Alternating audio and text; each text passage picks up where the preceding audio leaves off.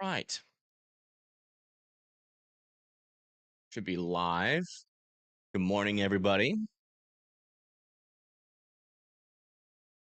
We have a couple of tornado warnings over here into western Oklahoma. A couple of them going towards Muskogee, a Warner. A new severe thunderstorm watch has been issued. Also getting a couple of severe thunderstorm watches as well come in. So we're going to hear that. Going to hear that alert quite often here. Got a couple issued. The new severe thunderstorm watches are going to be for Pryor Creek, Grove, Joplin, Neosho, Aurora, Cassville, Fayetteville, Fort Smith, Clarksville, Harrison, and Branson.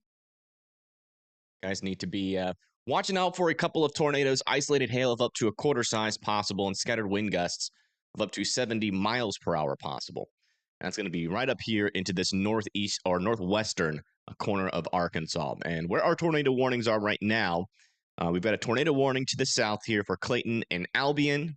That's going to be for this little area of rotation. We got a couple actually in this portion of the line. That's going to be heading toward Clayton. So Clayton, Oklahoma needs to be in their safe spots there. And then further off to the north here, you can see that we do have a couple of areas of some rotation in and along this portion of the line. A couple little spin ups moving off to the north and east towards Warner and Muskogee. So if you guys live in those areas, just make sure that you are in your safe spots.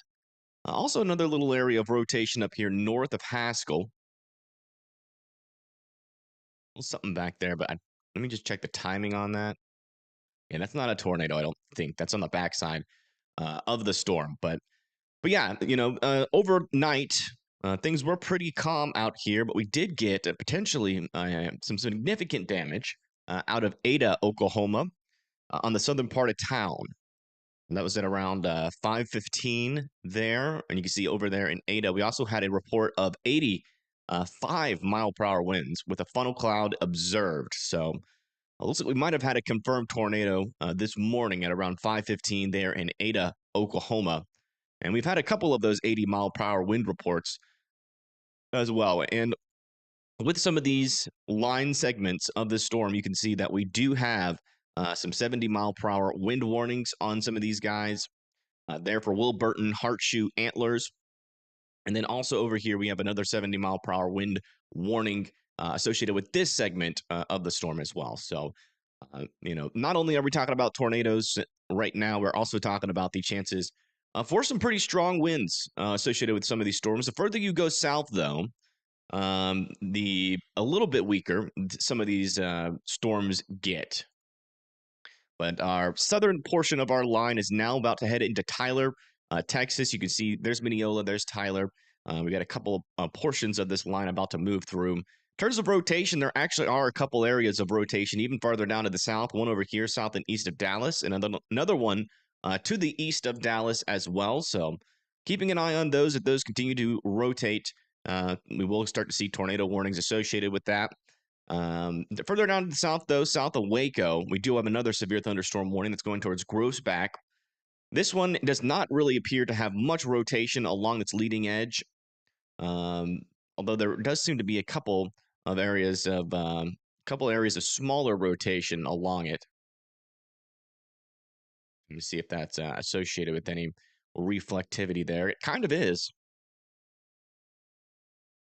So yeah, we got to watch some of these areas still further to the south. And if we go over to the kind of, oops, sorry, our broad scale view, let me come up to here if I can. There we go. You can see that our line of storms extends really all the way from Tulsa down into Austin and San Antonio, and that's eventually going to continue off to the east towards areas like Houston, Shreveport, and also into eastern or western Arkansas. So uh, definitely a storm to respect for sure. We've had some tornado reports out of these, so we'll continue to watch these tornado warnings and give you guys the latest. I don't think any of our storm chasers are live at this moment. I do need to check in on that to see if we have anybody that is currently live. Nobody there. Let me check. I think a lot of our storm chasers are getting sleep, either that or driving to the next target.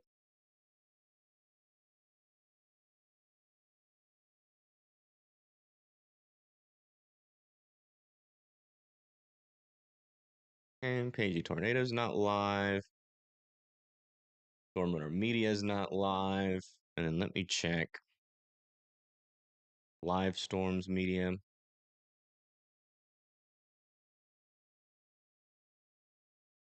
Good morning, everybody. Good morning. Welcome to the stream. You guys are doing all right. Been kind of a quiet night, but it's been kind of busy here over the last couple of hours, that's for sure. Let's see here. Live storm chasing. Yeah, we don't have anybody live. Okay, so Brett's not live either. So none of our storm chasers are live right now. We're gonna have to kind of rely on potentially some traffic cams in the area. So let me see if we've got any of those out in front of this storm. I'm not sure how many we have in eastern Oklahoma. I know we have some over there near Tulsa. We also have another one kind of near Fort. Okay, so that's Fort Smith. We also have a decent amount of cameras in Arkansas itself. This is over here near Fort Smith. We'll eventually be down the line of some of these storms. It's going to be a little bit before the storms actually get there, but we'll continue to keep a close eye on that.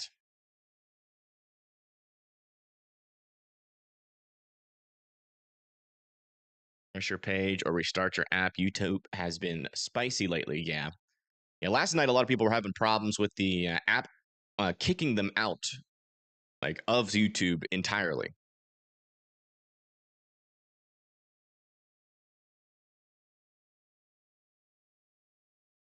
Hope you haven't gotten any sleep yet. Holy moly. Yeah, I got about 4 hours of sleep.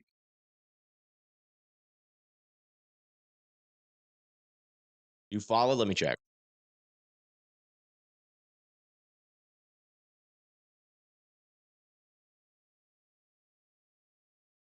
Follow Oklahoma.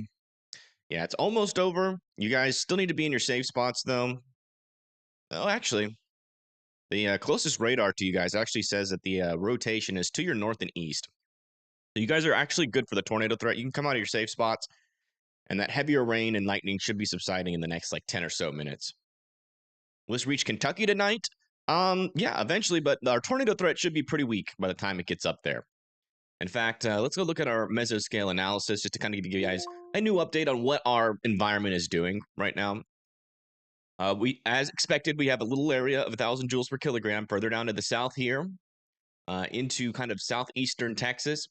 And we've got a line of storms over here in the eastern portion of Oklahoma. You can see a lot of these storms don't really have a whole lot of instability. If you come over to our mixed layer cape, you see that reaches up a little bit further to the north.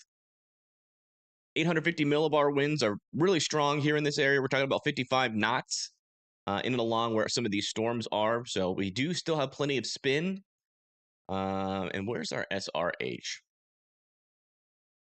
over here. Yeah, our SRH is sitting at around 600 to 700 in and along these, the leading edges of this line, which is really high. And that's kind of making up for that lack of instability further up to the north.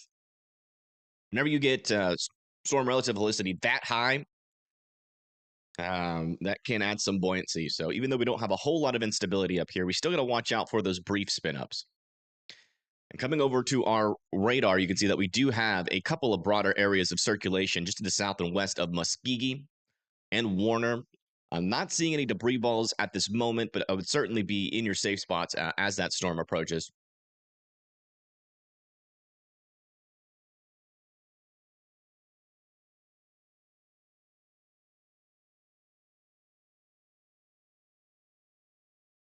Miami, Oklahoma. Let me see.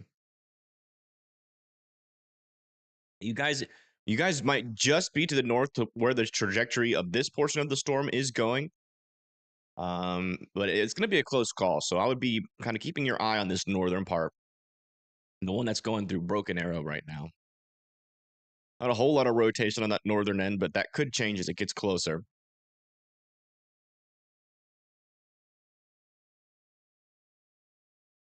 Radar near San Angelo came back last night. There were several circulations which prompted a tornado warning for the city of San Angelo. Interesting. Anything confirmed down there? I think the only confirmation that at least I can see on our radar program here is we had a tornado potentially went through Ada, Oklahoma, with multiple reports of significant damage around Ada. And that is the only thing I am aware of. I kind of just woke up an hour ago, so I'm still trying to catch up on all the news over the night. Near Athens, Texas, or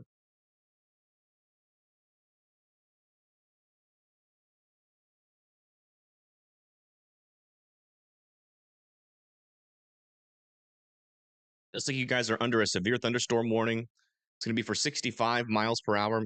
There's your storm over here near Gun Barrel City. Unfortunately, the radar is kind of messy here. It does seem like we could have some embedded circulations potentially to the northwest of Athens. To be moving towards Malakoff, Athens, and Murchison here in a little bit. So I would be indoors and away from windows, but no tornado warning at this time. I would still monitor the line though and be ready to go just in case. We're also watching some of these storms over here near Palestine, Texas. Some broader circulation on this one moving towards Palestine.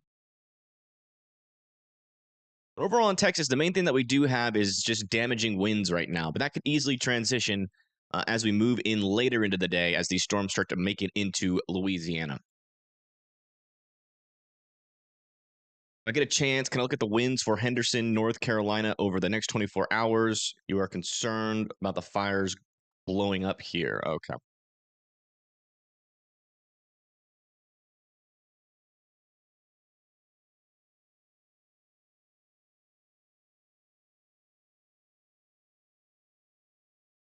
Not looking forward to this. Yeah.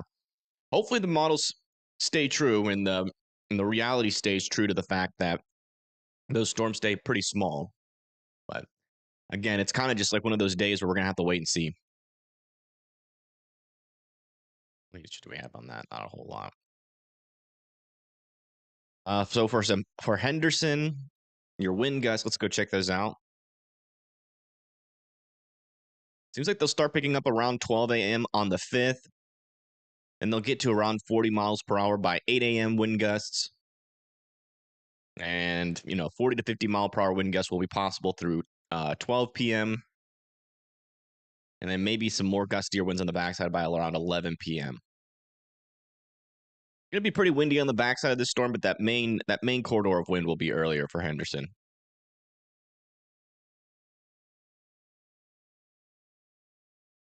Breakfast gang, yep. It's not only breakfast gang, it's also trying to wake up. Took me forever to get out of bed. It's hard. Hard getting out of bed with 4 hours of sleep.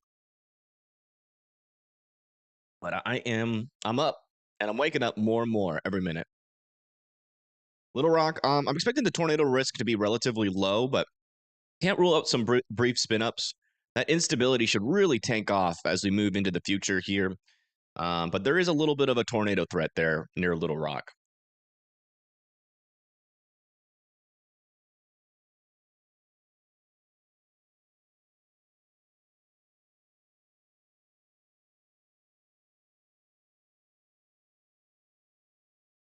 Let me see when the line's going to get close to. Yeah, looking at around 11 to 12 p.m. there for Little Rock, according to our latest models. All right, so we're checking on our latest updates here. Yeah, still a couple of broader circulations here south of Wagoner. Still heading in. We have about 3 rotations there. Another one over there near Warner, pushing into Warner. You guys still need to all be in your safe spots in those cities. Down over here into Texas. Never mind. That's still Oklahoma.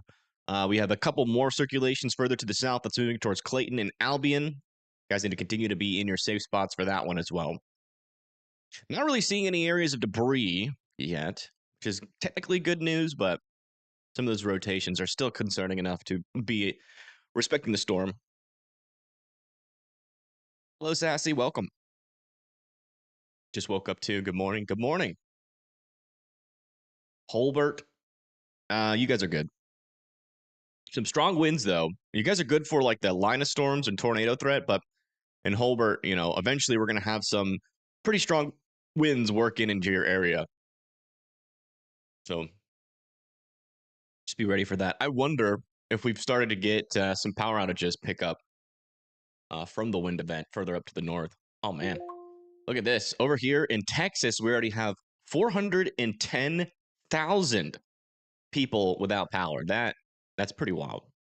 That's over 500,000. In Oklahoma, 22,000. I wonder where most of those. Yeah, it looks like most of those um, power outages are associated with the line of storms here. Potentially some associated with some of the backside wind back over here, but yeah, that main corridor is in like the DFW area.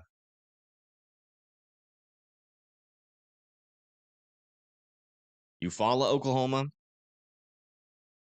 I think you guys are good. Pretty, yeah, you guys are good. I would be expecting some, heavier winds eventually on the backside of the storm, though. Internet went out last night before you went to bed. Went out for like a couple of minutes. Just your internet, not your power. It's pretty interesting.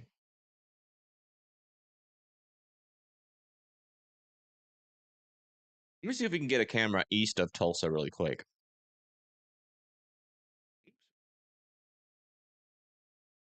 I am kind of interested to see if we can figure out how that northern mode of the storm looks like.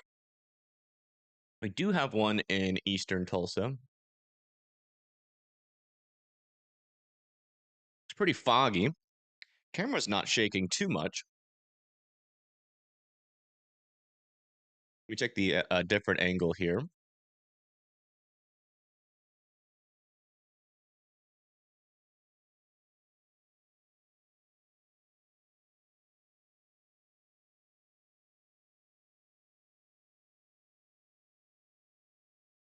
Yeah, all in all, eastern Tulsa appears to be out of the threat here. Next areas that we'll be monitoring this storm. Oh, wow. Decent little lightning strike there. But the next area that we're going to be watching out for the storm is going to be in Arkansas.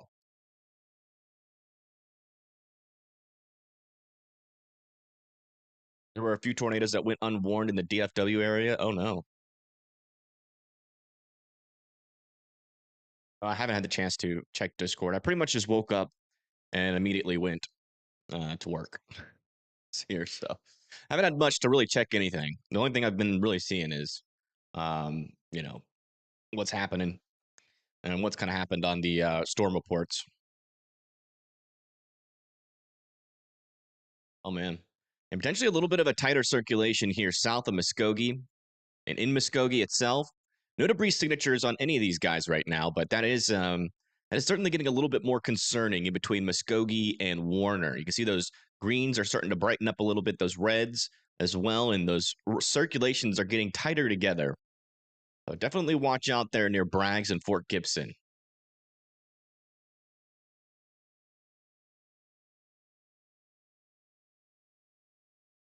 North of Clayton getting it rough. All right, thanks for the report. Yeah, along this entire line, we are expecting 60 miles per hour to 70-mile-per-hour wind gusts associated with this. So I would certainly uh, be indoors and away from windows. Really, if you're anywhere from like Wilburton, going up to Stigler, also Muskogee, eventually Tahlequah will probably be in that severe thunderstorm warning here in a little bit. They'll probably extend it. Do they not get warned because of being short staffed? That's definitely a possibility. Yeah.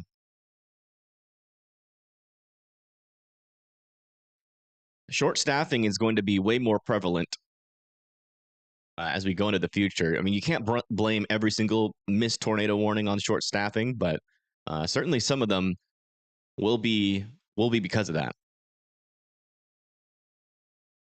We do have a couple areas of rotation here south of Wilburton too. I'm still keeping my eyes on. Those are about to move kind of just to the west of Talena, Oklahoma.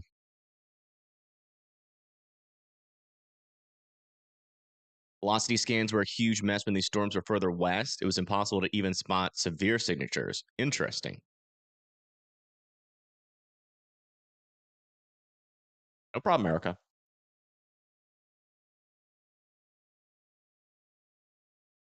Hello, your girl Frank. Welcome, welcome. Miami, it's looking pretty calm right now. Some heavier rain and thunder is about to be moving in here. You guys might get the northern side of this line, or it'll go to your south. If you miss this portion of the line, there's a good chance you're not going to really see much more than rain and thunder. It's kind of the thought process right now.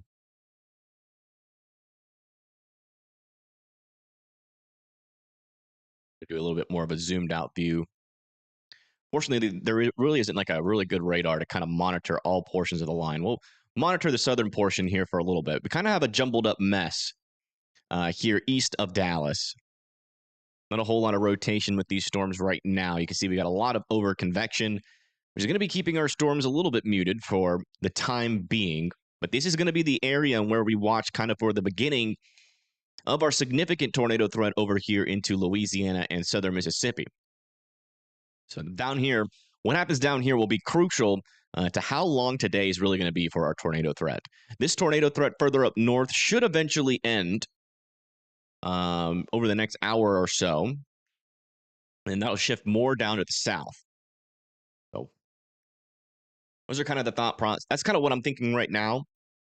So we shall see.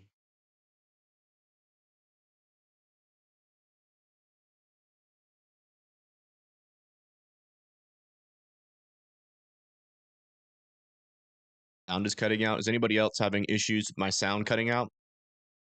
Mic check, 1, 2, 3. Good morning, Garrett. Thank you, Sassy, for gifting a membership. There, Muskogee. Yeah, we're watching it. We're keeping an eye on it. There's a couple of circulations out here. This is definitely the one that has the most rotation, so I agree with you there.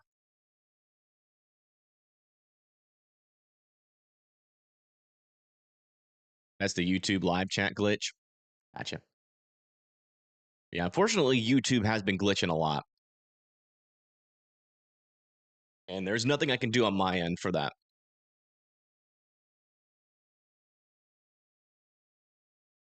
We're about to drive to McAllister. Yeah, McAllister is good to go to drive to. Unless you live west or east of McAllister. I wouldn't drive through this line.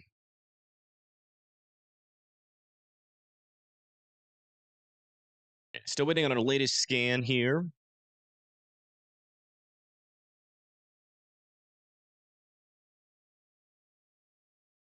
How about Kentucky later today? Should be mainly just damaging winds for Kentucky as this moves off to the east. By the time this moves into Kentucky, most of our instability will be pretty far near the coast. So we're not really worried about any significant tornado problems. Technically can't rule out a brief spin up, but I think you guys' main threat is going to be those damaging winds.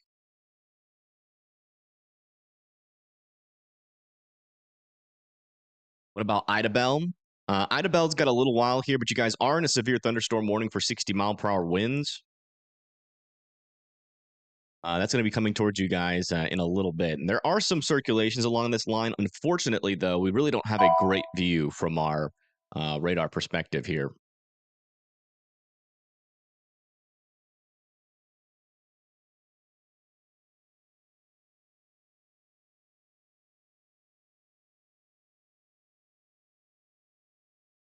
Wind channel 60-mile-per-hour winds for Palestine, Texas. This is rotating too. Okay, thank you. What about Broken Arrow? Broken Arrow is good for the rest of the night. Or for the rest of the morning. Still kind of feels like nighttime to me. My brain's a little bit confused on what time it is.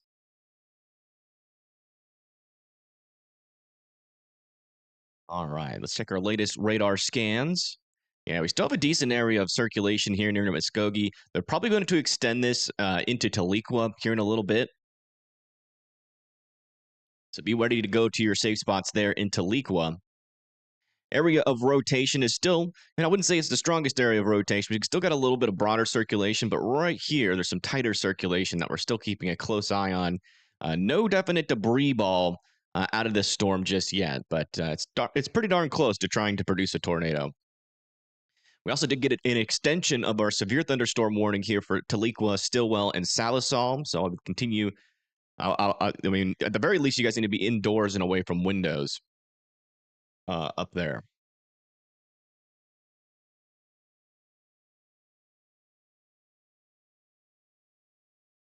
Yeah, Miami should be all right. It seems like the main portion of the storm is going to go to your south, but some lightning and thunder and heavy rain is definitely possible.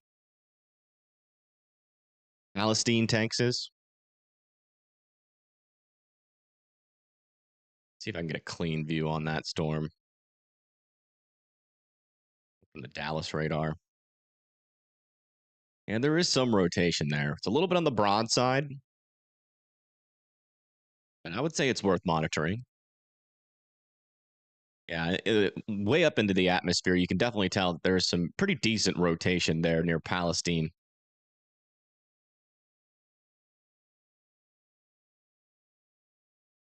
Maybe something there, can't really tell. They might throw a tornado warning on this just due to its upper level rotation. We don't really know what's going on the surface with this storm, but I would definitely be ready to go into your safe spots in Palestine and Jacksonville just in case that you don't have to go to your safe spots, but just be ready to. Good morning, lovely Lear. Welcome.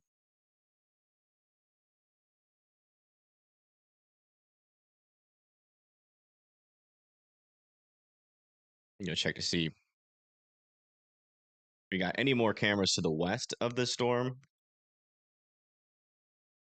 I know we have some near Fort Smith, so we might just have to wait until the storm gets to Fort Smith.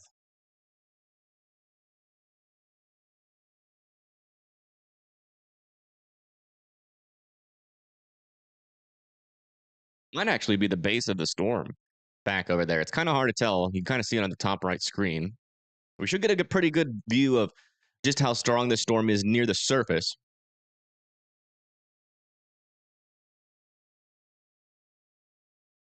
Yeah, there's not a whole lot of instability in Miami. There's really not a whole lot of instability altogether on this northern portion of the storm. So if we get a tornado, it's not going to be because of our instability up here. It's going to be because of the amount of shear that we have in this area.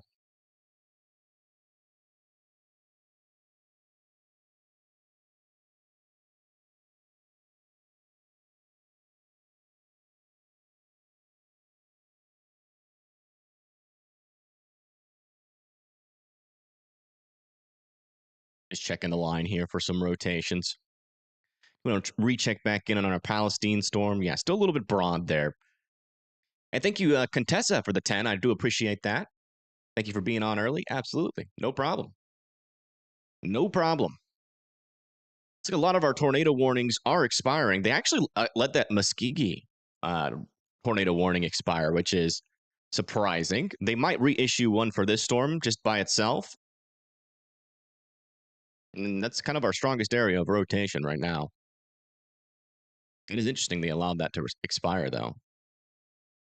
As you can see from both radars, there's definitely some circulation there.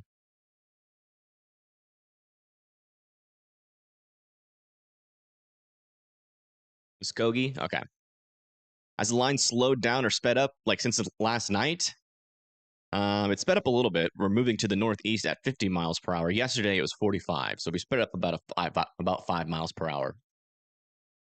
Tennessee, just some damaging winds, small chance for tornado. You won't, Chazzy.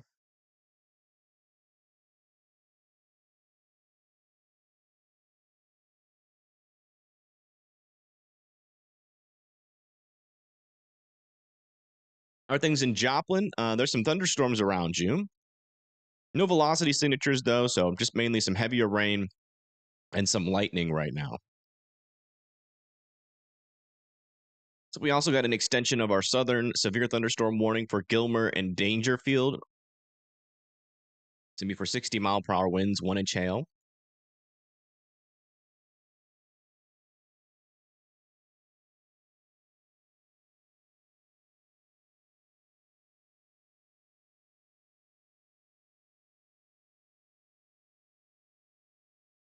Yeah, Ada, Oklahoma potentially got a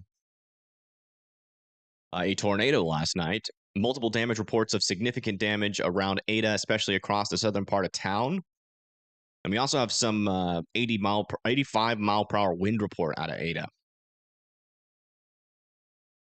We had an 87 mile per hour wind report out of Fitztown.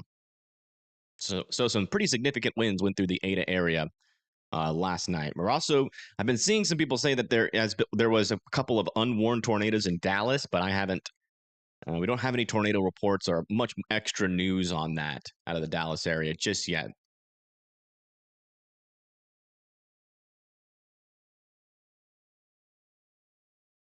Going to Oklahoma to chase for the first time on your birthday. Interesting. Well, be careful.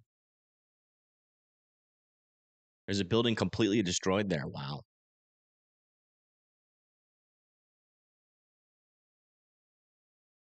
In Ada? Okay. Thank you.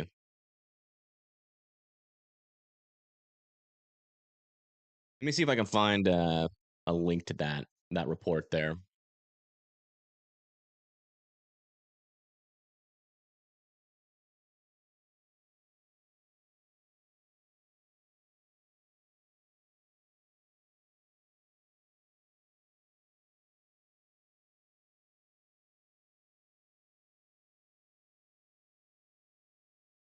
Oh, wow. Okay, I found it. So here's a link, unfortunately, of that mobile home that was completely destroyed.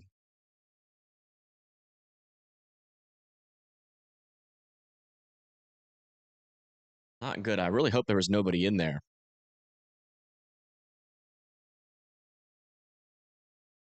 I hope that storm doesn't come to New York. Well, some damaging winds out of this storm is possible for kind of southern eastern New York.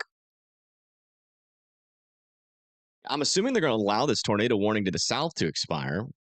One of the only areas of some somewhat concerning rotation is over here south of Holbert.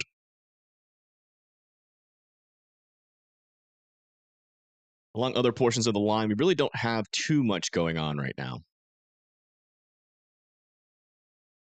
A little bit more rotation over there near Palestine, Texas. Still keeping an eye on that one. That would probably be the next one where we shift our focus to. And there we go. 0 tornado warnings. That is good news. Time to see how long that lasts. We're kind of in a new period here where those tornado warnings are going to be going up and down, most likely throughout the day, unless the southern portion of this threat really falls apart, which again is certainly possible for Louisiana. But that does not mean to let your guard down. I would still be weather aware all the way out in front of this line, but a lot of the models are saying it's going to struggle as it moves into Louisiana. So we'll see. Let's do a more of a broad scale view here for a little bit, just so everybody can see their storm.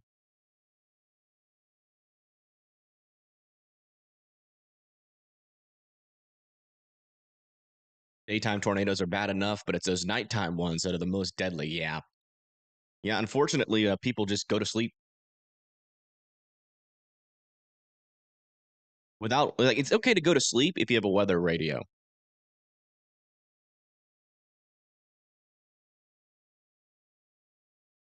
Tagged me on X. Okay, let me check it out.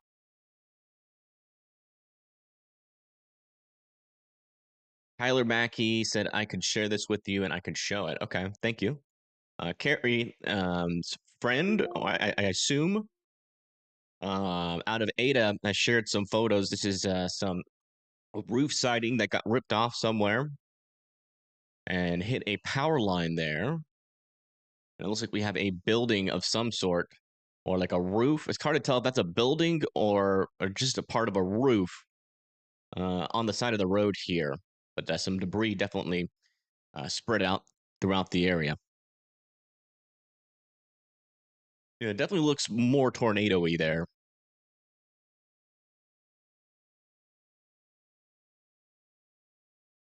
See what this looks like with a little bit of smoothing on it. Oh yeah, that's a lot better. That one had completely destroyed. A building was unwarned. Oh no.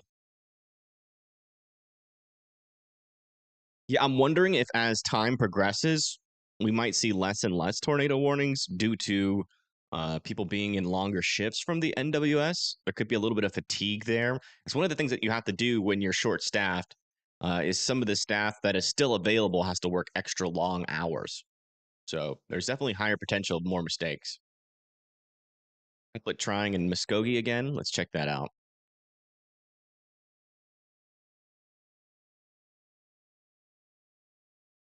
Yeah, there's some broader circulation here east of Muskogee, but still not really overly concerning. You can see we've got a lot of grades in between, but certainly something to keep an eye on, though, still, for Tahlequah.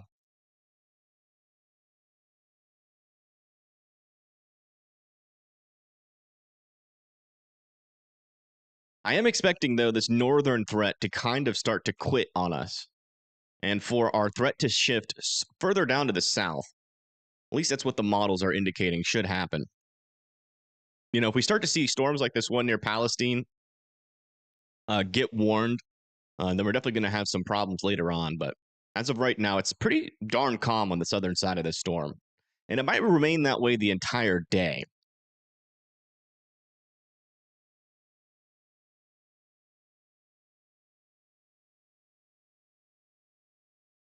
Tahlequah. Really? I think Miami's good. Yeah. I think you guys will be north of the worst here.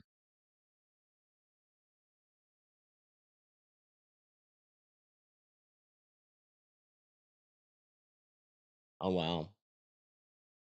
Near Colony, Texas, on the border of Louisville, we have some reports of some pretty heavy damage. Put that in chat. This is from Jason Cooley. I can't show it live, but I can show you guys the link. Looks like some significant building damage of some sort there. Well, some sort of like storage facility.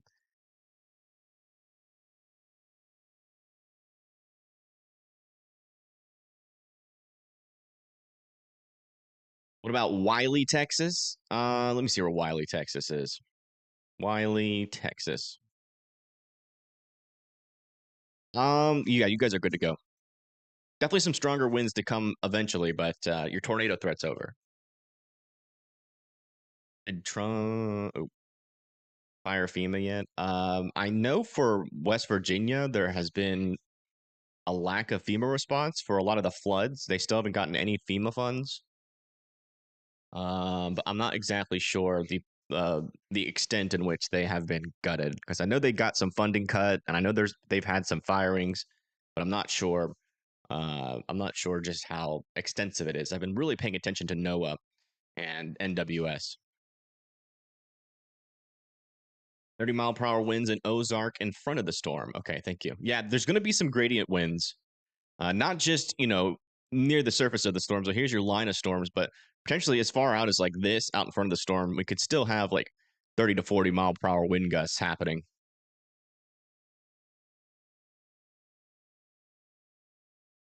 Loanoke. Let me check.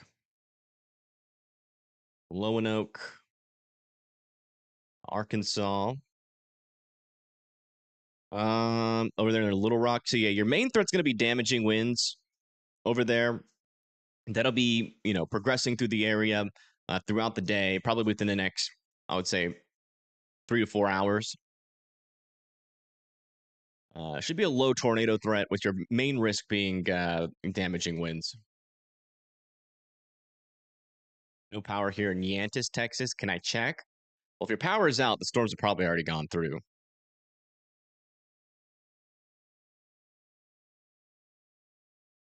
Yeah, storms have gone through. So the power crews should be able to make their way out there in a little bit. 40-mile-per-hour wind gusts in Springfield, Missouri. Okay, thank you for the report. That's actually kind of helpful. First time here. No flashing lights and alarms. Not constantly trying to sell merch. Yeah, we don't do any of that here. We stay mainly on the storms and we try to accurately depict them on the radar as to not cause excess panic. I want you guys to respect the storms, but the last thing I want to do is cause unneeded panic. I want you guys to stay calm, even in a tornado warning. The only time you'll really see me kind of freak out is when it's like a PDS tornado warning. Most of the times I stay calm and we just evaluate the storms, give you guys what we see, and not try to make it sound any crazier than it is. And I can guarantee you This channel will stay that way forever.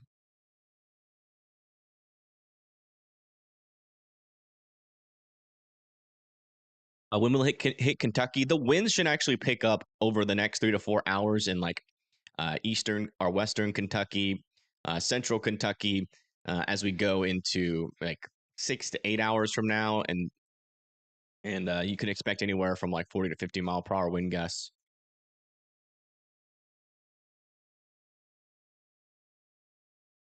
Let's go check back in with the line. See what we got going on. Okay, looks like the line's about to go into Tahlequah. Is that right? I know I keep getting what's the word? Corrected for that. But still a couple of areas of rotation here. None of them are really that powerful right now. This one's kind of trying to get tightened up.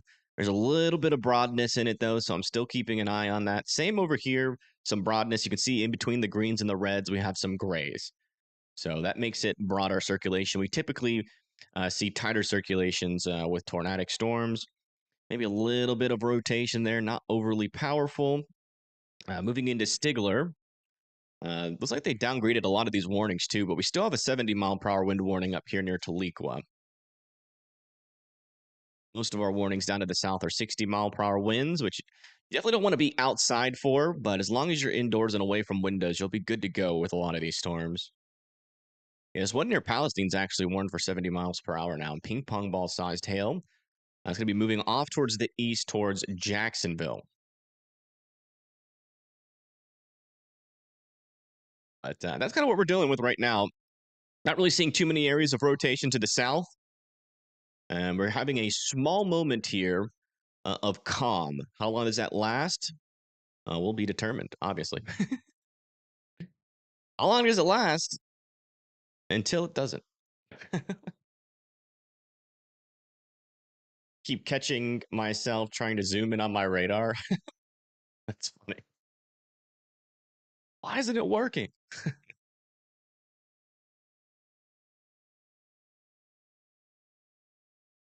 Good morning, Levy. How you doing? So much for the $2 donation. I do appreciate it. That's okay, Stephanie. Likes actually don't really help in terms of spreading the word. If you guys want to like remind people in chat to do things, I would remind them to share the stream, and that's mainly for your neighbors, right? When you share your stuff or the stream on like YouTube or on like Facebook or Twitter, it gets sent right to your friends and family in the area that actually might want this coverage. When you like and subscribe on YouTube, that does not increase the viewership.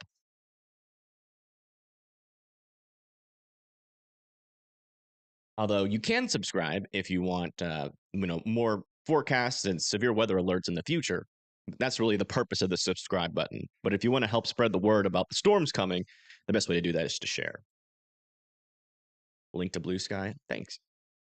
Do I think today we'll go moderate? No, I don't. Unless we see some significant changes. I'm surprised, honestly, that we still have a strong tornado risk. Like I know it's there, and I guess we'll see if it actually plays out. But models are definitely not that bullish on the southern mode here, so we shall see. Has there been an update on the models? Yeah, I mean, we can check those out really quick. The latest models kind of talk about the future. Our 12Z is working its way in. Yeah, as we move into Louisiana, we could have a couple of storms trying to mature, but that's the main question. Do they actually mature? We do have a lot of wind shear in this area, so we definitely got to watch out for that potential. Our surface-based cape, though, is still hanging in there around the storms at this time. Our forcing is a little bit further to the north, so maybe like a cluster like this could have some significant tornado potential, but that is going to have to be a mature storm, and it kind of looks lacking in that aspect. But the kind of the way that it's going to play out in our significant tornado risk is we're going to be watching the storms. We're probably going to see a lot of storms try to rotate and then die. And every now and then we'll get a mature storm that will have that potential to either produce a tornado or a strong tornado. And I'll tell you what, it does look interesting as the line moves into southern Alabama. which is kind of odd because as we move into our surface-based cape, there's really not a whole lot there. But there's just enough to support some more mature cells. This could be another area of some stronger tornado potential as we move throughout the night, probably more in the southern mode down here. But then after that, the tornado threat's going to go down quite significantly. So I think at the beginning of this tornado event, it's going to be kind of iffy. We're going to be seeing storms try to get mature and then kind of fall apart. And then as this continues to move off to the east, that'll be that'll be the case pretty much all the way throughout the day, going into tonight, until we get into tomorrow morning, where things become a lot more linear and a little bit more certain for some weaker severe weather. And our models haven't quite loaded in for the East Coast on this, but we'll definitely talk about the East Coast later today when we get some time. It's like that storm is getting kind of close here to Tahlequah. Not Tahlequah, Fort Smith, sorry. Not quite there yet. I think that is the base of the storm, though, on the top right of the screen.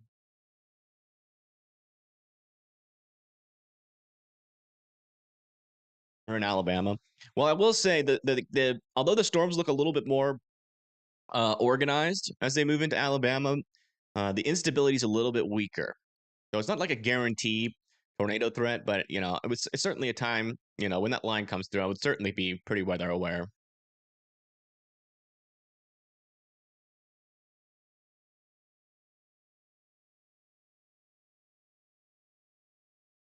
Yeah, I'm having trouble with Tahlequah.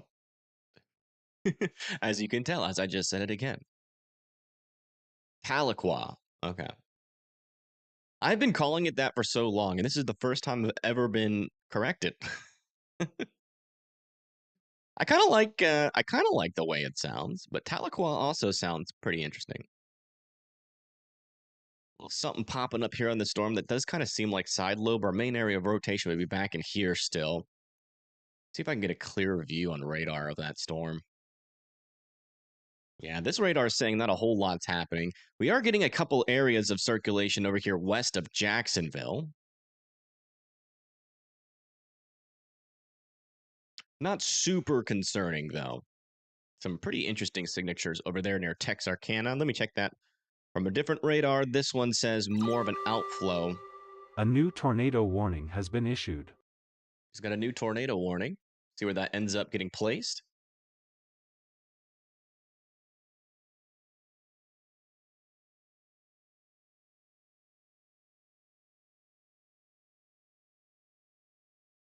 Let's check back up here to the north. Yeah, that might be up there. Some of these portions of the storm, maybe. We shall see. Sometimes it takes a while for it to show up on our radar program. Could be some of those circulations up there to the north, and it could be maybe the storm down there near Tyler.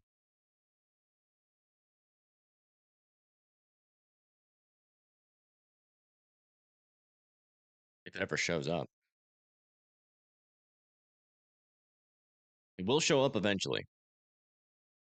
Is it hard not using TV weather cameras?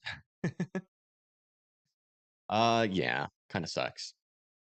That was a huge help out. Okay, so it's for this area of rotation. So yeah, we were just literally talking about that. There are a couple. Unfortunately, it's hard to tell what these storms are doing. We don't really have a good look from our radar. You can see it's really blocky, and the colors kind of escalate pretty quickly there. So that's usually a sign of some sort of contamination here. But unfortunately, this is the best look that we have. And it is indicating some increase of rotation. So if you live in Mount Pleasant and Naples, I'd be going to your safe spots here in Texas.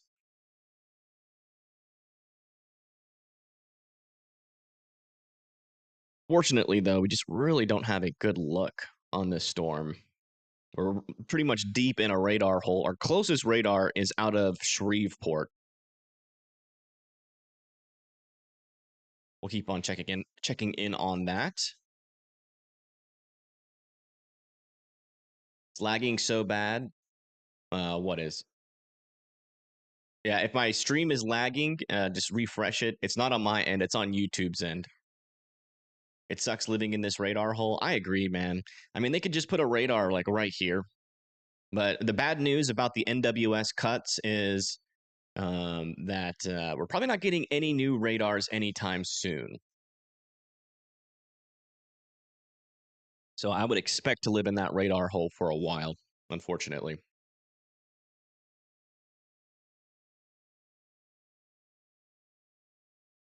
Reports of injuries during a tornado south of Valley View, Texas. Okay, thank you.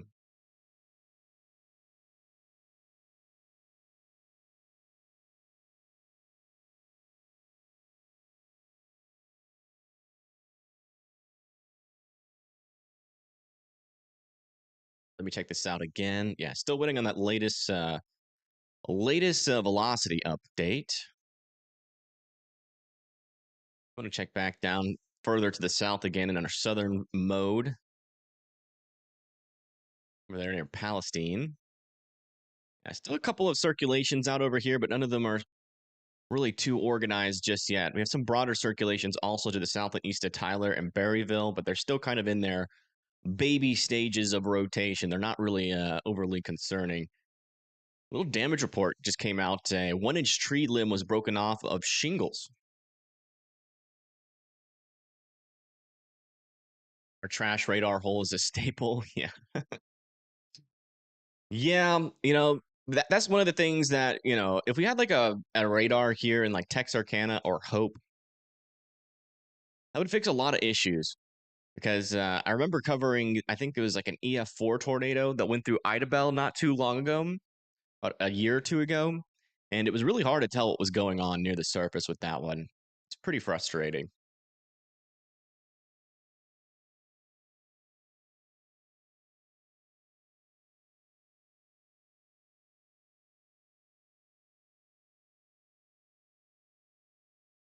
Having the same issue. It's like your image and sound are lagging. The radar and webcam don't lag. Huh. Yeah, how many people are experiencing the radar issue or the lagging issue? Just just curious. No lag. Yeah, everybody else or yeah, it seems like it's a YouTube thing.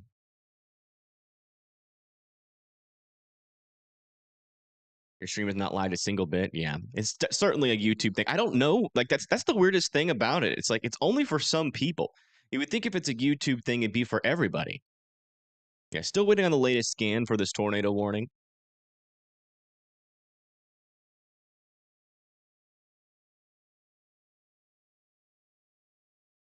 Possibly regional. Maybe. That's an interesting. That's an interesting theory. Yeah, everybody state where you're from.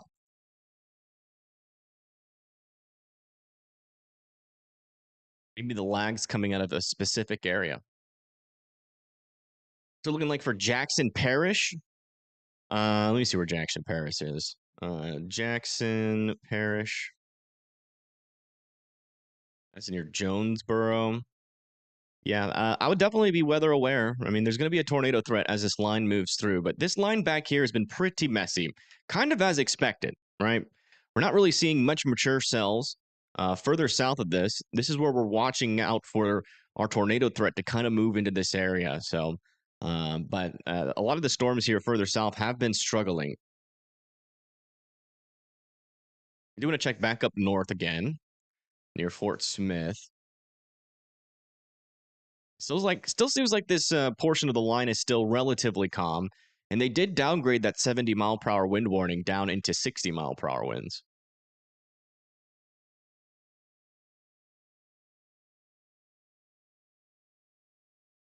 West Arkansas, no lag. Interesting. Yeah, it's been a problem yesterday and today. So YouTube is definitely struggling with something. You're near Charlotte, North Carolina at the moment. Okay, thank you. It's over you now. Heavy rain and thunder. Yeah. I mean, for most folks that are going to be impacted by this line, that is what you're going to experience. Just keep that in mind. The chances of you actually being a tornado warning along this line are pretty low. So I wouldn't freak out too much, but every now and then, some of you guys will be put in a tornado warning. But this should be a relatively calmer portion of the day here. Hopefully. Should start to ramp back up as we move into Louisiana, but again, that's a super conditional threat.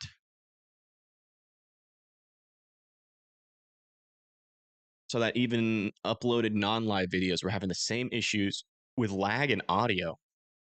Man, that's gotta be really annoying from like a viewer's standpoint, especially during a tornado or tornadic event. You know, you're trying to get that up to date information. And this radar is behind like 6 minutes.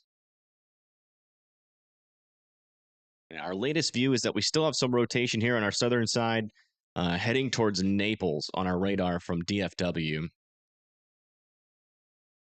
Fortunately, that's our most accurate radar. The Shreveport radar has taken a while to update, which is a little bit annoying. Let me check from Fort Smith. Yeah, I can't even see the storm out of Fort Smith.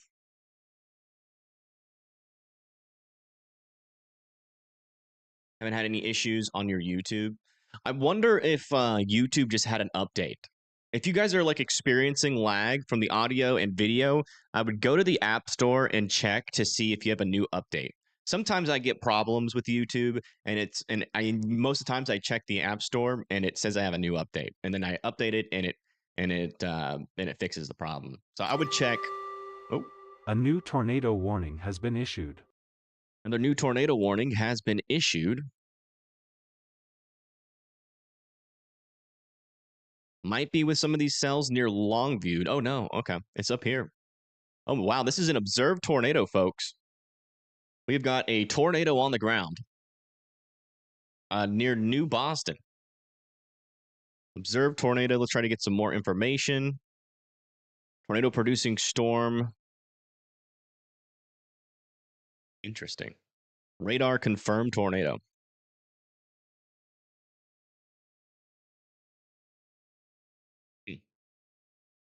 Wonder what radar they're using.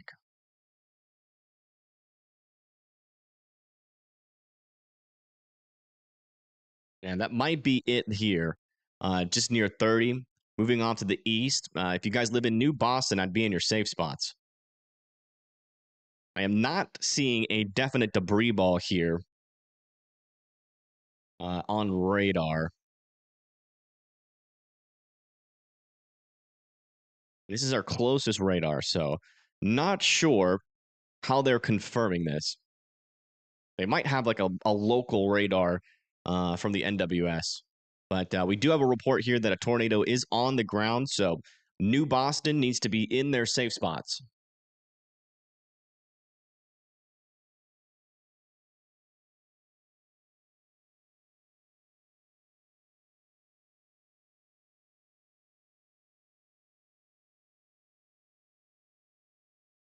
Can I check upper Oklahoma? Yeah. Yeah, we've got a line of some damaging winds coming through the area. No major areas of rotation right now, but 60-mile-per-hour winds are coming for Stillwell, Patow, Idabel, and Broken Bow, Oklahoma. You guys are going to be next in line for those storms. Observed tornado. Trying to figure out how they observed this. I'm assuming it's from this radar, and they're thinking this might be a tornado here. It doesn't really line up with the radar. I'm wondering. And then on our correlation coefficient, it's not showing up clearly. So I'm wondering where the mix-up is here. Because they're saying it's a radar confirmed tornado, not a reported tornado. So let me see where they're saying it is. They're saying that it's near the US 259 and I-30 corridor. Oh, yeah, that would be like right in here, 259 and I-30 corridor. So it would be this part of the storm back in here.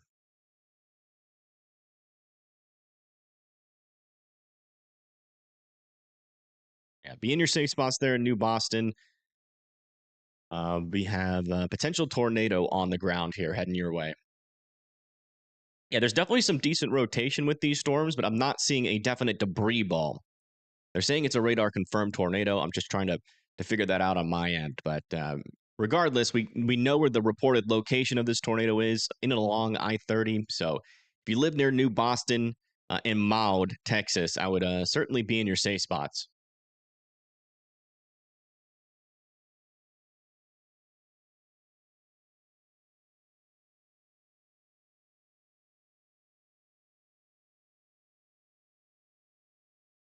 What is the outlook for Joplin, Missouri? Mainly just damaging winds, and that's going to be you know, some thunderstorms and showers, and there could be some damaging winds with that. But it looks like the lineup there is pretty weak, and it should be moving into Joplin here pretty shortly.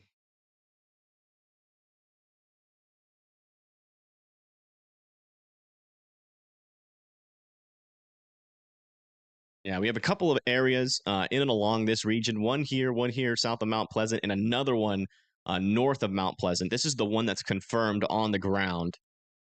Unfortunately, we do not have our latest velocity scan on this. You can see from Radar Omega, this is actually de-aliasing. It's a problem that Radar Omega has. This is not the real velocity signature there. So we got to wait for our next scan to come in on our storm relative velocities in order to get a better view on that. Also, a little area of rotation starting to develop over here east of Clarksville now as well.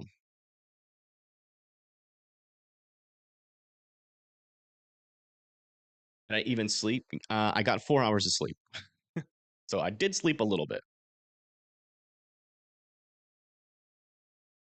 It looks like they downgraded this to a radar indicated, which makes more sense to my mind, but they might have had some sort of report that a tornado was on the ground.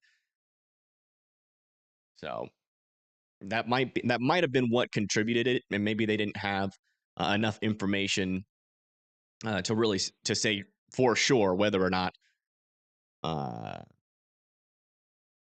that it was on the ground. Maybe I don't know. A little bit confusing when they do that kind of stuff, but overall, I mean, we're still kind of on the same page here. Some decent rotations exist within this line. We got one here, and one here. So, and another one over there near DeKalb too. So DeKalb, New Boston, and Naples still need to be continuing to be in their safe spots here. Sushi, please stop saying that in my chat, or you will get timed out.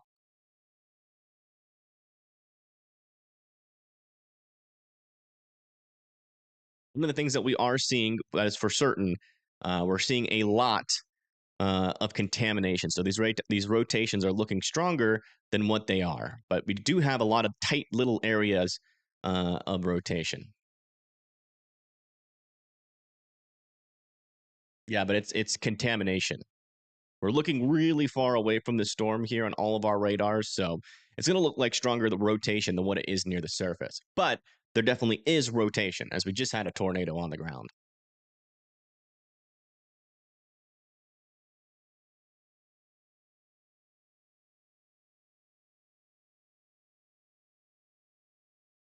Just keep in mind, Sushi, a violent tornado is an EF4 plus. Okay, so don't be screaming violent tornado based off of radar data ever.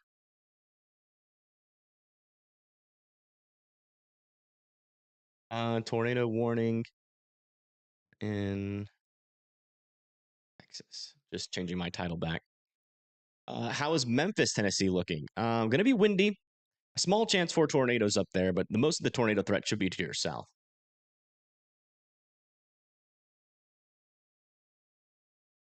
A strong tornado is EF2 plus. Violent tornadoes are those EF4 pluses. You don't want to cry wolf on that. Those are the kind of tornadoes that pretty much remove houses off of the face of the earth.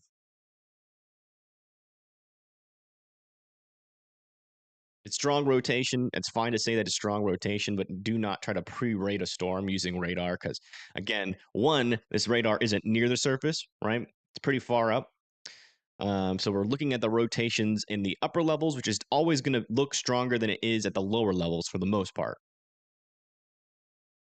It's just because those winds will be stronger up there. We're not looking near the surface. it is impossible to tell the strength of these rotations near the surface. But looking at the radar, we can definitely tell that there are rotations within this line. We have now what appears to be 5 areas of rotation moving towards DeKalb, New Boston, and Naples.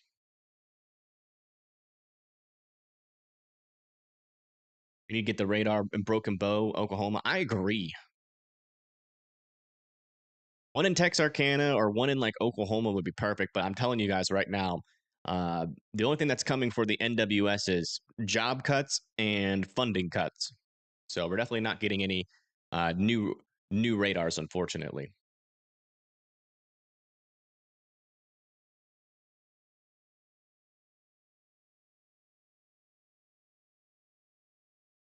Is Arkadelphia good?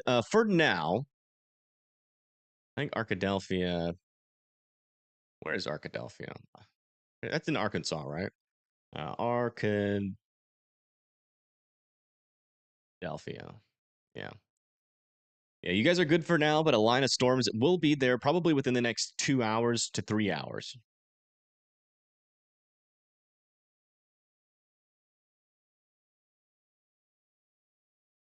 It's just a way, like it's just a way to distinguish. So, saying strong tornado, right, has meaning to it. In the NWS and the NOAA, it's just a way to categorize it using words.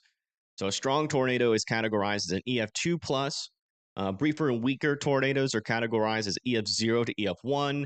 And when they say violent tornado, it's supposed to mean EF4 or EF5, but it's kind of lost its meaning as a lot of people use the word violent tornadoes when they have no idea how strong the tornado is. And so it's kind of lost its meaning, unfortunately. But it used to have meaning in the NWS. Do you have a guess how long before it passes? Depending on where you are. Yeah, the latest news, by the way, folks, on the NWS and those cuts, we have reports that they might be cutting the lease on one of our major data centers for all of our models, which means we'd have no models. So hopefully that doesn't actually happen. I do not know if that is if that is actually going to happen or not. EF1 is violent enough. No. There's definitely a difference between an EF1 and a EF4 tornado. Unless you live if you live in a mobile home, there's really not much of a difference in terms of damage. And we still have 4 areas of rotation here, but still not seeing any debris signatures underneath those areas of rotation. But I still want everybody that are in these tornado warnings to continue to be in their safe spots, just because we have so many rotations to watch out for. What does Tyler, Texas look like? Tyler, Texas is looking okay at the moment, and you guys are pretty much done with the threat here. Just moving off to your east. Local storm reports were not provided on DFW today. Local storm reports were not provided on DFW today. Per David at Texas Weather Center. I have to look into that. What about Longview? Longview's got a little bit here before the storms are over, but you guys do have some half-dollar sized hail and some 60-mile-per-hour winds making their way through you guys right now. Little areas of rotation in there, but nothing overly concerning. But that is a portion of the line we are watching. Just a really messy storm mode right now. Privatized tornado warnings. That's just the dumbest thing.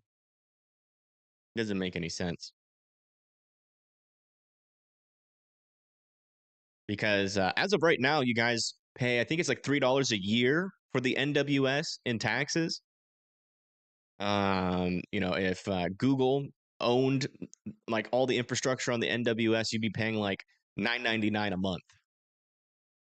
So in that instance, government efficiency would be affecting the consumer's pockets, and it wouldn't be any better. You would just get price gouged more. Best to leave it in the NWS's hands where they're the experts and have been doing this for years. There's literally no reason to touch it.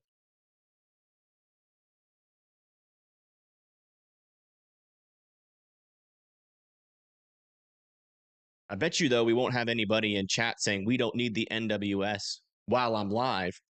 They were saying it on the videos that I posted about it.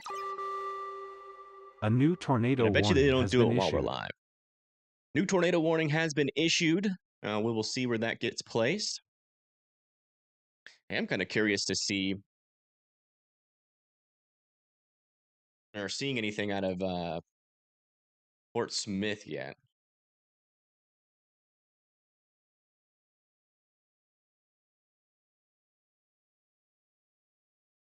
That camera go.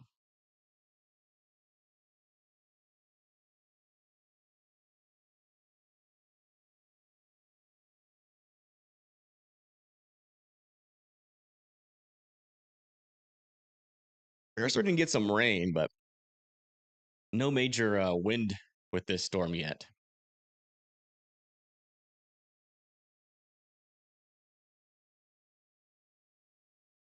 Or Ezekiel never saying. Yeah, I mean, all these warnings, the radar that we're watching right now, like, here's an example of what the NWS, like, what this tornado threat would look like without the NWS. One, there'd be no radar.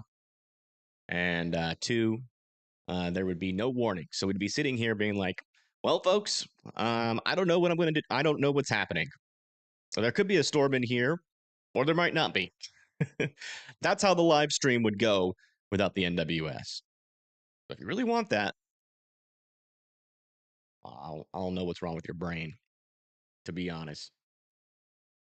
I would suggest going back to school and learning up on the basics again, as you've missed something in terms of logical connection. So there's our latest tornado warning here. So they've extended the southern one. That's going to be for Marietta, Douglasville, Mound, and Redwater. When will the tornado threat peak today? Could be. We have two chances for the tornado threat to peak. Our first one is going to be down in here. But this one's more conditional. And then our second chance is going to be back over here in the Alabama-Mississippi border. That's also pretty conditional. So we'll either get a peak of our tornado threat, or we just might not see a whole lot. Just dropped your son off at school and it's flooded. Oh my goodness.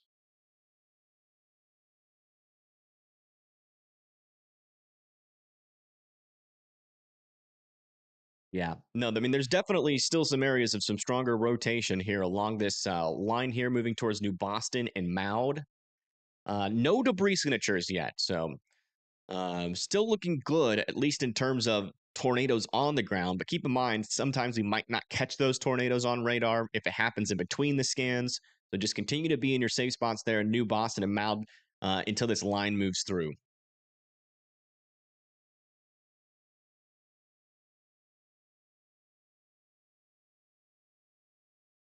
Is your daughter safe at school today in Ava, Missouri? Let me check. Ava, Missouri.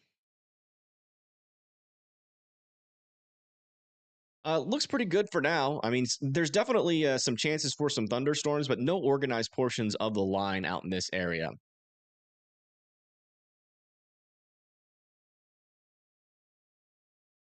Have any hit the ground yet? We've had a couple of tornadoes, I think, tonight. One in the Dallas region, another one over here near Oklahoma City and Norman in Ada. So potentially 2 or 3 tornadoes.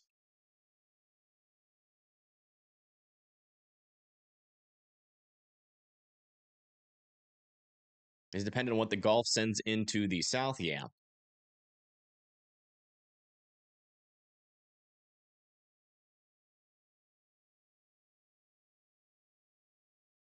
Didn't Joplin have a bad tornado a long time ago? Yeah. Yeah. They had an EF5.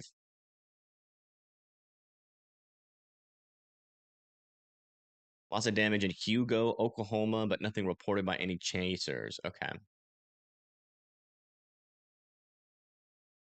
You're near New Boston. Well, if you're like in the New Boston area or just a little bit to the north or a little bit to the south, between New Boston and Mauge, you need to be in your safe spots.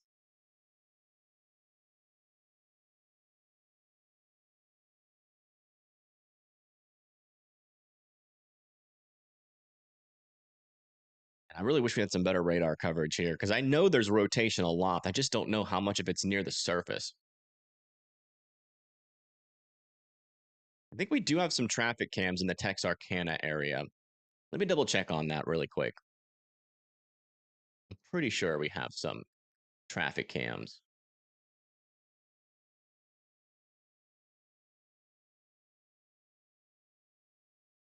Actually, I turned off my webcam. Do this, this, this, this. There we go.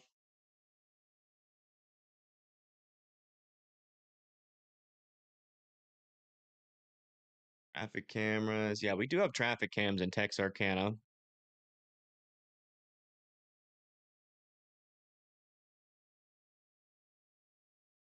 Direction is that facing? North, I think. Oh, this is facing east. This will be a bit. If they extend this tornado warning again, this camera will be in the tornado warning. We have a couple cameras out in front of these tornado warnings that we'll be monitoring here. See if we see any tornadoes as they move through the area. Check out what the storm is looking like. Monitor the rotation in real time.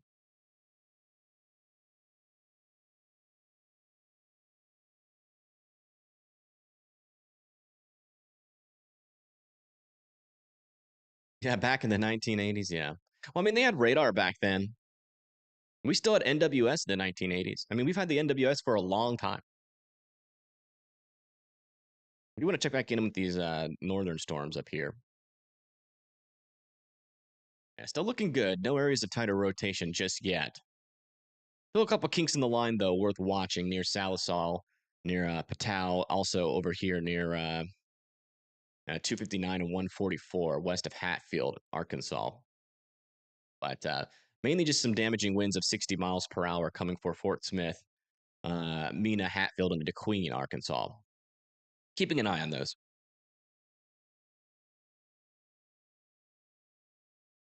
The cab couplets, yeah, we're watching them. And they're gonna look better and worse. But we do not have an accurate depiction of these storms near the surface. So it's going to be kind of hard to tell whether or not these guys are on the ground. But if you live in New Boston and Maud, be in your safe spot still. Hopefully, we can get some reports out of storm spotters in the area on what we are or what's being seen there. Let me switch our camera over to here.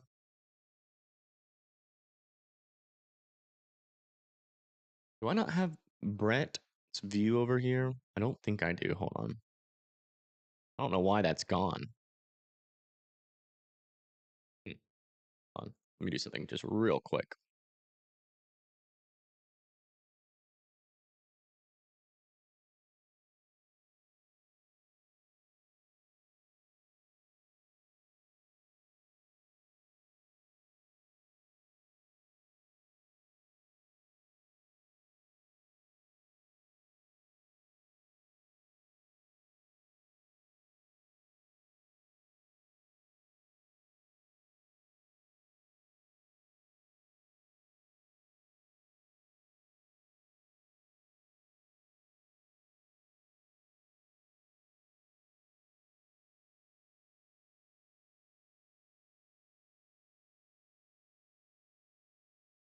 Should do it.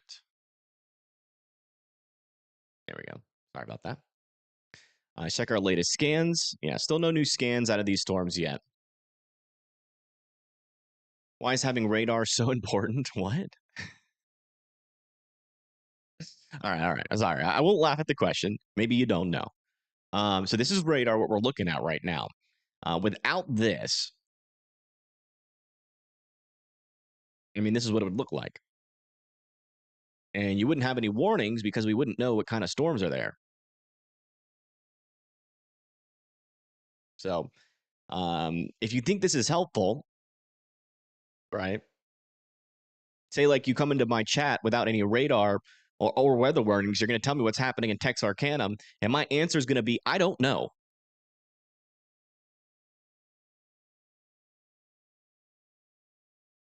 And that is why radar is important. And that's why the NWS is important, because they control the radars. They collect the data and send it out to every app that you own.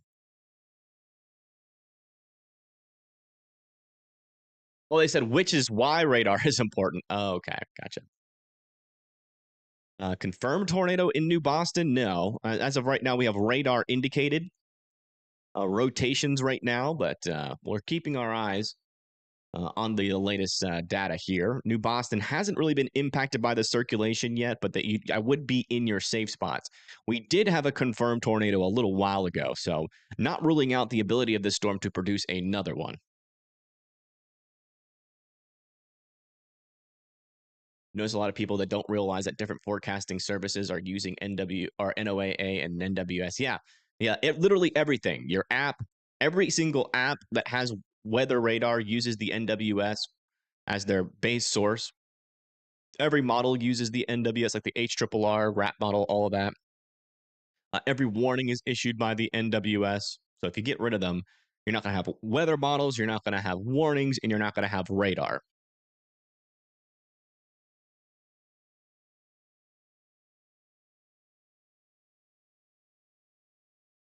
Definitely don't live in the tornado alley. Some of them do.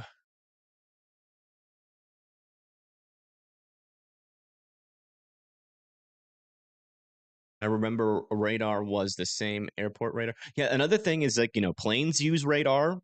So your planes, if you're flying on a plane, it's going to have no idea if it's flying into a storm or not. Only judging by how the clouds look. Okay, latest scan here. We just got our new scan in. Looks like that rotation is pushing into New Boston right now. So continue to be in your safe spots there in Maud and New Boston. Rotation to the south is looking a little bit less organized, but still keeping my eye on that. I do want to check it down again further back to our south, see how things are going on, kind of near the Palestine area. Yeah, really not too much rotation on that portion of the line. Do have a couple kinks forming near Longview and Linden that we might have to watch out for later.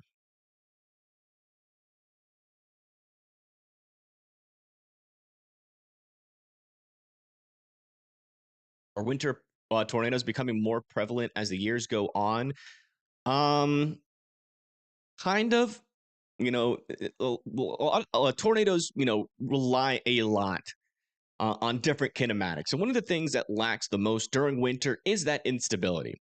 So as the Gulf of Mexico gets warmer and warmer, we will definitely see more instability into the winter months. So I think as time goes on, it'll become more prevalent, but it's going to still vary year to year. Virtual Railfan as a cam in Texarkana. Yeah, we can't use that website. Or we will get copyright striked.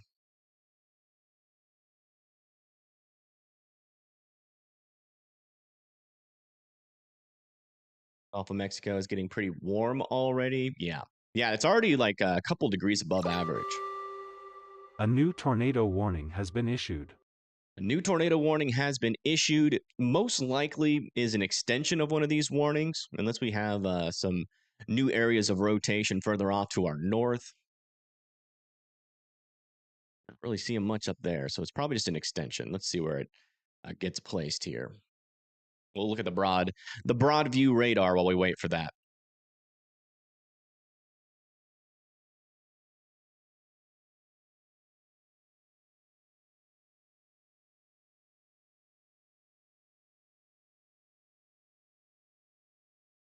Yeah, I mean, I think it's okay to call it whatever you want, but if you're going to allow people calling a name differently than what you think it is, to end friendships and relationships, that's when you have a problem. Like, if you call it Golf of America, I have no issue with that. But I personally am going to be calling it the Gulf of Mexico until I die. So it looks like we just got a new extension. of our tornado warning here. That's going to be for Texarkana and Ashdown. And here's our camera over here into that region. It's in Texarkana. Let me see if I can get a better look at this because the storm is getting close enough, I think, to where we'll be able to see it.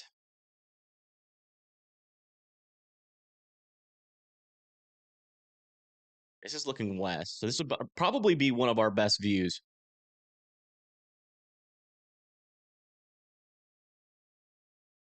I understand they don't. That's why I'm going to call it Gulf of Mexico. They don't have the authority to rename the Gulf of Mexico, just like they don't have the authority to rename, Mexico to America. So that's the reason why I will call it for that. You know, but if someone wants to call it the Gulf of America, I'm not going to shout at them or get angry or berate them. I'll be like, hey, you can call it that if you want.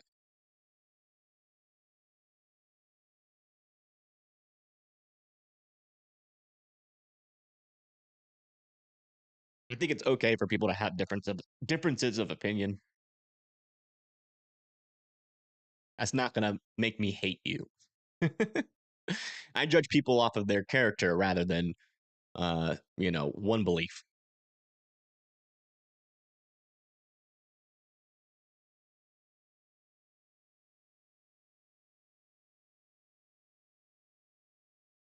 All right. Still waiting on our newest area of our newest scans to come in here. We still have some broad circulations over New Boston, another one back down over here, and another one near Maud. Still moving towards Texarkana.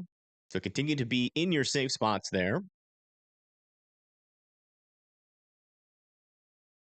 Wind is picking up a bunch. Are the wind speeds over Tyler? Yes. So our storms are picking up here near Longview, Texas, and where's Tyler? Texas. Yeah, Tyler, Texas should be done with the tornado threat. It's still going to be a little bit windy there. We actually have some damage reports out of Tyler. Spotter reported a power line down on top of a car. Oh no. Near the intersection of Kinsley Drive and Loop 323.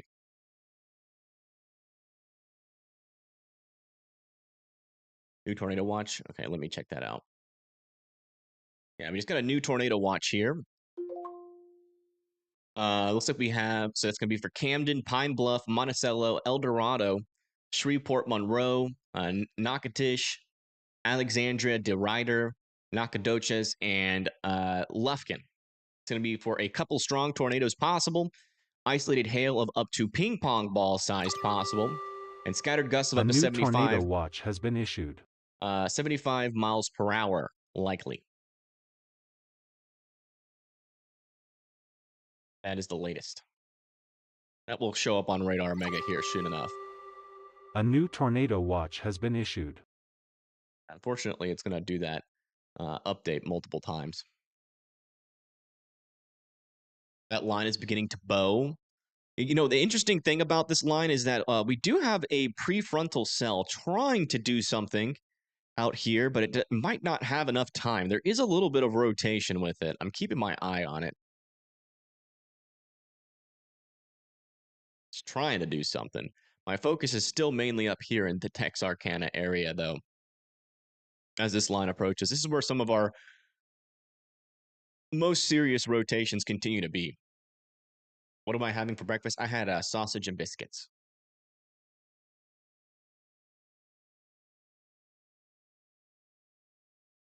How is that graphic website you showed us, some of us going? I stopped making it. Yeah, coding is too complicated. I'm just not smart enough.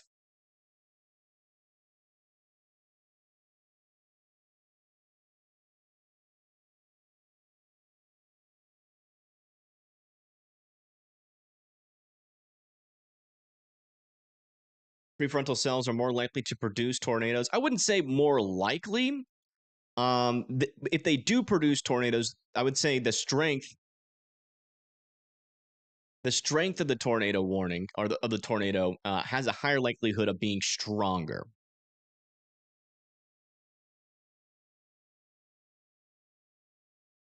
Okay, latest scans here. We do have a couple areas of broader circulation still within the line. Not as dangerous as it looked a little while ago, but still enough rotations, I think, that Texarkana should be in their safe spots.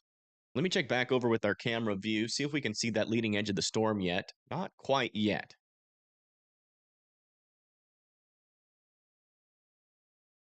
You're a coder, but you wish you had gone into meteorology. Yeah, I mean, coding is a huge part of the NWS. A lot of people in the NWS actually have coding experience. So you would have been a help.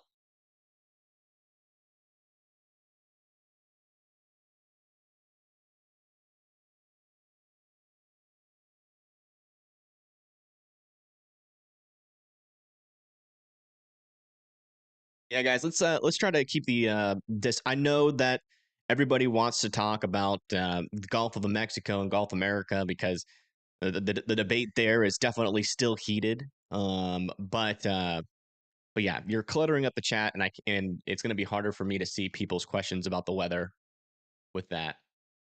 So, although I think it's an important debate to be had, I would have it. I would ask you to have it away from my chat. I'm sorry for talking about it. I'm not afraid to, say my opinion, but there isn't a time and a place for that. And I want to make sure I can answer questions when we come into it.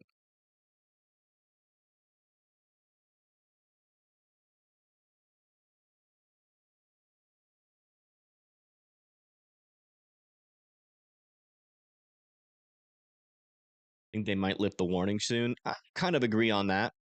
They might keep this southern warning in.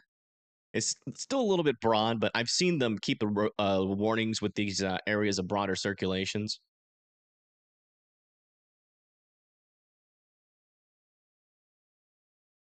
Yeah, look at this storm. It's trying to do something here. Not quite organized. It'll be interesting to see. It doesn't really have a whole lot of time before it merges with this line, but you can definitely tell it's trying to mature into that storm environment. It kind of looks like a hodograph, which means it is trying to mature. Definitely have to keep an eye on the southern portion of the line, but once this part of the line pushes into it, the chances of the tornado will drop significantly for that storm.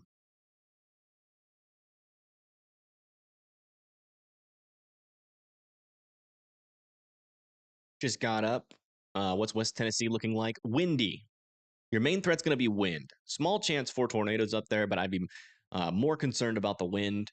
If you live in any higher elevation, 60 to 70 mile per hour winds and power outages are certainly going to be possible up there. That'll be going into tonight.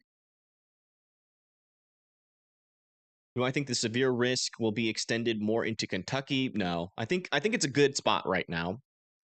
We have a conditional yet still possible strong tornado threat in this area. And further up to the north, instability is going to be almost non-existent. So we still will have some chances for spin-ups every now and then along this line. But the threat for stronger tornadoes should be lower up there.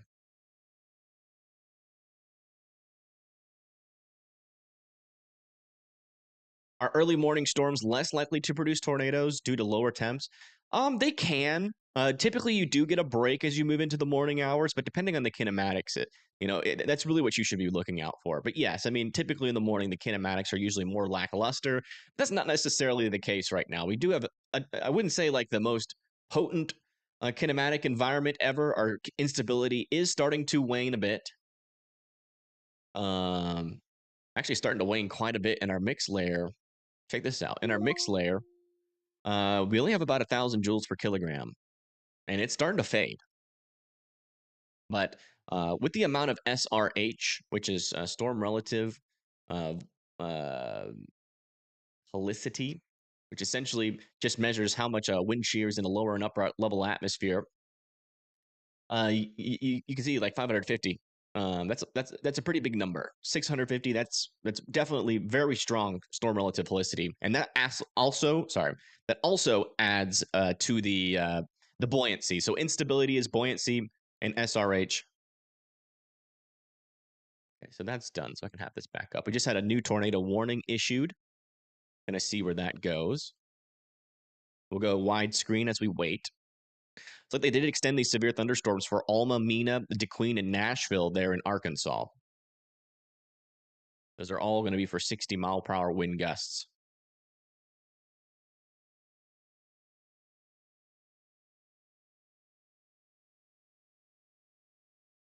No storm chasers out yet. Let me check.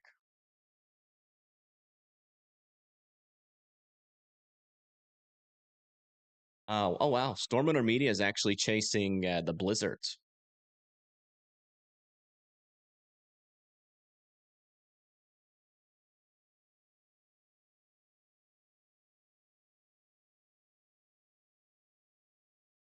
I don't blame them. This is a pretty conditional day down in the south and east, and it's really tough chase terrain out here.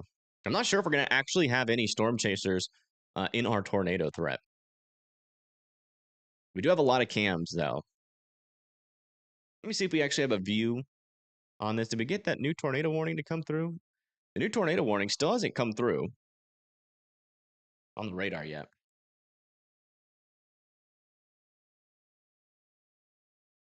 Yeah, Ada got hit by potentially a significant tornado. Still trying to get details on there. We have reports of significant damage.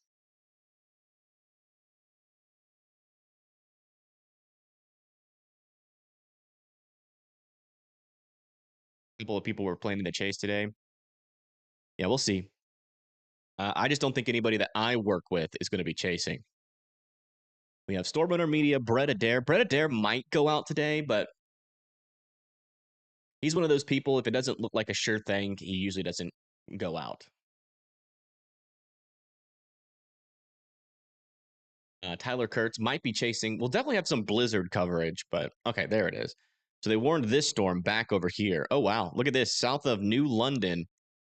That rotation is looking pretty serious there near Selman City, an area of some stronger rotation for New London, Craig, Jacobs, Pirtle, Crossroads, New Hope, and Oak Hill all have to be in their safe spots as this storm approaches. We do have an area here of some pretty tight and strong rotation here moving off to the north and east. So if you live in these areas, please get into your safe spots there. That is looking like a pretty serious storm.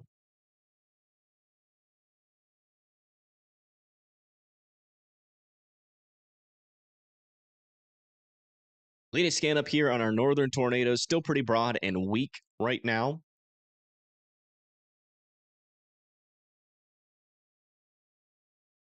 And it is a spicy couplet. We're definitely going to have to keep an eye on that one.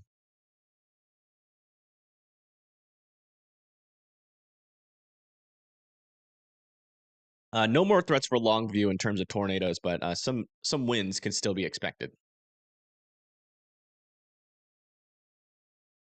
Thoughts on Shreveport? Your tornado risk is going to be elevated. We just got a tornado warning down here in this area, so I wouldn't rule out a tornado. We're watching these prefrontals; they're struggling right now. But every now and then we might get an area of rotation back behind here, where some of our main forcing is right now. So we're keeping a close eye on that potential.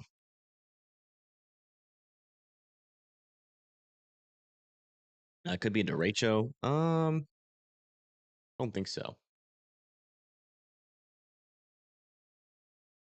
Just really depends on how it works out. I do not have a camera in Longview. I do not. All the cameras, unfortunately, in Texas are picture cameras. Still waiting on that latest velocity scan. But our latest correlation coefficient scan is not showing a tornado on the ground here.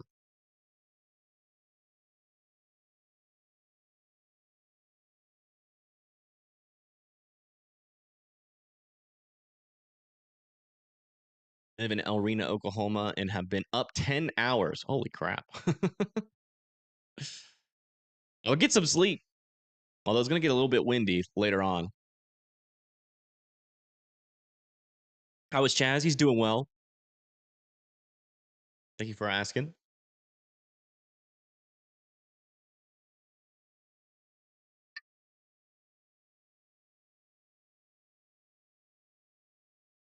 Yeah, latest scan on these storms further up to the north here in Texarkana. Still struggling with the rotation up there. Oh, okay. So our latest scan here, south and east of New London, is a lot less concerning, but still some decent rotation there. I would still be in your safe spots there in Craig and Oak Hill, just until we get a little bit more information on that. Still keeping an eye on this storm back over here. Definitely have a storm trying to mature just as this forcing makes its way into it. It's going to be near Marshall, Texas. Not overly concerned with that storm just yet, but it does have at least 15 to 10 minutes to try to do something here. Yeah, I think due to the lapse rates, these won't be able to be planted for long. Yeah, we'll see. Our lapse rates are extremely low in this area, so you do have a good point there. But sometimes with the amount of SRH, sometimes the storms just act like lapse rates and surface-based cape doesn't exist. So still worth watching, but these storms should struggle to establish themselves. I don't think we're going to be dealing with like 20 tornadoes down here by any means. But there's certainly a risk here for some tornadoes and potentially some strong tornadoes still. Thank you, Freedom, for the 5. I do appreciate that. Looks like you'll be at the doctor's office when this gets here. Thanks for your response. Yeah, no problem. No problem. Truck driver heading to Illinois. What will you see? You'll probably see some rain and some pretty hefty winds as you go up into the Illinois area, depending on when you are going to be up there. Yeah, Ada, Oklahoma, unfortunately got impacted this morning. Going to be a big risk. It really just depends on how this goes. I mean, our instability is a little bit lower than was expected at this point. So there's kind of a point against a tornado threat for at least southern Louisiana.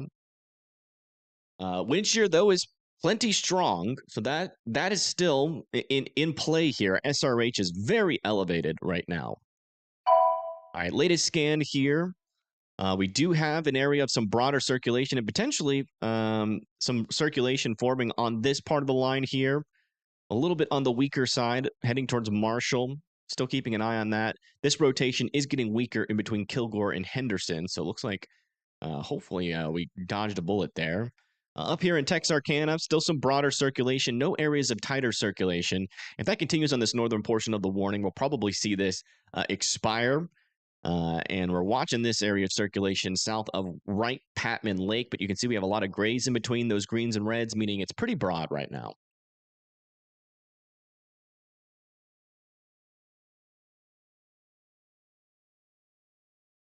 Strong winds, Jack Brown. Strong winds.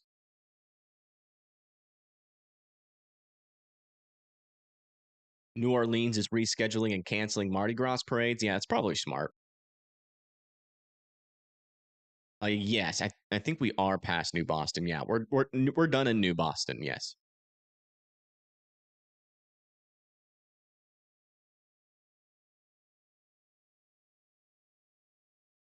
Is the storm going to make it to Tennessee? Yeah, I mean, we definitely will have a line of storms with some severe weather capability make it into Tennessee for sure. The tornado threat should be lower for Tennessee.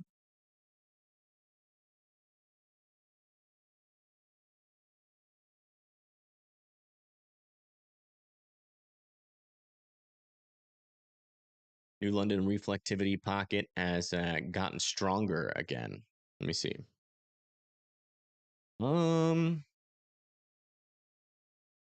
yeah, I mean, we definitely have a lot of rain in this area, but no tight areas of circulation anymore with that. Still keeping an eye on this portion of the line here near Marshall, but that one's not really organizing and it's running out of time as this frontal boundary kind of crashes into it.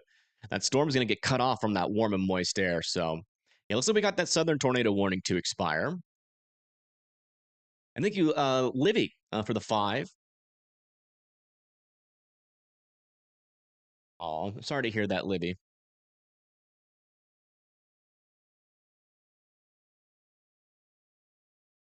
Just hang in there. It will pass. This weather is playing havoc on your neuropathy. What is neuropathy? I feel like I've heard that before. Are planning on going out, maybe some wintry weather too. Yeah, I know Storm Runner Media is going to be chasing the blizzards, which could get pretty intense. That will be an interesting stream all to itself. But at least on my end, unfortunately, I don't know any chasers personally. Like, I mean, we probably could get a storm chaser, but the problem is that it would each stream I probably make like 100 to 200 bucks, and unfortunately, most chasers make or charge way more than that. So we only really work with my friends, and those are Pagey Tornado, Stormrunner Media, Tyler Kurtz, and Brett Adair. Everybody else is too expensive. Even Connor rose his prices on me, so I can't even use Connor Croft anymore. He's too big for me, apparently.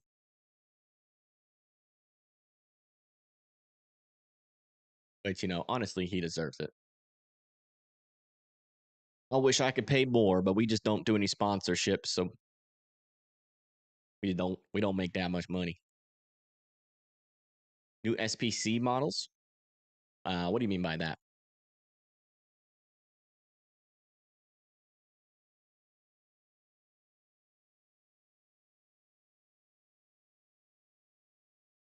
We still got Stormrunner Media, so Stormrunner Media hasn't abandoned us yet. How do you know if you have neuropathy or carpal tunnel? I have no idea. I know a little bit about those things, but not enough to give you an expert opinion on them. I know tornadoes, severe weather, hurricanes, and winter storms, but neuropathy and all of that, I am not educated on. That'd be a question for my older brother.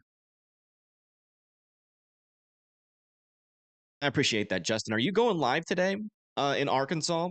Because we will definitely use your stream if you are.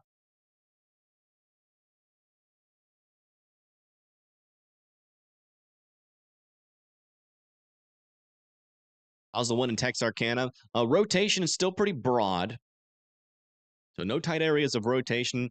It should be about to come through this camera that we have underneath me. You see, it is getting a little bit darker.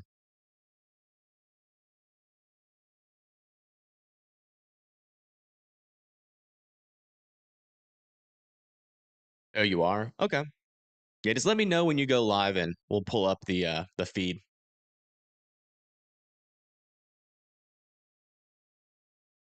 What do I think about the new storms that will form in southeast Kansas this afternoon?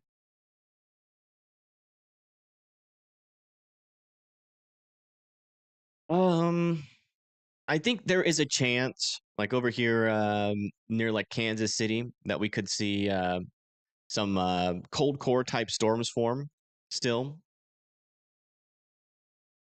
Not sure, it's really hard to predict those cold core storms. But that'll be pretty much as, according to our latest models, that should be by the time our line makes it to eastern Louisiana. That's around when the time when those cold core storms should start to pop up there. And there could be a small tornado threat up there. Wind front coming through Fort Smith right now. I'll continue to be indoors. Any predictions for Alexandria? There is some strong tornado potential for you, but there's also kind of an equally likely scenario where you just don't see nothing but rain and severe winds.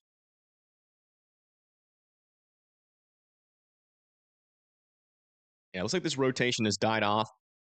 Still keeping an eye on this. It still looks like this storm is still trying to get its act together as it merges with that line. You can definitely tell we have some supercellular action happening here south of Marshall, but still not organized enough to concern me. Needs to kind of wrap up a little bit more. Sometimes it's very rare, but every now and then, as a frontal boundary crashes into a supercell, it can help it a little bit, depending on how it interacts. But it's pretty rare when that happens. Usually, it just ruins the severe or the tornado chance with the storm.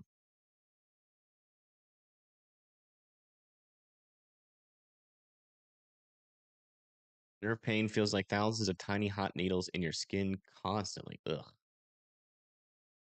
That does not sound like something that I would like to experience.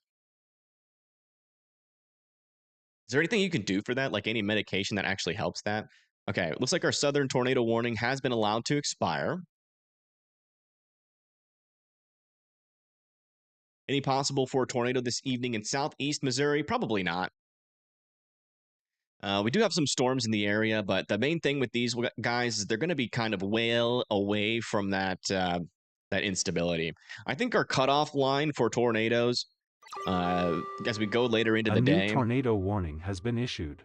is going to be like in Little Rock. I think it's going to be our cutoff line. New tornado warning has been issued for this storm we've been monitoring. Now that it is trying to wrap up here. So we have some broader circulation there south of Marshall. And you can definitely tell it's trying to wrap up. Inflow is starting to form. So although the rotation isn't overly concerning with this, this is definitely a concerning look to the storm. So that's going to be for Scottsville, Uncertain, Mooringsport, and Oil City.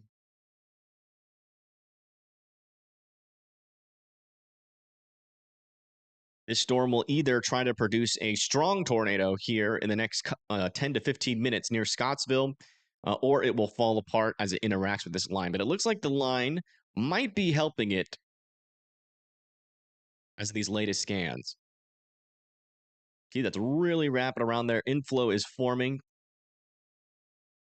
Rotation is trying to get its act together, but it's not quite there yet. So we'll see.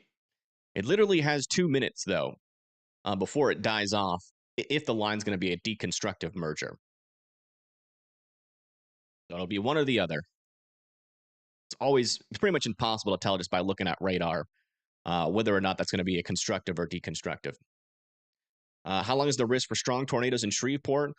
Pretty much for the next 2 or 3 hours as this line moves through. And it's going to be for storms like this, little prefrontals that form and try to merge with the line.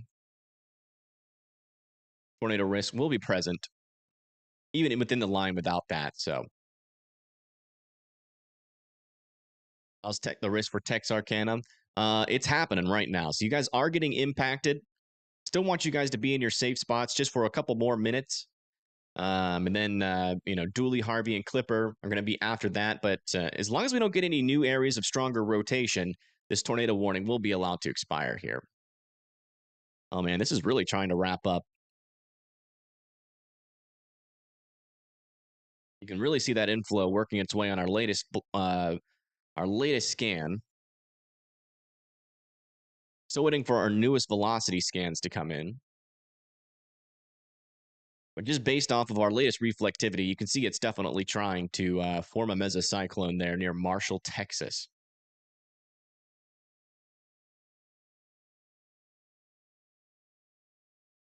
If this storm can produce a tornado, that will be a little bit of a concern here for later on in the day. If this storm doesn't produce a tornado, then that'll be some hope.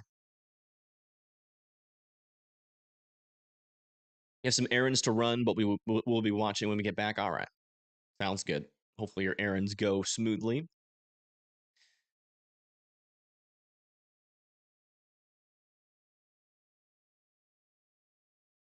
Can you explain Z times in the warnings and how they translate to local time? Honestly, it's just adding 6 hours. Or I think, no, subtracting 6 hours. I don't know. I hate Z time.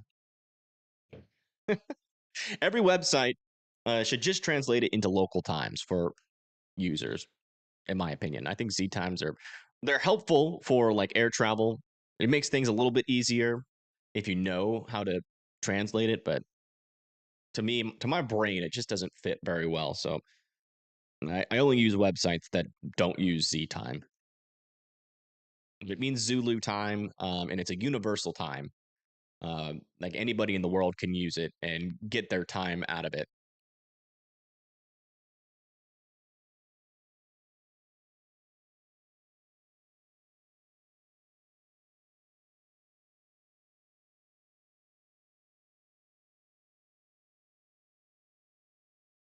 All right, latest scan here. We do have a little bit of a couplet trying to form here south and east of Marshall. It's still a little bit on the weaker side. Storm is, we don't have our latest reflectivity scan, but our latest velocities are still certainly indicating an attempt here, at the very least, of a circulation to get going. This thing produces a tornado. It'll probably be within the next 10 to about 10 minutes here near Scottsville. It'll either do that or quickly get undercut by this cold front, and just that rotation will get obliterated. So we'll see. Update up here near Texarkana. Still monitoring this line. No new areas of stronger rotation. And Texarkana, at least downtown Texarkana, can come out of their safe spots. Eastern Texarkana, I'd still be in yours for the next 2 minutes.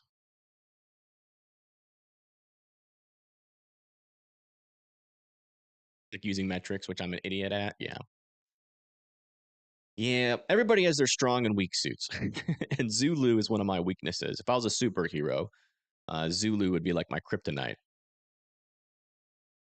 I'd land and I'd be like, I'm here to save the day. And they pull out Zulu time, and I'd be like, ah, that's my only weakness. Oh, wow. So this is in Texarkana. Looks like the rain is definitely picking up here with the wind.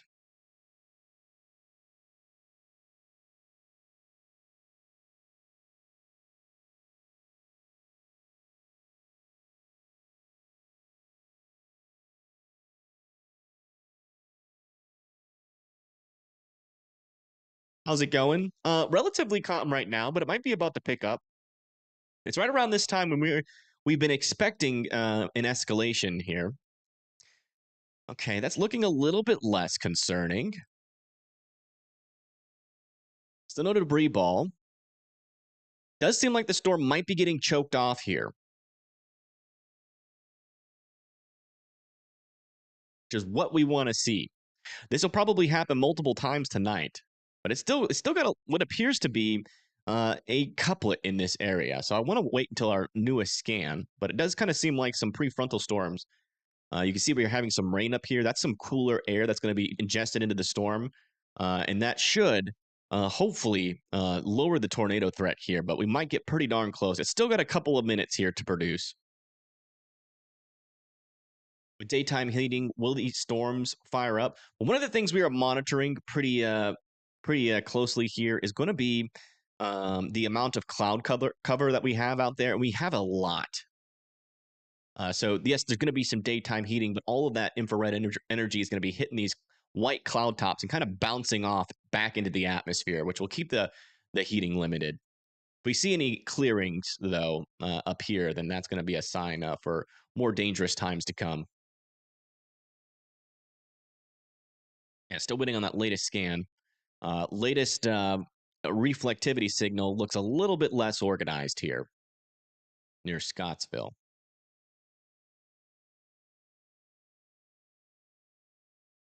I would say this is a great example of how today is most likely going to go.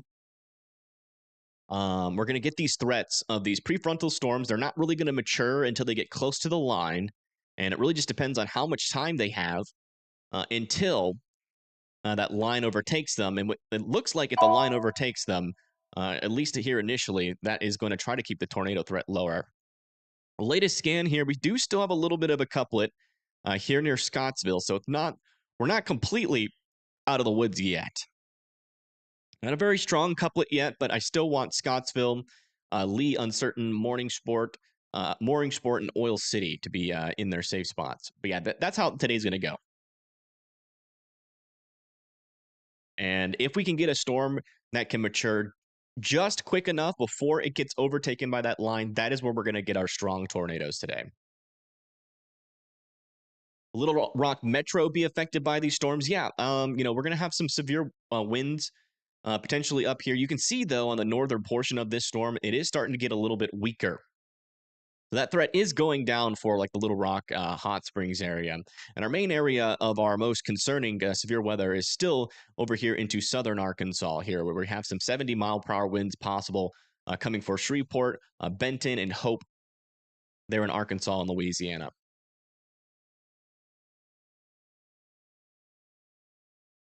Look at Scottsville storm. We are. We have been paying very close attention to it. Looks like that tornado warning in Texarkana has been allowed to expire. We're now down to one tornado warning here just to the north and west of Shreveport. QLCS? Yes, QLCS tornadoes. That is quasi-linear convective system. It sounds really fancy, but all it really means is just a line of storms. And you can get embedded spin-ups within that. If you have the right environment, you can get something called QLCS spam, where you get a whole lot of rotations all at once. Yeah, a couple of circulations still within this storm. No major strengthening just yet. No correlation coefficients or no debris balls. So it does look like these little prefrontal showers are helping out this storm to not really rotate that much. I still want Oil City to be in their safe spots there in Louisiana. We do have cameras in this area. I'm not sure if we have them that far north. Let me check that out here. I do want to get the Louisiana cameras up. We'll put that here.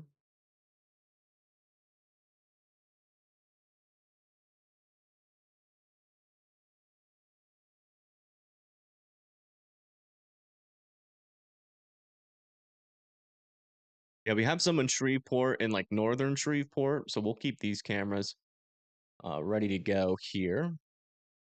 It's not a bad camera here. You can tell it's already kind of windy in Shreveport out in front of this.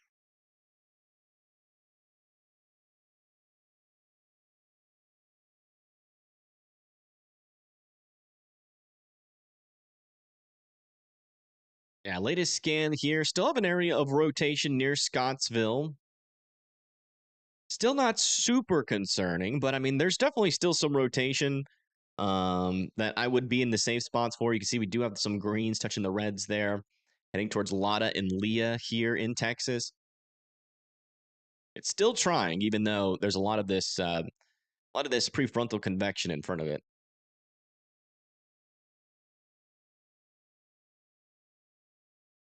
Thanks for going live. Yeah, no problem.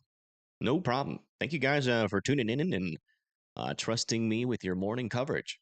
I do appreciate it. We'll be here all day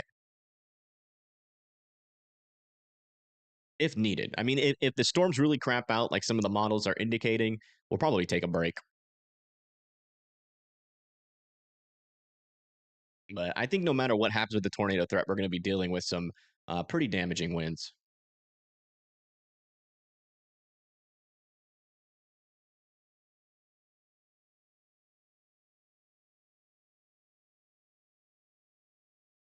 I lost a camera in Texarkana.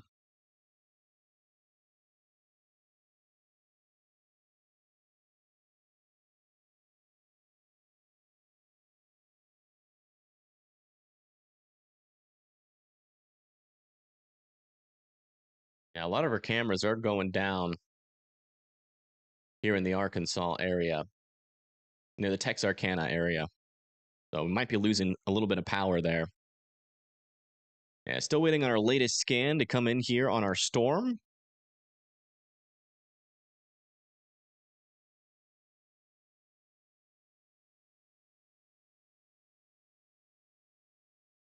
A blip or a small rain shower? Not really sure what you're talking about. Yeah, further down to the south, interestingly enough, we have a couple of storms trying to develop out in front of our boundary here near the woodlands. These will have to be watched for later as those move into the Louisiana area. Those are going to generally be tracking north and east. And they are trying to mature, but that frontal boundary is pretty close. So it's going to be kind of the same story that we just saw further up to the north. You know, will it be able to produce a tornado while embedded in the line or out in front of the line? How far is the line moving? What do you mean by that? How long have I been live for? Since like 6 a.m. Somewhere around that time, or like actually I think it was like 6:40 something. We've been live for around 2 hours, I think. How's Southern Illinois looking today? Windy. Windy, windy. Potentially anywhere from 40 to 50, maybe even 60-mile-per-hour wind gusts up there.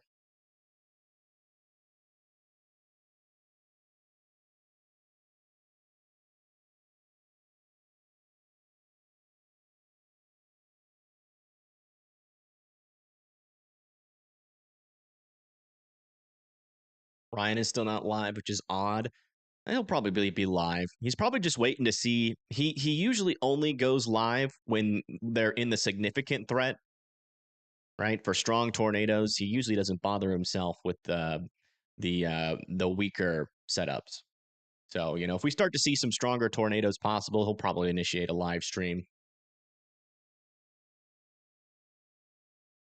But, that's why you guys got me. We cover all the tornado or as many tornado warnings as we physically possibly can.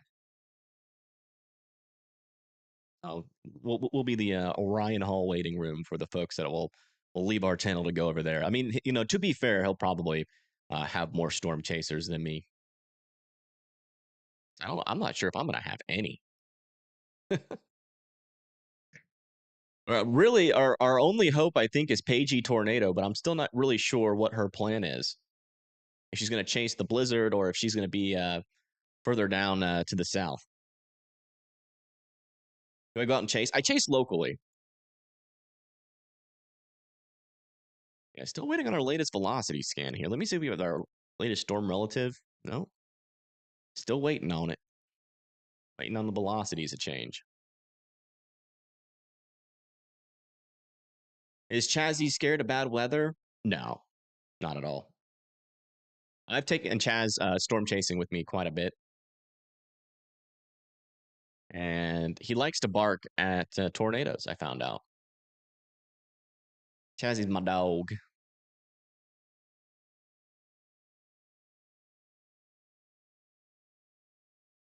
Yeah, still waiting on that latest scan to come in. Any moment now.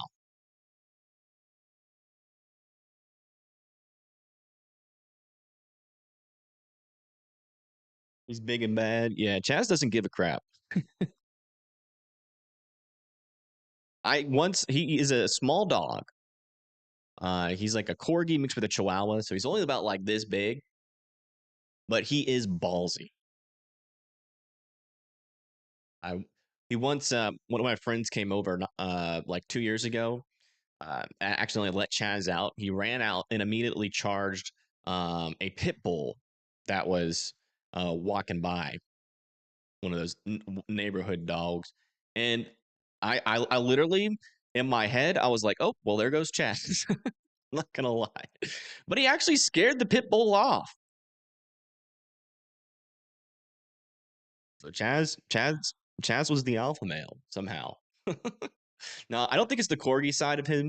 Corgis are usually, pretty tame, but I think the Chihuahua side of him, with the corgi strength, is a potent combo. Because corgis do have some extra muscle mass, but he could also be a Lancaster healer, which is a herding dog. It's either one of those. Corgis are not tame, really. They look so nice online. Chihuahuas don't know they're small dogs. Some of them actually do. My mom has a Chihuahua. Okay, looks like that area of rotation did die off there. So we still have a QLCS tornado threat now with this line, but that prefrontal storm did not get tornadic. A little bit of hope, but that's about it. Hope can only go for so long until it's gone. So, I mean, that's what we're going to be doing pretty much for the entirety of this initial threat, is just watching these prefrontal cells and seeing if they actually end up producing anything. Seeing if they can actually mature. You can see we have some prefrontals out here, but they are not really that mature. And then also watching for some QLCS spin-ups in along some of these portions of our line here. We in tornado season already? Absolutely. It is March. March is usually the first month that we start seeing tornadoes start to uptick. But April and May are usually our biggest months.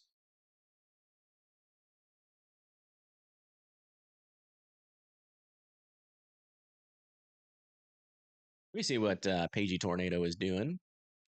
I'm trying to see if she's going to schedule a live stream. Give us. I'll message her on Twitter.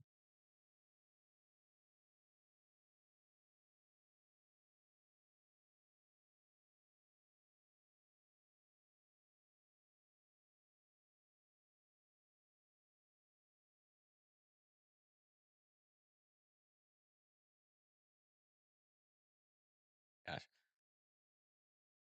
just typing in all caps.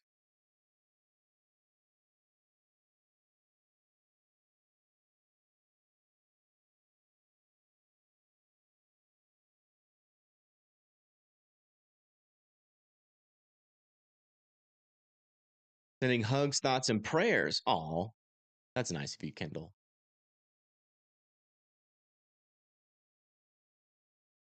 March 1st, 2016 was the A first time new you ever heard tornado warning has been issued.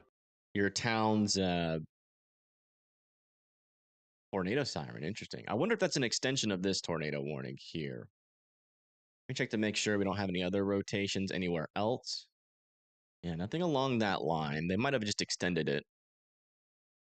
Yeah. And we still have some areas of some kinks in the line that needs to be watched. So I think an extension is worthy. Let me just check further down to the south. Yeah, it's most likely going to be for this storm. This is really the only storm right now that has any areas of rotation still kind of worth monitoring.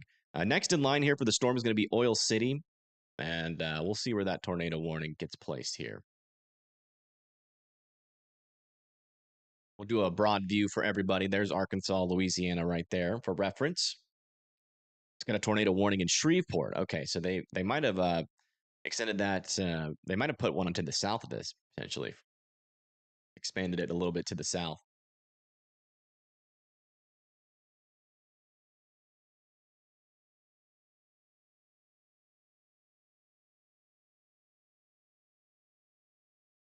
Can we take the models for the second? No. Models are pretty much useless. Um, Mainly the best thing to monitor is mesoanalysis. Okay, there's our latest warning. Yeah, they did extend it to the south a little bit. It's going to be for the southern area where we do have a surge of the winds. No strong circulation on this guy just yet. So not an imminent tornado threat, but sometimes with these cold pool surges, you can get rotation to form. So I want folks like Blanchard and Shreveport to now be in your safe spots.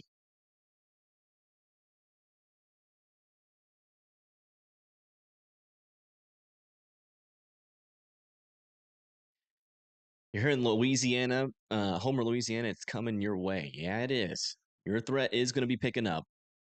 We do have cameras in Shreveport. That's the one that we're looking at underneath me right now. Maybe find a better one.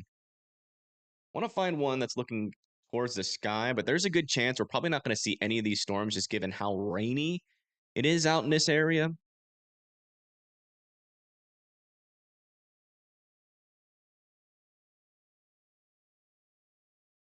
Might be able to see something from this camera, but it's a little bit choppy.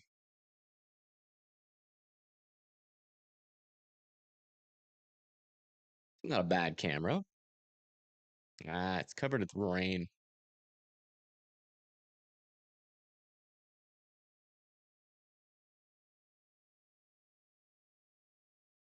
I want one with a decent sky view. I'll probably just find a camera to keep it at, and then once the storm gets closer, oh, this one's not going to be bad. And then as the storm gets closer, we'll look around towards other cameras.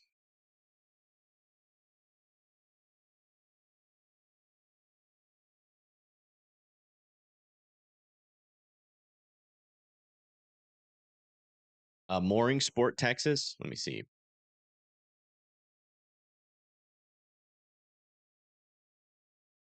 You mean Louisiana? Yeah, there's a little bit of a couplet there, but it's not that strong of a couplet right now. I'm keeping an eye on it. Some strong winds associated with this for sure. We have a little bit of a rotation here.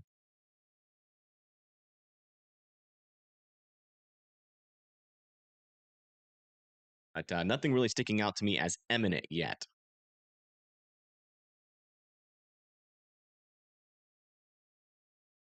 A lot of little, so we're starting to see a lot of these prefrontal cells trying to get their act together here. Trying to get their act together.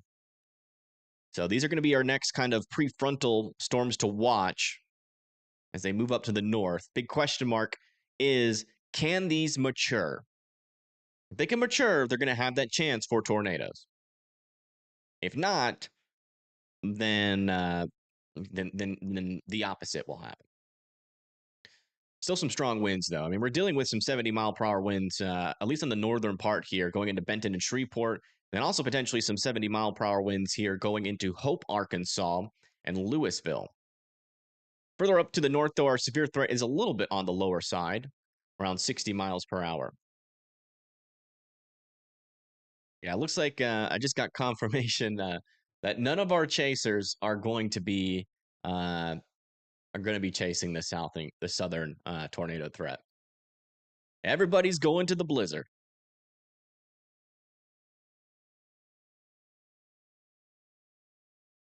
Everybody is going to the blizzard.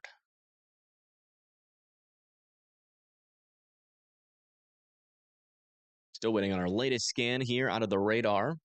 We'll do a little bit of a broad view for a little bit just so everybody can see their storms for a little bit. Yeah, I just got a message from Paige. She's going to chase the blizzard too. Full user stream though. I don't need like 80 streams though in the blizzard. Let's see here. Austin Canton just got a shot out of Louisville, Texas.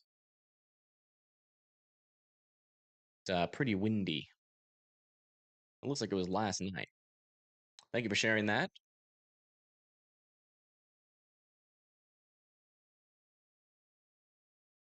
Yeah, I saw that earlier, Carrie. I put that link in chat at the beginning of the stream.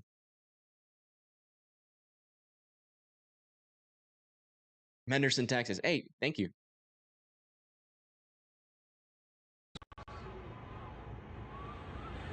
This is oh wow. They actually might have caught the tornado. So Lewiston did have a tornado. Look at this power flash on the left side.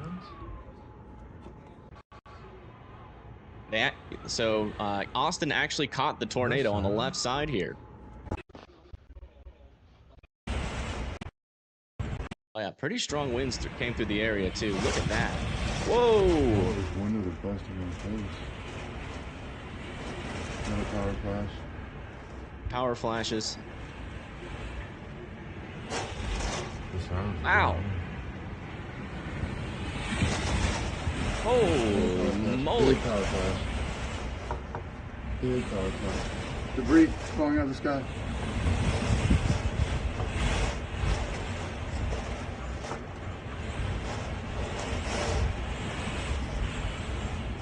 Wow.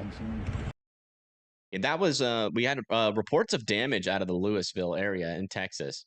Thanks for sending that in. It looks like you caught the tornado there. Those power flashes. Let's come back over here and check in on Shreveport. Still waiting for our latest velocity scans to come in. Reflectivity still has a little bit of a surge heading towards Blanchard. You live in Blanchard, in Shreveport. Still be in your safe spots. Further up to the north. Okay, we just got our new scans in. Further up to the north. Looks like this rotation is dying off. This one over here, though, does seem to be getting a little bit more tighter. They're south of Latex. Right in there. A little small couplet right in that area. No debris ball with this storm just yet, but definitely keeping a close eye on that rotation as it moves off to the east here towards Blanchard. Does seem to be trying to do something.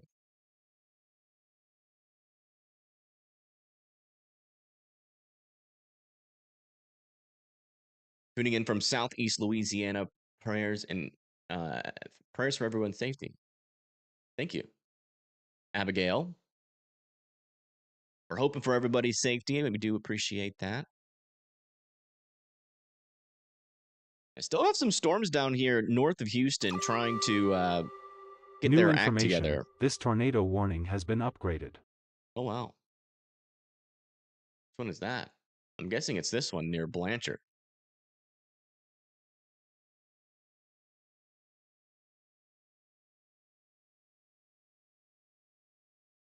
Yeah, so this is a tornado on the ground now, folks. We have a tornado on the ground near Blanchard and Shreveport.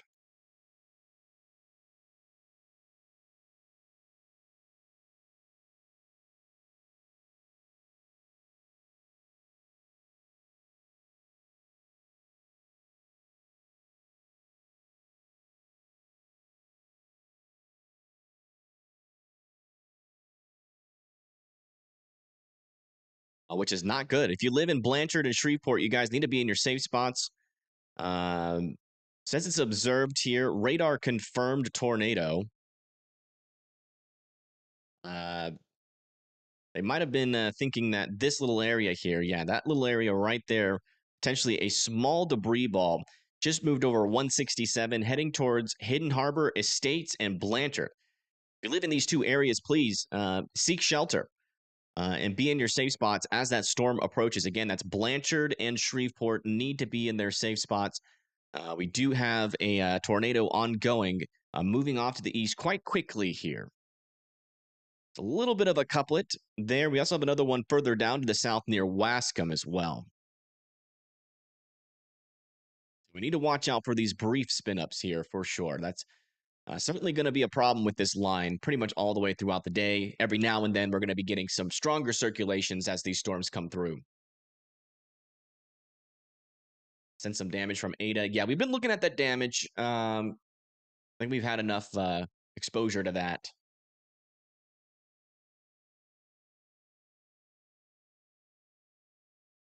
Also, an apartment complex in Irving, Texas was damaged. We haven't shared this one. This is in Irving, Texas. Looks like a tornado went through that area.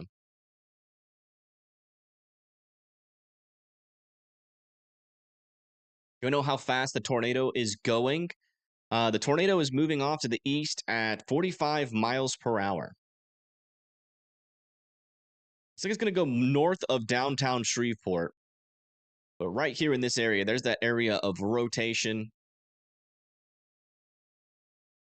Don't have the latest CC scan, but there's certainly, or the latest velocity scan, but you can definitely tell on radar that that is a decent area of rotation moving towards Blanchard. So definitely want folks to be in their safe spots as the storm approaches. 9:05, all clear, just a little rain in Texarkana. Thank you for that report.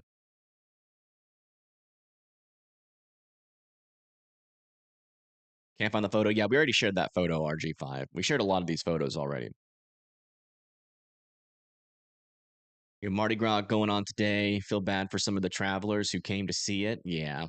Apparently it got canceled, which is pretty smart. Definitely don't want a whole bunch of people outside with some strong storms coming through.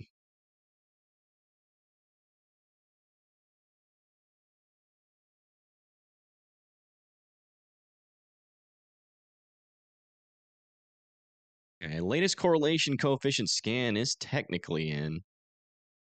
Oh yeah, radar mega's glitching a little bit again.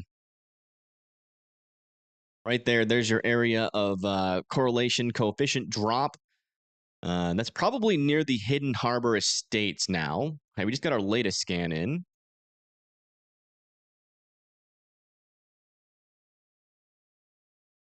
far as I can tell, there kind of seems like there's something up here. It's a little bit on the weaker side, but that could still be a brief tornado on the ground heading towards Blanchard.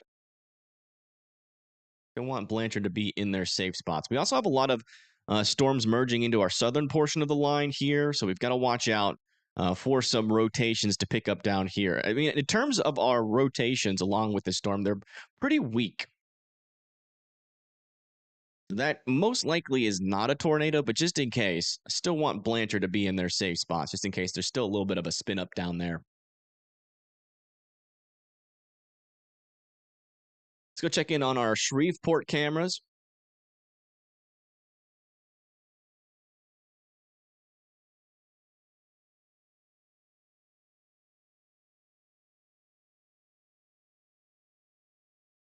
Thank you, Swipe House. It is, I'm used to it, but yes, it is definitely mentally taxing to track and monitor these storms for sure. Takes a little bit of getting used to. You'll get a hang of it though.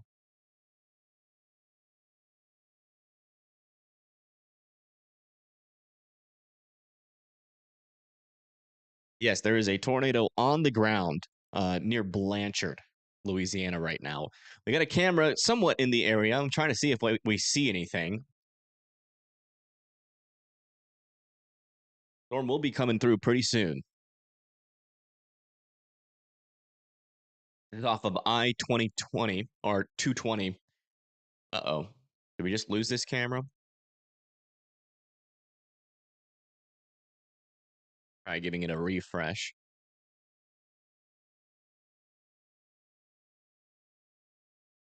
It's still there.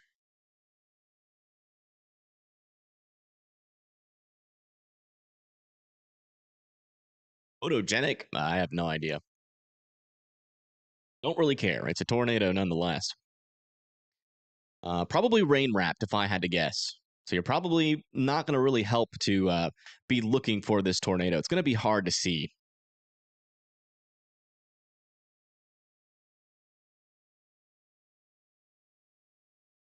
Yeah, looks like we might have a brief tornado here. Kind of hard to tell whether or not it's on the ground. Not really seeing a definite signal, and our velocities are certainly weakening with this storm. So it seems like the tornado has lifted as this pushes off to the east. But I still want folks in and around 49 to continue to be in their safe spots in Blanchard, just in case we get another quick spin up associated with that storm. Still waiting on our latest velocity data to come in, though. The northern warning will probably be allowed to expire. As you can see, our rotation is pretty much gone up there, so this is going to be allowed to expire here soon. It's a good camera view. Yeah, it's not bad. It's not bad. We should really see what this storm is packing for sure. A little traffic cam.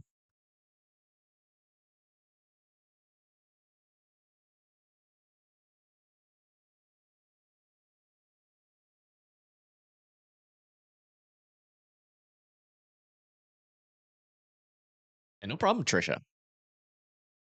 No problem. We try to keep it storm focused as much as possible. When we don't have any tornado warnings, we can get a little silly. But when things are pretty serious, we usually like to keep it pretty serious here. I will say though, the rotation on this storm is struggling.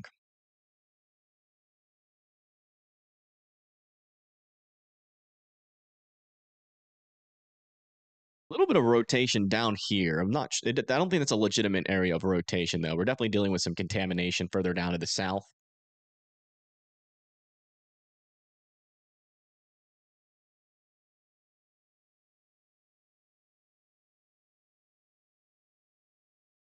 It's now trying to rain here in El Dorado, Arkansas. Yeah, we still do have some rainstorms over here and some severe weather still in southern Arkansas.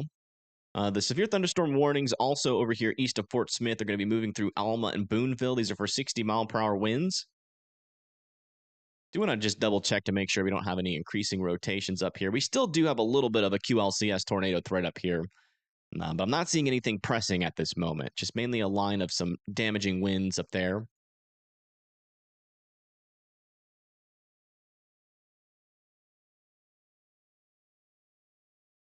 I'll check in on that. But you're probably looking at some side lobe contamination. We'll see. Yeah, there is some side lobe contamination with this storm. So you can see over here, we have a spike of those velocities, but that is in the inflow. You would see rotation here near Kingwood. But what that does indicate is that the inflow is intensifying on this storm. And sometimes they issue tornado warnings prematurely due to that fact. But that is still kind of an immature storm right now. A little bit on the weak side of things. Yeah, we're starting to see kind of a similar thing that we saw earlier with these mergers now merging into the line that eventually led to a tornado up here near Shreveport. So watching for that same kind of pattern with these storms further down to the south. Sister is in Shreveport. How's it looking? Still need to be in their safe spots. The rotations, though, are not as strong, and we haven't really seen a definite debris signature for a while. So Yeah, it looks like they just dropped the wording on that back down to radar indicated.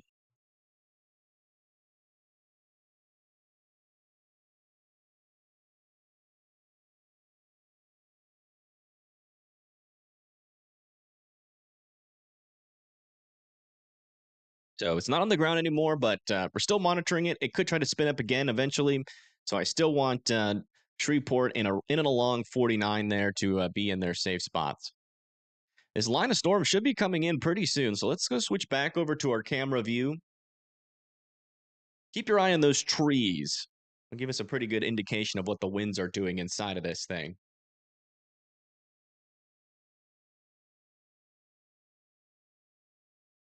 What happened in the last 10 minutes? We had a tornado on the ground near Blanchard, but that has since lifted.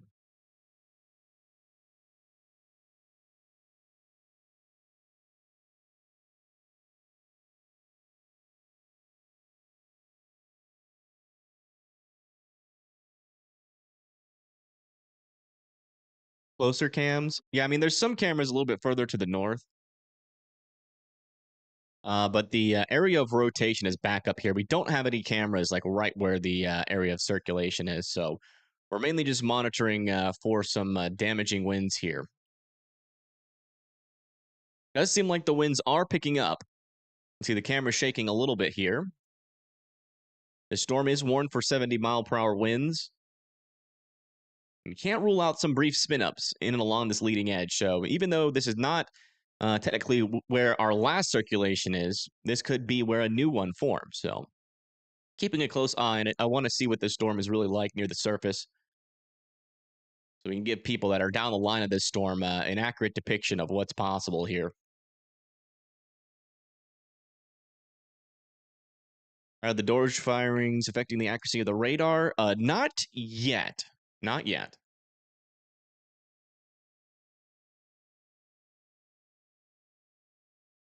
All right, some winds are moving in. You can see them streaming across the road now. Here we go.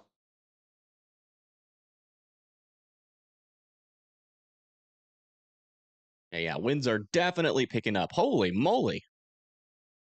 Oh, yeah, this storm is pretty strong. Wow. That really escalated there. Yeah, these winds are pretty powerful. Holy moly.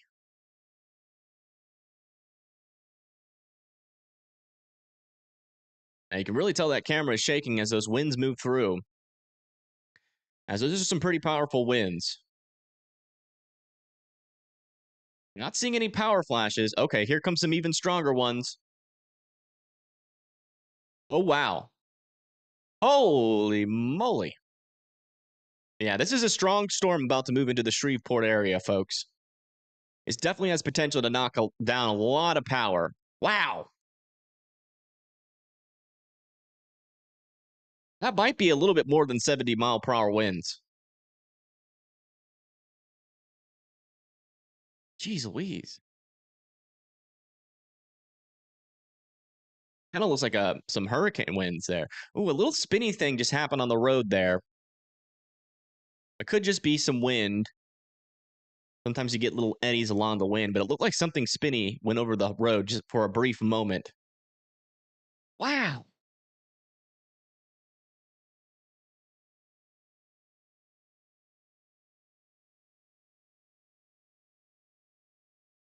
The best way to tell if you have winds over 70 miles per hour is if it looks like just a bunch of chaos. And we are definitely, this definitely looks chaotic here. So we're certainly in the 70 to 80 mile per hour wind gust range with this line of storms. Man.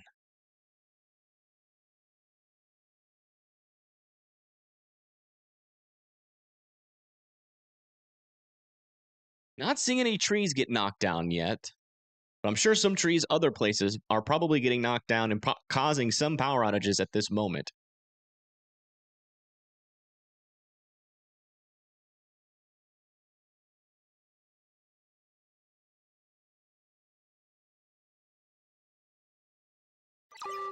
Yeah, it's still going A too. new tornado warning has been issued. New tornado warning has been issued. Let's go see where that is. I'll pull up the radar down here in the bottom left.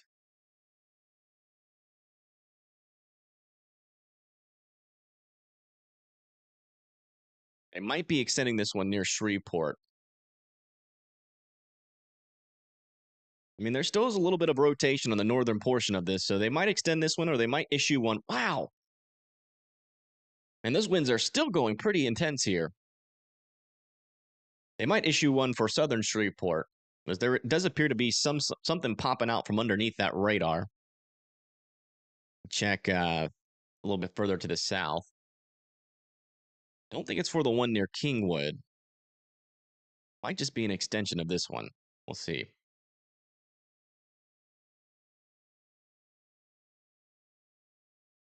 Those are some pretty strong winds, though.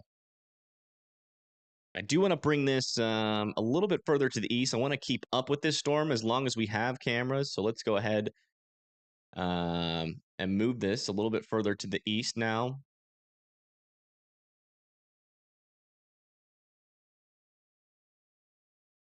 And not as bad on this camera yet. Oops. On this camera yet, but we'll keep an eye on it. I do want to go to a big screen here. See where our new tornado warning happens. Yeah, our camera is now over here in the backside of Shreveport. Yeah, they did extend this tornado warning off to the east. It's going to be for Houghton, Marywoods, Fillmore, Bodcow Park, Brookhaven Estates, Whitehurst, Fosters, and Airline Park Estates. All need to be going into their safe spots. The pretty interesting signature here near Chateau Village. Definitely going to keep a close eye on that as that moves out of our out from under our radar. Unfortunately, we're not getting a really good read on that just yet.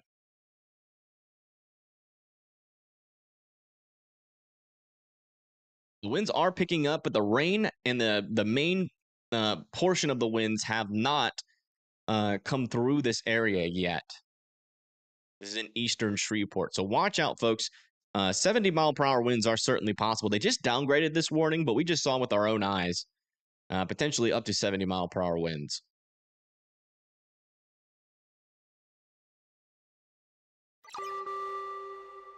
New information, this tornado warning has been upgraded. Tornado warning has been upgraded. Wow.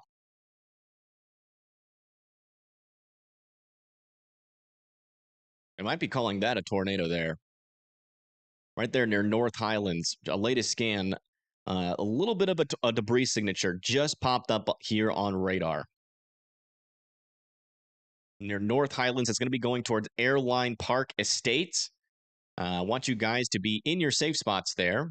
Let me see if I have any cameras over in that area. But again, new tornado has been confirmed, and it is likely this area of debris being lofted up into the air. They're north of I-220. Let me just double check to make sure we don't have any cameras further up to the north there.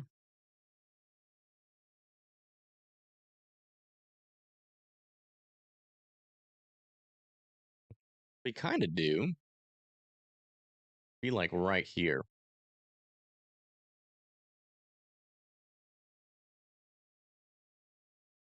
This is just to the south of where that tornado just happened.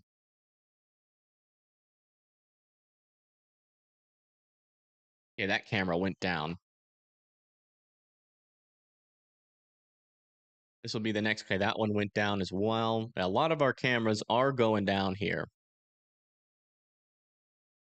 So we're getting some widespread power outages in the Arkansas or in the Louisiana area here near Shreveport.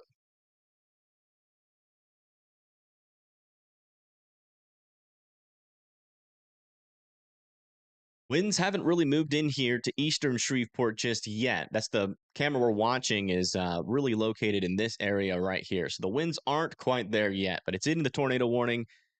We will get an understanding of what is possible with this line of storms here in a little bit.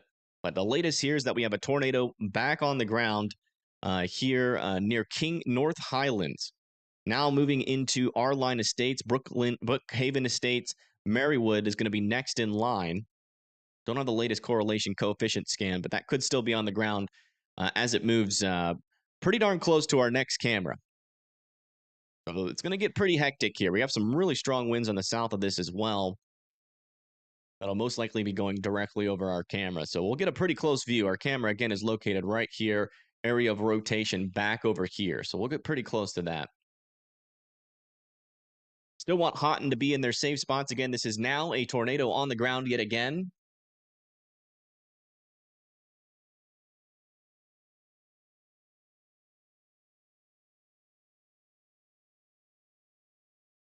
Very gusty. Yeah, it is very gusty. It's going to get... it's going to look like all heck is going to break loose here, which indicates that we're still dealing with some pretty strong winds. And we're monitoring this camera to see what the heck happens. If we had this camera further off to the north here, which we don't, unfortunately, it has lost power. But this is our last little camera. This one's a little bit further north. This one might be a little bit better here.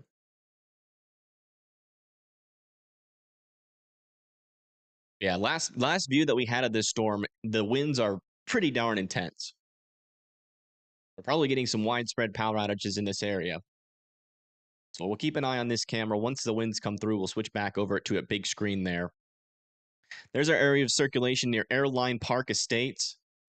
Looks like our latest correlation coefficient scan is indicating that our tornado has lifted here. We had a brief tornado over there near North Highlands, but it does appear like that has lifted as it moves towards our line park. That's the second tornado that this little portion of this line has produced here.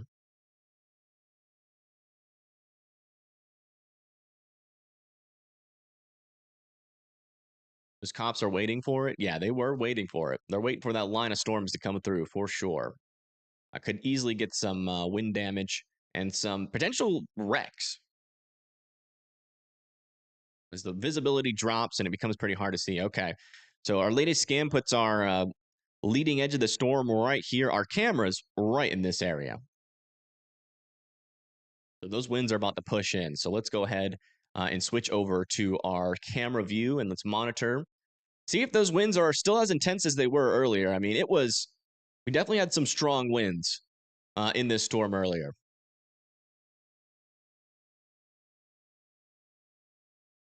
Like our camera's a little bit behind here. Let me just do a refresh here to make sure we're at the most recent frame. Sometimes the cameras lag behind a tad. Okay, we're good. The camera's behind by like a minute.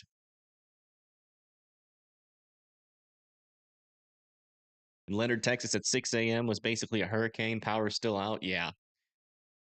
Yeah. Yeah, it's still kind of like that here in northern Shreveport, going towards Houghton. We've had a couple of brief tornadoes out of this. Most likely on the weaker and briefer side, the velocity couplets didn't look overly powerful, but some damage has probably been caused. And we're probably getting widespread power outages. And we're about to see what this storm is made of again as this line comes through this area. We'll see if it's still as intense. That's kind of what we're trying to figure out here live and in real time, is just how strong this storm still is.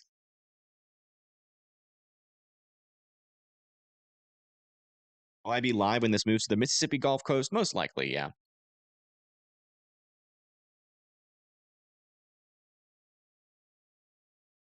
Should be moving through any second now.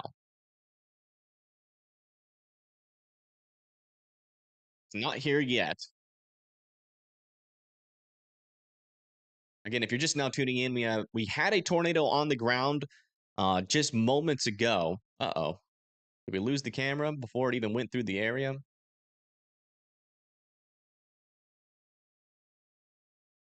No, it's still going. Had to do a quick refresh.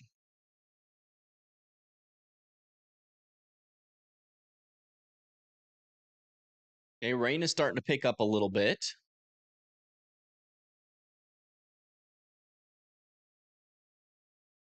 Camera shaking a little bit more.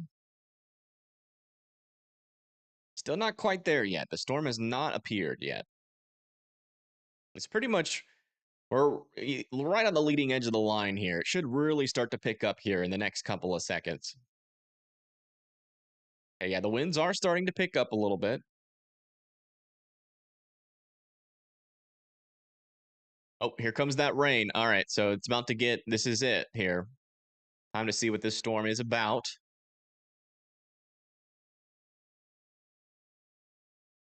Oh, yeah. Yeah, there's still some pretty strong winds in this storm. You can really see that rain move across the road pretty quickly.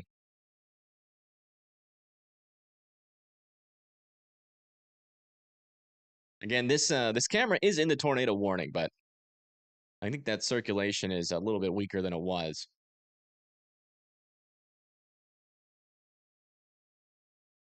Lots of semi trucks, yeah. And that's how usually it is. I mean, severe weather doesn't really stop companies from shipping stuff, unfortunately. Yeah, it's not as powerful as it was yet, but I don't think we're in the core of the storm yet.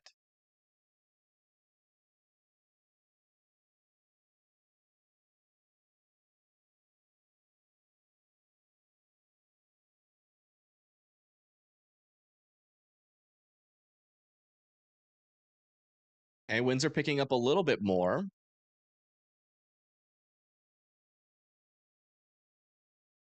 I had to guess, we're sitting around that 50 to 60 mile per hour range here. Definitely not looking like 70 miles per hour like we had earlier. But I still don't think we're in the core.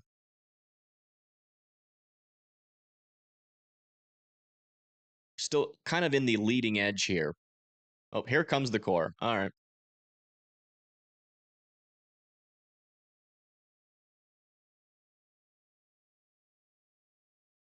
Yeah, I mean, some decently strong winds.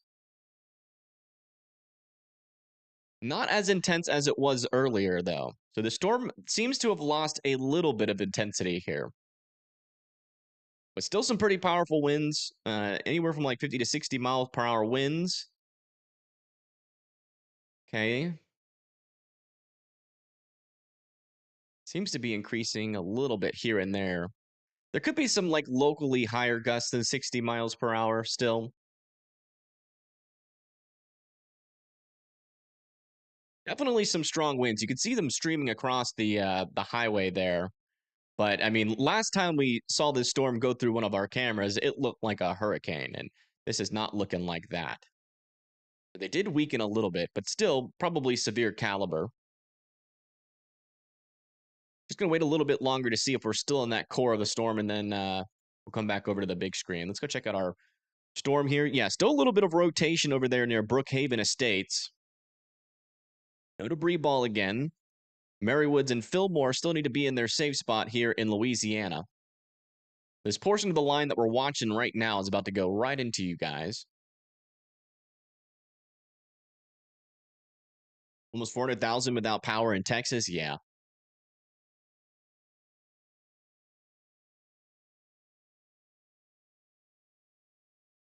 I'm afraid that, with the fire weather that's about to come through there, those power outages could go up because with that fire weather is going to come some pretty intense winds.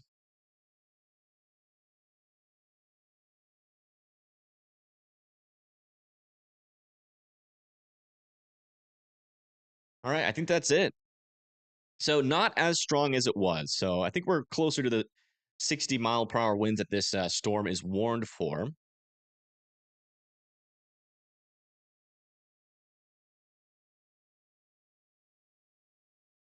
Check down here a little bit further to the south, see how these storms are doing. I want to keep my eye on these guys. A little bit stronger rotation south of Colony Ridge. Be associated with this tiny little supercell out here. I have to keep an eye on that guy, see if he can mature. Also, a little bit of rotation to the east of Shepherd as well. Not very strong rotations, though. And further to the south, fortunately, we don't really have a great view on these guys, but not really too strong of rotation further down to the south.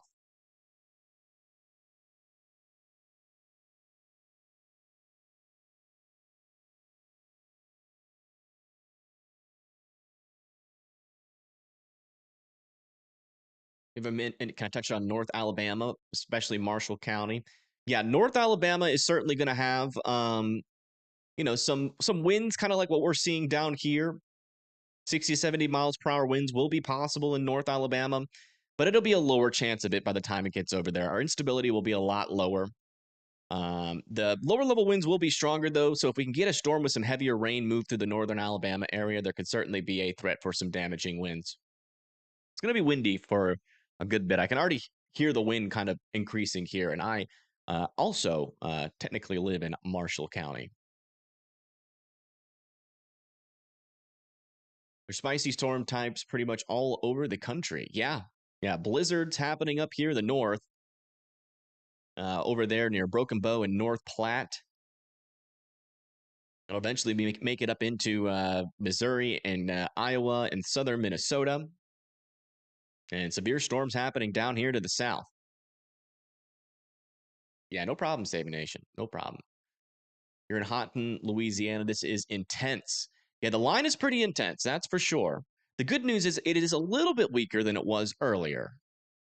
So there's a little bit of good news. You didn't get the main core of the winds, and I think Houghton's a little bit, yeah, Houghton's right here in a tornado warning. I would still be in your safe spots. There's still a little bit of rotation over here on this storm. Let me check. It kind of looks aliased here. Yeah, there's a little bit there. It's definitely, the rotation is also a lot weaker than it was earlier. So a brief little strengthening followed by a moment here of some weakening. Yeah, if you guys want to see the true scale of the storm, what we can do here, come over to our satellite view and look at our lower level water vapor. It's not too big of a storm yet, but you can definitely tell it is strengthening here. Stronger winds are going to be back over here with the storm for the next, half a day or so. And those will eventually move into parts of Missouri and also into Iowa. But this storm, as we move throughout the day, is going to look pretty large. Pretty darn large. So we'll keep on looking at our satellite imagery every now and then to see how that's progressing. It's definitely going to be a pretty expansive storm for sure. It's not a small storm. This is probably one of the more widespread and impactful storms we've had in a while. The good news is we're really not seeing too many power outages yet tick up over there near Colorado and Nebraska, but we're not expecting that until around 2 p.m. to later into the night. Well, wouldn't it be safer to be underneath the trailer? No. So with trailers, they basically just turn into shredders or a blender, because with really even a weaker tornado, they just fall apart. And so you immediately have all of that debris around you. So that's why it's really dangerous to be in a trailer. It's better to be in like a sturdier building. Even a ditch, lying in a ditch is safer than a trailer. Even being in a field with nothing around you is safer than being in a trailer, because as soon as that trailer gets impacted by the tornado, you got all that glass, all that wood, that small pieces of wood, whatever your countertops are made of, all of that stuff is going to be instantly broken apart and then turned into debris moving at like 100 miles an hour. So if you can imagine, if you had a tornado with the 100-mile-per-hour winds and you were sitting out in the middle of a field with no debris around you, technically you'd be safer than in a trailer. But in a ditch, last ditch effort, if you can figure out a way to drive away from it, that's definitely a possibility. But you want to be, if you live in a trailer, you need to be ahead of these storms by at least 20 to 30 minutes. If you know you have a line coming your way, I would never wait for a tornado warning in a trailer. I would always just find a place, like a friend's house, to stay at that's more sturdy, not a manufactured home, but actually foundation type home, and have a plan to be there throughout the day as the storms approach. That's the best way to go about it in a trailer. I just wouldn't even trust a trailer at all, to be honest. Let me see if we have any more cameras out in front of this storm here.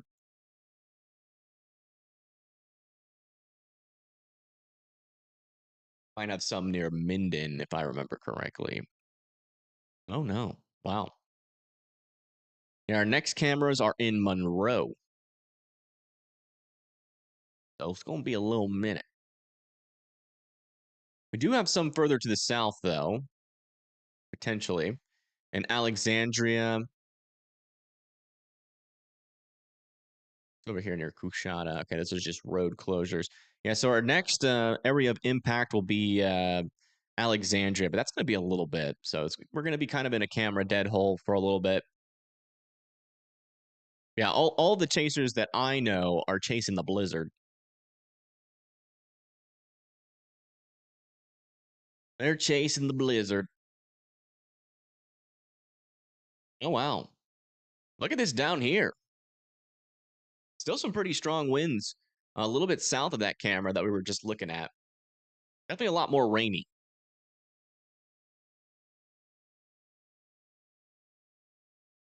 It is still standing. Yeah, I mean, trailers can withstand winds pretty well, but if you get like an 80-mile-per-hour and above, definitely at risk of your trailer flipping over and kind of falling apart. And thank you, Tanned C, for the $2. I do appreciate that. Should you be in a safe spot if you're in Houghton? Yeah, I'd still be in your safe spot. The storm isn't quite past you just yet. It should be pretty much right over you by now. And then once you start to, once you are in that heavier precipitation for a good 5 minutes, you'll be fine because these tornadoes are forming on the leading edge of the line, not back in the back portion of the line. I do want to check for some more rotations, though. There's a little bit of something over here north of Torino. Keep an eye on that. Unfortunately, that's kind of in a radar hole. And then we have some storms down here near Woodville with a little bit of rotation, a little bit of broad rotation here south of Chester. I think that's in Texas. Yeah, that's in Texas. Still a little bit of rotation on this storm near Kingwood, but it's pretty weak. Yeah, this is kind of what the HRRR was saying. We'd have a lot of this prefrontal showers, but no organized prefrontal storms. And that's what's going to bring our strong tornado risk. We could still technically get a stronger tornado, along the line. So we do have to watch out for that potential. But those will be more brief and won't be as long tracked. What's Georgia looking like? Honestly, compared to what some of these other states are going to see, probably just windy, relatively calmer than a lot of other states. You guys are kind of in a good spot there in Georgia. How much snow are we going to have in Iowa? In northern Iowa, anywhere from 5 to 8 inches is going to be possible in some isolated spots.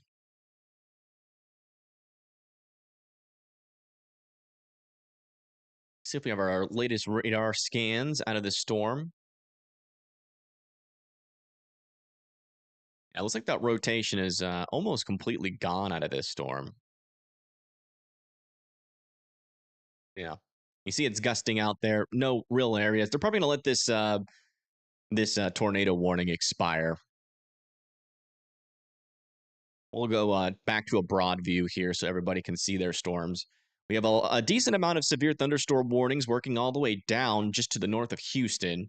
60-mile-per-hour wind warnings on all of these guys. It doesn't seem like we have any 70-mile-per-hour wind warnings anymore.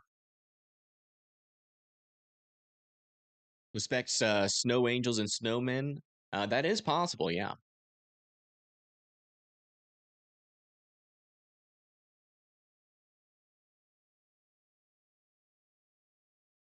Certainly is possible.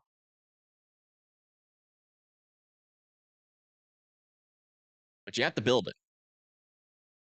Be the snowman builder you want to see in the world.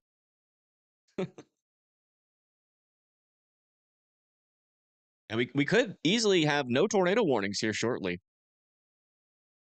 If this one expires, I don't really see any other imminent circulations.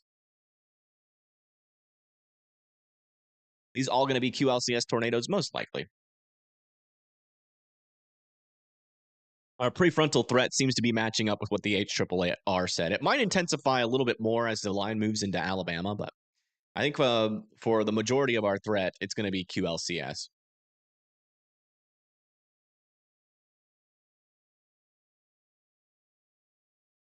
Here in Vermont, you got a lot of snow this year. Yes, you did. You had snow spam up there. Tornado spam. I don't really think the environment's really there for tornado spam. QLCS tornado spam.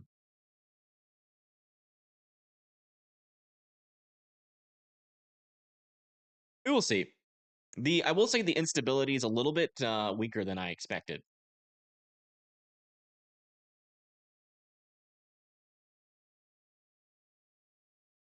Might build back up as it moves into southern Louisiana, so we're looking out for that possibility.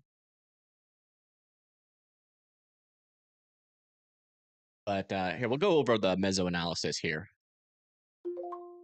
So here is our current conditions. Our instability is down here. We're at around 5,000 joules per kilogram. You can see where that tornado happened up in Louisiana. That's where some of our higher shear is. If we come over to our lower levels, you can really see it. We got about 60 knots of shear up there. So those briefer and weaker tornadoes are still definitely going to be possible out here in this region.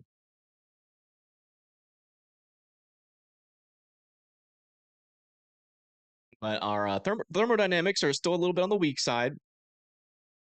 Our lapse rates as well are almost non-existent, which is one of the reasons why storms are really struggling to be prefrontal, and they'll probably struggle to be prefrontal all day. Usually, lapse rates below 6 are a death sentence for prefrontal supercells. In terms of our SRH, though, that's where we're watching for the potential here. Where is it? Oh, there it is. Our storm relative velocity. That's where we're going to see the areas where we have not a whole lot of CAPE, but also still some potential for some tornadoes, like QLCS tornadoes. It's going to be where that's kind of maximized. And we have like almost 800 SRH, 0 to 3 kilometers up here, and also out over Louisiana. So as long as that SRH remains elevated, those briefer and weaker tornadoes will certainly be possible, with a small chance for some more dangerous tornadoes. If we start to get an increase of that instability out in front of this line, we're definitely going to see that QLCS tornado threat get a little bit higher. And look at this, folks. Our tornado warning has expired. Everybody put a round of applause in the chat for yourself. If you were in that tornado warning, you guys can now come out of your safe spots. You did great.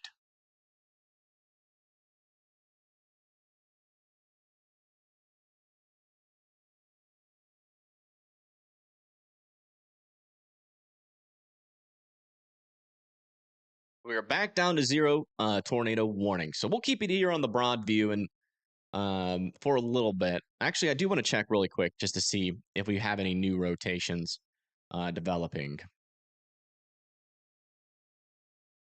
We still have something over here near Chester, Texas, that I'm keeping an eye on. That has some tornado warnable potential there. Unfortunately, it's kind of in a radar hole.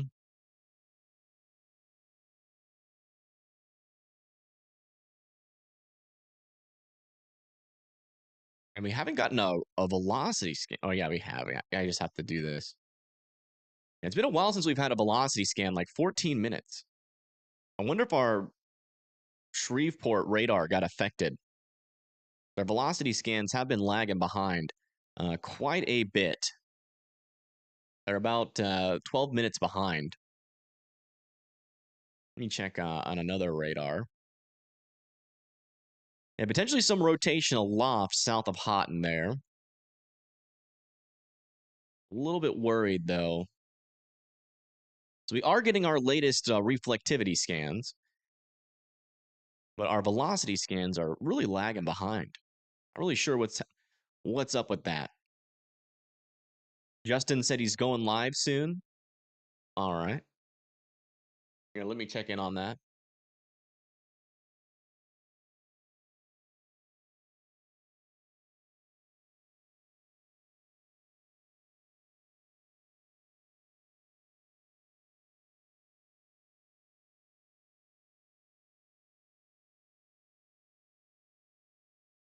Yeah, looks like he's going live in 9 minutes.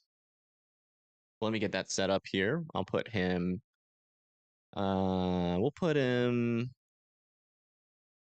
here. Well, yeah, I don't think we'll really need Arkansas cameras, to be honest.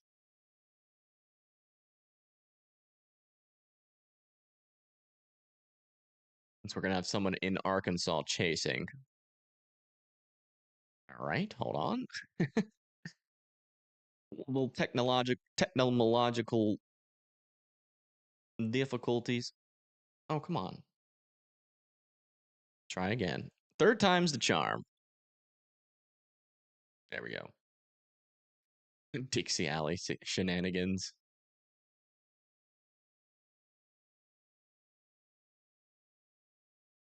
So we have one storm chaser.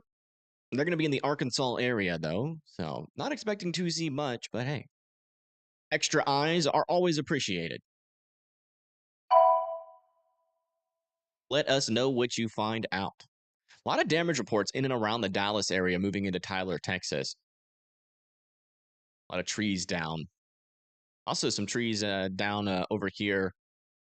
Oh, wow. Roof blown off in Waco, Texas. Holy crap.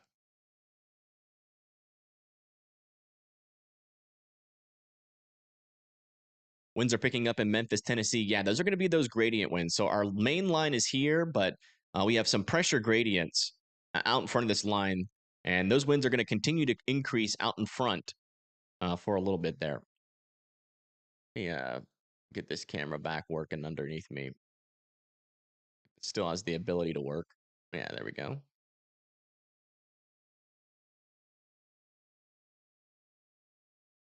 Does that mean they're slow velocities? Yes. So we just got an increase of our severe thunderstorm potential here near Minden and Ringgold. We just got an update here of up to 70 miles per hour now possible again. And yeah, you can kind of see that. Okay, yeah, we did just get our latest velocities, thankfully. And yeah, you can see we're definitely getting an increase of those winds here on the southern side of this line, south of Houghton, heading pretty close to Ringgold. In between Sibley and Ringgold is where those most impactful winds will most likely be. Maybe you could say that's a couple of couplets there, potentially. Might have to watch out for some brief spin-ups along the leading edge of that. I do want to check back up here further north just to make sure we're not getting any new circulations up in Arkansas. Yeah, we're still looking pretty good. Mainly just some damaging winds for Camden and Smackover here shortly.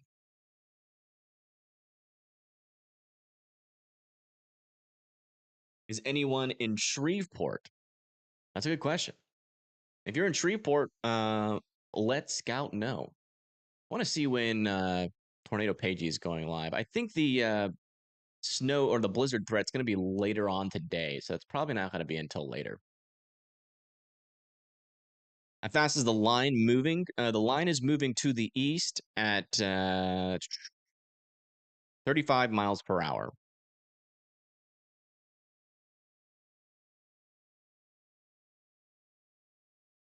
We got some people in Houghton and in Sharipa. Any confirmed tornadoes? Yeah, we've had around 4 to 5 tornadoes, at least that I've been able to see be confirmed here. We probably had more of those. We have some damage reports here that are a little bit concerning.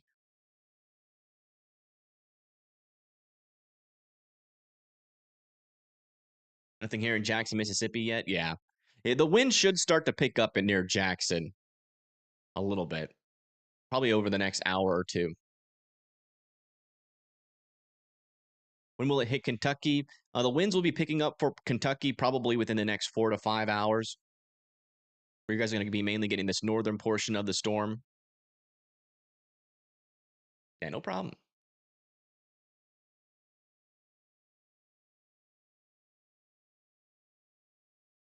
You're here in Ruston. Yeah, the storm is about to push into the Ruston area.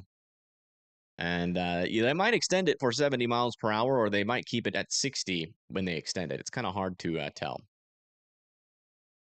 But as of right now, we do have some strengthening winds with that portion of the storm that we're keeping an eye on. Right here in this area. Sometimes when you get those increased winds, you can get small areas of rotation develop. So we're keeping an eye out for that threat as well.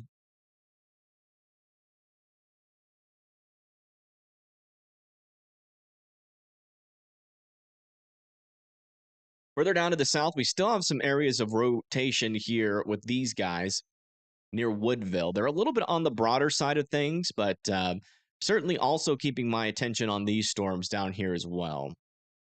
Those can organize and rotate a little bit more. They might get tornado warned eventually. We shall see.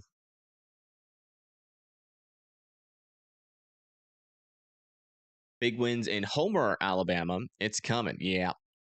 Let me see where Homer is. Yeah, Homer's right here. You're warned for 60 miles per hour. Looks like the storm's gonna be there within like 10 to 15 minutes. Man, that's pretty interesting. The storm is well past Shreveport, but there still are some pretty strong winds on the backside of the storm. Can tornadoes happen on the backside of the line? They sometimes can, but you kind of need a unique setup for that. All these tornadoes are going to be happening on the leading edge for now.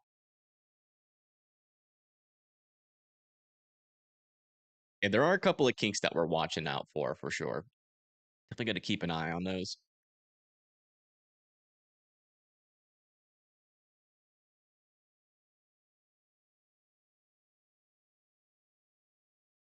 When will Kentucky get tornadoes? Probably not ever. I think the tornado threat is really low for Kentucky.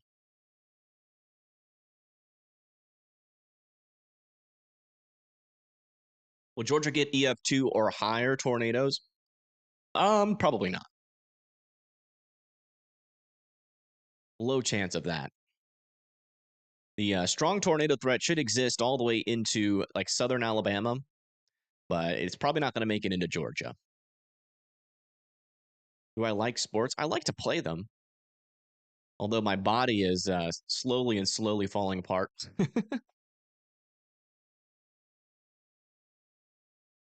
Yeah, still nothing overly concerning other than the winds with this storm. Not seeing any organized rotations. There are a couple areas of slight rotation along this leading edge, so still keeping a close eye on that.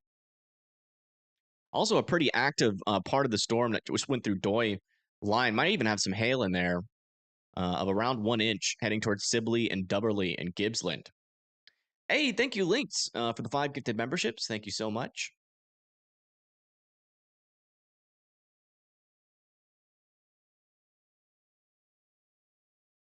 Hey, Evrev got his name back. Nice. Yeah, thank you so much, Links. That's you guys get a membership from Links. Make sure you're thanking her in the chat. Yeah, latest scans on these storms over here near Woodville. Looks like the rotations are getting a little bit heftier here. Also, another little rotation just to the west of Pineland. This one might get tornado warned near Woodville here shortly. It's getting pretty close to being warnable.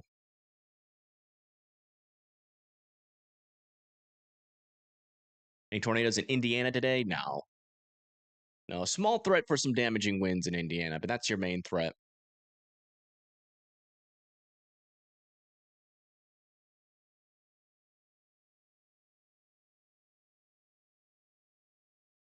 These 2 Shreveport tornadoes couldn't even, yeah, you don't know that.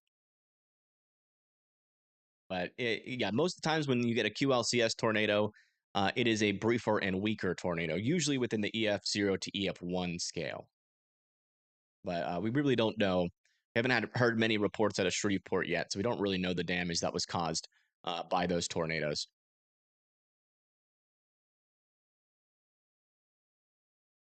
You're not ready for tornado season? Well, you better get ready because it's here. This is just the beginning. It'll definitely peak as we go into like April and May, potentially at the end of March too. How bad is a spin up tornado? Like a EF0 to EF1 that can knock over a fence. It can easily destroy a trailer though, so you got to watch out for that if you live in a trailer. With like a more well-built house, like a suburban house, you're talking, maybe some roof shingles gone, maybe some broken windows, some trees down on the roof. Those things are definitely possible. But it's when you get into the EF2 and up range, that's when you start seeing roofs missing, walls collapsing, cars thrown, that kind of stuff. Thank you, Carrie, for that $5. Thank you so much. Do appreciate it. Is this a derecho? No, it's not a derecho. Center Texas good now? Let me check. I don't know where Center Texas is. Center, although I think we've talked about it once or twice. Center Texas. Yeah, you guys are good to go. Your threat is done. You don't think no, derechos can have tornadoes. They definitely can. They're usually those briefer and weaker spin ups.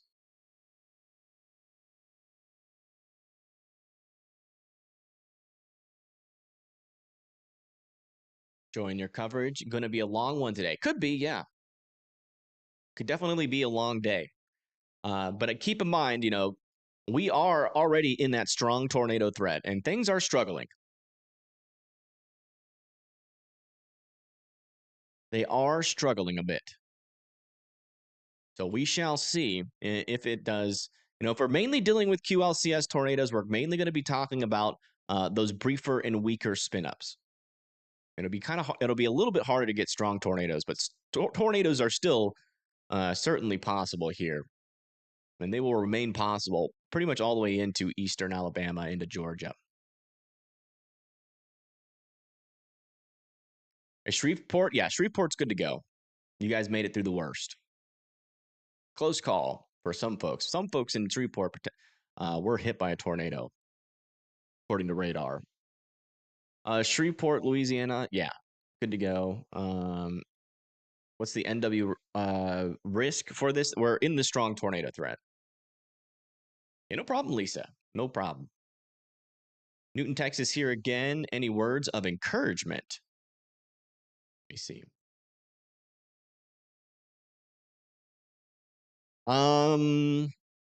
Words of encouragement. Well, lines of storms is still coming. Some weird signals on those lines. Let me see if I can get a better view from radar.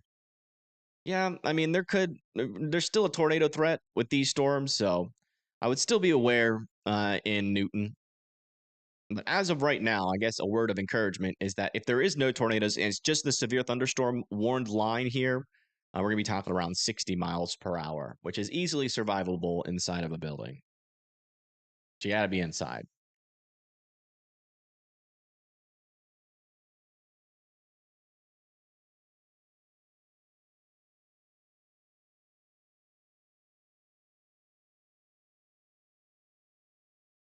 Let's check back in with our rotations further up to the north.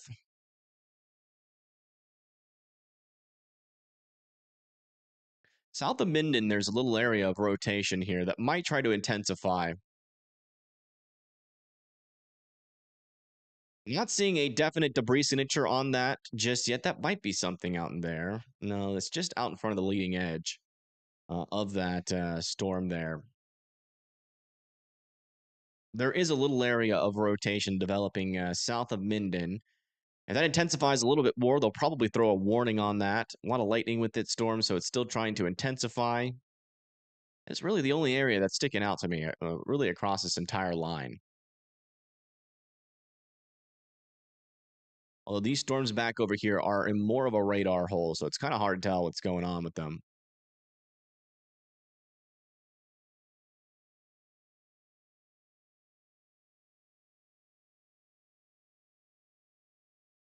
Keep it on this radar since we have that rotation near Minden. Will this storm be a thunderstorm threat for the far northeastern states like Maine and Vermont? A little, I mean, not, I don't think Vermont is in there. Yeah, Vermont's not in there. But there is a severe threat for West Virginia and Pennsylvania tomorrow. It's about as far north as that extent goes. On my today, I'm a little bit tired. We did a late night shift last night covering. Oh, just got a new tornado warning. That showed up on Radar Omega before it showed up or went through my system. Let me give the system a little update. But yeah, that's going to be for this area of rotation we were just talking about. That's going to be for Nine Forks, Darley, Bridges Mill, Athens, Marsalis, and Sugar Creek. This is a radar indicated tornado warning, and that is moving off to the east at, let's see here, 45 miles per hour. So it's a pretty fast moving storm. So just get into your safe spots here in Nine Forks and Darley. You're going to be next in line here for this area of rotation south of Minden. There's that area of rotation. We're still waiting on the latest scan to come out for this storm, though.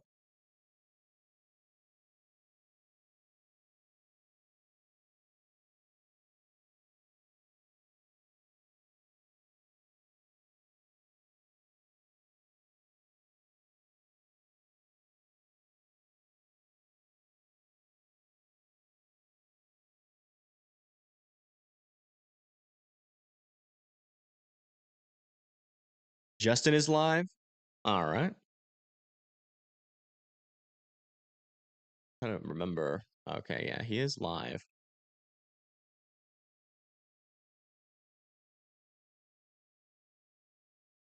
This is Wind Dancer Media. Justin is out there in Arkansas. I'm not exactly sure what area he's in.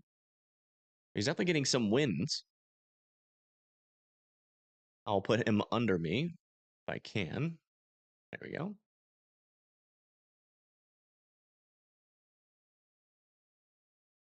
We shall see what ends up transpiring there. How bad will wind be in Virginia? It can get pretty intense. Parts of Virginia are actually in a enhanced risk. Yeah, southeastern Virginia near Virginia Beach are enhanced risk for significant winds of 75 miles per hour and above.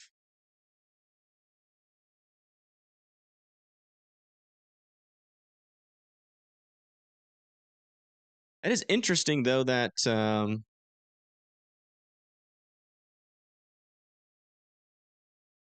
we haven't. The tornado warning never went through my system here. It's still not on my system. Hold on. Let me message somebody about that.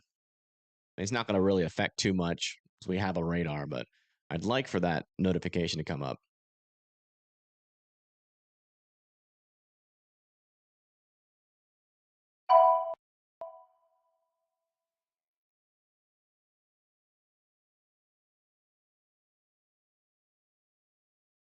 Okay, the severe thunderstorm warning came through. So they extended this severe thunderstorm warning for Bernice and Ruston. If you guys live in Bernice and Ruston, you guys need to be indoors and away from windows. 70-mile-per-hour winds are certainly possible here with this storm.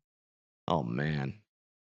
Yeah, we're getting some stronger rotation here associated with this storm. Look at that velocity couplet. Okay, this storm is wrapping up. This could be our first strong tornado of the day. Watch out there in Athens, Louisiana. That is concerning, to say the least. Very concerning rotation. It's a little bit on the weaker end of things, but man, I wish we had our latest reflectivity. Like it's like right on the line of being able to produce a tornado, I will say. That'll be the best way to explain it.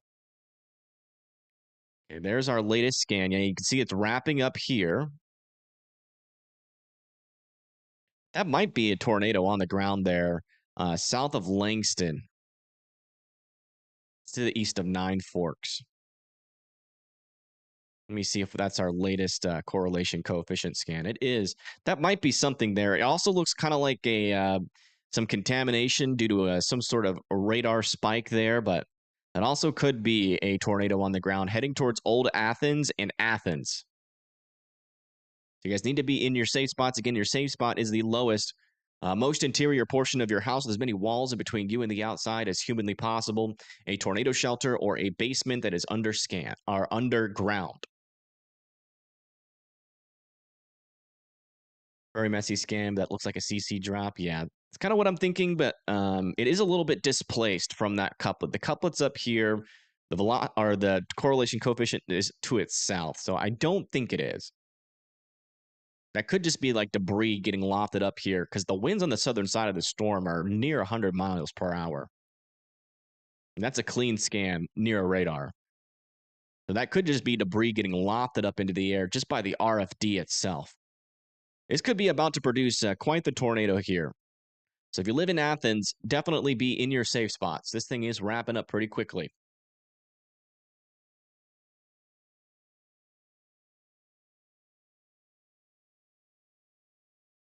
Yeah, it looks like some sort of storm merger happened there.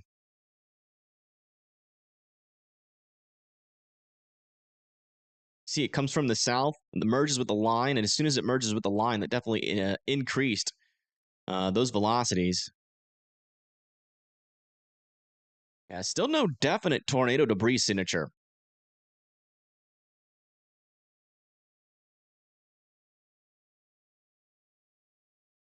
Wait for the latest scan. This is still a pretty concerning rotation, but It might not last for very long, because we're dealing with these QLCS type tornadoes here.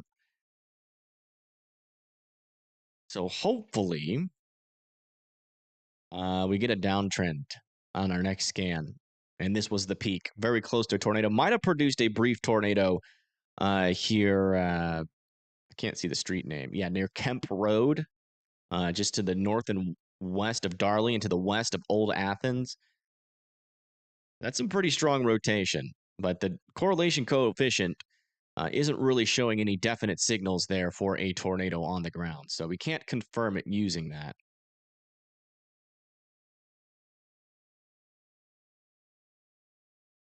El Dorado and Newton safes. Newton still got some time to go there in Texas.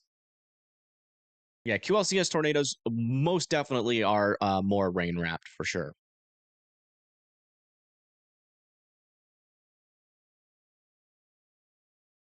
I wouldn't call that a strong hail core, but definitely a decent hail core there on the northern portion of it.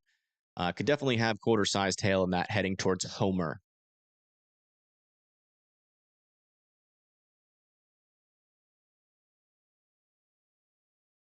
Still waiting for that latest velocity scan to come in. That rotation will be entering into Athens now, according to our reflectivity. So if you live in Athens, continue to be in your safe spots. We don't have our latest velocity scans on the storm, so we don't know what that rotation is doing. I can tell, though, that we might have something showing up here. It's a really, really faded signal. Can't really tell if that's a tornado. It's in the right place to be a tornado, but without our velocities, we can't really confirm it. So I still want Athens to be treating this like this could potentially be on the ground. Marsales and Sugar Creek should also continue to be in their safe spots. But it might have briefly produced, but it really didn't show up on radar too well if it did. Just lost power in Homer. Oh no. Yeah, you might have some hail coming towards you too. Does this mean we gotta watch every little merger with this line? Not every single one. But we definitely gotta keep our eyes on them, that's for sure.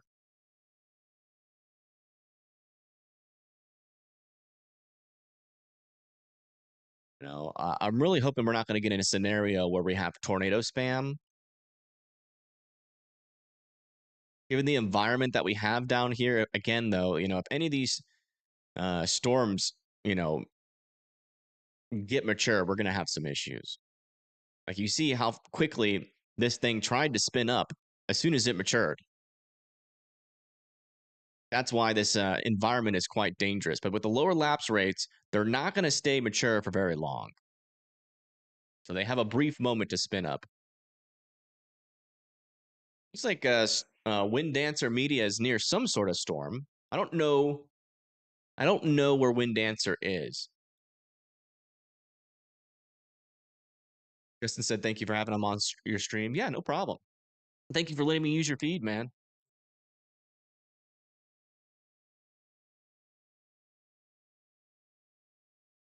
I think he's in a little bit of a bad service zone, so we'll wait until that improves.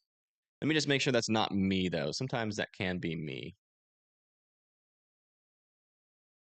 Oh, that's on his end.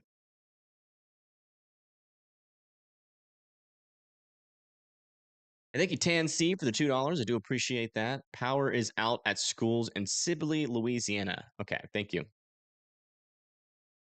Yeah, latest scan looks like that rotation is weakening here pretty quickly.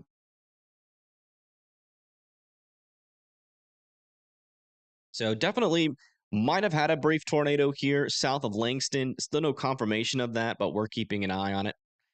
Might be worth listening to scanner radio in that area, just to see if we can get any reports. I'm sure there's some trees down. There are some 100-mile-per-hour winds with that little gust front there. Let me bring up scanner radio. See if we can hear any EMS reports. That would be in this county here. That one.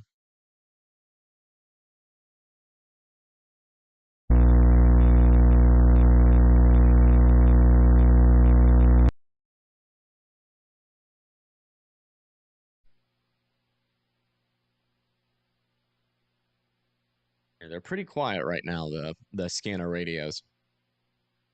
Yeah, latest scan, still a little bit of rotation here near Athens as this continues to push off to the east. Yeah, that looks like it was just a brief and quick escalation there of rotation, and then still some pretty strong winds with the storm, though.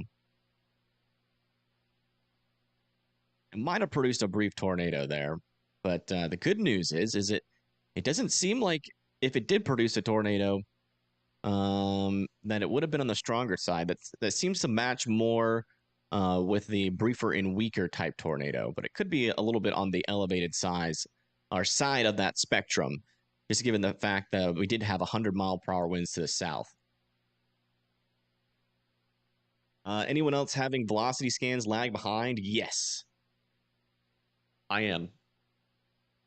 Worthy for Evan to do a refresh? Yeah, we can do a quick refresh, but it's mainly radar Omega. Every single time that we get on these these big storm days, radar Omega always struggles. Okay, latest scan in. Looks like that rotation is getting weaker. I'm going to check to make sure that's not de-aliasing. It's not. Yeah, rotation is dying on this storm as it moves into Marsalis. I still want Marsalis and Sugar Creek to be in your safe spots. Just given the nature of the storm and how fast that rotation got started, I still want you guys to be in your safe spots just in case that escalates again. Couple areas of some broader rotation back over here near Pleasant Hill, worth keeping an eye on there.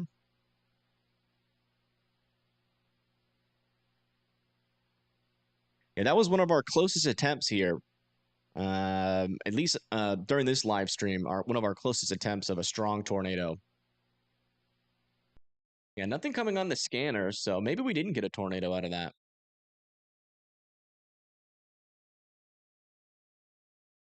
New mesoscale discussion? Let me check that out.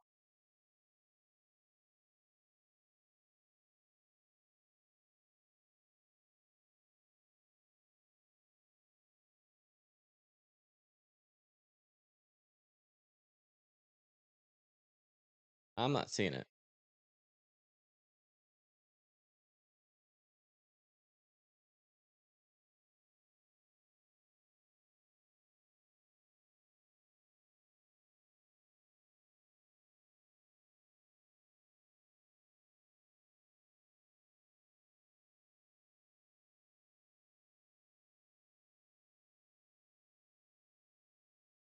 Radar Scope is doing great. Yeah, Radar Scope is probably one of the most reliable radar apps out there if you don't want lagging behind. Yeah, these kinks back here are definitely catching my attention over here near Kushada. Not sure if they're both going to individually try to do something or if that's a little bit of side low, but still keeping an eye on that. Further down to the south, though, our prefrontal storms are just non-existent. So it looks like we're gonna be out of that stronger tornado threat and more longer track tornado threat as long as that keeps like that. But in and along our leading edge of the line here, that's probably where we're going to see all of our tornadic activity. Some of these mergers coming into this line, causing the merger storm itself to kind of mature, and that kind of enhances the flow sometimes around the frontal boundary here, and can cause some surges, which in turn can cause some tornadoes.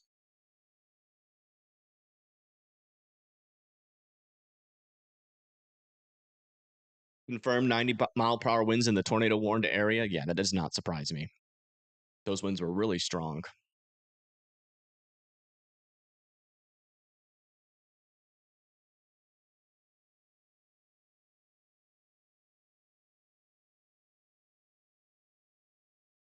Rain in Texas will be over by noon. Still need to go to HEB to grab some instant ramen. Okay. Yeah, I mean, the rain in Texas is almost done for. Over here near Beaumont and Port Arthur, and also near Counts, Syllabes, Bevel.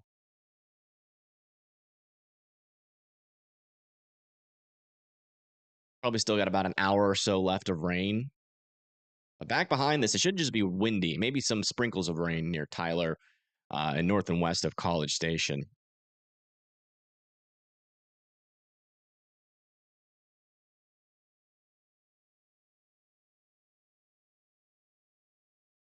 Folks, if this tornado warning is allowed to expire, I do have to use the restroom. So I will be using the restroom after this tornado warning, if it is allowed to expire. One of the things that I'm keeping a close eye on these little kinks here, if we look at our velocities, you see how it like kind of kinks in. We're in the red right there. These can sometimes form into a QLCS tornado threat, so we're still keeping a close eye on that. They are struggling to get organized right now, but that might change.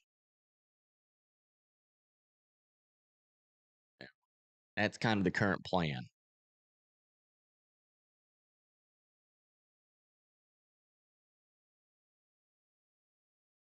Daughter in law school sent pictures from Ada, Oklahoma this morning. Oh my goodness. If you want to, not afraid of color, you could send me some sort of post on Twitter, maybe on X. Looks like the damaging wind and tornado threat will continue through the morning and early afternoon in this region. So that's southern Arkansas into Louisiana. I do think it'll mostly be relegated here to northern Louisiana and central Louisiana. Most likely will stay out of the southern portion of Louisiana if current trends hold. We'll see, though.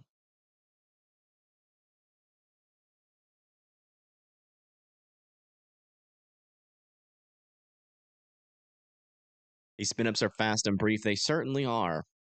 Definitely going to be on top of looking at the radar.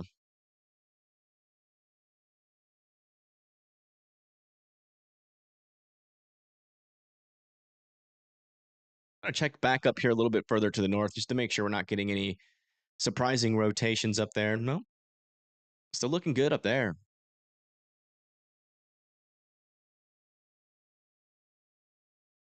Maybe a little bit of rotation trying to develop over here to the west of Jasper, Texas now.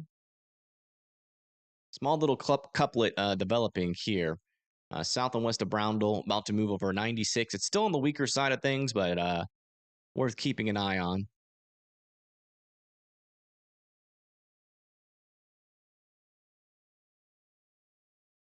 Do I plan to cover tomorrow's severe weather threat? That's kind of the plan, yeah. Oh, I'm on the wrong screen. Sorry. All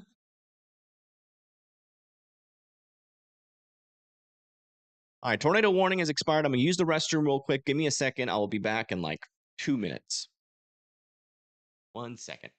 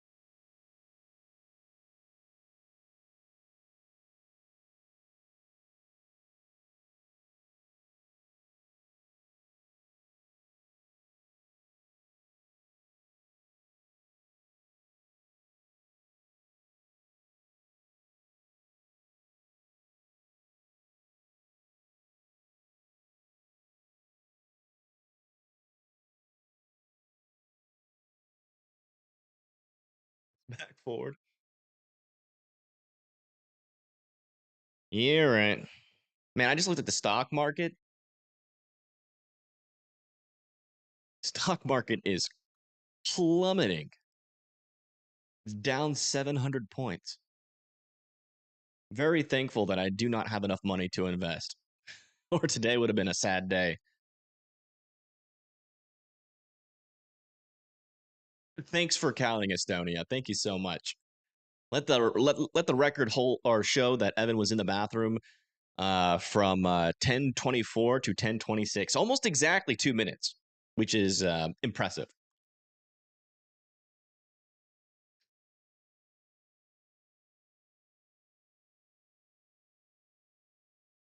My goodness. I went to the bathroom. That guy like whipped out a timer. He's like, "Oh, he said 2 minutes. I gotta make sure. I gotta make sure he's not lying."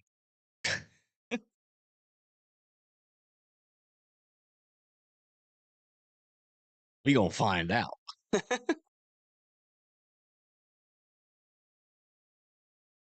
Oh my goodness. And there's still a little bit of rotation here south of Brownville. A lot of little mergers are happening with this storm. I'm starting to wonder if this thing can clear out some of those mergers, if it's going to try to go tornadic down there.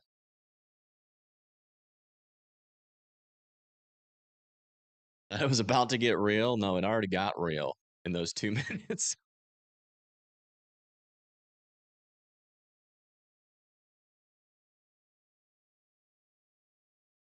Had to flip it back forward.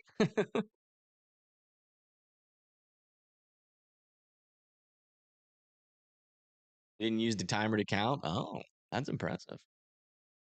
I'm impressed.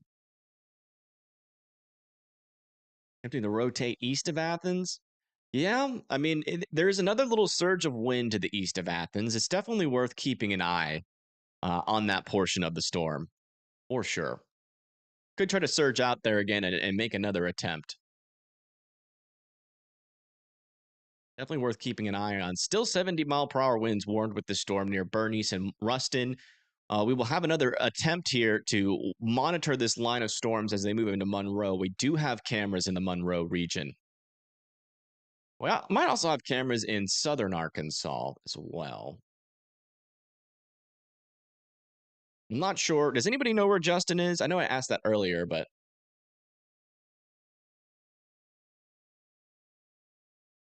instability overperforming? No. Actually, the instability is kind of underperforming right now.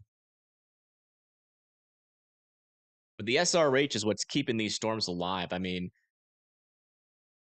0 to 3 kilometer SRH on the southern side of this storm is at 900, which is bonkers.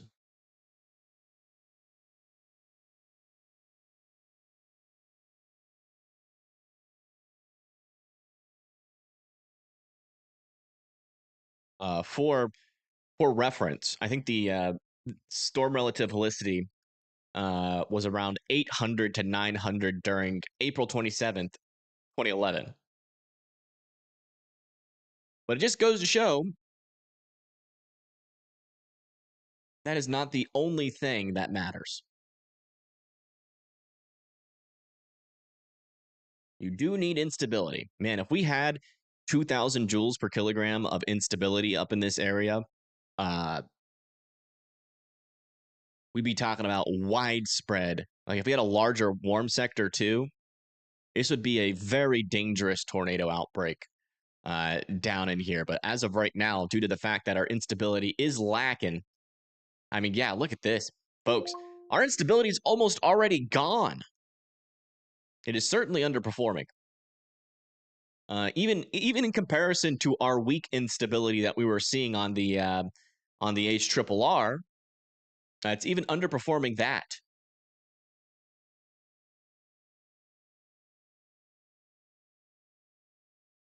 But to be fair, I never had any faith in this tornado threat today. So we'll see. I mean, there's that SRH though is certainly going to add some buoyancy. So we're still going to have that spin up threat, probably all the way into Mississippi and potentially Alabama. But the instability is almost gone. We checked in the mixed layer. Yeah, mixed layer CAPE is also pretty weak. We're sitting around 500 joules per kilogram in the mixed layer, which is still technically enough.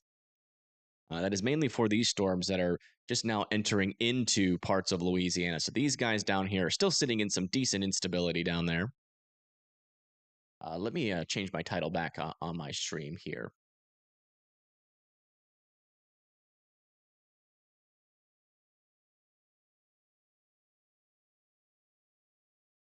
Justin is going to Ruston. Oh, really?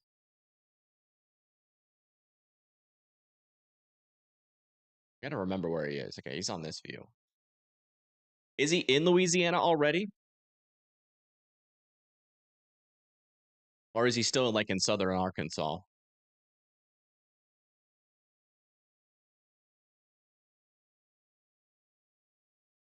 He's in lower level shear still? Absolutely, yeah. I mean, if you have 900 SRH, yeah, we have 60 knots of lower level shear, which is just bonkers.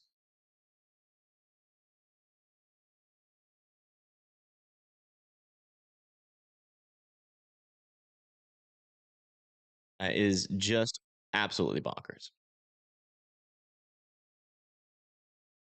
But yeah, that just you need the instability. But I still think we still have a threat for strong tornadoes, in my opinion. It's just not going to be like a tornado outbreak, like in like a strong tornado outbreak, until we can maybe see some of that instability try to get a little bit better. But it is actually getting just worse and worse. The instability, we're not seeing it improve at all. New day one. Let me see. Yeah, new day one. Risk here. Still got a 10% chance for tornadoes. So yeah, as long as that storm relative helicity is still in the area, then we're still gonna have that chance for some brief and stronger spin ups. And in fact, we are starting to get a little bit of a couplet down here south of Hemp Hill. It'll be worth keeping an eye on that. But it's not going to be like rapid fire, at least for the time being.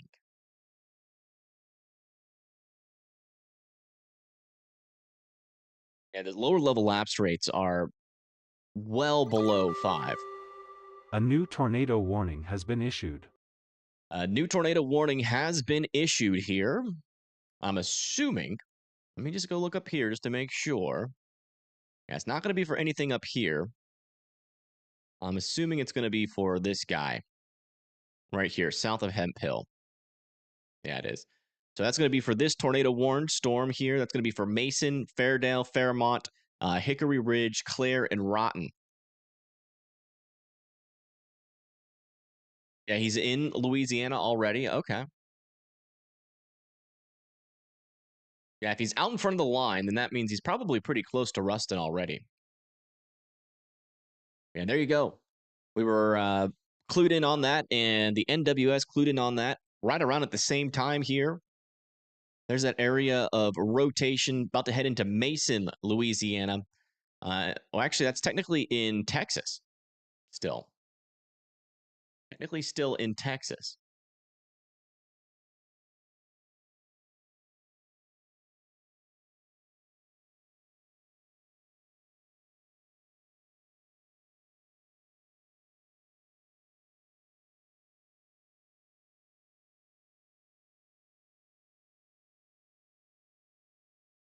So waiting on that latest scan to come in. I think this radar should update faster than that one up to the north, hopefully.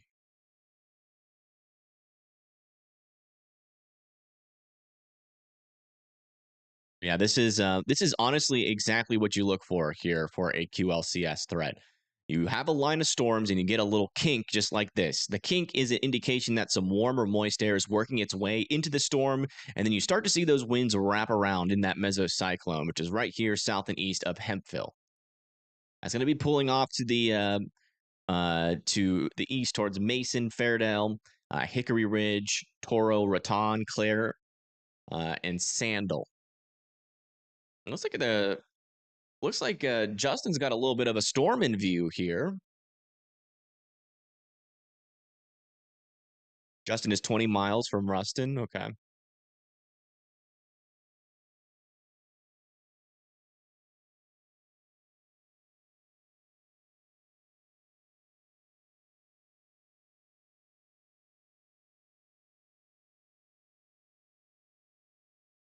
He is the only storm chaser that I know of that's going to be down here in this area. All my other chasers gave up on this storm. Looks like that line might catch him. It's trying to catch him. I would tell him as soon as he gets to Ruston, if he wants to chase this storm, he needs to immediately go down I-20 towards Monroe if he wants to stay ahead of it. But if he's just going down just to experience the line of storms once, then Ruston's a good little split space to hang out for that.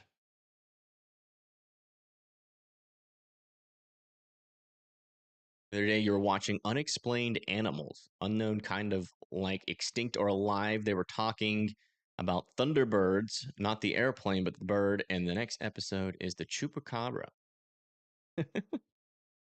All right. Thank you. All right. Latest scan just came in. It's still trying to wrap up. No debris ball just yet. We don't have our latest debris scan yet, but right in that area, there's our area of rotation, still tracking off to the east, still a little bit on the weaker side of things. But it is trying to surge out there for a little bit, but it looks like we got a merger mess about to make it up its way up into this storm. So it might have had a brief moment of intensification there because it had a little bit of a clear air for just a tiny bit, and then it immediately tried to wrap up. But then now we got another little merger to its south. So I'm wondering if that is going to affect the storm. Also, a little bit of broad circulation up here south of Pleasant Hill. So we just got a new severe thunderstorm warning for 60-mile-per-hour winds for Winfield and Natchitoches.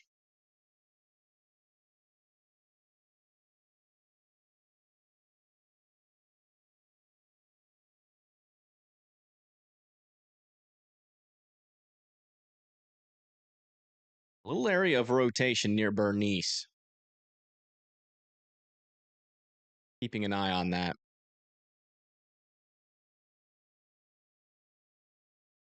Not very strong rotation, but that might get a tornado warning here near Bernice.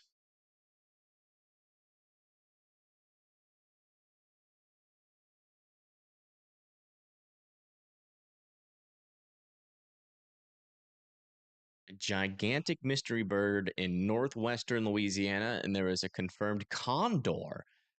Really? Yeah, condors are massive birds. You know, if I had to guess, I would assume Wind Dancer Media, Justin, is near that area of circulation near Bernice, since he's in some heavier rain.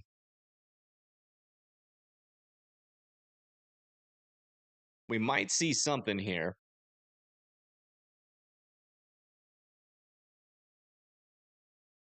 What time in Pearl River, Louisiana? I'm not sure where Pearl River is. Let me check. Pearl River.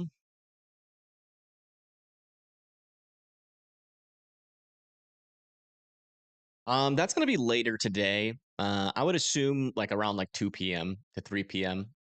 Maybe a little bit later than that, just depending on how fast our line starts to move here.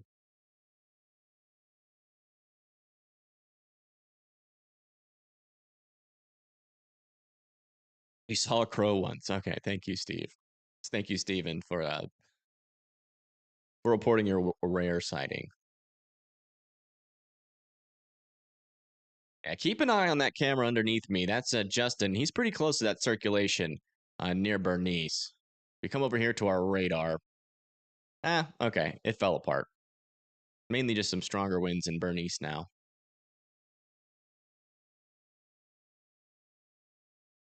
Yeah, as soon as Justin hits Ruston, he should go towards Monroe. Still some 70-mile-per-hour winds with that. Oh, you can actually see what appears to be the leading edge of one of these storms here. Look at that. We're actually starting to see some storm clouds.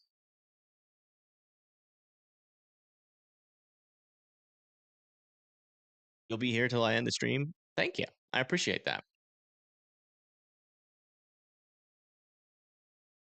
It is one benefit of being a subscriber to this channel. is that, oh, wow. Yeah, it's clearing up a little bit around him, too. Look at that. Is that, with a little bit less viewers, we can answer more questions, but hopefully that stays like that forever.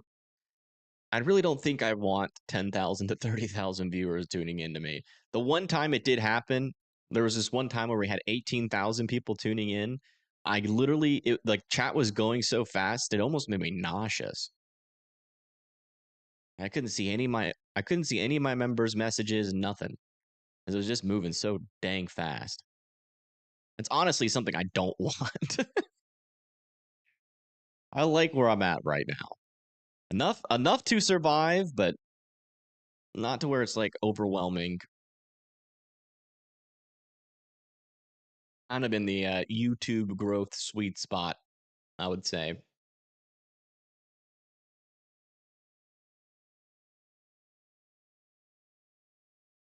Should tornadoes form more at early afternoon? They could, but it doesn't really seem like the early afternoon is going to increase our instability too much. So we still got some question marks there. I think it's going to kind of be like what it is right now. Just every now and then we get a tornado warning. It's going to be like that for a little while until we see some changes here in our environment.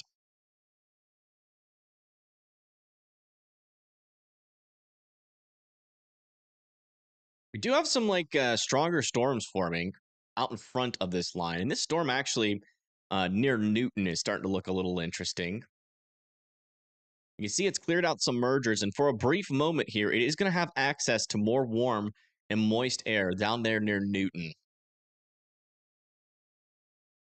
Might have to keep an eye on that storm later.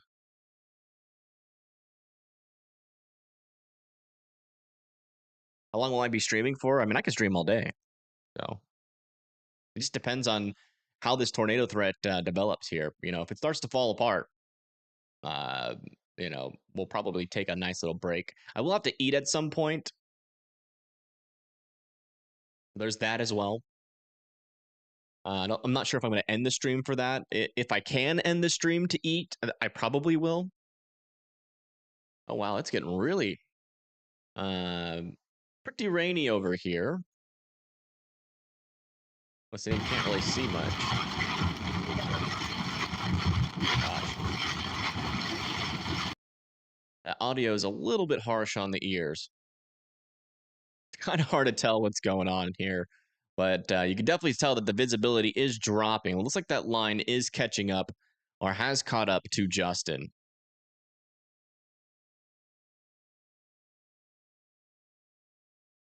Visibility is very low, so the winds are probably a little bit intense there. It looks like he's probably near Dubosh, if I had to guess. Not to make it into Ruston. He can still technically get out in front of these storms. The storms are moving to the east at around 45 miles per hour. So he can definitely try to get out in front of it if he wanted to. Actually, they're moving east at 35 miles per hour now, so you want to check back in with our velocities up here. Still looking good. Still looking decent. We got some damage reports out of Shreveport. Trees down near Shreveport Hilton on North Spring Street.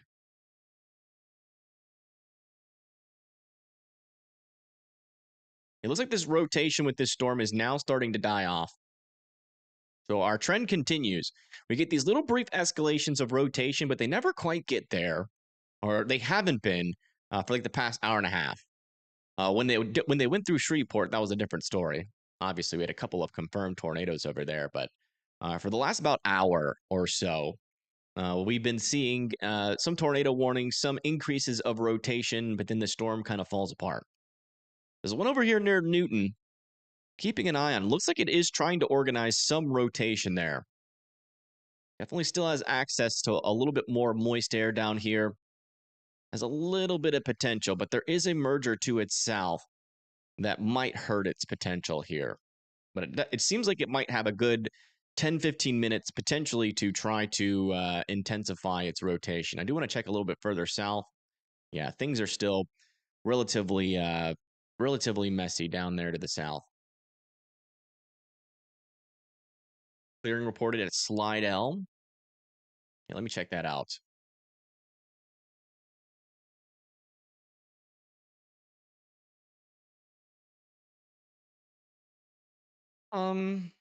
Yeah, there is a little bit of clearing, but you can see the clouds are really building in. That clearing's not going to really do too much. As there's just this wall of clouds that are out in front of this main line. That sunlight is coming in. It's trying to warm the surface, but it's getting reflected back out to space.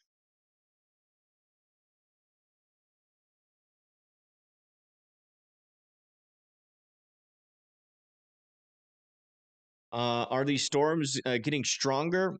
Haven't seen much evidence of that.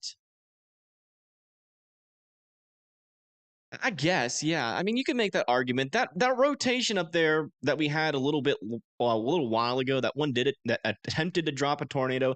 That was actually one of our stronger couplets that we've seen today. So yeah, I would say that our strong tornado risk is a little bit more elevated than it was earlier.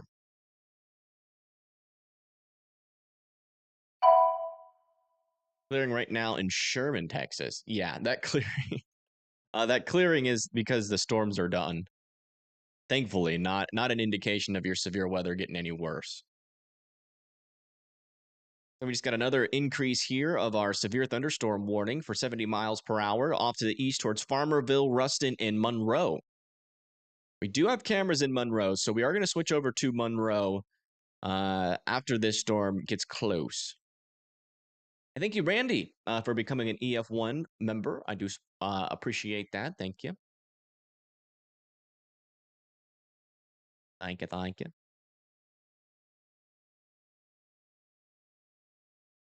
Storm is trying to get more organized. It's trying.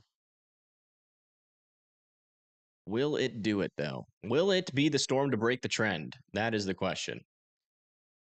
Looking like the storm is changing course? Not really. It's going still in this. It's going to be generally going in the same direction pretty much the entire day. You love it here? Well, I'm glad.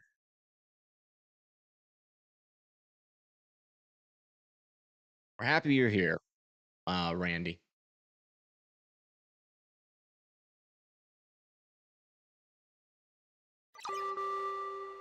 A new tornado warning has been issued.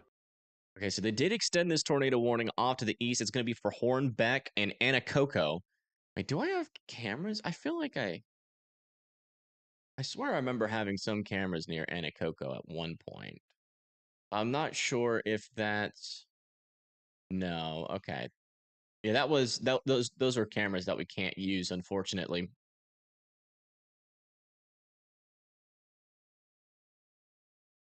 Yeah, they did extend this tornado warning. We still have some subtle areas of rotation over here. So Hornbeck and Anacoco need to be in their safe spots, but this rotation is now officially in the Louisiana area.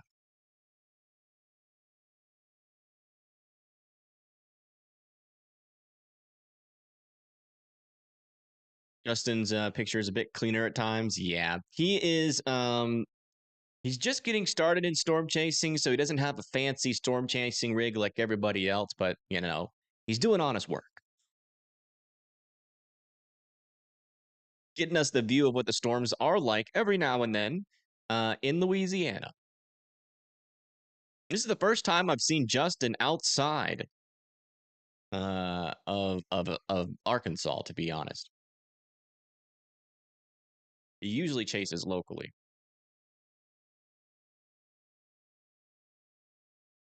Gonna be badly rain wrapped? Yeah.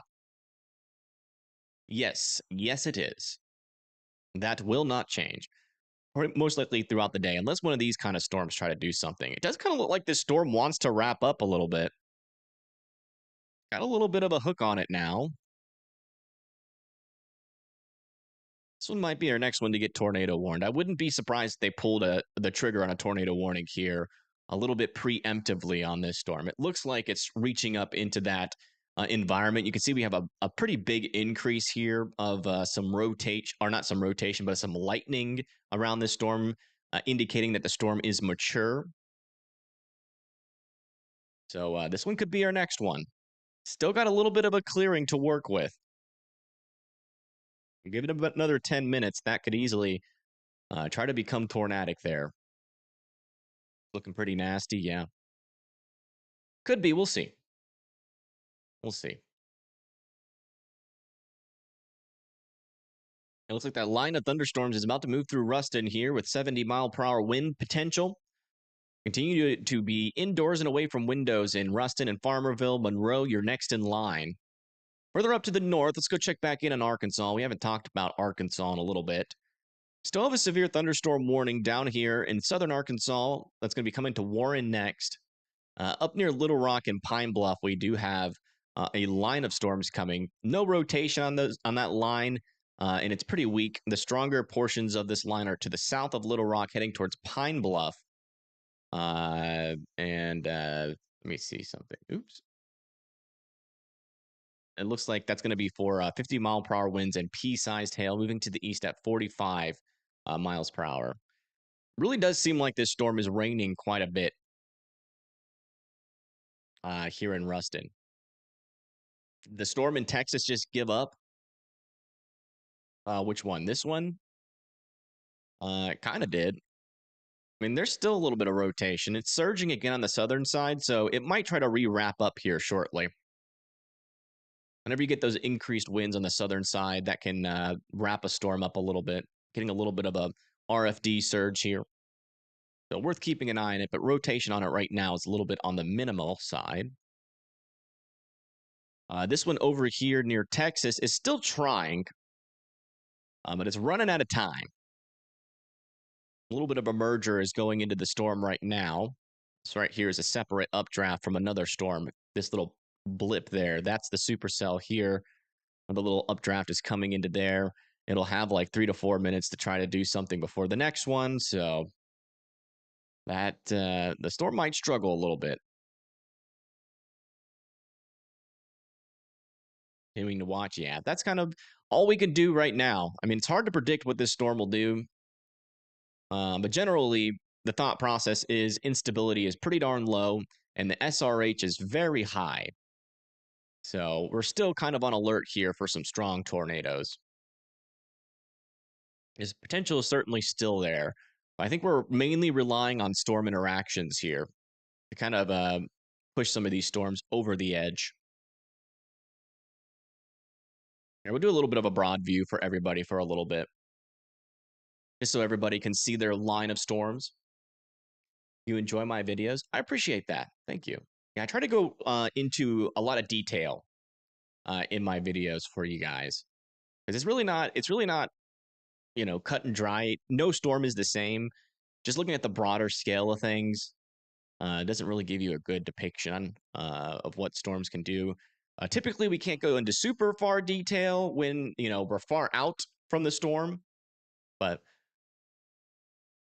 yeah, I think the forecast is going pretty well right now. I had very little faith, and I continue to have very little faith in our southern mode here, which is our most intense mode. So, but I think it's still worth watching, especially given our elevated SRH values. We get just literally any storm that can mature in this environment, it'll put down quite the strong tornado. So, still worth watching for sure, and worth being aware. It's a lot of red and heavy rain. Yeah. You know, our main threat with this line of storms right now is those damaging winds. Our strongest winds, you can tell, are over here in this Boeing segment, and that is pushing into Monroe here shortly with considerable damage threat. 70-mile-per-hour winds are possible. Line will move through Little Rock. Yeah, it'll move through Little Rock probably within the next 10 to 20 minutes.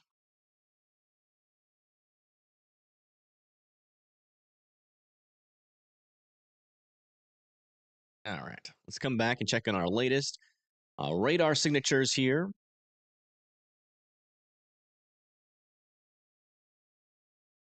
The storm's still trying back over here. Latest velocity scan still relatively on the weaker side of things. Same thing up here. Still have a surge on the southern side, but that is not enough to spin up a tornado yet near Hornbeck, but I still want Hornbeck to be in their safe spots and Anacoco. Man, look how much this A new tornado warning has been issued. look how much this rain is wrapping around in this area. Not sure if that's a merger making it look like that or if that's oh, there we go. So the storm we've been watching for quite a while now has now been tornado warned. No real big changes. We do have a little bit of rotation trying to form. They're on the leading edge. It's not very strong yet, but again, we do have a little bit of time here where this storm can intensify. So it's going to be for A new Leesville tornado and warning has been Simpson. issued. Need to be in their safe spots. Another new tornado warning.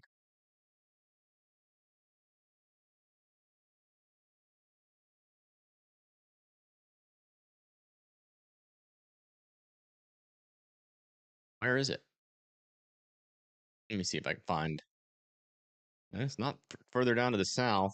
I wonder if that was just a duplicate of this one. Check up here near Monroe. Yeah, it wouldn't be up there.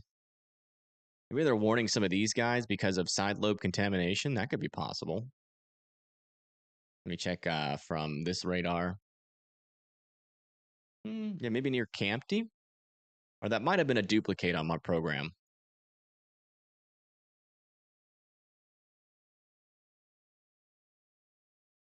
Notice these lines of storms have historically weakened as they move east. Yeah, I mean, the one thing that's been for sure is that our instability is getting lower and lower throughout the day instead of strengthening, which is kind of opposite of what usually happens. But just given the type of storm that this is, it's kind of fitting the build of what we expected. I will say the instability is a tad bit lower than I expected by this point. Man, Justin is going through it, man. You can barely see anything from his camera.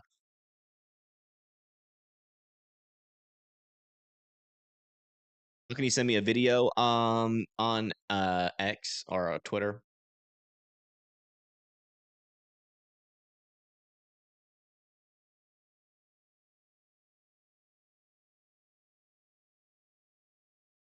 Watching satellite and notice that what looks like a possible surging motion. Let me see if I can see that.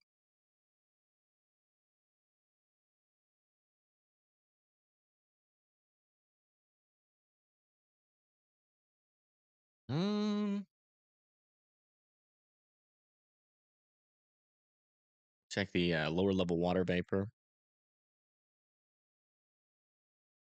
Yeah, I mean, we're getting a little bit more cooling near the surface near these storms. Some spreading out of that moisture. Still relatively dry down here, though, but you can definitely tell some storms are trying to build up there near Beaumont.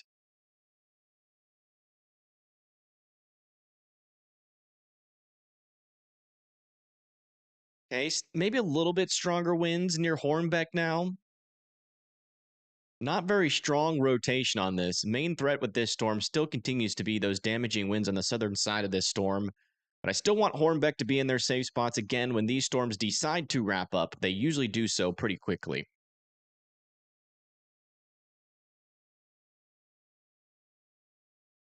It's hitting Farmerville now.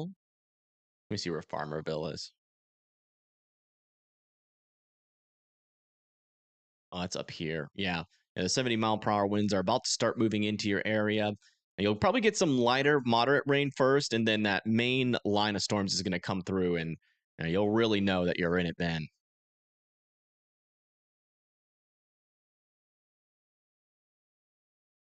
I mean, when you look at like the shape of these storms, you could really tell what the environment is like. I mean, that looks like probably pretty similar to some of our photographs in this area. But they are struggling to get that rotation down to the surface.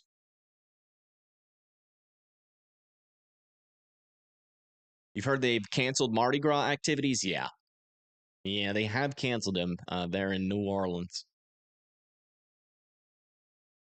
Which is good. I mean, you don't want people, even in like just thunderstorms, you don't want people outside. Don't want to encourage that.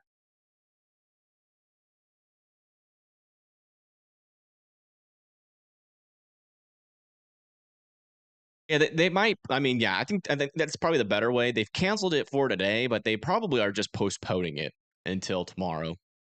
Will definitely be nicer.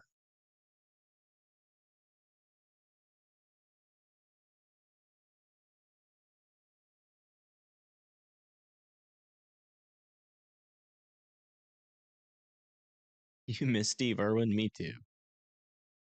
I loved Steve Irwin. I literally cried. I was so young when he died, but I literally cried when he died. It was a sad moment in animal learning history. Blizzard warnings in effect from Manhattan and Kansas City to Rochester. Yeah, yeah. Further up to the north. Yeah, we talked about that a little bit earlier. Eventually, we are going to see this storm really start to. Looks like those blizzard conditions are moving into Nebraska, going down into Kansas, and eventually those are going to move into and probably be its strongest over here into western Iowa if forecasts hold. Let me see what our power outage situation is looking like now. You know, honestly, the wind might be underperforming a little bit on the backside of the storm. 27,000 people without power in Oklahoma, 13,000 without power in Louisiana, 372,000 people without power in Texas. Looks like Justin's got a clearer view again. Do we have any updates on Justin's location?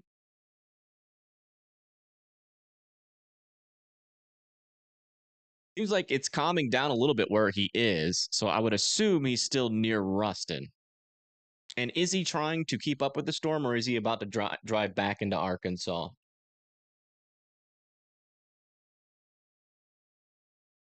I will say the longer it takes him to get down to Ruston, probably the lower chance he'll have to keep up with the storm. He'd probably have to keep up with the storm all the way into Mississippi if he wanted to get out in front of these storms again. Earlier this morning, yeah, it was over 400,000. It was pretty intense.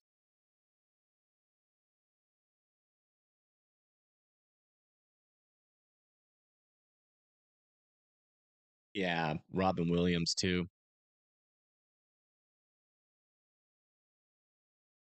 And you can really tell, man. Like there is like humbleness. Like it's pretty easy to tell, but when you can really just tell, like when somebody is a very genuine human being, and like Robin Williams, and Steve Irwin, even in the limelight, right? They still kept that humbleness. Was sad. Robin Williams was also a sad one. Yeah, it seems like this storm to the south is still continuing to struggle here. Those mergers do seem to be helping the folks of Leesville and Rose Pine more than hurting them, keeping the storm a little bit weaker still. One further up to the north still has some pretty strong winds on the southern side, but it is still not successfully wrapping up here. You can still see that gray line in between our red and our blue here. So it's still not tightening up quite yet. No debris signature on either one of these storms either.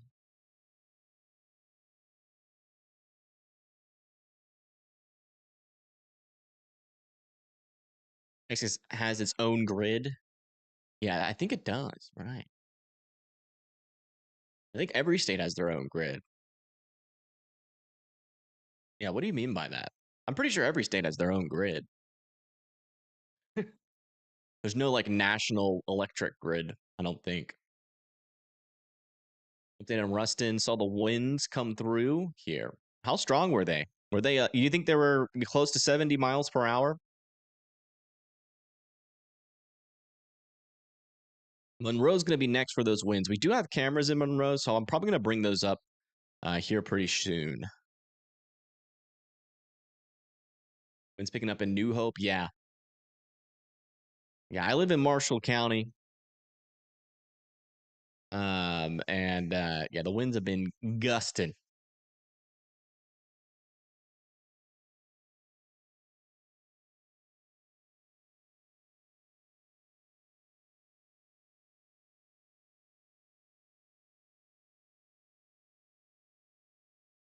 Honestly, the least concerning thing about the NWS firings is the forecast. To be honest, like if you're ranking priorities, I would say it's the radar. We need that. The weather models. We need that. The research. We need that. Um, the accuracy of forecasts is always going to vary between every meteorologist and weatherman out there, mainly because models just in general are sometimes more accurate and sometimes they're not. That's honestly the least concerning thing. I'm more worried about losing the ability to watch and see storms coming. But yeah, I do agree. But that's the thing, like we're not saying, I mean, this storm is technically performing exactly as forecasted. I mean, it's going pretty well here to what the HRRR was saying. I will say the instability is a little bit lower than what we were expecting, but if you've been watching my forecasts, this was looking like it was going to underperform since about 3 days ago, and that trend has continued all the way into today, and now real time seeing it. It is still not. We still haven't really seen any,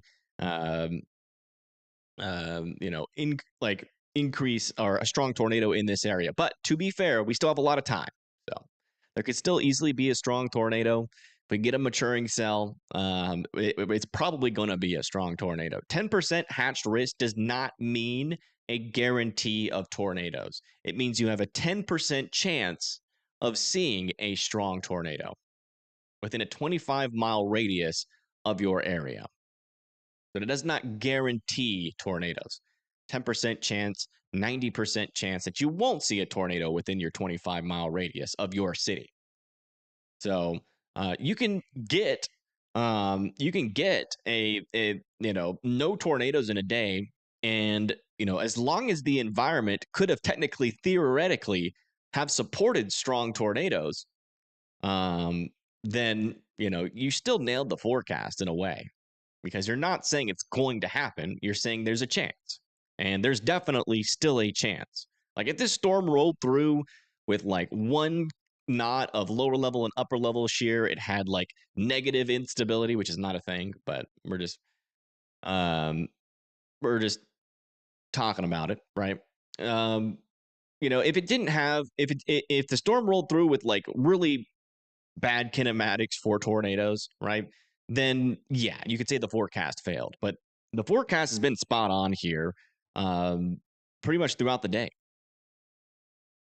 These storms are struggling. We're not going to see, a tornado or a tornado spam most likely with a lot of these storms, just given the fact that it's more linear. It's still possible, but it's not. I feel like we're going to be, if we do get strong tornadoes today, it's going to be like one or two, kind of all close together, and then after that, it's going to be kind of calm.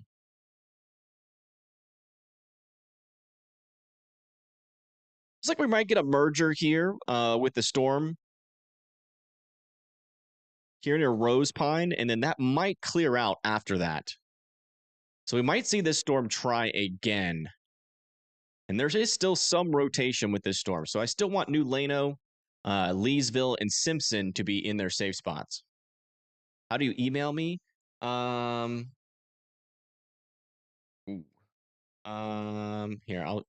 you can email me here.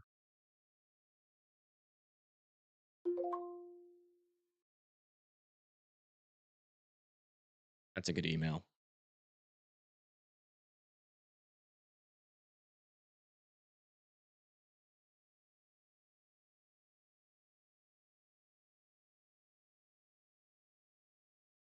No, I understand patches. I understand. I'm just saying, I'm not saying that it's not important, obviously. I'm just saying, like, in terms of what the defunding in the NWS can do, that is like fourth place in my mind, because it doesn't matter how good or what their college degree is. If they have like a master's plus degree in meteorology, if they don't have the weather radar, if they don't have the weather models, they're not going to be able to forecast accurately. Is the point I'm trying to make. That's why weather models and radar and balloons and research is more important than the forecast because you cannot have a forecast without those first. Justin is going to Monroe. Okay. So Justin might get out in front of the storms. We'll see.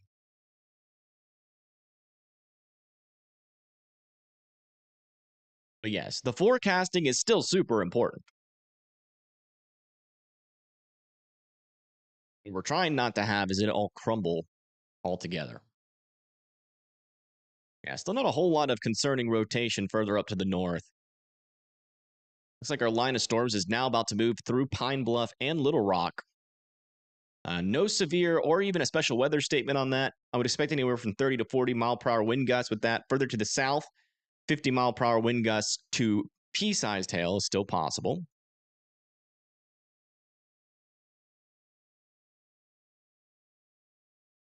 I wish there would be rotation near the woodlands. No, you don't. Trust me. You don't want rotation on a day like this.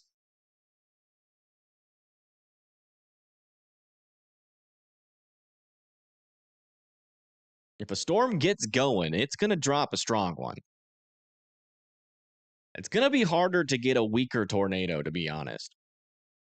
Because once it passes that threshold, I guess if it's only there for a brief moment, yeah. Our latest velocities still haven't really changed too much. Still a little bit of rotation here. About to move into New Lano and Leesville. Still keeping an eye on this storm. Our one to the north, that southern surge of this line has kind of calmed down. Still some broad circulation, so the chances of this producing are now a little bit lower.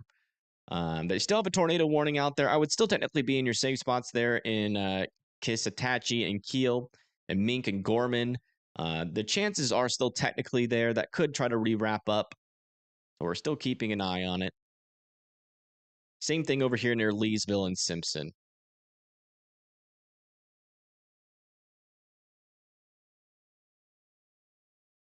Am I going live tomorrow? Probably.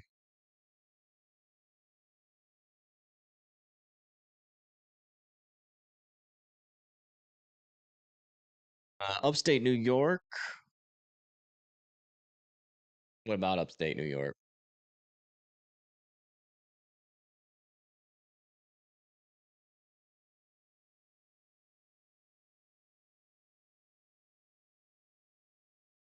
Check a little bit further down to the south again and check in on these storms.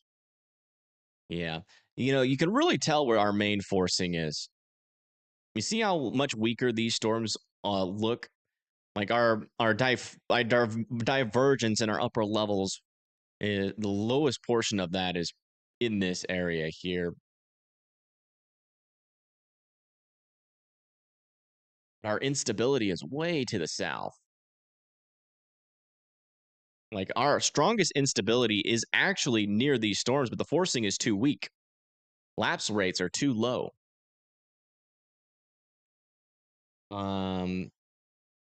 Forcing is stronger further up to the north, but our instability is too weak. Lapse rates still low. Forcing is strong enough to overcome those lapse rates near the cold front. Or I guess it's not a cold front anymore. This is technically a dry line now.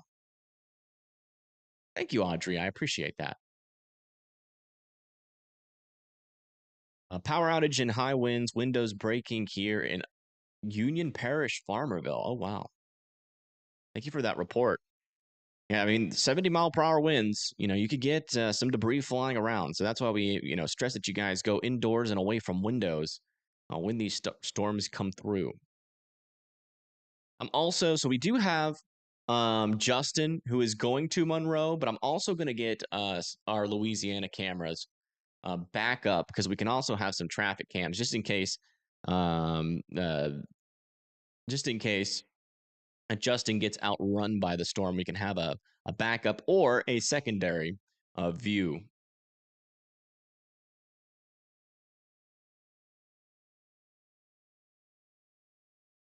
Ooh, this is a good camera.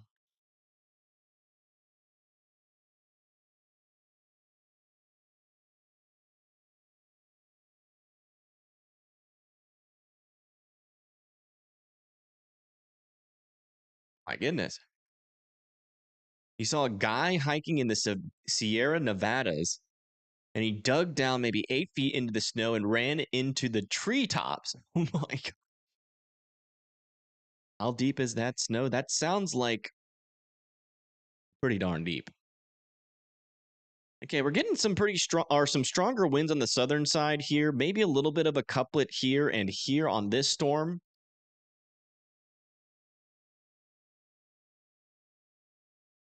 You're kind of in some weird. Well, actually, yeah, we don't have our latest reflectivity scan yet. We do have a couple areas of rotation developing on the southern side of this little boundary here. So still want New Lano and Leesville and Simpson to be in their safe spots. The storm up to the north is still struggling as of right now. You can see after that merger, we are getting this storm surge again. So we're back in the clear air, or more rain-free air, which means there's locally higher instability here that will entrain into the inflow of the storm. We're probably going to see this storm try to become tornadic yet again. It tried a little bit earlier, failed because a merger went in, and it probably has a good, probably around like 5 to 10 minutes to try to do so again as it clears out around this storm. I thank you, Jinxie, for the 10. I do appreciate that. How's Missouri going to be? I'm in St. Louis. It's going to be windy up there. Could also potentially see some snowflakes. But yeah, in terms of severe weather, we're really not expecting much. Just some, light rain and thunder could be possible there. Do want to check in on our cold core stuff, see if that's getting started yet. Not yet. But thank you so much for the $10. Kentucky's going to get some wind. And that's pretty much it. Maybe some thunder and lightning.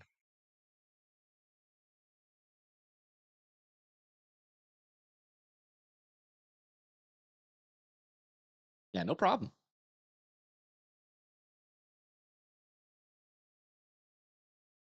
Bring on the blizzard. I'm not sure if it's going to get blizzardy there in St. Louis, but you'll definitely have some, 30 to 40 mile per hour wind gusts.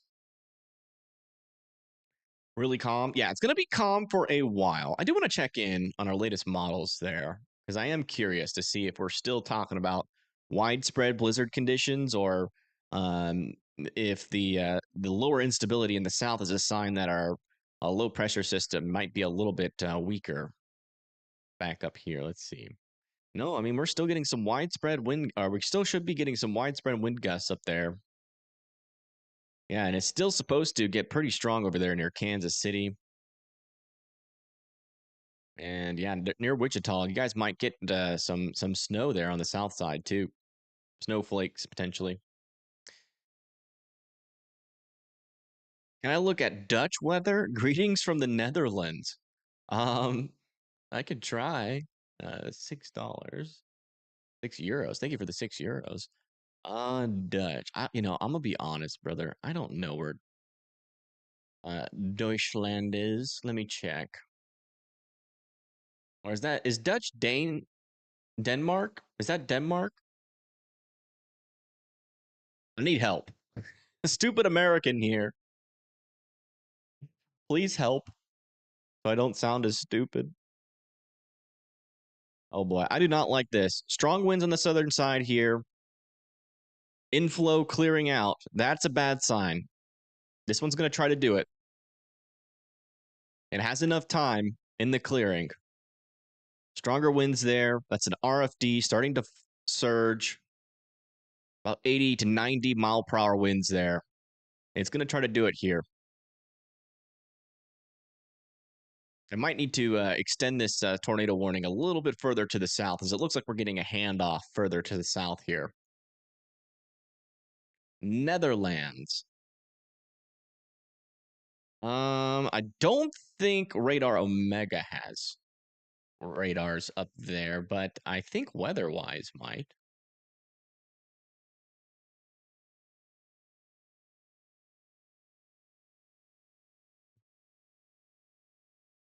I'm definitely not Googling where the Netherlands are.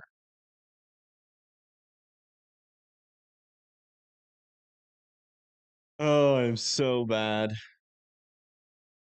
Netherlands. Oh, that's like where Amsterdam is. Okay. You guys have all those stuff over there. All right. Weather-wise, we do have radars.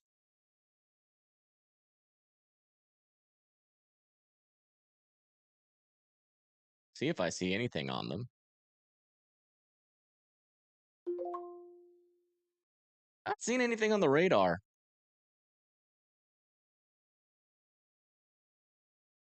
think that's the Netherlands.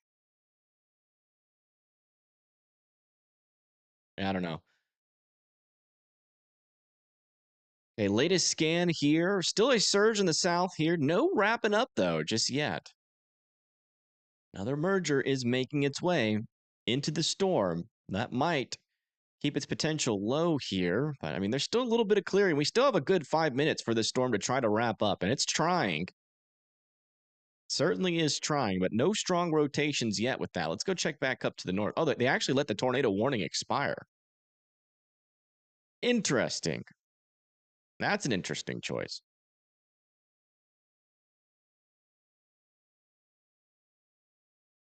Fair enough.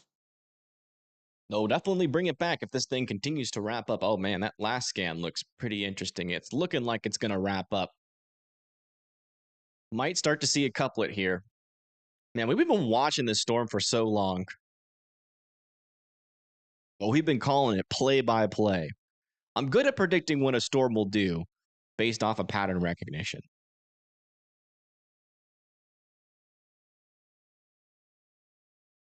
One of my favorite things to try to figure out while live or while not live, just watching storms, seeing where the patterns.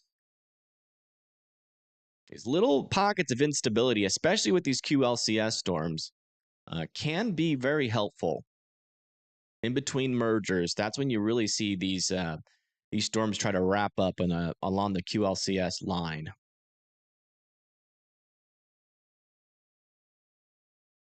It's looking dangerous, but I'm wondering if that's an outflow boundary, if there's rotation actually starting to develop here. But yeah, I mean that's a hook echo with a pretty intense. Oh, Red Adair's live. We've got another chaser. Let's go.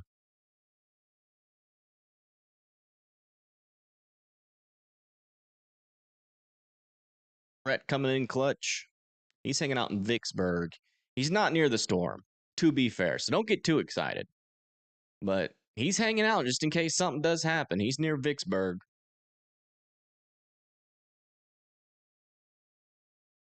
Our scope is showing a bit more rotation. Okay. Let me see if Radar Mega's caught up. Yep. Right there, a little couplet is trying to develop. Yeah, that's going to be for this storm. A new tornado warning has been issued.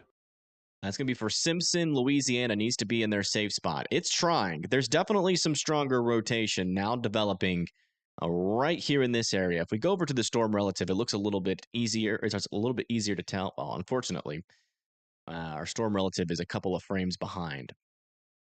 Yeah, the storm is definitely trying as it pushes off to the north and east. Definitely want Simpson to be in their safe spots.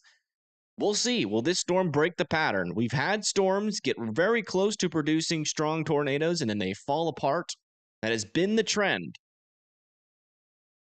So will this one be any different? It's still got a little bit of time, but a merger is working its way in there right now, so that might force the storm to occlude, which would kill off that rotation. RFD is definitely surging, though. So we shall see some stronger winds regardless of what this storm is. 70 to 80 mile per hour winds near the surface there for sure. Because we're really close to that radar.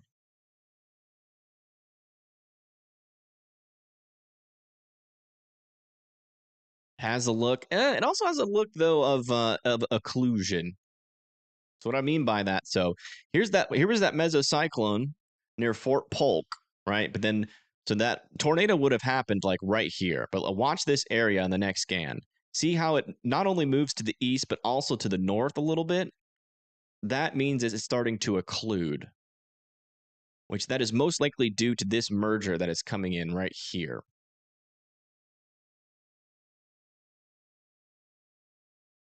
That might disrupt it, yeah. Latest scan, a little bit weaker rotation, which is not overly surprising. Oh, weaker rotation, but strong enough to produce a tornado. It actually put one down. Folks, we have a tornado on the ground here.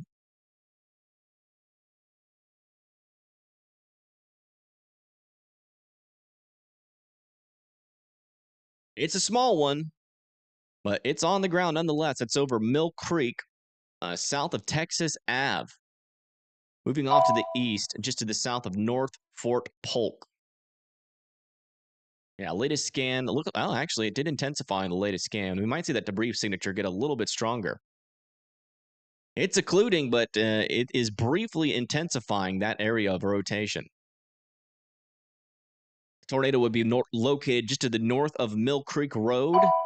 That is going to continue off to the north and east towards Mayo, Hicks, and LeCamp.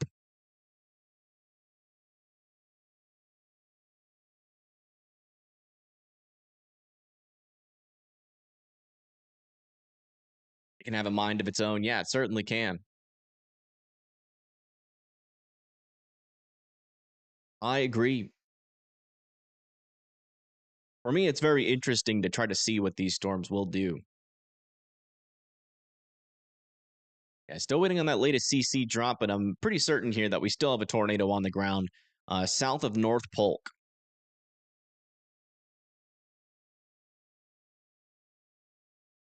We want to check weather-wise just to double check what's happening on here. Yeah, there's still a debris signature with this storm, according to weather-wise.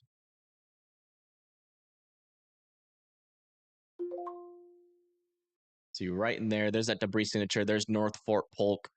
There's that velocity signature. So we still have a tornado on the ground here south of North Polk.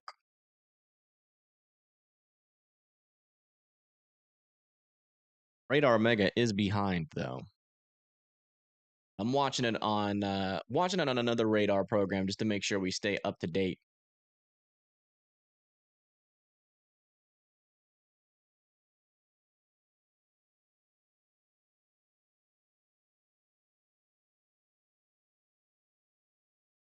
Yeah, the tornadic debris signature is now actually a little bit further to the east now, just to the north of Mill Creek Road still. There's North Fort Polk. Why is it doing that? There we go. Sorry. Wait, that's actually pretty cool. We can have like weather-wise up here just to double check things.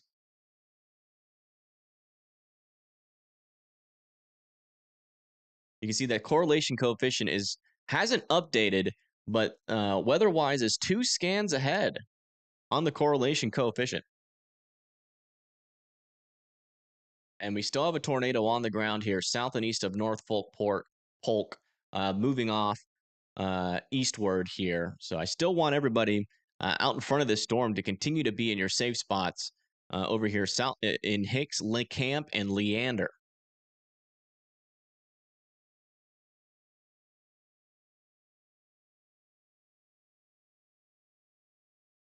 Make this a little bit bigger. Hopefully Radar Omega can catch up here. But for now, our most up-to-date radar is weather-wise by quite a bit.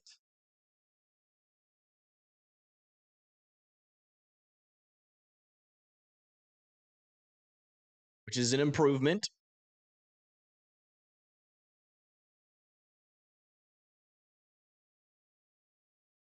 All right, finally got our latest Radar Omega scan in, and it looks like it's lifted. Wow. And look at this. It loaded in the last scan at the same time. And it's completely missed a scan, actually. There was another scan in here that it completely missed. This doesn't exist on Radar Omega. Oh,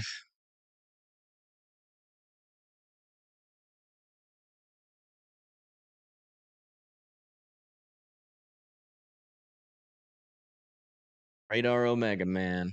It is an interesting app.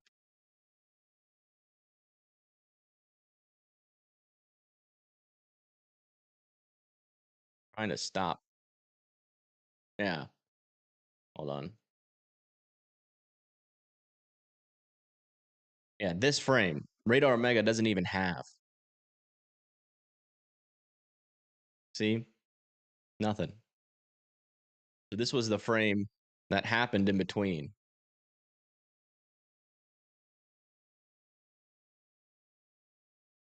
Otherwise, hasn't.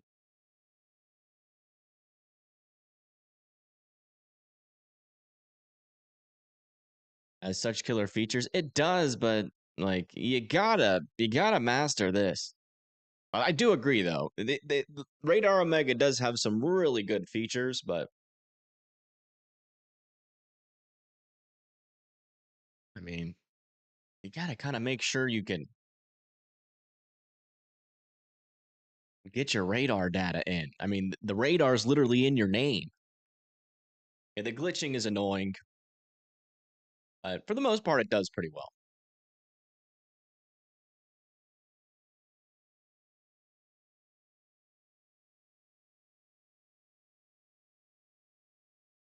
But I do believe this tornado has lifted, but we're watching to see if it's going to reorganize. It's going over the radar site right now, so we're going to kind of lose sight of this storm. But I still want LeCamp and Leander to still be in their safe spots. Justin is finally getting out of some of these heavier precipitation here.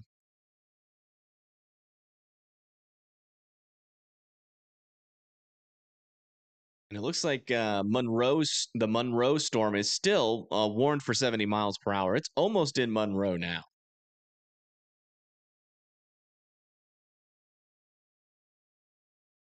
Attic radar? No, I think WeatherWise is probably the best free radar.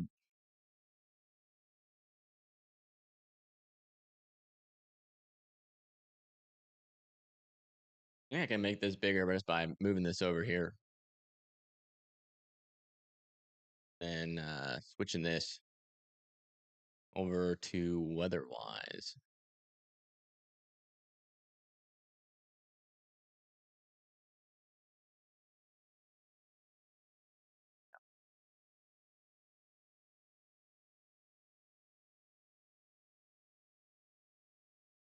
Might use WeatherWise for a little bit. They might have earned my trust again.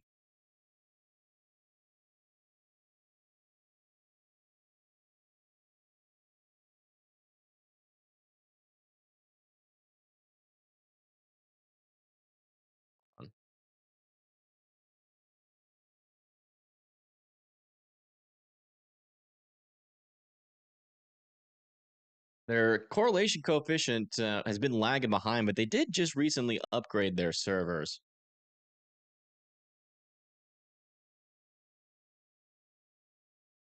Second here, folks. Trying to get this lined up appropriately. We'll switch back and forth just so we have the both vantage points here.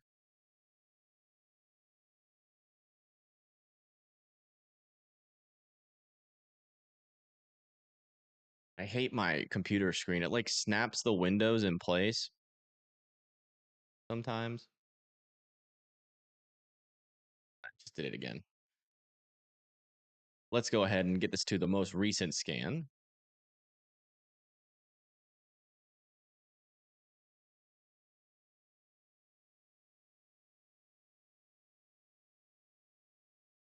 Which radar do you guys like the view better? Do you guys like the way that WeatherWise looks more, or do you like the way that Radar Omega looks more?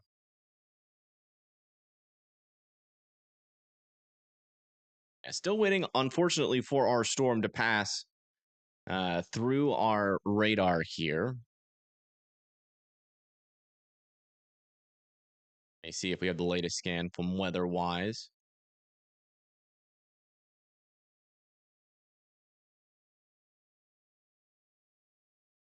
Not yet. Still underneath the radar as well on WeatherWise. You don't like Radar Mega's color tables? Well, you can customize them.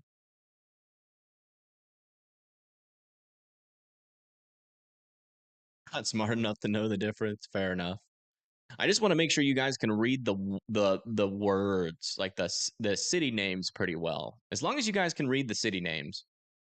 The main thing that's different is like the color tables. You can't control them on WeatherWise, but they have their own pretty decent color tables on it. A little bit hard though to see the tornado warnings, I will say. Definitely got to like increase the polygon size for that. Oh, we do have cameras in Alexandria, by the way.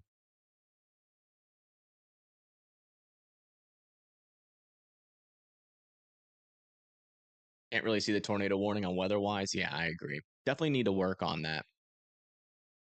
You can definitely see it a lot better here on Radar Omega.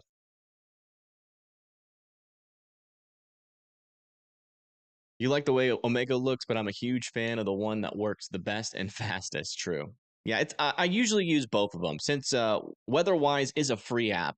You know, I can always have that in the background, just in case we start noticing Radar Omega really starting to fall behind in performance, which can happen. It's good to have WeatherWise as a backup. Leesville had a view of it. Yeah, unfortunately, we can't use the has cams yet. I talked to the owner of has cams, but yeah, we cannot use the has cams like these guys. Now, there's another has cam over here near Alexandria. Can't use that one. But we do have some traffic cams in Alexandria.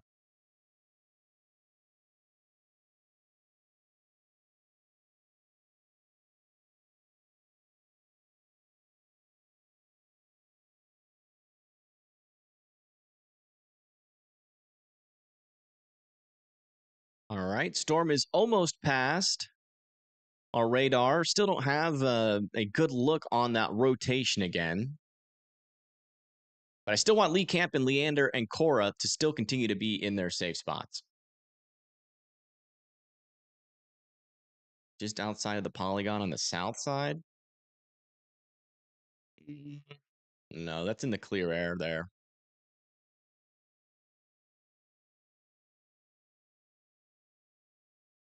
You think potential for a tornado still exists if it surges out again and gets a merger? It's not really the merger. It's more clearing out the mergers. So the mergers have been a little bit of a problem. So a little bit outflow dominated right now, the best I can tell, but there could still be a little bit of a couplet in there we just can't see.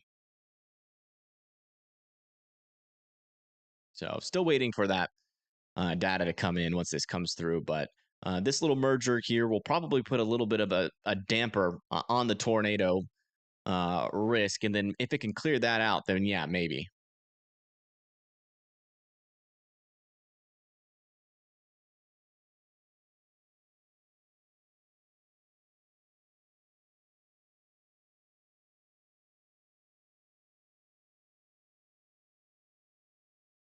Oh yeah, the Great Radar Crash. I remember that. Yeah, there was a time when we were live up near St. Louis. Like all the radar stopped working. It was weird. Why aren't your colors matching yours on WeatherWise? Yeah, you can customize your colors on WeatherWise too. I had the same color, same color tables. As you can tell, there's not really a big difference between them. Oh, is WeatherWise? WeatherWise is ahead of Radar Omega again. Look at that. Dang. WeatherWise is doing real good today. It looks like that rotation is a little bit weaker. Still kind of hard to tell, though. There might be something buried in there that we just can't see.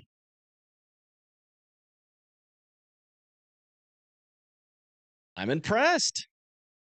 Not only is weather-wise getting the scans in faster, but it's also getting all the scans in at the same time. Yeah, the CC's behind here on Radar Omega, and it has caught up, though, on Radar Omega, to be fair.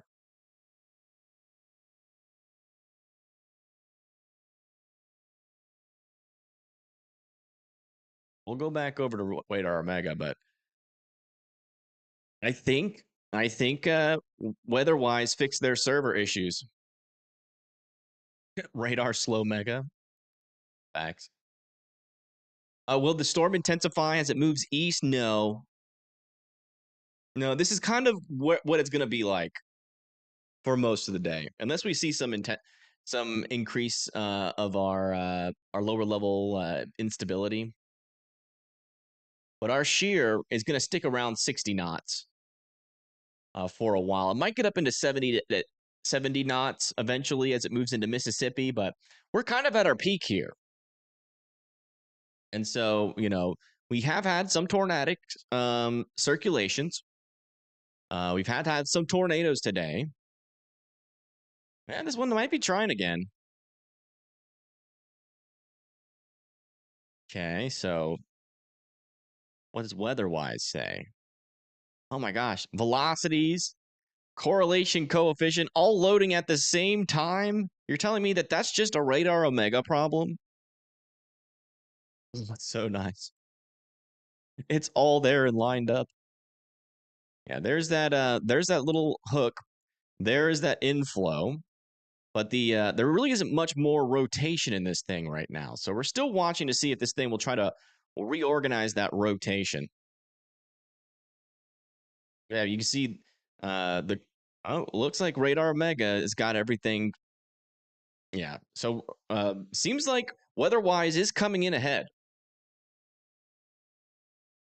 of the game here.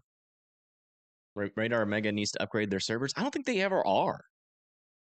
They've needed to do that for like a year now. Justin's leaving Monroe. Where is he going? Do you know? Is he going through Monroe? Is he coming back home? Do you know? Obviously, you're his wife, but yeah, we'll figure that out, Panston. Yeah, that's what it is. There's too many users on Radar Omega, and their servers are just too weak. They need to upgrade their servers, but they haven't upgraded their servers.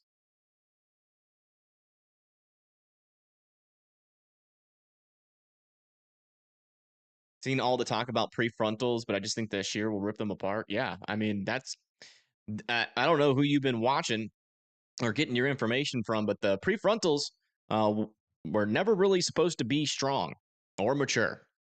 We haven't had much of a signal of that the entirety of the time. Or not the entirety, but for the last 3 days on our high resolution models, it's been pretty obvious that the southern mode would struggle today. But we can still get a strong tornado.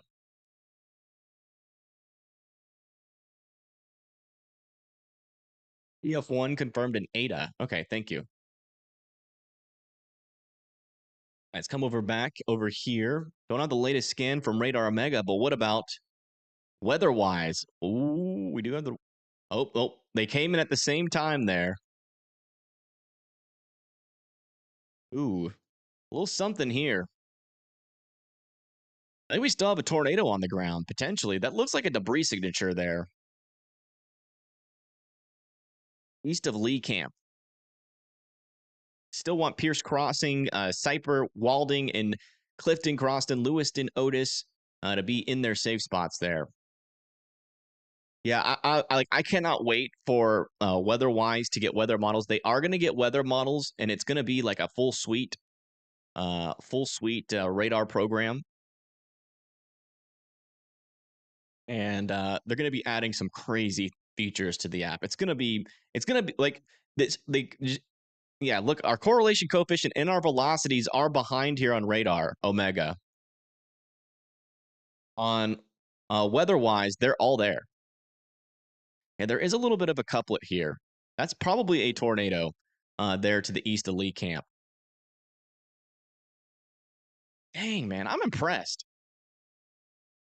They were struggling like Radar Omega was, but then they upgraded their servers and it's made a world of a difference.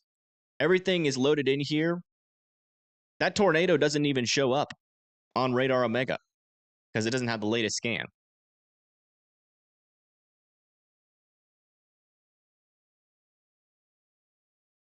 Actually, it does have the latest scan. Okay, there it is. You can barely see it. Looks like we're missing some data here.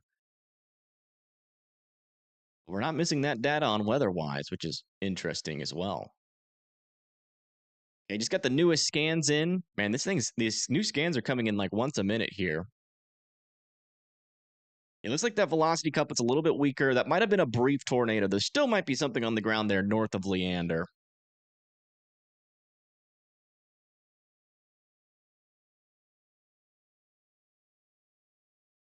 Pixels mean this is the beginning of a tornado? Yes. That essentially what that shows is that there is, heavier debris inside of the storm than like stuff inside the storm that is bigger than rain.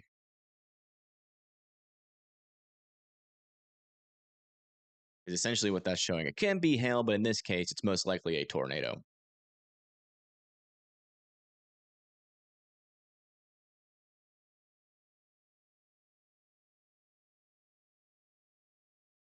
And Radar Omega is still behind on the velocities. I can't even use Radar Omega right now.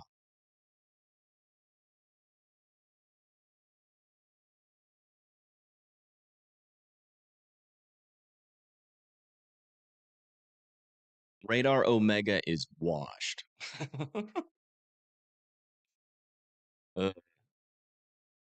That's wild. It's that far ahead consistently. And all of the scans come in at the same time.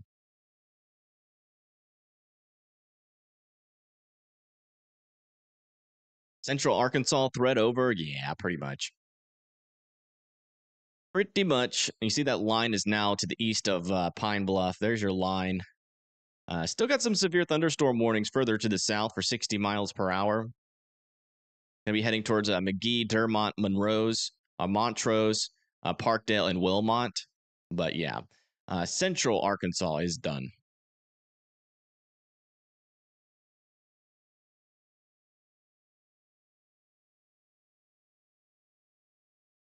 Broken line of soups is possible later.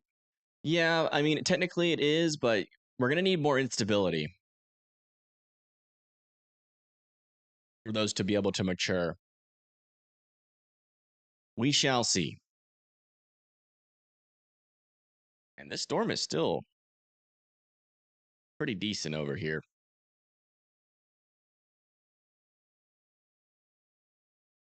Every single scan is coming in at the same time. It does not happen on Radar Omega. Look, we're still at 1145 on Radar Omega on the velocities.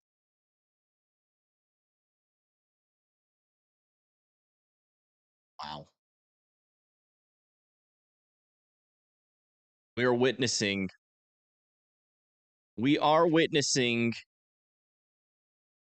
a fall of Radar Omega real time here.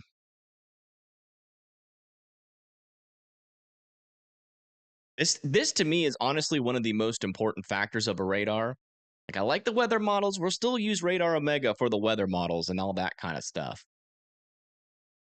But I want a radar program that it gets faster scans. I mean, think about it. If like Ryan Hall or Max Velocity are using Radar Omega, some of our scans will be like 5 minutes ahead of theirs.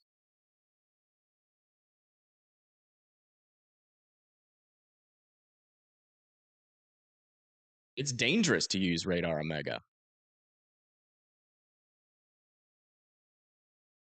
Is there a desktop version? Yes, there is. It's just weatherwise, or it's web.weatherwise.app. I'll put the link in the chat for you guys. Not sponsored by WeatherWise, never will be sponsored by WeatherWise, but I am giving them all my good weather app ideas.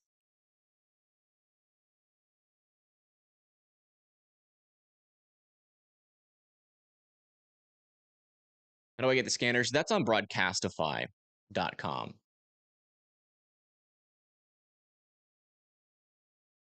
Which is in the chat.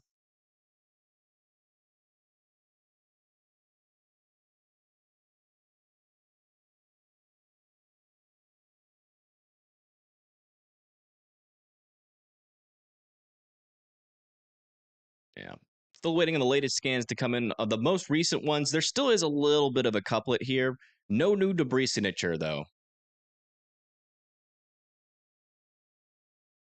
Still looking good. But there still is a tornado warning. It could expire here in the next 7 minutes. We'll see if they'll extend it. They might if that little area of rotation gets a little bit more intense.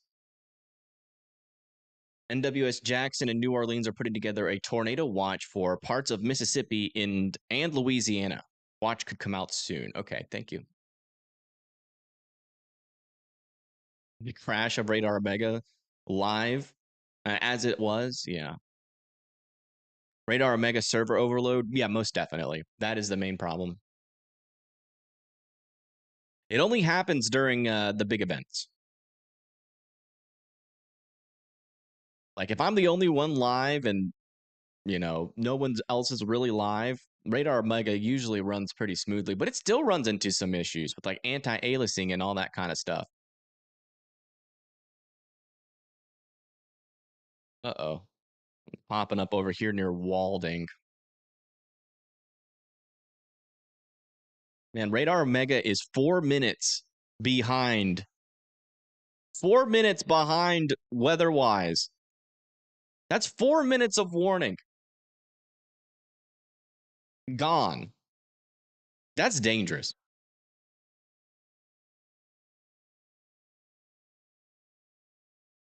There's a little something over here, but I don't think that is a new debris signature.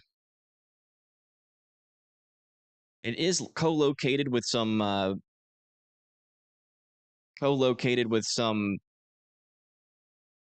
pink colors there, so kind of makes you think it might be something, but I don't think that's a new tornado just yet.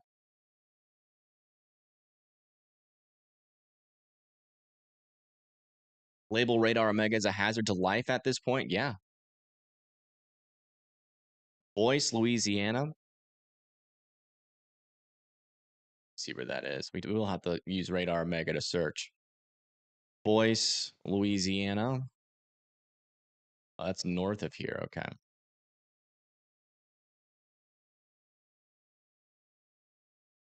Oh, yeah. Yeah, look at that. Over here north of Boyce. Probably going to get a tornado warning. That's a good spot there.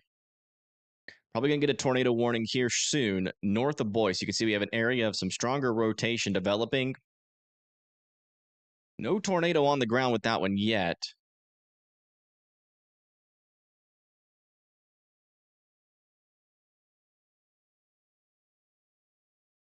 We'll keep a close eye on that storm. Oh, there it is. A new tornado warning has been issued. New tornado warning has been issued for Pollock, Louisiana, south of Dry Pond. So you guys are going into your safe spots right now.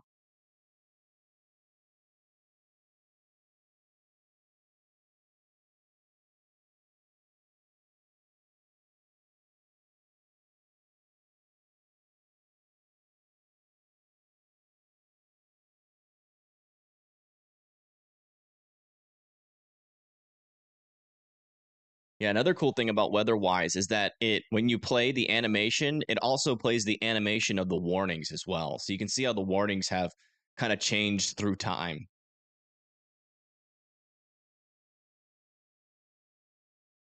You love WeatherWise, you can stare at pretty radars without having to pay. Exactly. Keep in mind, this app that's working better than Radar Omega is free, by the way. Yeah, still nothing on correlation coefficient on this guy. Still a decent little area of rotation on the southern side. Still moving up towards 167. All right, let me double check our cameras in this area. That's north of Alexandria. I know we have some traffic cams. This one?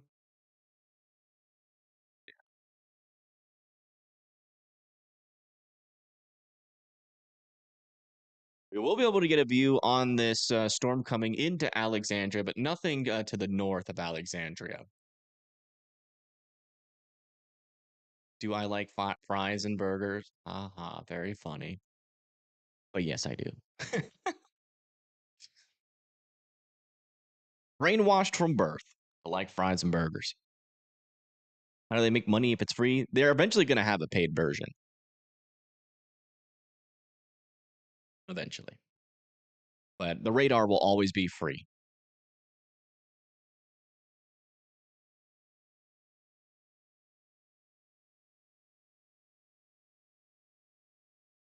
Our southern area of rotation's pretty much gone, so they might allow this tornado warning to expire.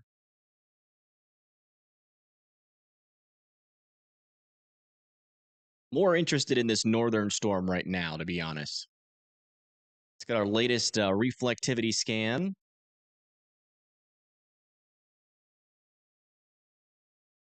No correlation coefficients on the ground yet. So now that you guys have seen the difference with your own eyes, how much faster WeatherWise is, which app do you like more now in between WeatherWise and Radar Omega?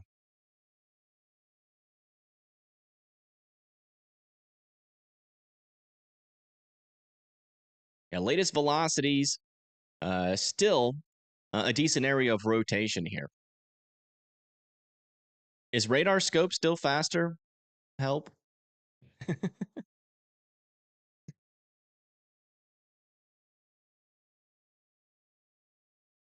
Dry Pong has your casino. Oh no.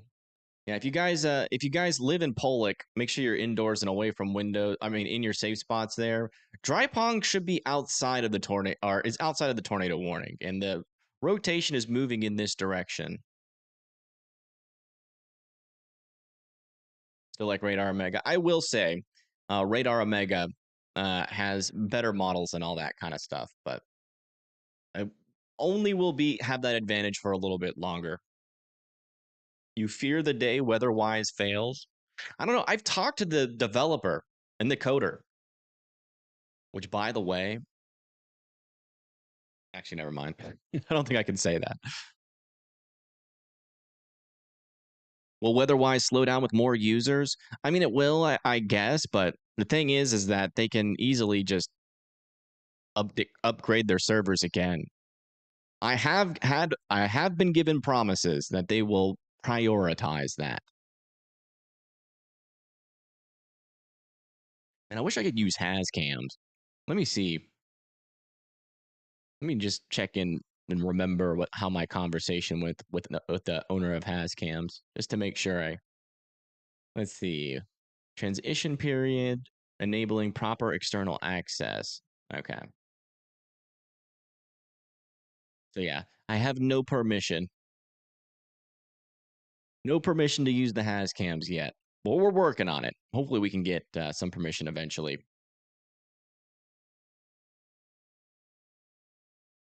All right, latest scan here. Looks like that rotation is slowly dying off. Still no new debris ball as this moves towards Pollock.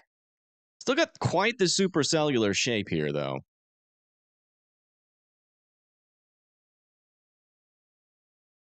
Let's see, we'll turn this to.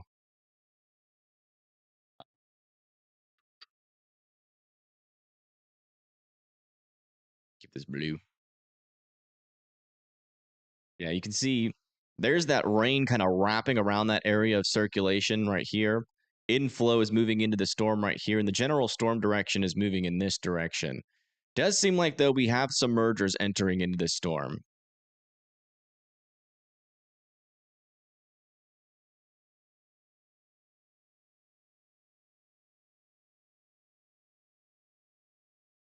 Just heard thunder for the first time. Nice.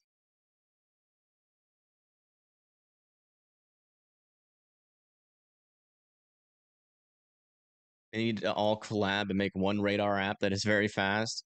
Nah.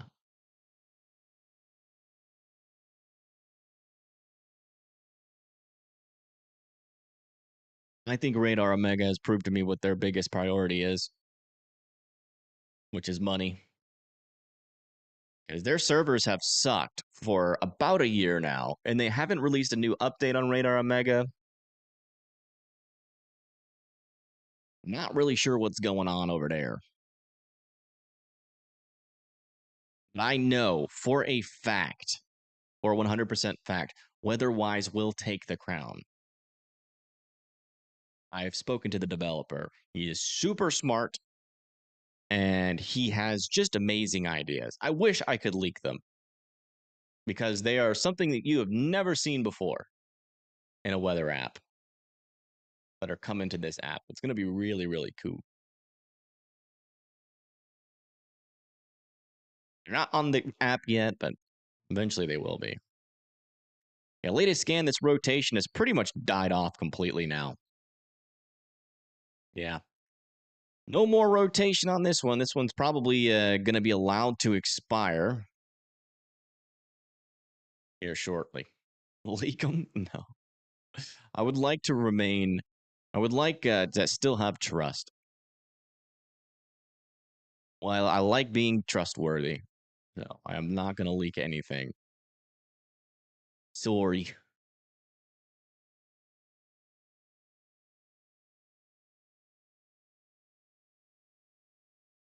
Weatherwise is for desktop. I'm using it on desktop right now.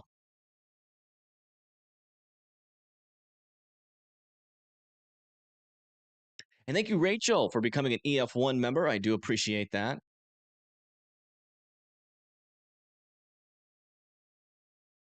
Really blowing hard in Nashville, Tennessee. Windy and smoggy. Yeah. Yeah, it's very windy already in northern Alabama, too. Those gradient winds really do reach out quite a bit. Kind of like this.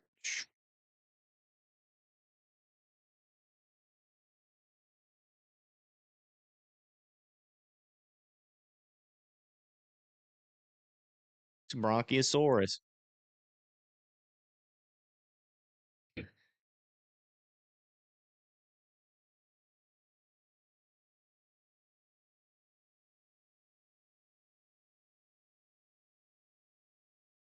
Yeah, thank you for becoming a member. I do appreciate that. Man, I'm really enjoying weather-wise right now. Let's see where Radar Omega is at. Radar Omega's velocities are freaking 7 minutes behind. Oh my goodness. Yikes. Back over to weather-wise. How about a link to weather-wise? Sure.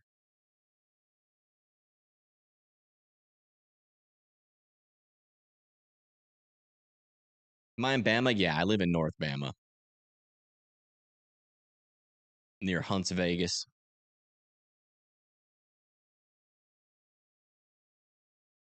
Yeah, the rotations on this northern part of the line are really falling apart. I wonder if we got to start looking more to the south.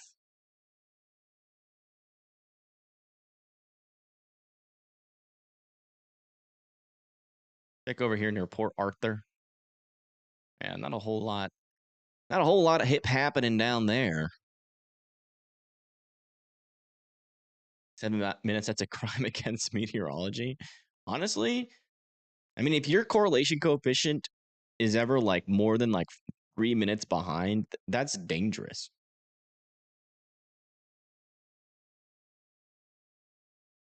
Radar Mega servers are struggling. Yeah, they are. I'd say so. Do we have any update on where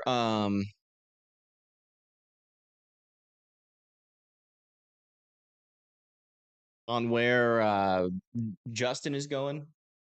Where's Justin going? Meteorology with quantum computers? That'd be pretty crazy. I don't think that's how. I think weather models would do really good on quantum computers, but I think quantum computers are for certain use cases, not just for like general computers.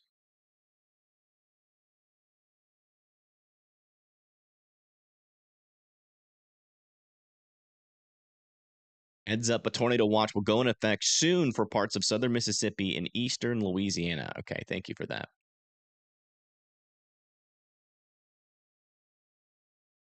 My desktop background is. I have two different desktop backgrounds. I have a desktop background for my side screens. It's like a beach, an ocean, and my main screen desktop background's kind of weird. I don't really know how to explain it. Looks like a bunch of Pringle chips. Maybe a little bit more rotation starting to develop over here to the west of Pollock. Still want Pollock to be in their safe spots. And it looks like our southern storm is approaching Alexandria. So let's go ahead and get our cameras ready down there. Was it this one? No, was it this one? Yeah.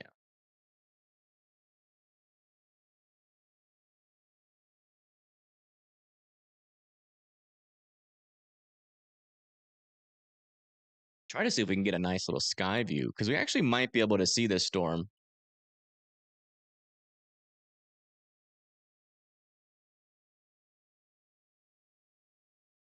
Oh, just one really good sky view. Oh, not bad. Hopefully this one's facing the right direction.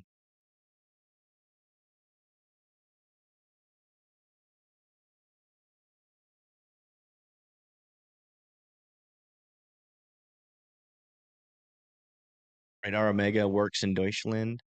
Yeah, so it is weather-wise. Yeah. As you see, I can zoom all the way out, come all the way over here. One thing that I am highly anticipating for this app, eventually animated satellite is coming, and the satellite imagery is so much cleaner. They actually get it from the GOES website. Well, okay. Not working.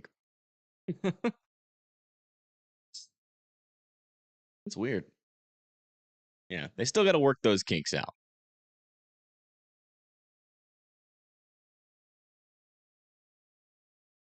You're welcome, Stream Elements. All right, latest scan over here as of 12:07. Look at that. Still a little bit of a couplet on this. No tornado on the ground yet, but that couplet is moving towards Pollock, and it's still strong enough to be concerning. That could easily spit out a tornado, so I still want Pollock to continue to be in their safe spots.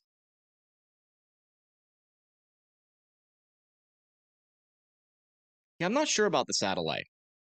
Not sure. I think that's something that's a little bit more expansive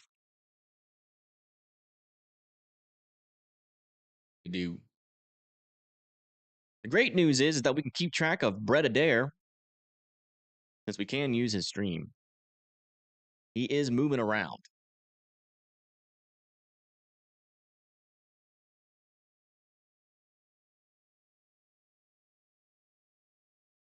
He's over there near Port Gibson. He will eventually be in the path of some of these storms. He's not in the worst area. I would assume he would be moving down to the south, near Natchez. We should have a view eventually of this storm as it moves into Mississippi.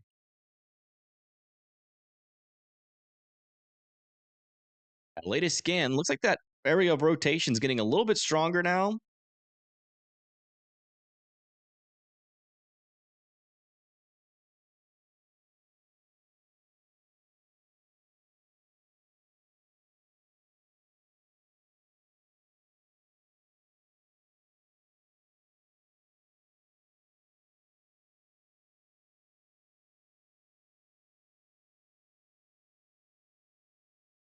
Getting pretty close to seeing another tornado with this storm. Still definitely want Pollock, Farmland, and Fishville to all be in their safe spots here. As that rotation is strengthening a little bit more here south and west of Pollock. We're getting some sort of signal out of this storm, but it's not deep enough to be able to call a tornado on the ground just yet. But it's getting pretty darn close over there near Pollock. What's my opinion on people saying they think an EF5 will happen this year? They say that every year. And our last EF5 was still in 2013. So, yeah. People say the next year is always going to be dangerous, or at least some people say that.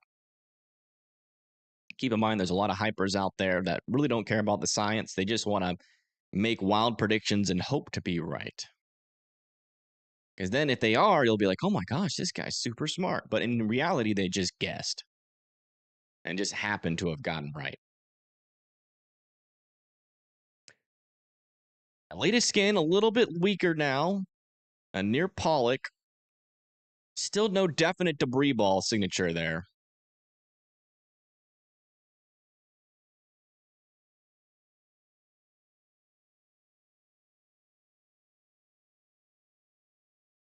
Mardi Gras, I think, was rescheduled, not canceled. But they're definitely not allowing it to happen today. This storm over here south of Lake Charles is kind of catching my eye.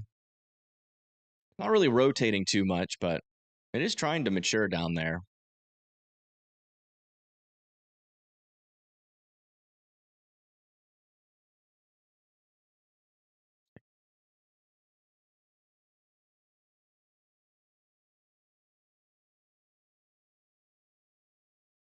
How's north central Alabama looking tonight?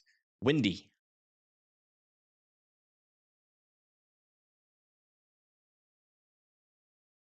Wonder how much further.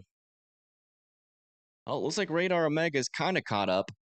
The correlation coefficient is behind by about 5 minutes. That's the thing. Radar omega keeps coming in all scattered.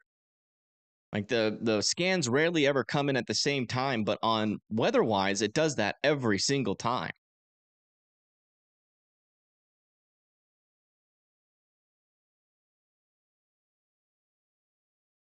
Do I track hurricanes when the season begins? Yes, I do.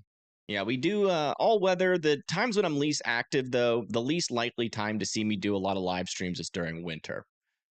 But severe weather season, hurricane season, full blown, days long coverages on those. Why is Iowa the only one that could get? Wait, what?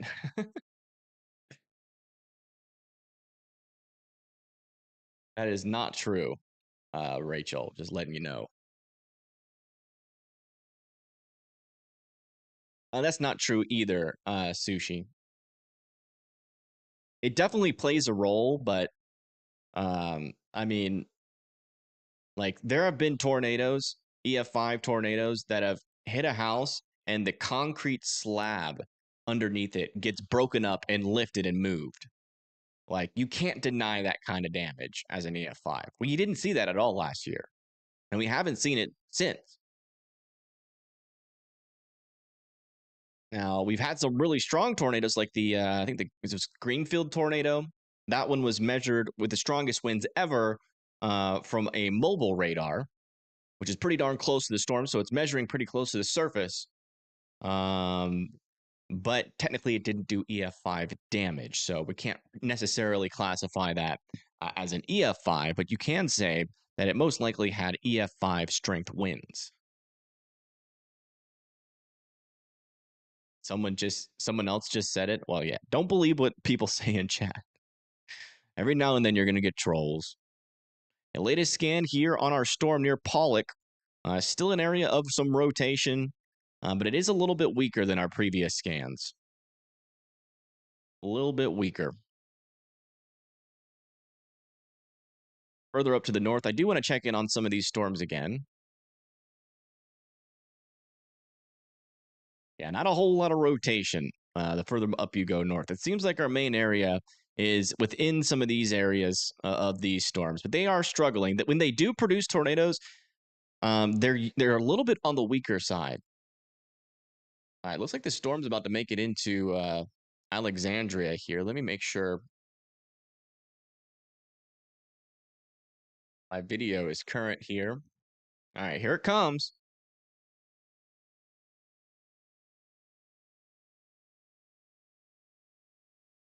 Winds are increasing. Looks like we got some hail flying around too. We'll see what this storm is all about. Let me see what it's warned for. It is warned for 70-mile-per-hour wind gusts, so the winds could get pretty intense here.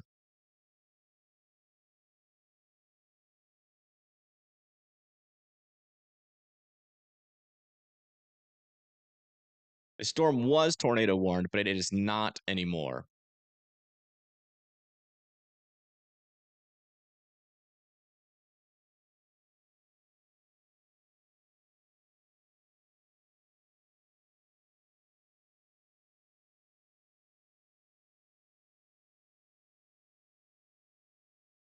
Yeah, that tornado, or I'm not sure if I don't remember which one we saw live.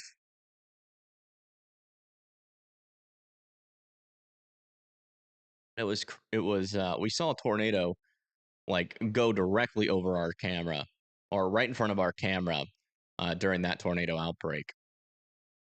Winds haven't hit this camera yet, so we'll keep this one up here for now. What happened to Justin here? Let me try to just make sure there's not a me problem. Yeah, it was a me problem. Okay.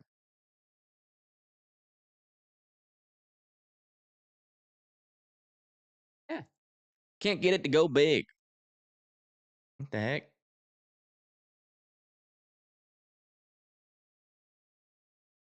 Right.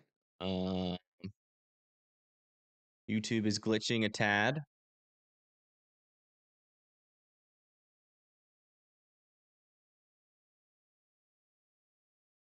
Man. What the heck? Hold on. I'm about to reset this link really quick. Give me a second. Should fix it.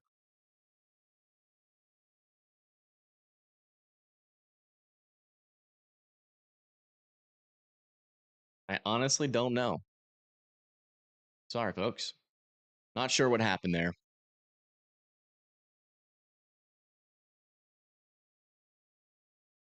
Still waiting for those winds to make it into southern Alexandria. Not quite there yet. You can kind of see something in the distance, though. That might be the storm. We're looking at this storm right here, going into Alexandria. Not a whole lot of rotation with any of these storms. They're going to allow, we're going to be pretty much tornado warnedless here in a little bit.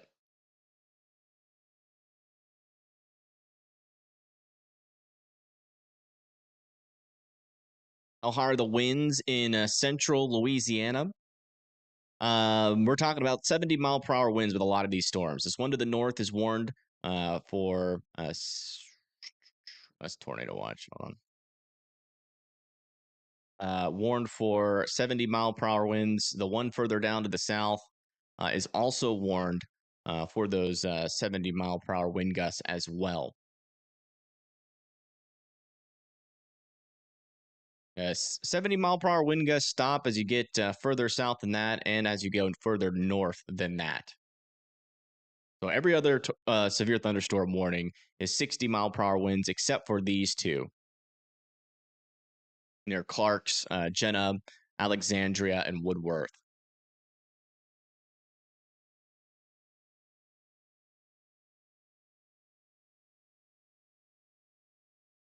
Bring the camera a little bit closer to understand why that one doesn't have any winds yet. Oh, this could be a good camera here. It's here and passing over. All right. Well, that's good news. If it's passing over with no tornadoes, then you're pretty much done with the threat.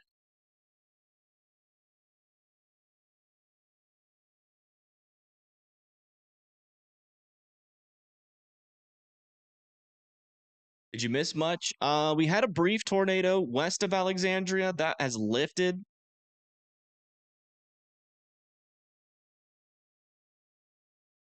And that storm's not warned anymore. We just had a tornado warning over here near Pollock. That one got really close, but I don't think it actually produced.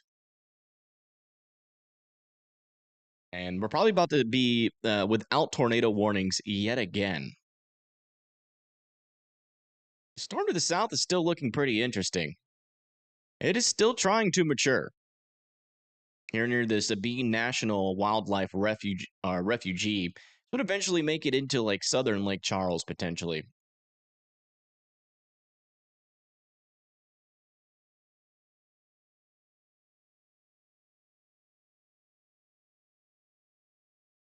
I think after this tornado warning expires, I am going to get something to eat. I'm starting to get hungry. My dog's starting to get hungry. Okay, I'm gonna try to fix this one more time. If it doesn't work, I don't know what to do here.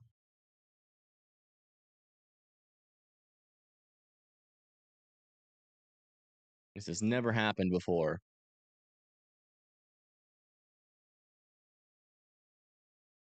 I'll wait for it to fully load. There we go. Okay, that actually worked. Finally.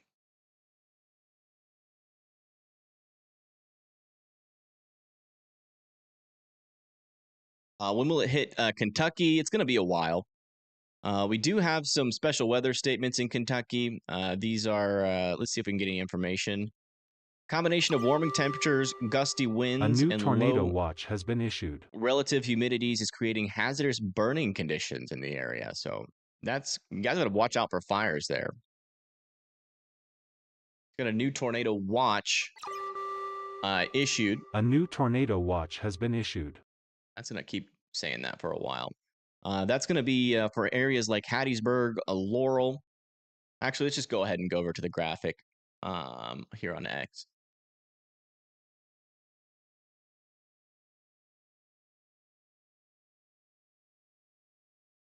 Here's our new tornado watch.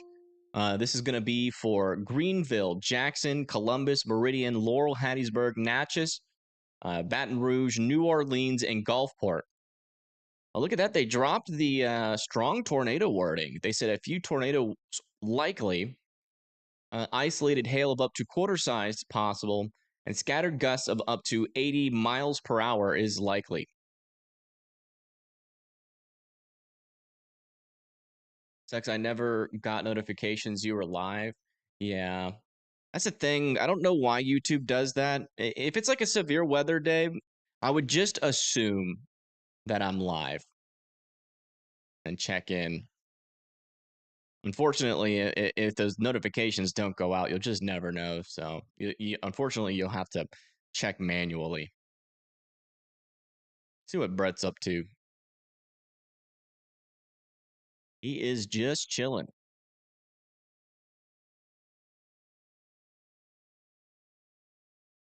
Waiting for the storms to come.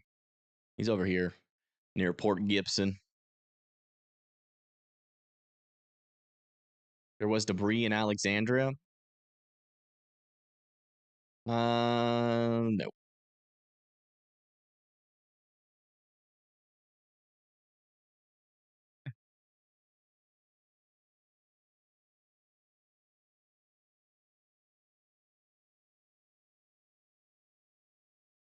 See how the velocity couplet is down here?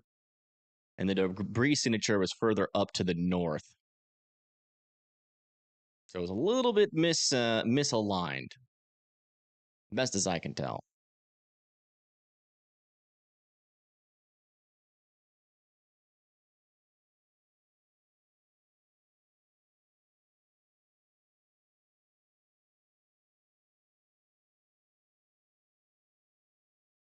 Let me check that on Radar Omega. We'll look at it. Because there is a little couplet there, but actually, yeah, no, never mind. Yeah, we might have had a brief tornado. That's a good catch. There north of Inglewood. Potentially a brief tornado there. Only lasted for a scan. And then fizzled. That was a good catch. Good job. It was an unwarned tornado down there.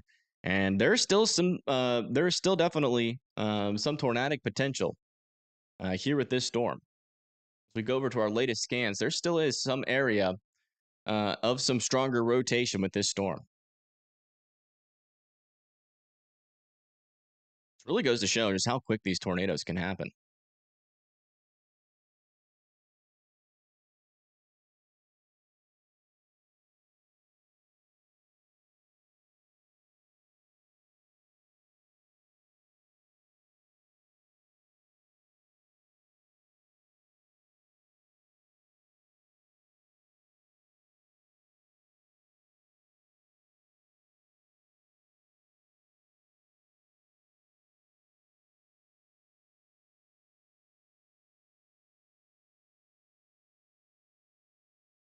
Yeah, look at that. It's just like really nothing, nothing, and all of a sudden, boom, tornado on the ground.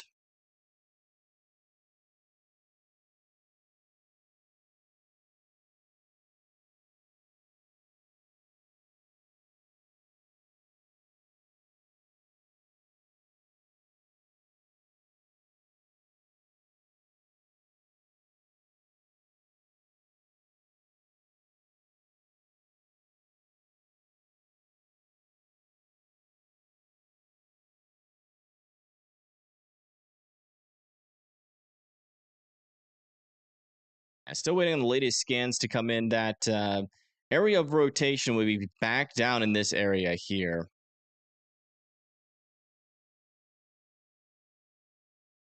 Got our latest velocity scan in. It's not as strong. We still have a decent area of stronger winds on the southern side, though, so still can't rule out this southern storm trying to produce another tornado. We're still keeping a close eye on that.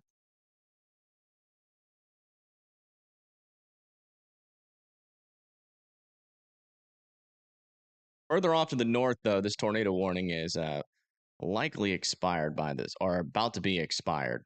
But I would not be surprised to see a new tornado warning on our storm further to the south here near Alexandria.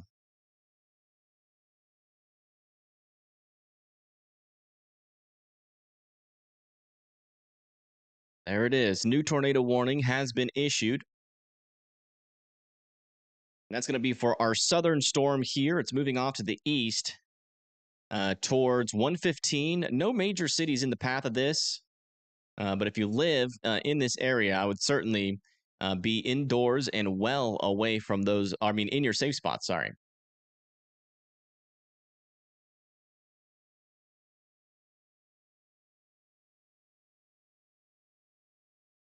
There's that area of rotation still present here as of our latest scans. So we're still keeping a very close eye on it as it pushes off towards the east, south of Catahoula Lake. I do want to check back in with our traffic cam views.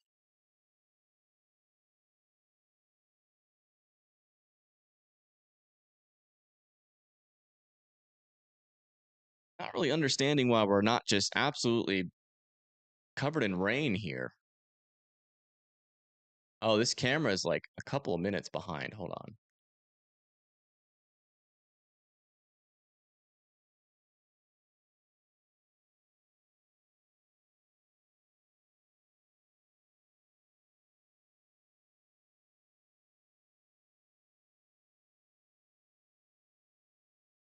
Yeah, a little rainy and windy on the southern side of this.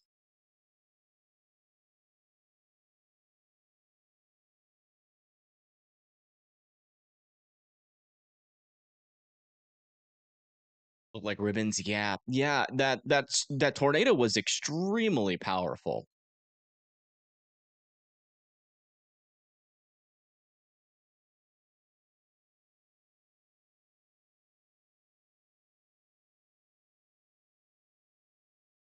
And a storm down here in the south still continuing to look interesting down there.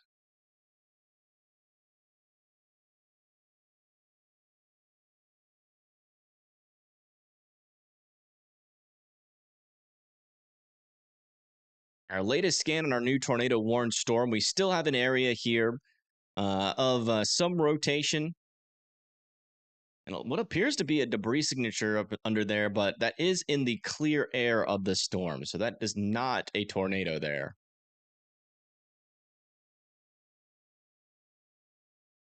Man, it is windy outside. It's kind of crazy. Power is blinking on the north end of Chattahoola Lake. All right, thank you for the update.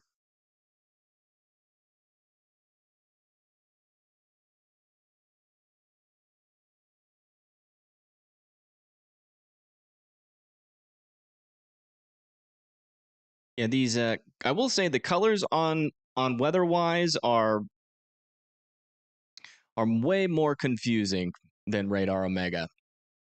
Like it's easier to track where the storms are here, but I just do not like I do not like how far behind Radar Omega is on a lot of these scans.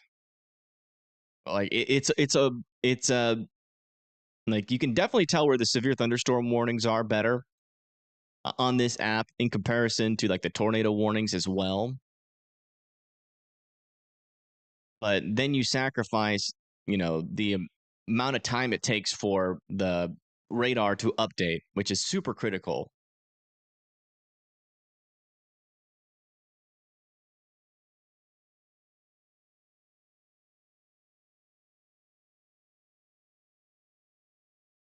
It's like I'm running out of water. I am gonna need to get some food soon. I'm really hoping we can catch a break. I'm getting a little hungry. If not, I'm probably gonna have to get DoorDash, which I really don't want to do because that's super expensive.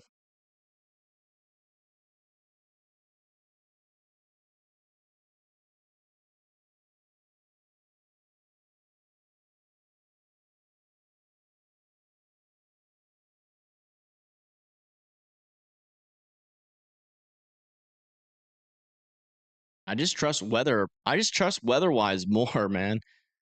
It's just always up to date. Look, it's 2 minutes ahead of Radar Omega now. It's like that's vital, man. That gets the warning out quicker, even though it's harder to tell where the warnings are.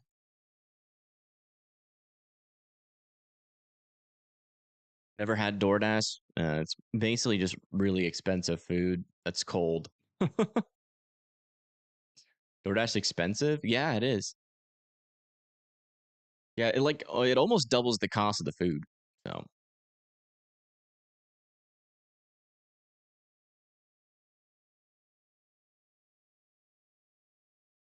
yeah, still watching this line. Still no new debris signatures here. So I still don't think this storm is back on the ground.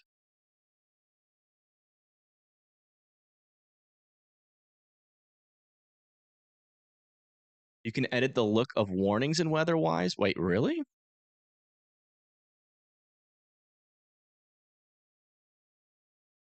No way.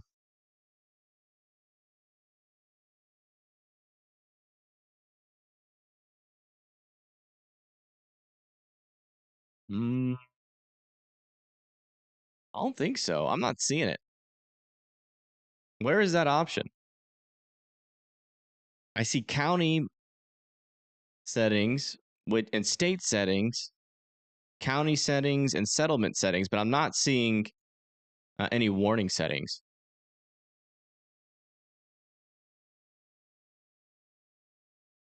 Just did edit the warnings, and how do you do that?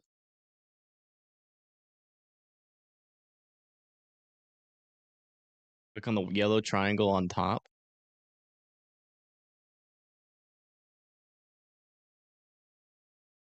My gosh. They already have it? Are you kidding me?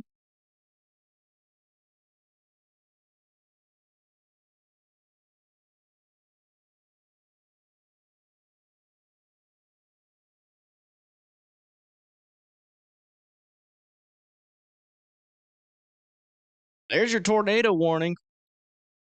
A lot easier to see now.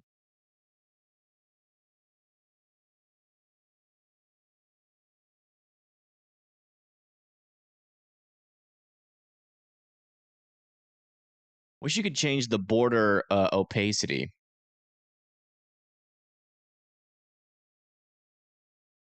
As it is a little bit faded. I would like that to be a little bit more red. But that's really cool. Bring this to about 5.5. I don't want it as big. That to there. Can I change the tornado watch too? Tornado watch, I want that to be a dark, not black, but like a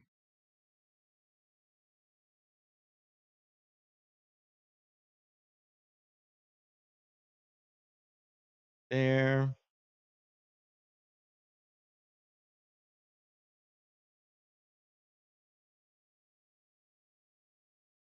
Oh, that's much better.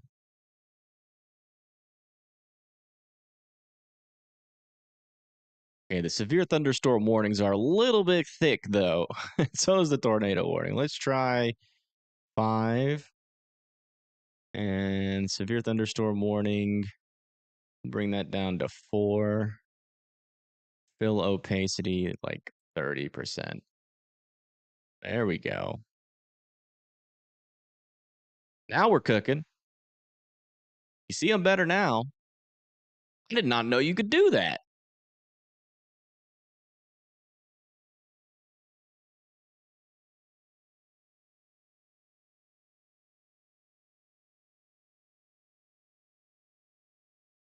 You can also turn on and off stuff. So weather statement, winter.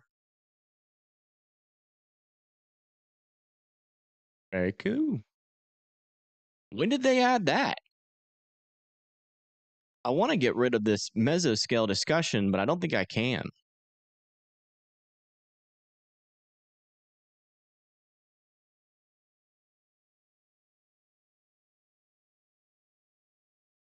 Fill opacity being added just adds color to the velocity. Yeah, you can take off the fill opacity. It doesn't add color to the velocity, though. It's underneath the radar layer. Oh, look at that. Our tornado warning has been allowed to expire. We are now back to 0 tornado warnings. I'm going to make something to eat. I will be back. It should only take me like 3 to 4 minutes. I'm going to feed Chaz too. So give me a little bit of a 5-minute break. You guys hang in there. I'm going to leave the radar going. If a tornado warning re-pops up, I'm going to try my best to get back here as soon as possible. But I will be right back.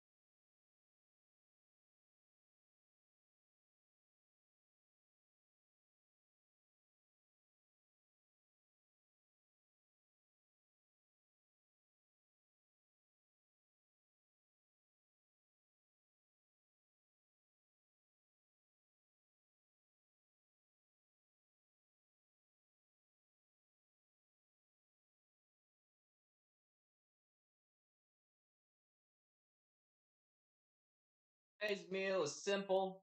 It's chicken and rice. Eh, I got me some more coffee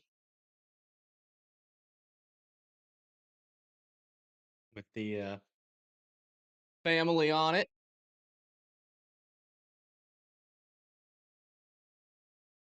And Jojo Bean and Tykey Poo.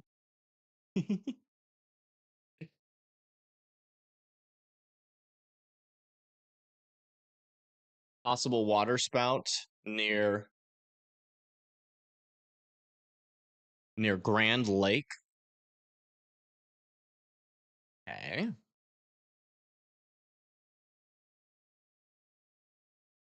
Is that down here? Where is Grand Lake at?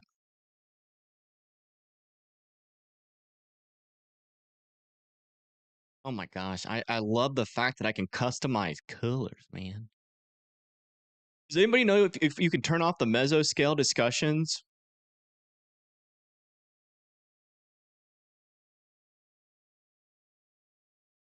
The discussions.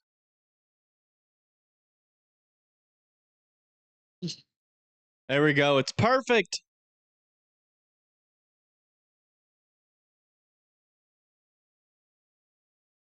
Nice. Nice.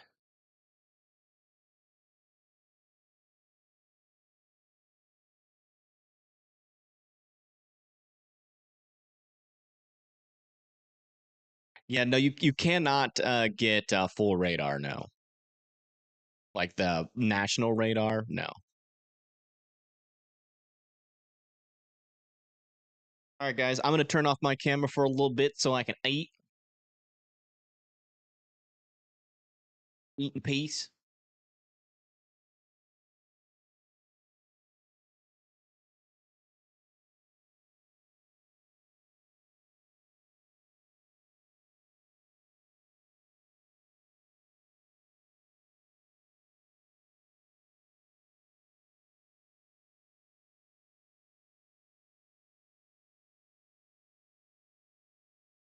Weather mukbang? No. This is a weather channel, guys. We want to check in on these rotations, though. And we still have a couple of couplets out here. No tornadoes on the ground right now, but I'm still keeping a close eye on it.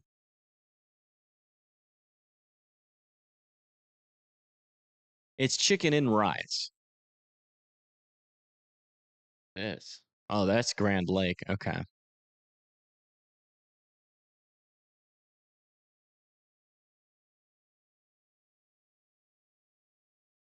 That's on the ground. It's a tornado. We've got an unwarned tornado on the ground here.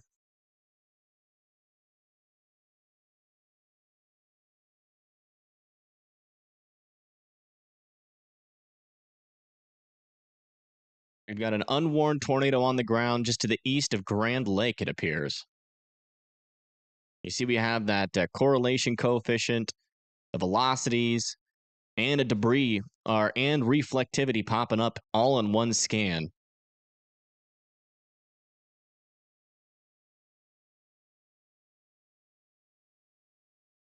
And a little bit of a couplet there. Yeah, that's a tornado on the ground, folks. There to the east of Grand Lake. That needs to get warned. Hopefully they warn that soon.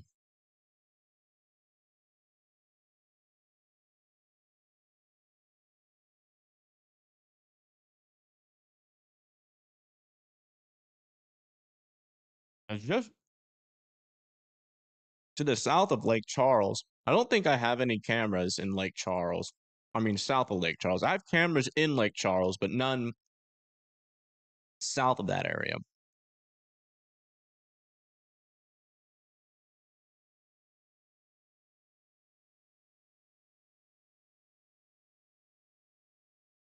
It's a pretty decent couplet there. I'm surprised it's not warned. Yeah, it's still on the ground. Latest scan, there's our debris signature. You can see that reflectivity right over it. And there's our latest velocity. Oop, I thought it came in. Never mind. Still waiting on that. There it is.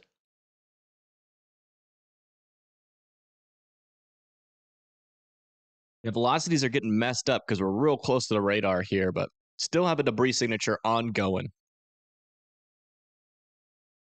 Yeah, that's why I put the rice. I'm surprised they're not. This isn't warned. Not too hard to spot.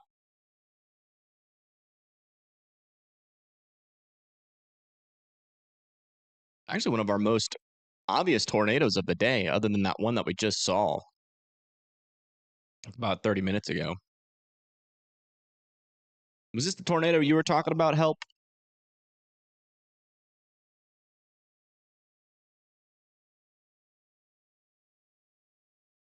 Or the water spout?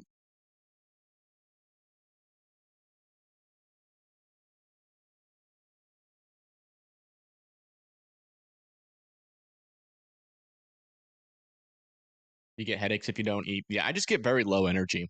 Once I eat, my energy levels skyrocket.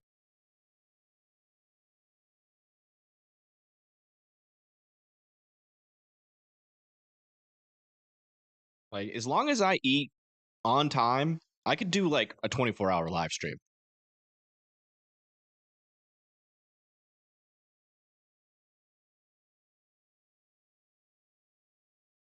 I want to resize weather-wise. I want to get it. I want to try to get it lined up just right here. What? Are you wanting to eat some of my chicken, Chaz? Is that what all this hissy fit you're throwing is about? Even though you just ate?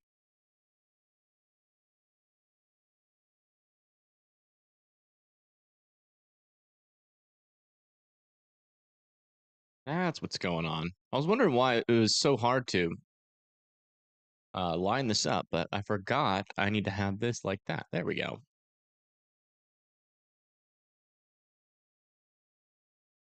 Much better. All right, let's go check out our latest scans here. Of a velocity couplet. Maybe a little bit of a debris ball there still. Kind of hard to tell. Being really close to the radar is kind of impeding our ability to really tell what's going on at the surface here. But there's definitely still a couplet with a debris signature, a small debris signature south of Perryland, south of Lake Charles. Who's a storm chaser? That's Justin. He's a local storm chaser out of Arkansas. He's in northern Louisiana right now. I'm not exactly sure where he is, though.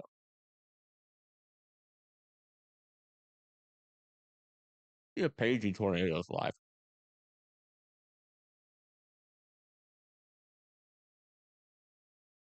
She has not.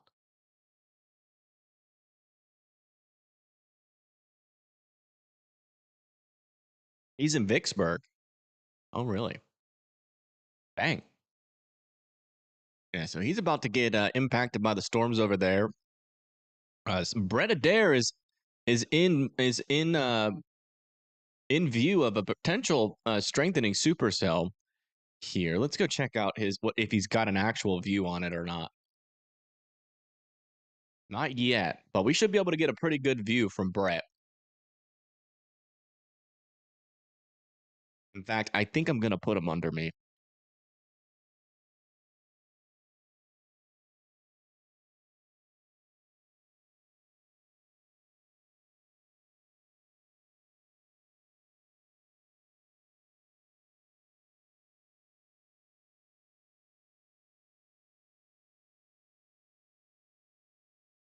As he should. I think that's it off in the distance. You can kind of see the base of the storm.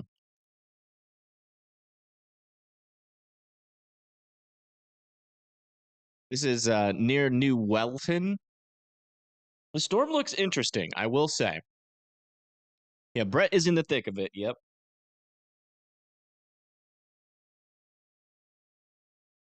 He's approaching a storm soon. I don't think that's it. I think that's the moisture running out in front of it. He's still a little ways away.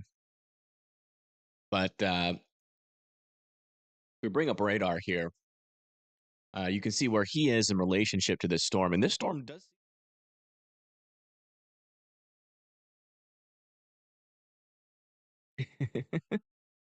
I kid, I kid. But yeah, he is pretty close to the storm. There is some developing circulation trying to happen on it.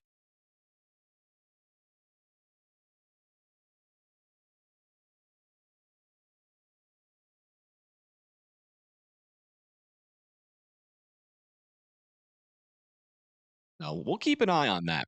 That storm's catching my attention. Barely any instability around it, but the sheer environment is crazy around this storm. About as strong as you can get. SRH is very high. If that can mature due to a bunch of mergers coming into it, this could certainly be the storm of the day. So definitely have to keep an eye on that. Check back into our unwarned tornado. Okay, it looks like it's lifted. All right, our unwarned tornado has lifted. Folks south of Lake Charles can come out of their safe spots, and we can cancel the Evan tornado warning. There was a that's what we should have done. We should have drawn a tornado warning on it. I totally forgot that you can do that on this app. We'll keep it on there just for a little bit longer. It is now warned. I'll probably cancel it here shortly.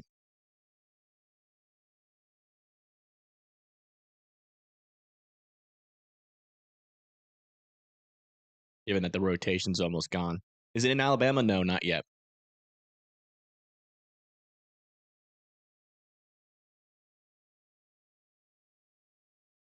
The weather slows up while you show your settings on weather-wise. I'm trying to learn from you as we go, but I want to match it. Okay. Yeah, that might be something we can chat about.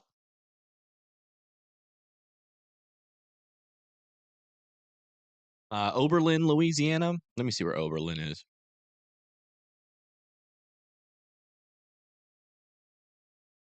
Okay, that's north of Lake Charles.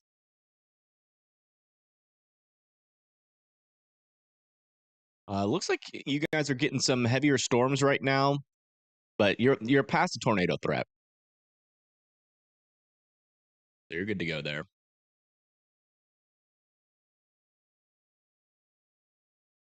Yeah, Antarctica isn't really known for its moisture and instability, so I don't think we'll have to wait at least 50 years before we get our first tornado warning in Antarctica. Maybe 30 if we're unlucky.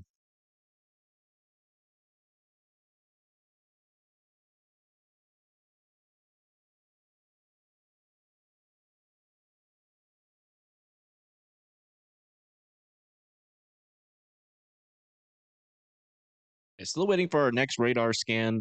Once we get a nice clear one, which we are getting, there still appears to be something there, but I want to wait a couple more scans just to make sure that rotation is gone, and then we'll cancel our tornado warning on it. Let me zoom out so we can see the whole map. Sure.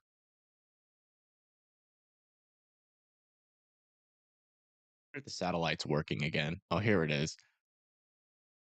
Look at this. You can really see that storm. See, imagine when this gets animated. This is going to look sick. They actually pull from the GOES website. And so it's super high resolution.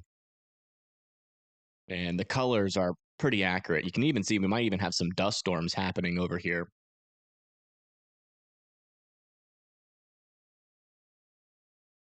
There a CC drop near the Oberlin? No.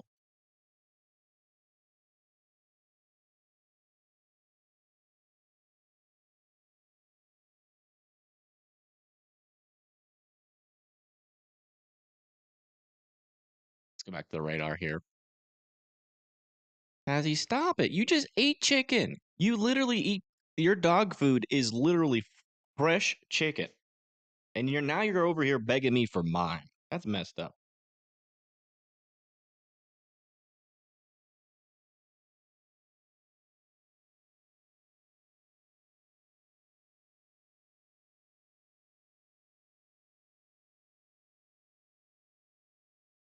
Stop it.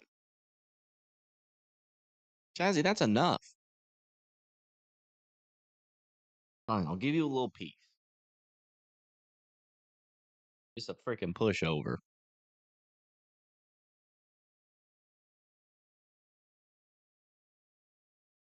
Jeez Louise. Yeah, the inflow on this storm near Jonesville is very interesting here. Quite the inflow on this storm. There's not a whole lot of rotation on it just yet, but the area that it's in is like near some of our highest um, storm relative helicity values, some of our highest shear values. And so, and this storm is trying to mature. It has a lot of lightning on it. So I'm a little bit concerned that this storm, it's a little bit more discreet. I'm a little bit more concerned that this storm could maybe try to do something maybe a little bit stronger than some of these other storms have. How many NATOs are down? We had a tornado down here unwarned, but that has since dissipated. So I will change my title back.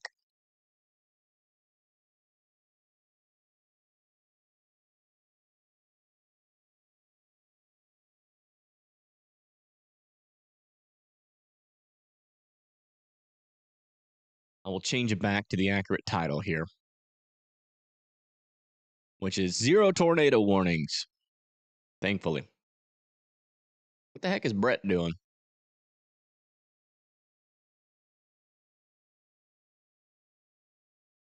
Like he's getting gas or some food or something.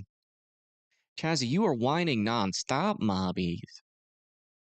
You're just having a rough time there.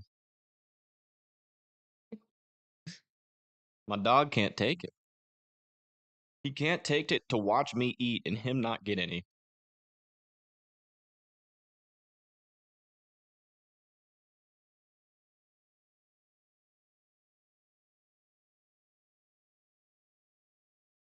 Chazzy Cam win, never. Not really interested in using my dog as an attention grabber. I'll show them to you guys every now and then, but I have no interest in a Chazzy Cam. Even though I know you guys would want it. I just don't want I don't want to use my dog for attention. So, not happening.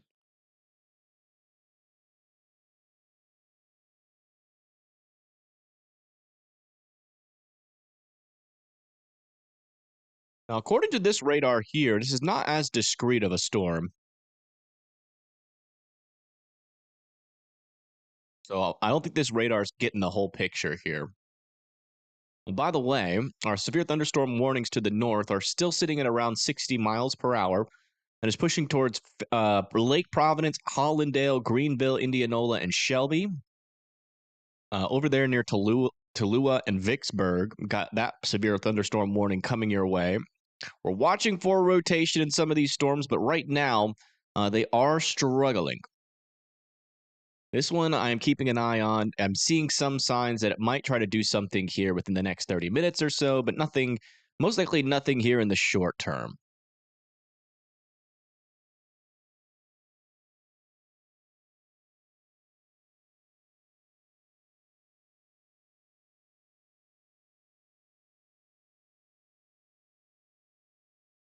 You're not going to start a super chat goal to see your dog like, buddy?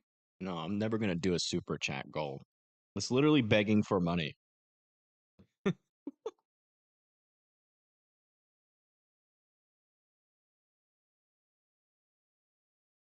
This is a weather stream. I'm not here to beg for money. New area of rotation is popping up on this storm, it appears. It is kind of out in front of the storm right now, so I'm not sure how legitimate it is, but I'm keeping a close eye on that area. Potentially a new little brief spin up down there, worth monitoring. Over there, just to the east of Lake Charles, heading towards Welsh.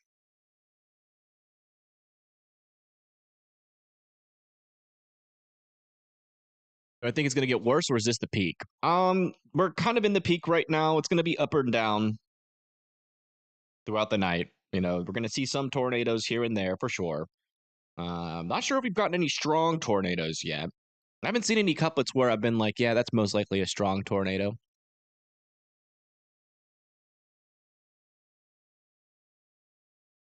Oh, we'll see. But yeah, I mean, it's going to be off and on. It's not going to be like a, I don't think we're going to have just like a moment where we're just have tornado warnings everywhere. We'll probably have like one or two here and there. Chazzy, calm down, Mubbas.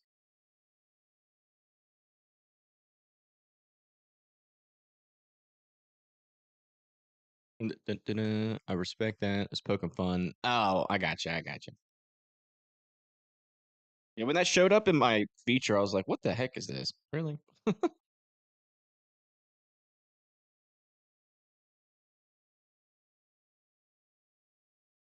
don't know. I can see that being appropriate for like a gaming channel, but definitely not like a weather channel. Like, hey guys, we got a goal to make a lot of money. While I cover your storms, don't you,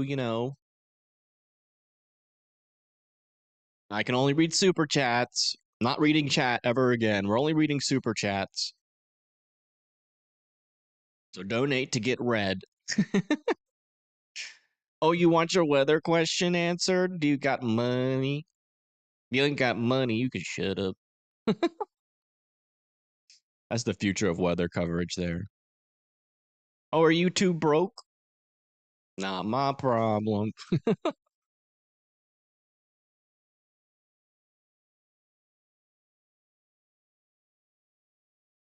POV y'all bot. That is so true though. Dying down a little bit. Yeah, we're definitely in a little bit of a lull period, but I mean, we just had a tornado on the ground.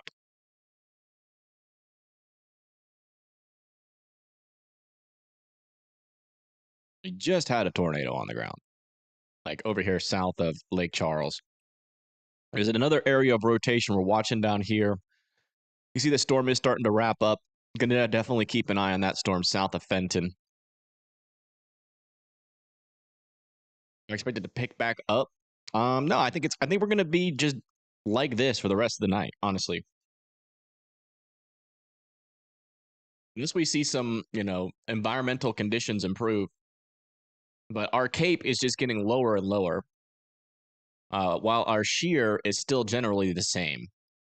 So it's going to be few and far in between.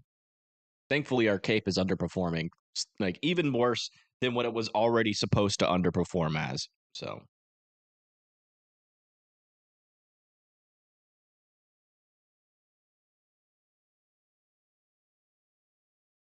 we have storms firing in Kansas. Oh yeah, they were supposed to fire when the storms moved into Mississippi. Um, they're trying to, but not really. I wouldn't say that storm's firing. That's I guess yeah, there's something over there near Manhattan.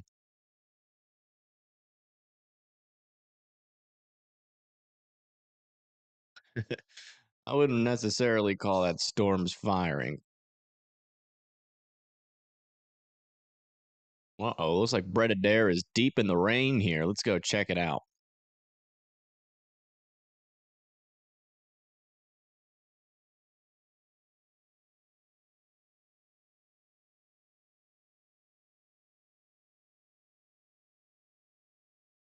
Ryan Scholl. I don't know Ryan Scholl personally. We've chatted a couple times, but I mean, he's like he charges. I mean, he has a broker, and I have to go through his broker, and it's just too much. Like his stream fee is about as much as I make during a stream. So I have to be able to survive at the very least. So we have to be careful who we choose for chasing.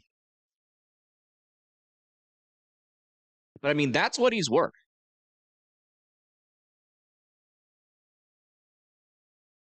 He's worth even more, honestly. But like, I really do think Storm Chaser should have a slider. You know, because you're just leaving money on the table, technically.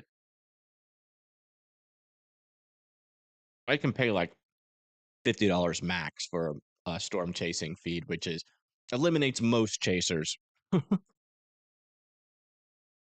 But I have a couple of good friends, like Brett Adair, um, Brett Adair, Stormrunner Media, Paige, Tornado, and Tyler Kurtz.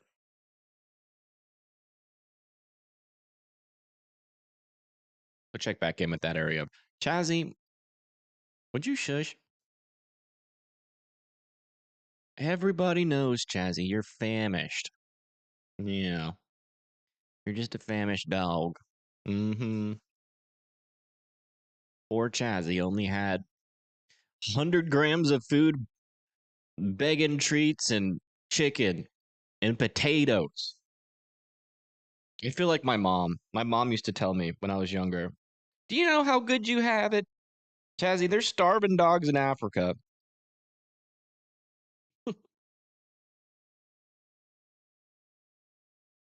Did you know that, Chaz? There's literally starving dogs in Africa. What's going on with the weather? We have some severe weather moving out of Louisiana into Mississippi right now. A little bit of a tornado threat still exists, but we haven't seen rotation in quite a while. Still watching the storm over here near Clayton.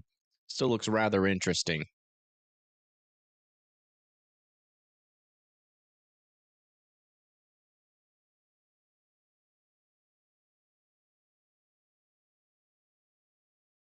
No, Chazzy does not understand that. Chazzy suffers. Like, if Chaz was a human, he would be like greed central. You'd donate him like $5 for a forecast, and he'd be like, "That's it." Got some more? Only $5 for a personal forecast? What the heck? He's super greedy. He eats all his food, and then in his head, he thinks he deserves to eat all my food too. He's like, did you really just eat 3 chicken bites without me? Without giving me one flake?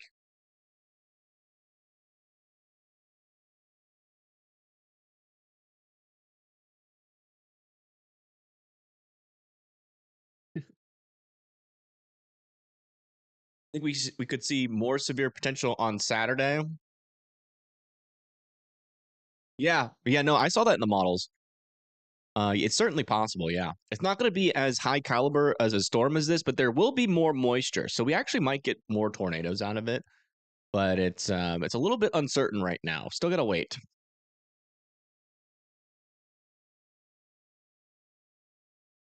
How am I doing today? Doing well.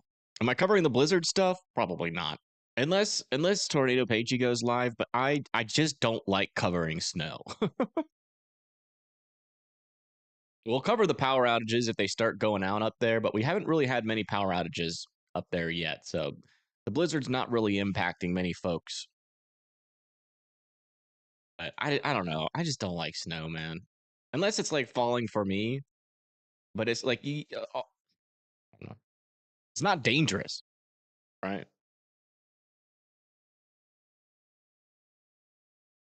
Really helping people. I'm just kind of like a narrator. And the snow gently falls out of the sky, as you can see from our live camera.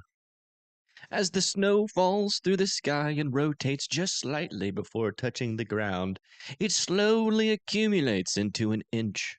Maybe, if you're lucky, even 5 inches.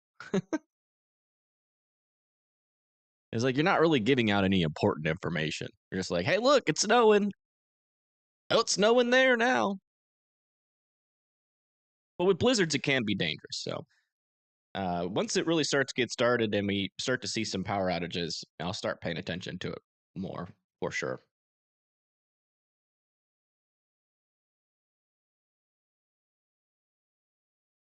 We're in the mid 50s and getting a blizzard tonight. Yeah, just be indoors. I would make sure that you have a way. I would make sure that you have a way to, stay warm and also have some extra food and water because the power could certainly go out, especially if you live in like eastern Nebraska and Iowa. I think that's where the power outages will be the worst. Dixie Alley going to be busy this year? It's supposed to be. Um, Convective Chronicles released a really good, about as good as you can do in terms of a seasonal forecast. And he said this year is going to be around average.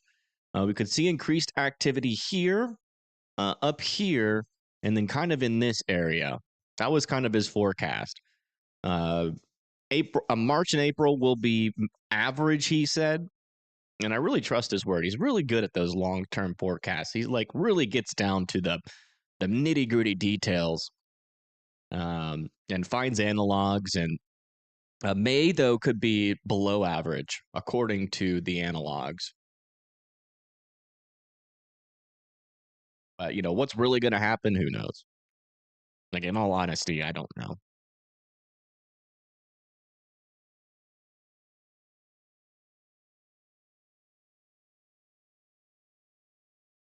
Yeah, Stormwater Media, like I would be interested in doing that, right?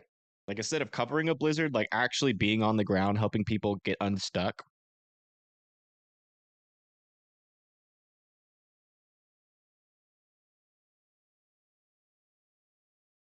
He wants rotisserie chicken. He's trying to get it. He certainly is.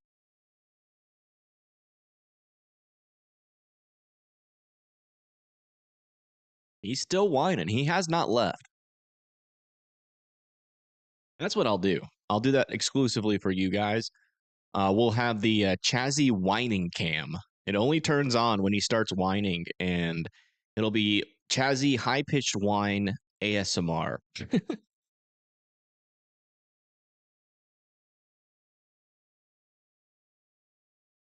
Persistence, yeah, it freaking works. Like, I think in his brain he thinks like, oh, I'm just gonna cuteness Evan into getting me food, but really all he does is annoy me into giving him food. Yeah, you see your little puppy eyes. Okay, I'll give you one more little piece so you can stop whining for 5 seconds. He also knows I'm a pushover, so he wins every time, which keeps him begging. Yeah, I know. But I can't help it. He's just so cute.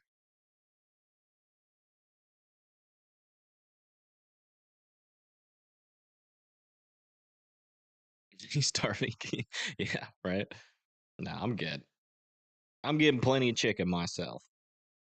I'm getting nice and full. Got my energy levels going up. Feeling good. Hmm.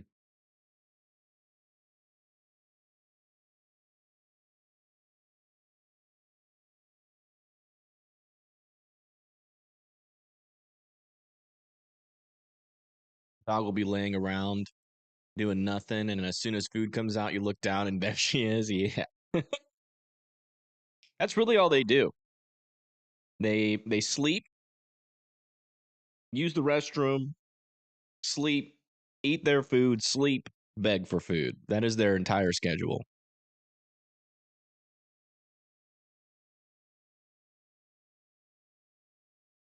I talked you to chicken and rice too. I'm sorry. Hopefully, well, it depends on how you make the rice. It can taste really good, but if it's just chicken and rice, then I'm sorry. I'm still not seeing anything that's standing out to me here. I keep checking for rotations. We're definitely in a little bit of a lull period here. I'm wondering if this is it. I will say there is 1,000 joules per kilogram again, building back over here near these storms. So that might be why we got a brief tornado there just a little while ago. Conditions are improving a bit down here.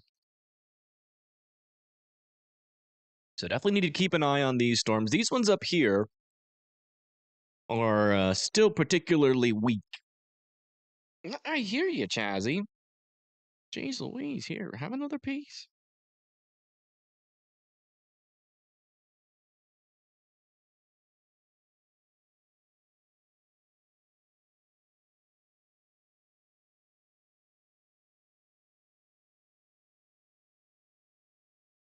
Brett's getting pretty close to some storms here. Let's go tune into Brett for a little bit. He's getting close to something. He kind of does seem to be driving away from it, though. Is Chazzy that desperate? Yes. Driving from Norfolk to Nebraska to Illinois on 80. I need my blizzard forecast.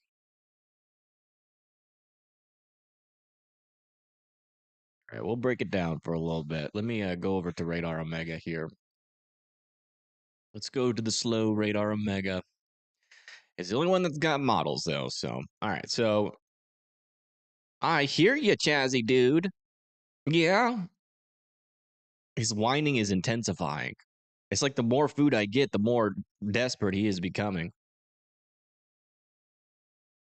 Oh. That's what he sounds like right now. I'm just like, why? I'm getting tortured. Oh, now you're growling at me? That's unacceptable. No growling. He's demanding now. He's stopped begging. Starting at around 2 p.m., winds are definitely going to be pretty strong, gusting all the way from Nebraska down through Kansas, partly into parts of northern Texas. Those winds will intensify, though, as we go into 8 p.m. This is when our most widespread power outages will happen here on the 4th today at 8 p.m. Omaha, near Kansas City. Eventually, that moves into Missouri, northern Missouri.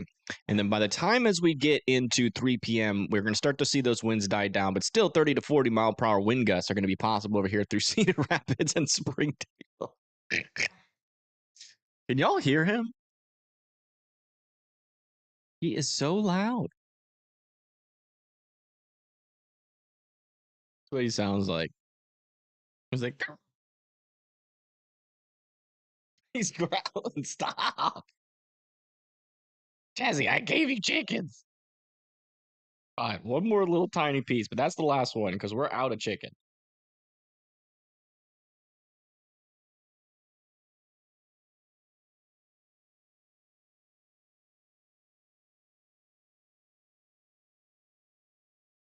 We take a nap in South Louisiana, just to be a bit south and east of Baton Rouge. Will I blow away in my sleep? South and east of Baton Rouge, no. You could probably take a good 30-minute to 40-minute nap. It's all gone, Chazzy. It's all gone. Nothing's left. Yeah, I know. You're only here for Chazzy wines? Chazzy begging for food, as it happened. As it was. Ooh, potentially have a little bit of a tornado trying to happen here. Near Big Burns. Right here. To the north and east of Grand Chenier. Right off the coast. That is intensifying. No debris signature yet, but really got to keep a close eye on that spot. That looks like it is trying to intensify.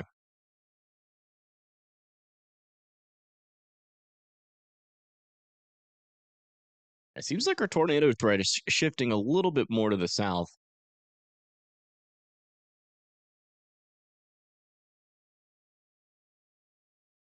Your dog tap dances for cheese? Lucky.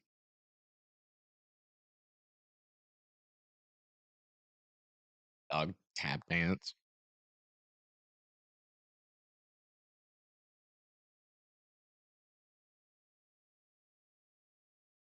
Hi, Wendy. Welcome, welcome.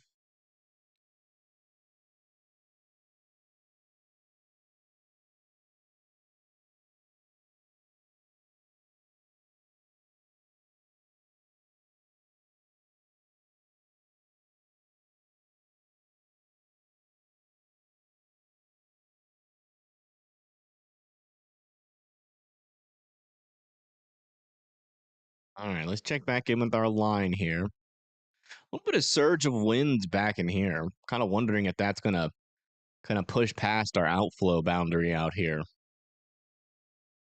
Cassie, the food's gone. Stop whining. I have no food left. It's gone.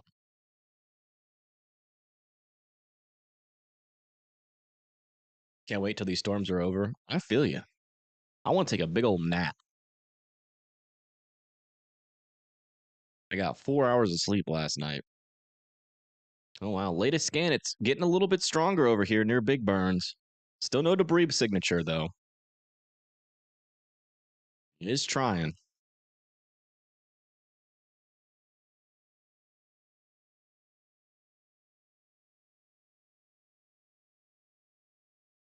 We'll keep it on our southern radar here for a little bit, too. Am I still eating rice? No. It's now a lie. I'm enjoying having the mic off, or the camera thing off. I'll bring it back in a little bit. It's kind of like a little bit of a break. I can do whatever. Don't have to look at the camera or nothing. I'll change the BRB message to make it a little bit more active. Or accurate, sorry.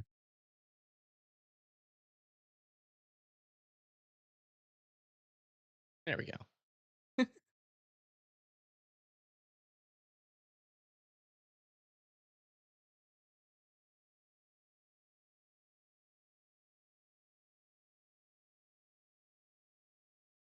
More lapse rates. Yeah. The lapse rates are like the worst we've had. I will say they are improving a little bit. A new tornado warning has been issued. New tornado warning has been issued for the storm we were talking about. We have an area of rotation here, right there, south of Big Burns. The good news is there's probably, I'm actually interested here to see the population size. I'm not seeing any roads.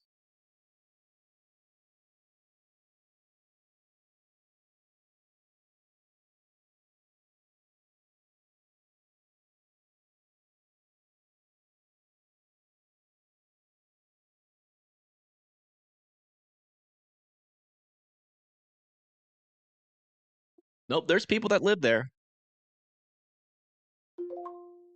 44 people live in this tornado warning. If you're one of those 44 people, you need to be getting into your safe spots.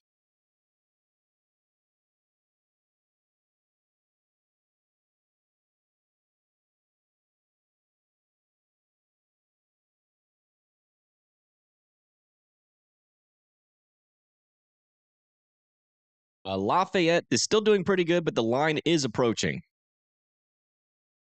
So you probably got a good hour, 2 hours before the storm or the main line gets there. You're going to have some storms out ahead of it. These are more prefrontal storms, but they're not really mature, so they're not much of a tornado threat right now. How long have I been live? I've been live since like 7 a.m. So like 6 hours, almost 7 hours.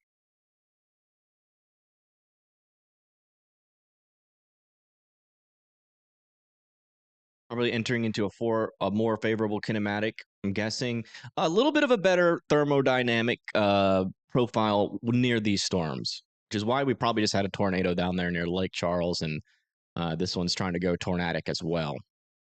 Wind shear environment's pretty good down here. The forcing's a little bit iffy. The lapse rates are a little bit iffy, but along the line there could definitely be some spin ups, and we've been seeing that every now and then down here. It's like this rotation, though, is getting quite broad here south of Lake Messier near Big Burns.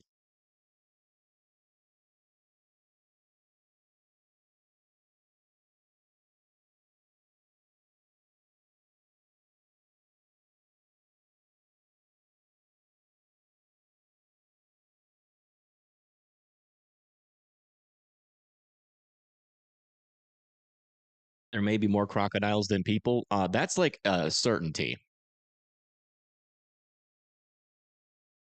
For sure. Let's do a little bit of a severe weather update. We haven't done one in a while. Over here near Rolling Fork, Delta National Forest, Holly Bluff, got some, let's see here. Some 60-mile-per-hour winds coming your way, so watch out for that. Over here near Vicksburg, the line is about to come to you in Mississippi. That's also got 60-mile-per-hour wind gusts. associated with it. Up here on our northern mode, not really seeing too much rotation at this moment. Severe thunderstorm warning to the south, also 60 miles per hour here near Vidalia. That's about to move through Vidalia and then eventually head towards Roxy, where we have Brett Adair running away from the storms at the moment. Looks like he's trying to give him more time. He's trying to probably time it for a stronger rotating storm. And that's pretty much the latest. Down here, we also have a 60 mile per hour wind gust warned storm over here heading towards Eunice, Opelousas, Church Point, Lafayette, and Crowley. And then down all the way down to the south, we have our little tornado warning here.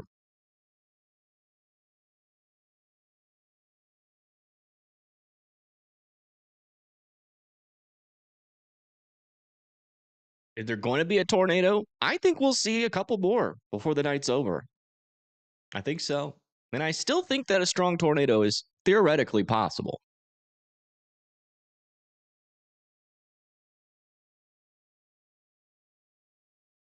Roughly how long do I think I'll be here? I don't know. Probably latest till like 10 p.m. I'll have to end the stream and I'll probably take an hour break at around 6 p.m. Kind of the plan, but at some point I'm gonna have to get some more sleep so I can have energy for tomorrow's risk.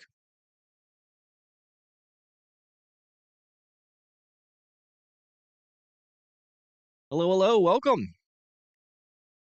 You have plenty of time, yeah, I would say.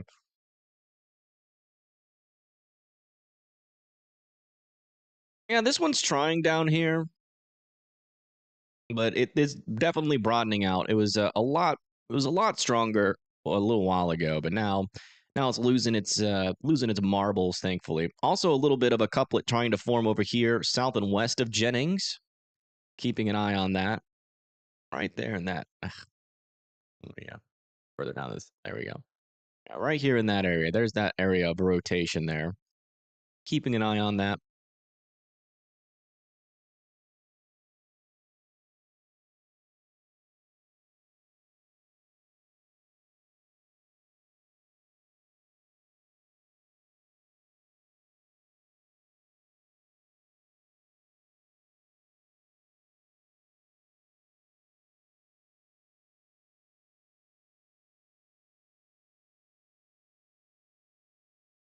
All right, I'll bring the old man. Look at those clouds moving.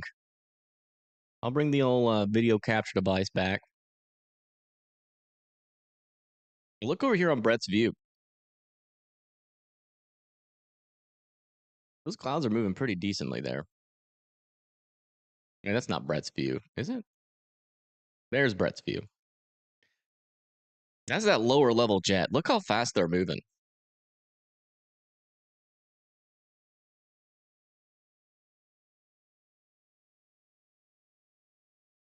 He's waiting for something.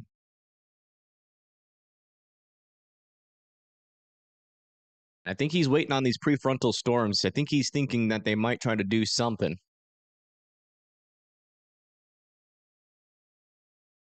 A little worried about the weather later. Yeah, it's possible, but I still think I've been saying it all day, and I will continue to say it until the pattern breaks.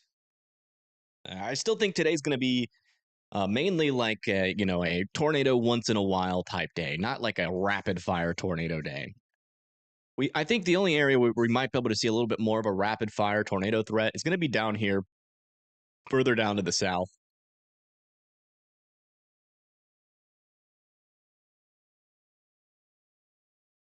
But we haven't really been seeing that. Okay, this is like our only area where we have decent instability. Where is this? The Storm Chaser is over here near Bude or Bude, here in Mississippi. We do have some prefrontal storms trying to mature out in front of the line, and if they can, that'll definitely be a strong tornado threat. But that's the big if. We haven't seen storms be able to pull that off yet.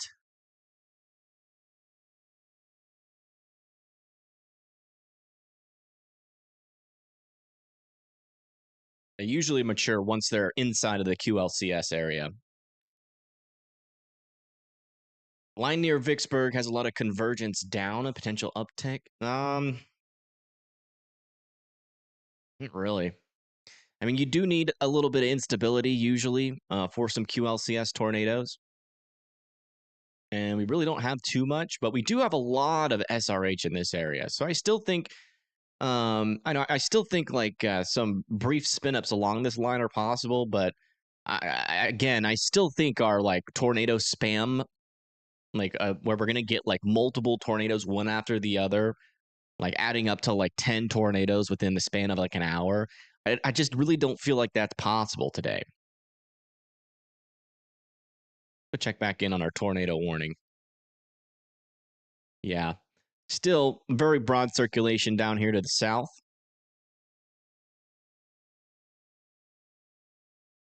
Keep our radar down here for a little bit. South Haven, Mississippi. Where is that? I'm going to have to search that. Isn't that further north? Yeah. Do it from the Memphis radar. Yeah, I mean, there is some gustier winds nearby you. We're not talking really much about a tornado threat here. We have a line of thunderstorms. That's going to bring the most wind. Not a whole lot of rain associated with that. It's going to be pretty light. And really a minimal tornado threat up there. Would really surprise me if you got a tornado warning.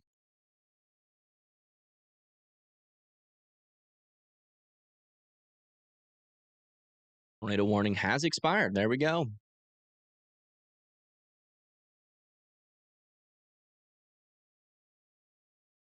Really? And it's still on it is still on weather-wise, which happens sometimes. Sometimes the tornado warnings last a little bit longer on weather-wise. Yeah. Yeah, it has officially expired. I just double-checked. So this tornado warning is no longer active. I'll draw we'll put canceled.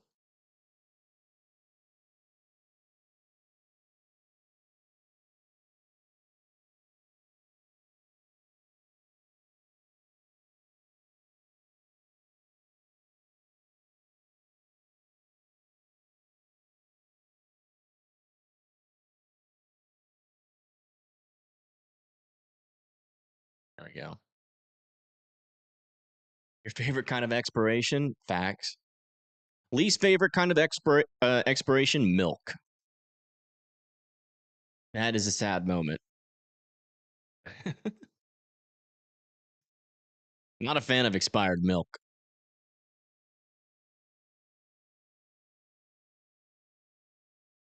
These storms over here are still looking technically interesting. I wonder how tall their cloud tops are. And they're up there on 30,000 feet. One's out in front. This one where Brett's near, that's kind of our tallest prefrontal shower at this moment.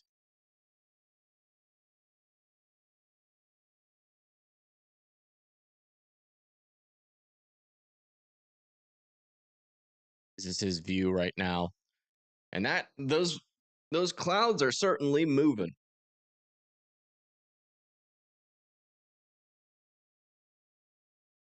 And it's cottage cheese. Oh, gross.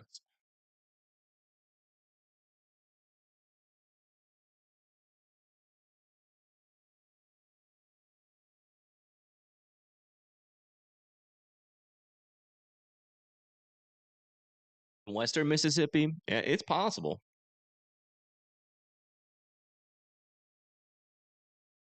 Sometimes we get those mergers in the leading line. Sometimes that does increase the QLCS tornado threat, but that many of them, I don't think so. Are you talking about convergence in the lower levels or upper levels? Just wondering. Chazzy, stop whining. I don't have any more chicken. It's gone.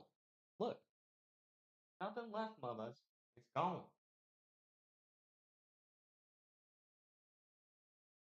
4. You want to come up and sit on my lap? Is that what's happening? Okay. That's what it was.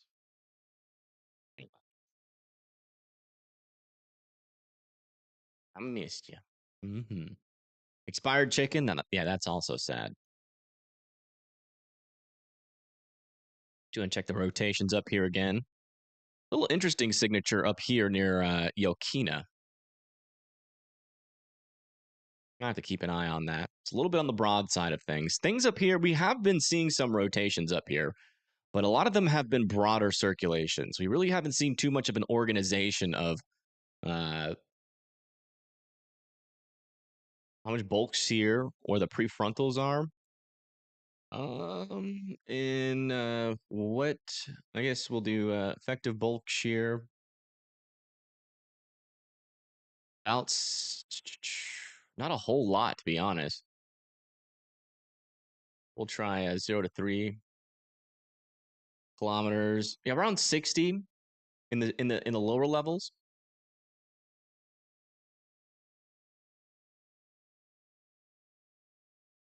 It isn't terrible. I mean, one of the things though is like we have 0 cape up here. The thing that I'm really hyper focusing on is how much SRH we have, if it's increasing in comparison to what it was earlier, which it's not.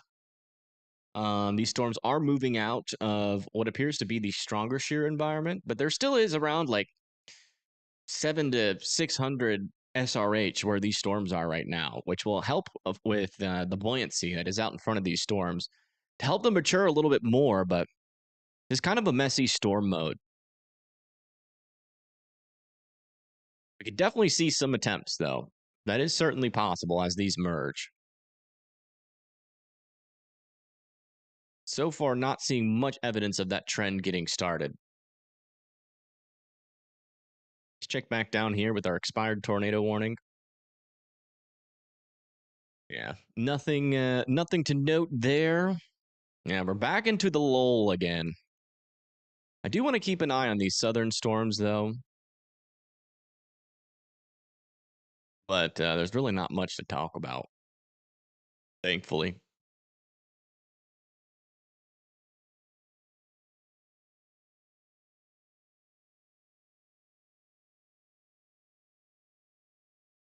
Expired spinach? I didn't even know spinach could expire.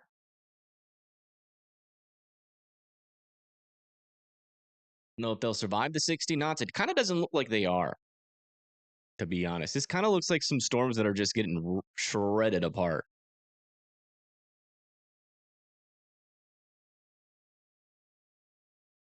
But as they merge with the line, I mean, we could see some interesting things happen.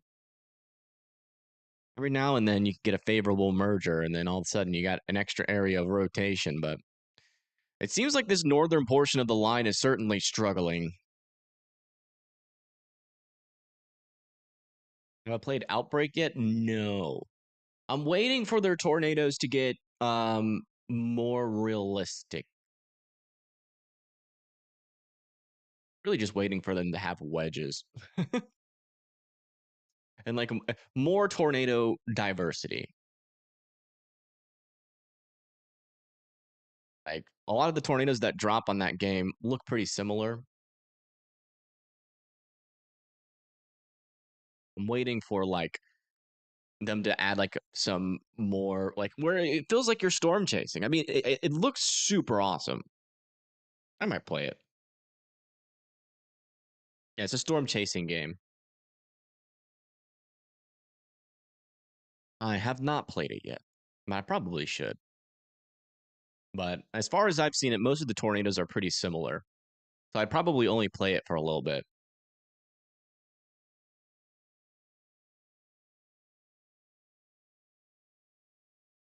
Can I live stream it if I do? No. Probably not.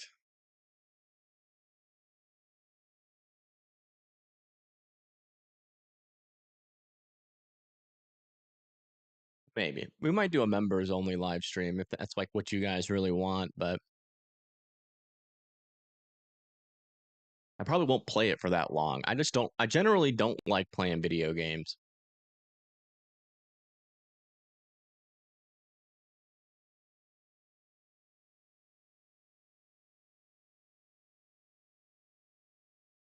Be cool to getting a group of chasers, meteorologists. See, now that would be fun. Yeah, no, I agree on that. That'd be fun. I would live stream something like that, maybe, but just like me playing it, no, probably not.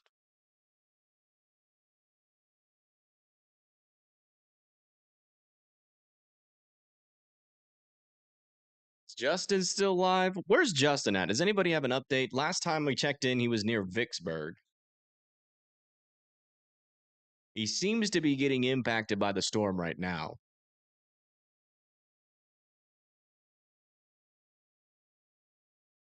Can I look at Ohio? Sure. What's going on in Ohio? There's nothing. There's not even any moisture. No snow, no nothing. You guys might be getting some wind up there though. Any warnings since noon? Yeah. We had a tornado that happened here south of Lake Charles, pretty much right in this area near Grand Lake. We had another tornado warning that got close to producing, but couldn't quite get there. And then ever since then, which was about 20 minutes, 10 minutes ago, 20 minutes ago, ever since then, we haven't seen any more tornado warnings. It's been pretty quiet. I mean, relatively speaking, in comparison to the hype that there was around this storm, uh, like 3 days ago, relatively speaking, it's pretty quiet at the moment.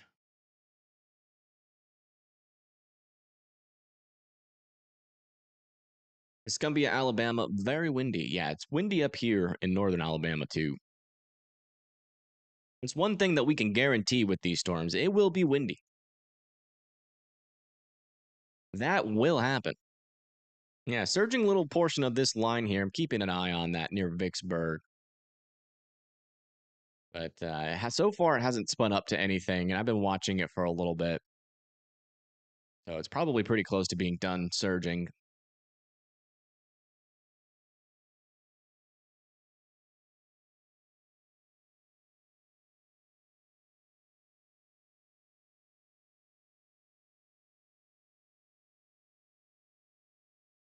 It's absolutely wild to you that storm chasers spend hours driving through these weather events. I know they do it as safely as they can, but it's so intimidating. It's hard to explain, but it's like just like I don't know, man. When you see a tornado in real life, and you want to see another one, it's really hard not to like when you're driving, like you're not really thinking about the journey there. You're just kind of thinking about being there and like, man, what are these storms gonna do and all of that, you know? I don't know. It is kind of crazy though. I do kind of agree with that. 2 sigma for video games. What does that even mean? Used to live in Madison on Marion Drive. Oh shoot, I've been on Marion Drive before. Were you here during 2011?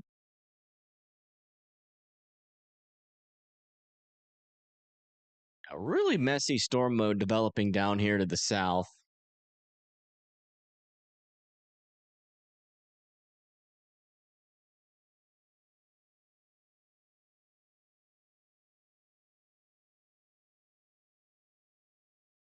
Definitely pondering over here, not gonna lie.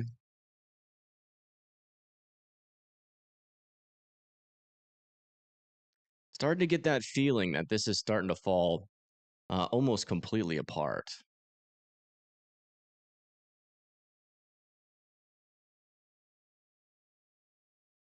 Any water spoots? Let me see.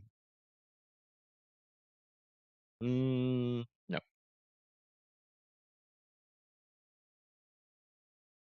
Wait a second. Never mind, it's gone. There was a little bit of a kink in there. There's another one back up here now. Small kink.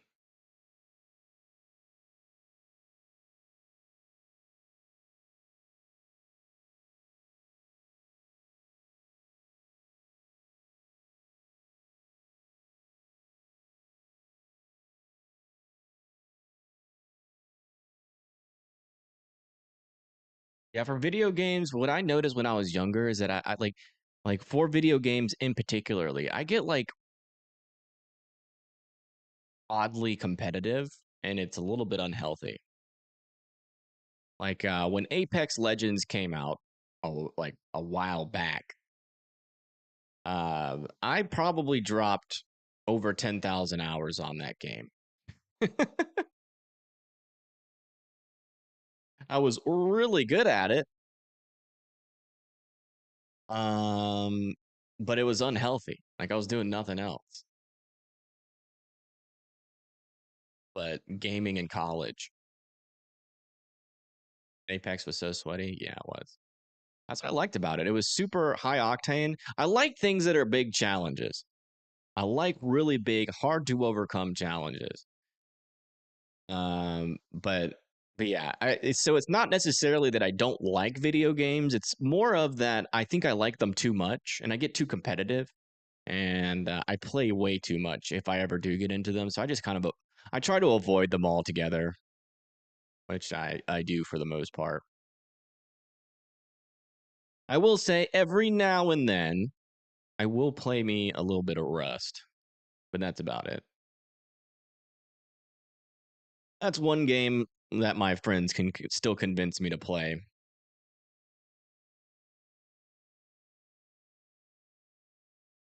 Any news in Omaha, Nebraska? It hasn't gotten started yet, as far as I know. But actually, let me see if we're in the cold portion of the storm back here. I don't think we are yet. Let me. I don't think we have national radar. No, we don't have national radar on weather wise, but we do have it on radar Omega. So let me bring that up real quick. Mm-mm-mm.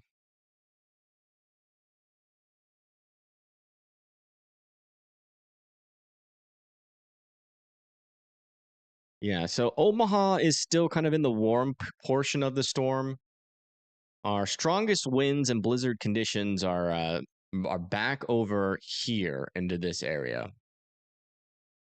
As this moves off to the east, that will eventually pull into Omaha, and that'll probably be overnight and tomorrow morning.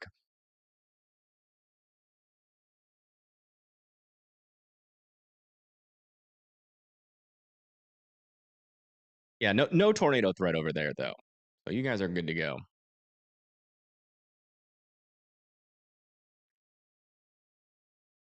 Wow, they've let a lot of our severe thunderstorm warnings actually expire.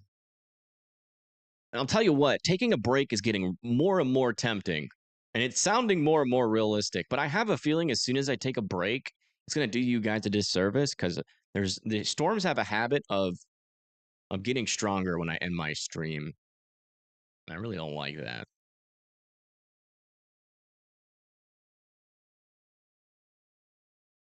And it would be nice to take a little bit of an hour break.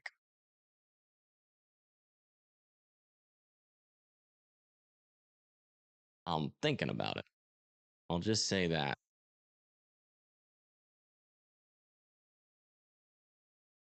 Get your work frustrations out. Yeah, I get that.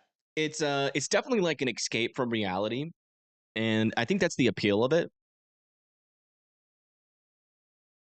So I understand that. Like I still play Rust every now and then, but most of the time I'm just kind of learning online. What's up, Chad the Historian? Welcome.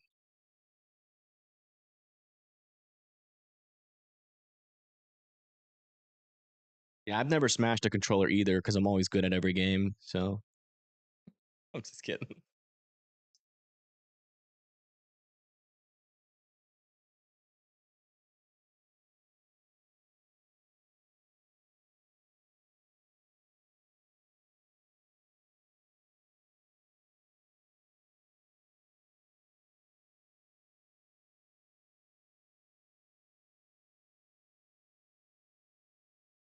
A little bit of an interesting look on this storm down here, potentially. Definitely tell it's got some winds riding up on that southern side there. Yeah, that's what that one storm did earlier. And I think it might have been the same one. It's been doing that for like an hour and nothing has happened, so.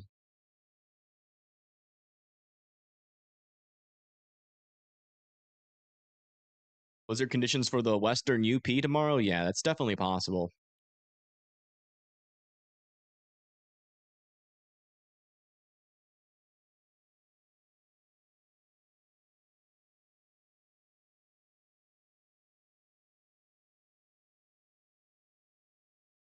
Dylan, I feel that. Dylan said, I can't afford to break a controller. Facts.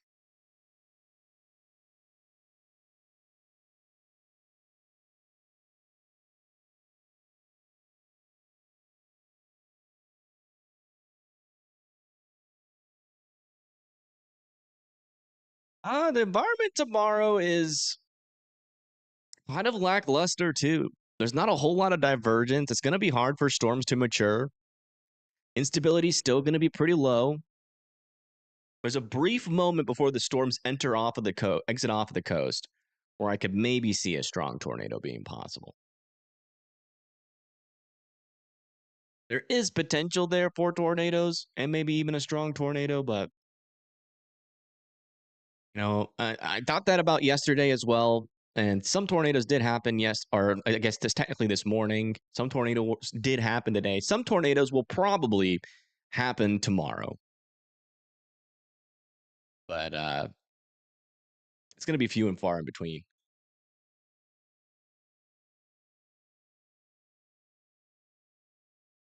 Uh, Kentucky just looks windy.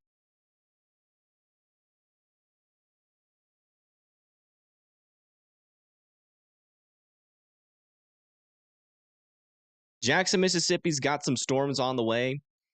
You guys are going to be getting some thunder right now. That's probably why you asked the question and why you're here, because you almost got struck by lightning. A couple of lightning bolts there in Jackson, Mississippi.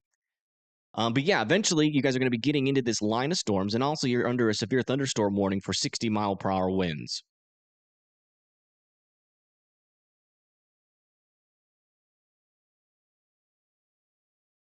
Windy and rainy in Kentucky, yeah. Was the potential for Tupelo getting severe weather? Pretty darn low. The northern portion of this line is absolutely falling apart. It would be, I'd be surprised if you even got a special weather statement at this point. Any forecast for the next storm in the United States after this one, or too far out? It's not too far out. It's actually kind of within range. A new tornado warning has been issued. We gotta check that out. Can't do a forecast right now. Well, they are warning this storm. Okay. I mean, it's not tight rotation. It's kind of looked like this for a while. If I play it, you can see it's had the same look for quite a while. But that inflow is still trying to pick up. We were talking about this storm earlier and its look, but it hasn't really done much since then. But we're still keeping technically an eye on it. But now looks like that wind that's moving on the there you go. Wind that's moving on the southern side of this is definitely a little bit stronger than it was earlier. So that's probably why they're pulling the trigger here. If you live in Fayette, Mississippi, you need to be in your safe spots there. And Brett Adair is actually kind of close to this storm. Looking at his road network, he looks like he would have to take 55. That'd probably be his quickest way to the storm.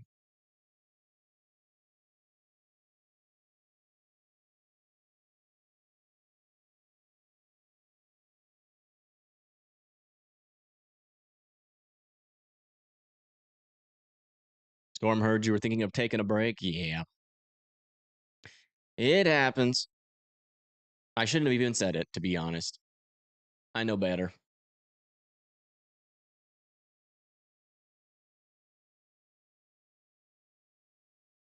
Yeah, we did get a new SPC outlook, by the way. Not a whole lot of changes. Still a chance for some strong tornadoes. Still a chance for some damaging winds. The same kind of deal. So nothing's really changed. No upgrades. Surprisingly, no downgrades. You'd think they would downgrade it eventually, but I mean, technically the potential is still there. So I do agree with keeping the strong tornado risk. It really just takes one storm to mature here, and we got a pretty dangerous tornado on our hands.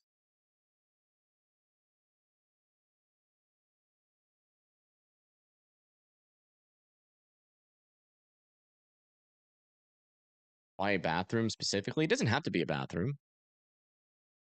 but usually some of your most interior rooms in your house are bathrooms. But you want to pick a room that has the most walls in between you and the outside as humanly possible. One thing though about a bathroom is it has a lot more metal piping within the walls, which can kind of help as a barrier, an extra barrier.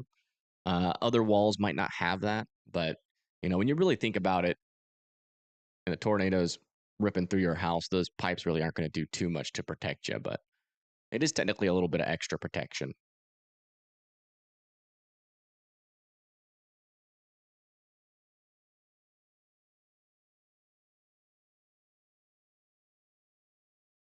Yeah, WX, the WX hype community always hypes every single storm, no matter what it's doing, no matter what the model says, no matter anything. They just always hype it. They will not let any storm die without screaming some sort of crazy things about to happen because in their minds, something crazy always has to happen. Or they just need more clicks.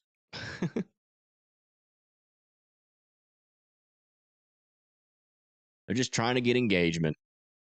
Definitely worth watching the prefrontals, but there's no SIG-TOR potential right now with any of these storms. The environment has not improved since earlier today. And in fact, it's gotten a little bit worse. SRH is a little bit low, which means a little bit less buoyancy, meaning these storms are going to struggle to mature, and we're definitely going to see a lot of these storms get sheared apart. And the lapse rates, I will say the lapse rates have improved a little bit, to be honest. Just a wee bit, but they're still crap. Still way too low. 1 inch of snow, WX high, Snowmageddon. Yeah. A lot of snow. You're about to get buried in snow. Snow tactical. It's snowtacular. It's Snowmageddon. What about Columbia? Oh, A new PDS severe thunderstorm warning has been issued. I got rid of that.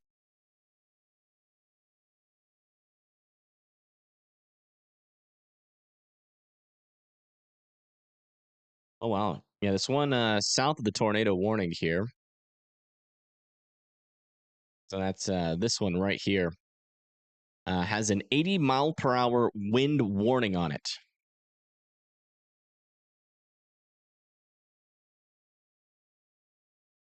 Which honestly is pretty darn interesting.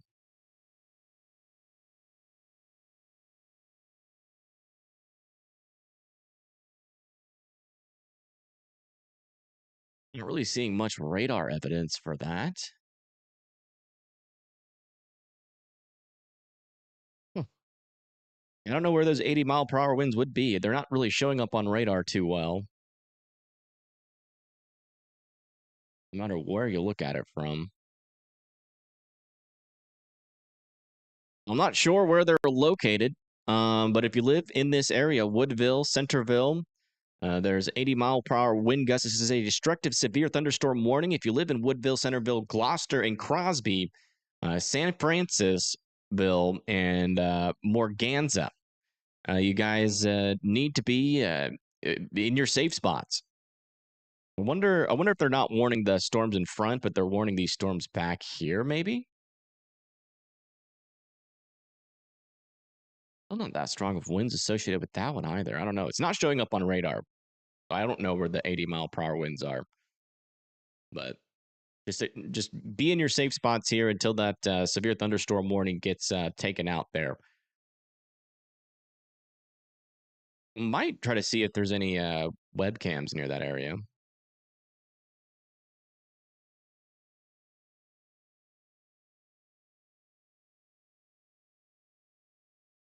Not sure, though. Delete this pen. Pen's not deleting. Okay.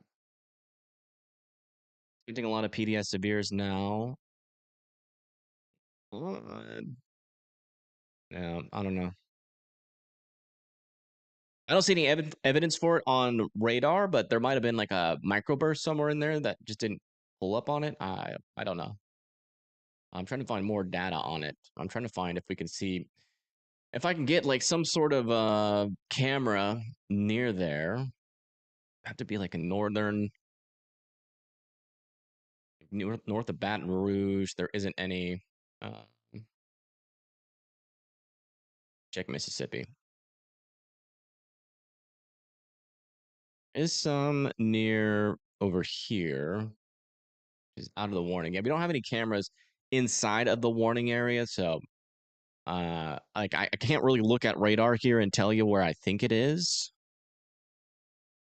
Mainly because there's no area really elevated with that elevated wind showing up even from far away on the radar, so I'm not sure where those winds are.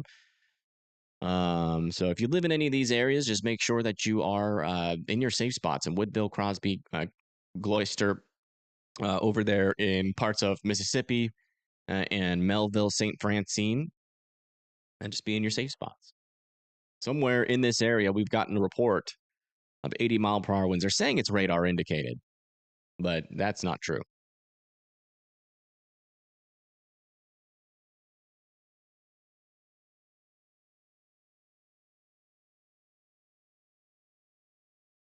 What's the Waffle House index looking like? I don't even know what that means. Let's go check in. Is what's his face? Or is Justin still live? He is still live. Is he all the way in Mississippi? Is Justin's wife still watching?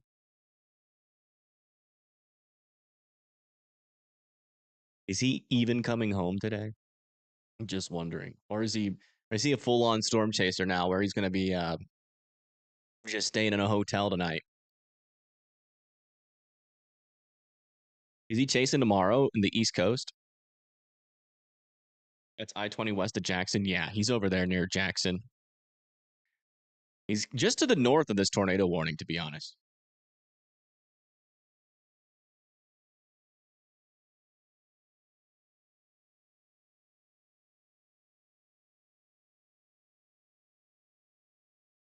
All right, let's come back over to here. Checking in our tornado warning. Yeah, still broad circulation. Nothing has changed there.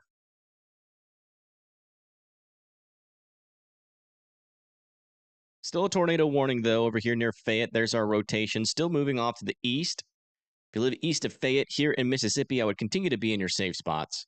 Just in case, there is a lot of wind shear along and associated with that storm. A little bit of some stronger, broader circulation trying to happen over here north of Clinton. Might have to watch that for like a little spin up in this area here. That could surge and cause a tornado, so we need to keep an eye on that. I do want to check back down here to the south to make sure we don't see anything concerning. No, still not seeing anything concerning down in the south. Man, should have took that break. How bad will it be for upstate South Carolina? The main thing I'm worried about is strong winds. Same with Birmingham, too. There's a small tornado threat for Birmingham, but I'm really just expecting it to be winds. Love that sign to the south. All. Anytime. Although I can't guarantee you the storms will think the same way. Storms have a habit of misbehaving as soon as you look away. It's kind of like the Schrodinger storm. At least for me, at least. I usually hold out for a very long time, even when it's quiet. And then if I decide to take a break, I usually just hold out right into the point where the storms are about to go crazy.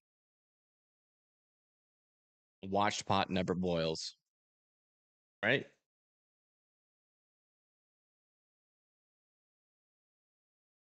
Isn't that the saying? I'm pretty sure.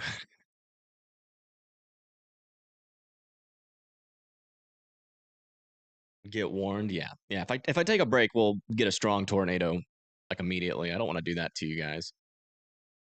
So we're gonna stay on. Definitely some stronger winds developing up here to the north, though. We could get an increase at the very least to our severe thunderstorm warning. But whenever you get these surging winds to the south, that can easily cause some stronger rotation there. So definitely watching that little line segment there.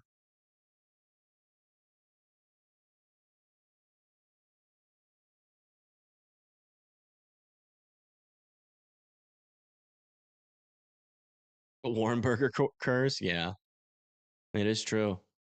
I am cursed.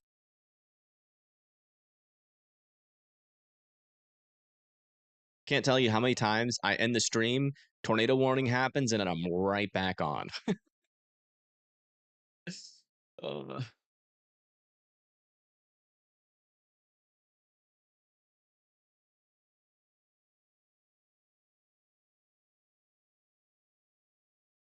what website am I on? I am on Radar. I'm not Radar Mega. WeatherWise. I'm on WeatherWise. It's a free website. And for Baltimore, there is a chance for some severe winds. And also, you guys are under special weather statement. I think this is for fire danger. Yeah, you have fire weather, low humidity, and gusty south to southeasterly winds will bring a greater risk for adverse fire behavior. Winds will also pick up going into tomorrow as this line moves to the east.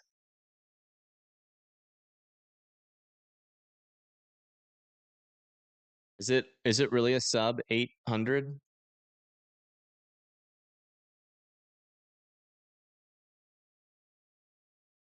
It's not. I don't know where you got that information, but that is false. As of right now, the low pressure system is actually weaker than expected. We're at 990. 990. Yeah, don't look at models. Here, let me post this in the chat for you. This is like a real-time model. This is the meso analysis. Oh, wait, that's wrong. Hold on. I'll post the whole thing here. It shows you real analysis of what is happening near the surface, observations.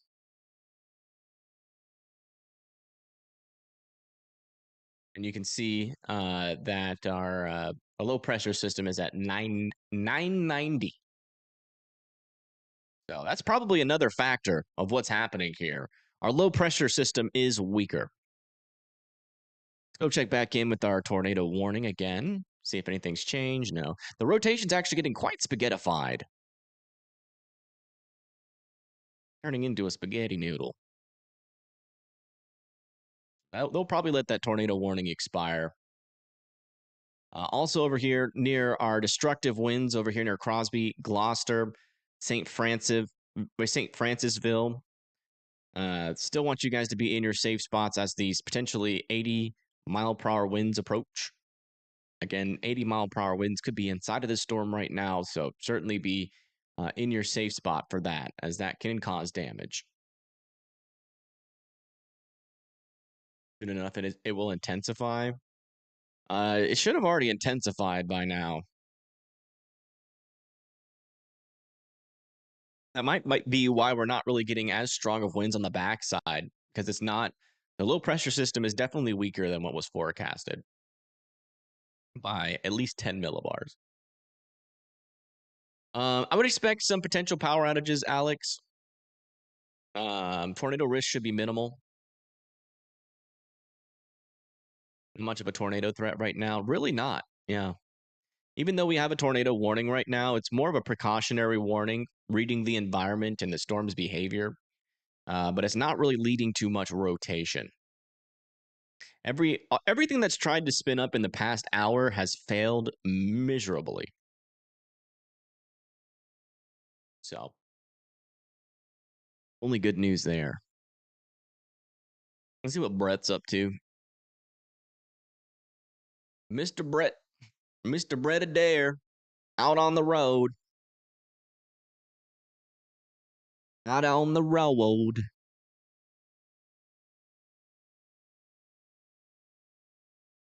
I don't know what his plan is, but it looks like he's coming in to intercept this tornado warned storm. But I don't think the tornado warning is going to last until he gets there. But he's almost right in front of the tornado warned storm. He's probably about 20 miles to the east of it.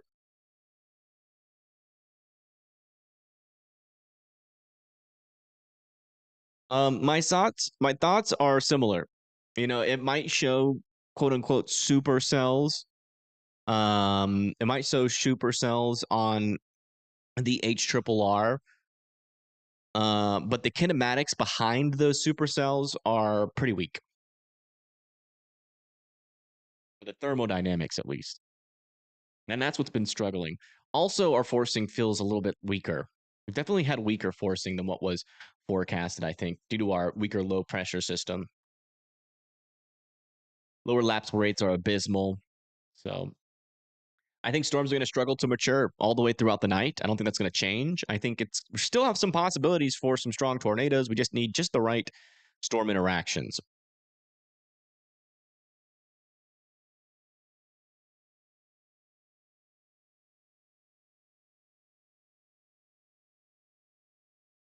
So we're just kind of in a wait and see environment right now.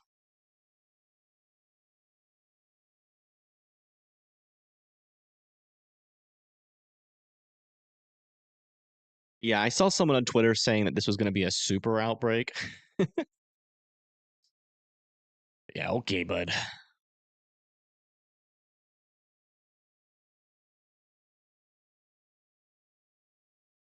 Like, do we not learn? I mean, it's a simple lesson to learn. It really is. Oh, did our tornado warning? Yeah, tornado warning expired. So no more tornado warning.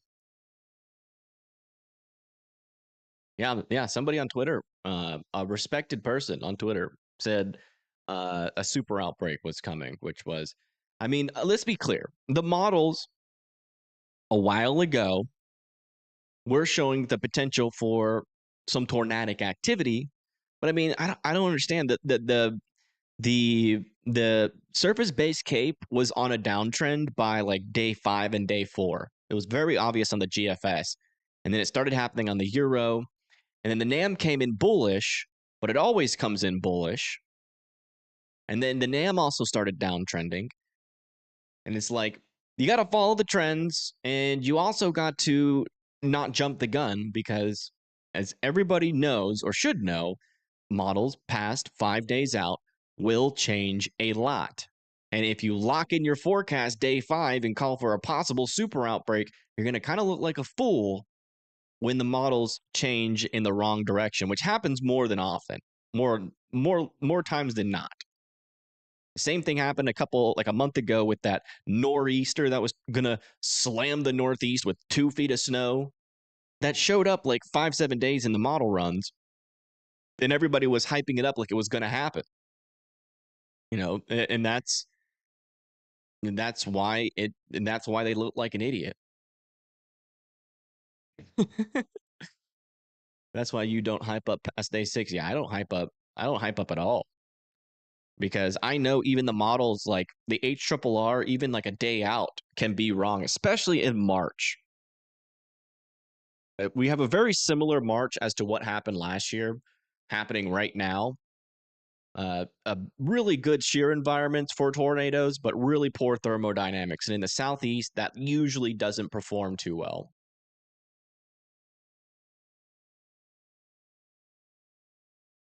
And once I saw that model trend picking up on the GFS, I knew. Well, I didn't know. I won't say I knew, but I definitely was like, okay, yeah, I'm definitely going to pump the brakes on this one.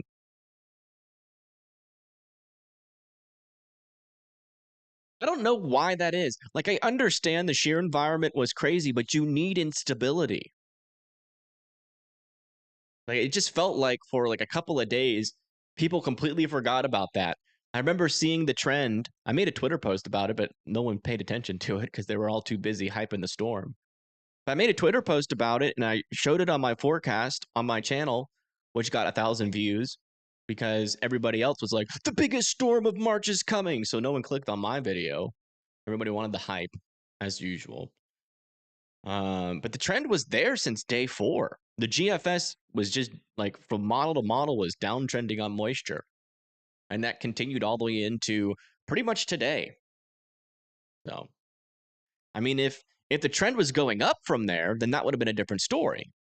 You know, I'm going to tell you how it is. I'll need clicks. If I get 1,000 views on my video, I'm not sad. I just know that I'm telling the accurate story. And so people are like sometimes accuracy is just not clickable. And I'm okay with that. That's why, you know, people latch onto the worst case scenario almost every single storm. And they show you the models that are showing the worst case scenario almost every single storm because it's more clickable. Seeing a little signal over here near Woodville, some broad circulation, keeping an eye on that. See what happens there.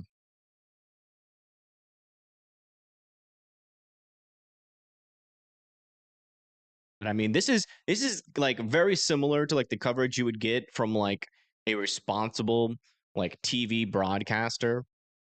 Like there's a lot of good TV meteorologists out there that, you know, just wait for accuracy to really start to lock in their forecasts. For snow, it's usually around 1 to 2 days out before the event.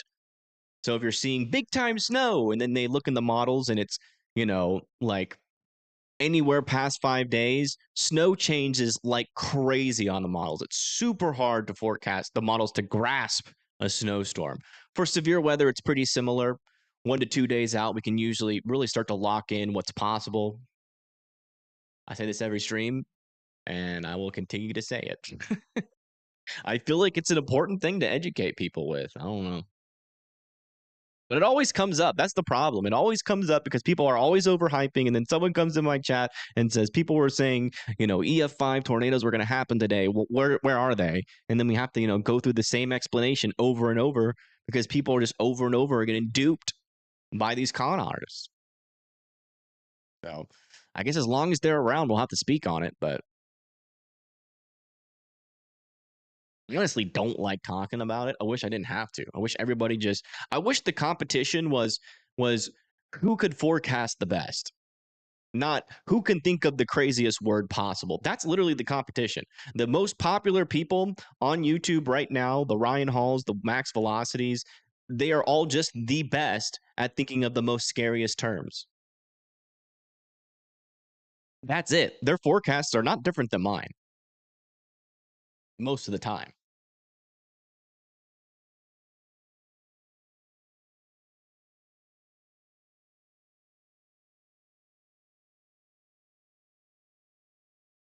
Sorry. We really shouldn't do that every stream. But it always comes up, man. It always comes up. I feel like I gotta educate.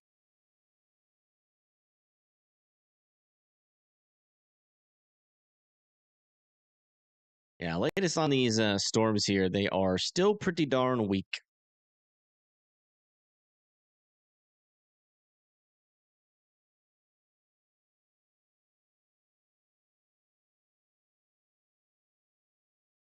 Not disrespect, it's just facts. Like, I think deep down, Ryan Hall is a good person. But he's obsessed with getting clicks. And sometimes that leads to absolutely just straight up lie thumbnails and titles. You know, his coverage is great. His forecasts are just fine. But he lies to get views. Like, you can't just sit here and be like, that's totally fine.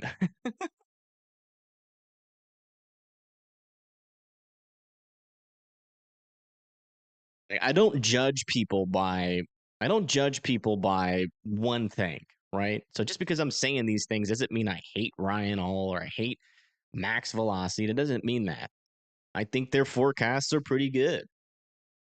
But it definitely raises red flags when it's like if I have a if I'm selling something to you, right? Let's say I'm selling you a TV and it has 1080p. That's what it really is, right? And the TV is really good. It has a 1080p TV. But when you come into my shop, I say, this is an 8K TV, the best TV you've ever seen. You can hook up 10,000 HDMI cords into your brain and it goes crazy. And then you buy it because of that, and then you take it home and then you realize it's 1080p. You're going to be pissed. But for some reason on YouTube, that doesn't happen. And I think it's because, I don't know. I don't know why. I don't know why people think that that's acceptable. I just think that they don't realize that they're getting lied to. As weather is just that complicated. Yeah, 1080p is fine. I don't hate the 1080p TV. I hate the sales tactics. It's looked as disrespectful. It's not disrespectful. It's just the facts. Don't lie to get views. You're pulling the strings of people with storm anxiety so that you can make more money. It's that simple. It's a little area here of some broader circulation. I am keeping an eye on that.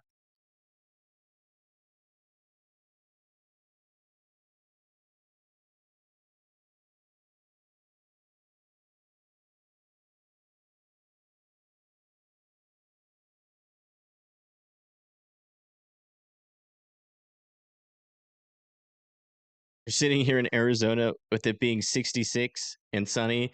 I'm pretty sure that you're part of literally everyone. Yeah. Yeah, that was literally his latest title.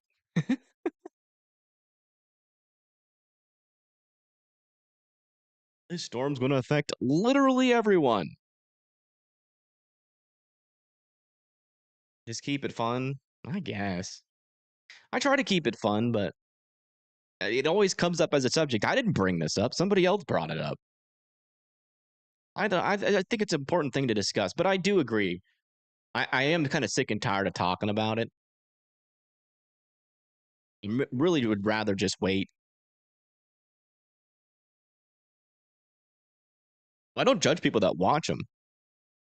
Absolutely not. They're getting manipulated to watch the video. That's not their fault. The person getting manipulated is never at fault. It's always the manipulator that holds the responsibility.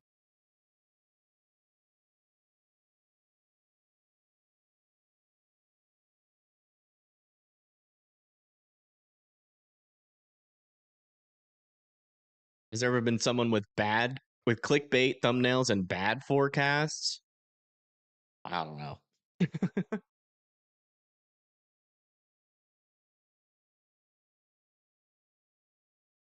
No, I agree.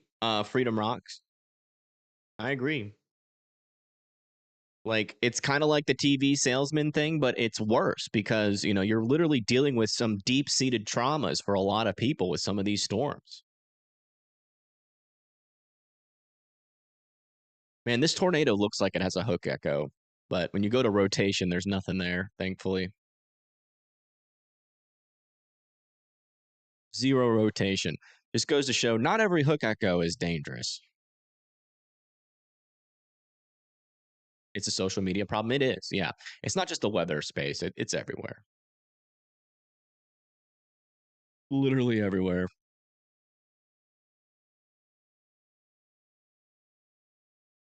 It's like Brett Adair's getting kind of close to some storms.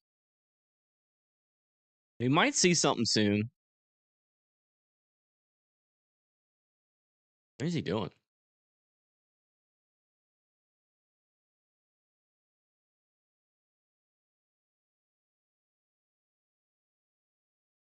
They're playing the title and thumbnail game. Yeah, I get it. Honestly, I totally understand it. Like, especially for like gaming and all that stuff. But you start crossing. Like, if you say Fortnite is the coolest game ever, like no one's gonna dog on you for that. Like, I mean, that's a subjective experience, right? It's a subjective opinion that hurts nobody. But it starts to get a little iffy when you do that in the weather space. Because then you're starting to play with real fears and real anxieties. And that's where you start crossing a line.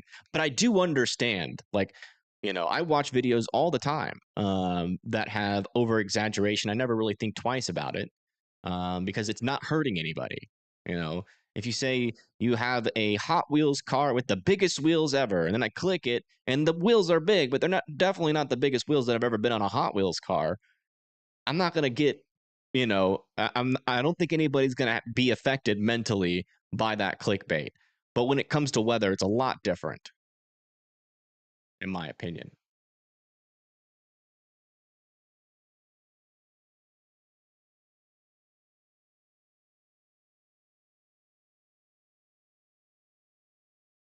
Yeah. No, I mean, there's also the reputation issue. It's like, you want to build trust, and if you're constantly clickbaiting people, you're gonna lose trust. It will be short-lived, regardless. Technically, I don't even need to call it out. People will eventually figure it out, but I call it the. I have a new theory about it. It's called the Weather Channel theory. Like Weather Channel used to be pretty legit and like pretty accurate, but then like about like 5 to 10 years ago, they started like overhyping everything, and then it kind of hit a pinnacle when that dude was like in the hurricane shouting like, "Oh my gosh, the winds are so crazy!" and he's like leaning forward into it, and then a person walks behind him just like doo, doo, doo, doo, barely getting affected by the winds. It's like but that took like 5 years of them doing that before people kind of caught on to it. So it's not a long-term strategy at all. But it is a successful short-term strategy for sure. But I do feel like it's a phase. I think it's going to pass. I think people are going to get more smart to that stuff. They're going to gain, you know, things that can. They're going to gain things that can protect them from that kind of stuff. In the places where it matters, right? Like I said, clickbait, like over Hot Wheels cars, is not going to piss anybody off. You could probably do that relentlessly and never never have an audience that ends up hating you. But you do that with weather, and you play with people's emotions and anxieties. You're not only going to garner mistrust, but you're also going to form a pretty large group that actually ends up hating you, because people don't like that feeling of those kind of emotions getting manipulated.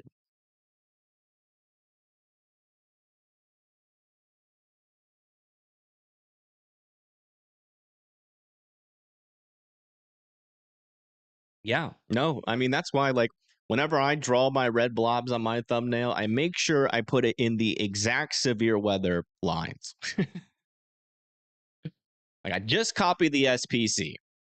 That's all I do. I really try to make it like even if it looks weird or it looks disproportional, I always put it. I always put the lines and the red blobs where they're supposed to be. If there's like an enhanced risk, I'll put one little scale up in darkness to kind of separate it from the rest, because an enhanced risk can mean more significant weather. Um, but I really try to draw it like exactly so that when I show my forecast, it lines up. You look at the risks when I show them, and you're like, oh, yeah, I was in that area. Thankfully, I'm here to watch this video. Do the green, blue, and yellow dots mean? I don't know what you're talking about. I don't see any green, blue, and yellow.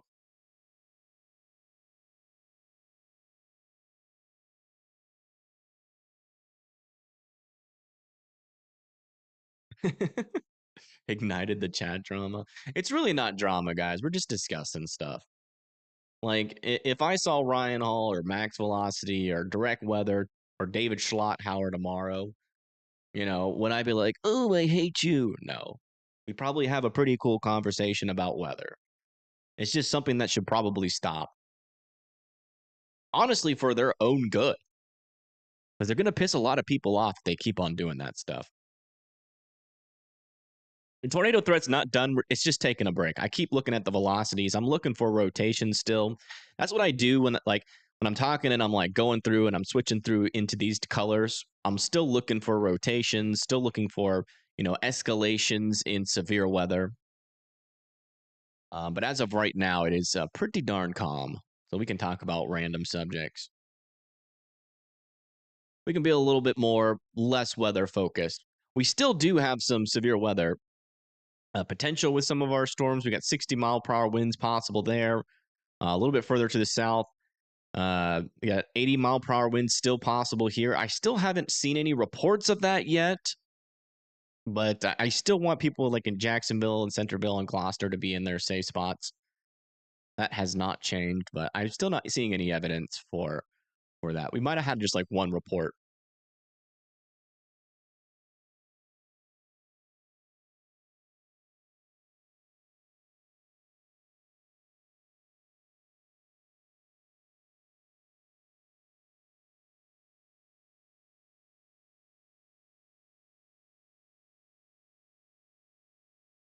You were actually in a tornado when you were young. Yeah, like that's the thing. Like most of the people that like pay attention to severe weather, or at least the first ones that'll click on your video, are the ones that like kind of are like really paying attention to it.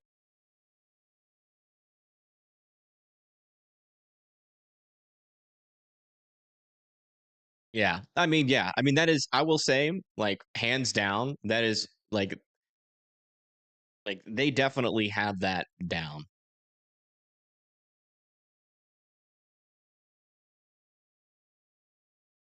They have a bunch of storm chasers and live cameras. But I mean, that's really not like a skill thing. It's more of like they just have a crap ton of money because of all their clickbait. So they can afford like unlimited resources.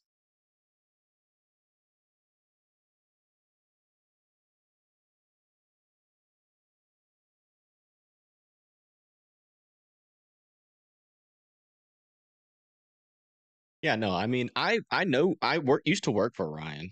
I respect him. I think the Y'all Squad is one of the best things that has ever happened in the Storm community. I think his AI idea is nuts, and it makes me scared that I'm gonna lose my job. But bottom line, I mean, it's a technological feat that's never been pulled off before, and that's pretty impressive.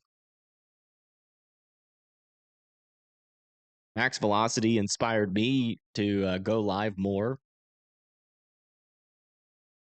He kind of started that whole being live uh, for most storms. He was the originator of that. He's got great forecasts for the most part.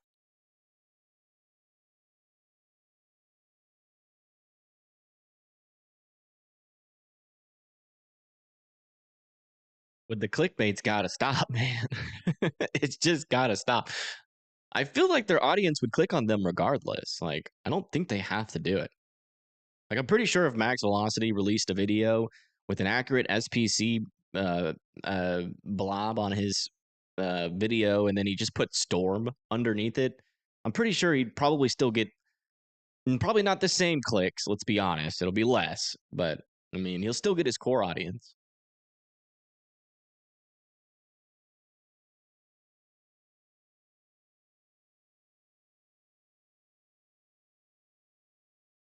I don't know.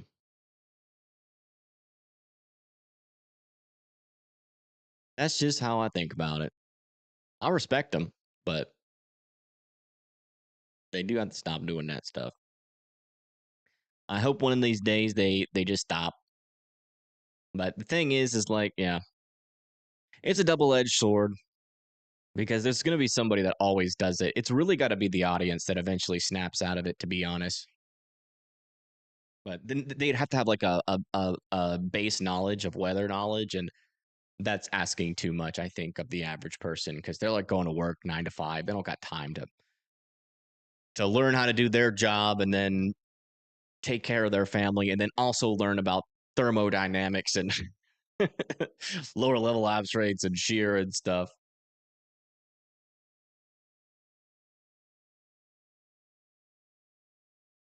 Yeah, he does. I mean, Ryan makes a huge difference.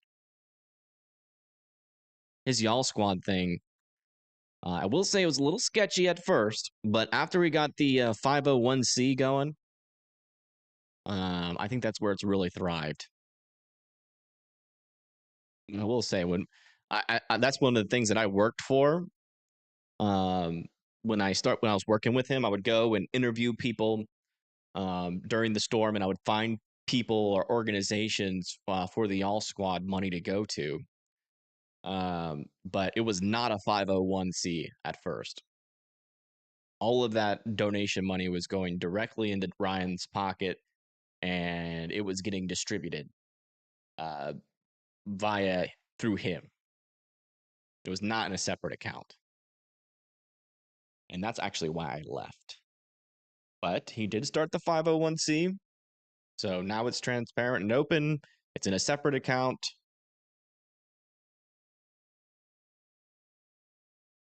So that's the way to do it. Yeah, I talk to him all the time. Yeah, that's why I'm not associated with it. I just explained it. I was uncomfortable. I tried to get some more transparency, but they weren't giving me any. I don't know what was really going on, so I'm not going to make any assumptions, but they would not be open with me, so I decided to part ways.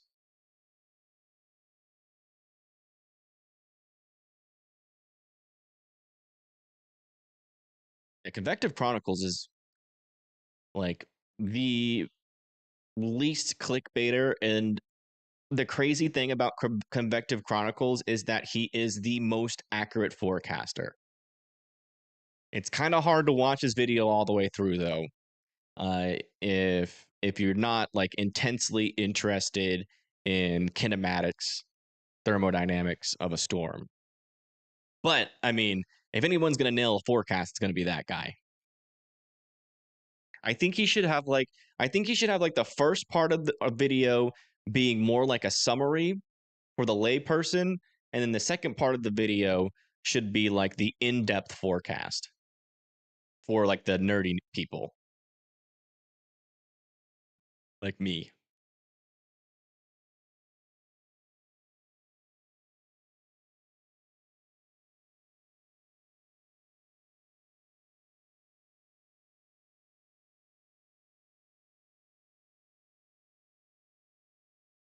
Oh, I love it too. It's just like it is so informative, and I've honestly learned so much from Trey. It's crazy. So he's an extremely smart individual.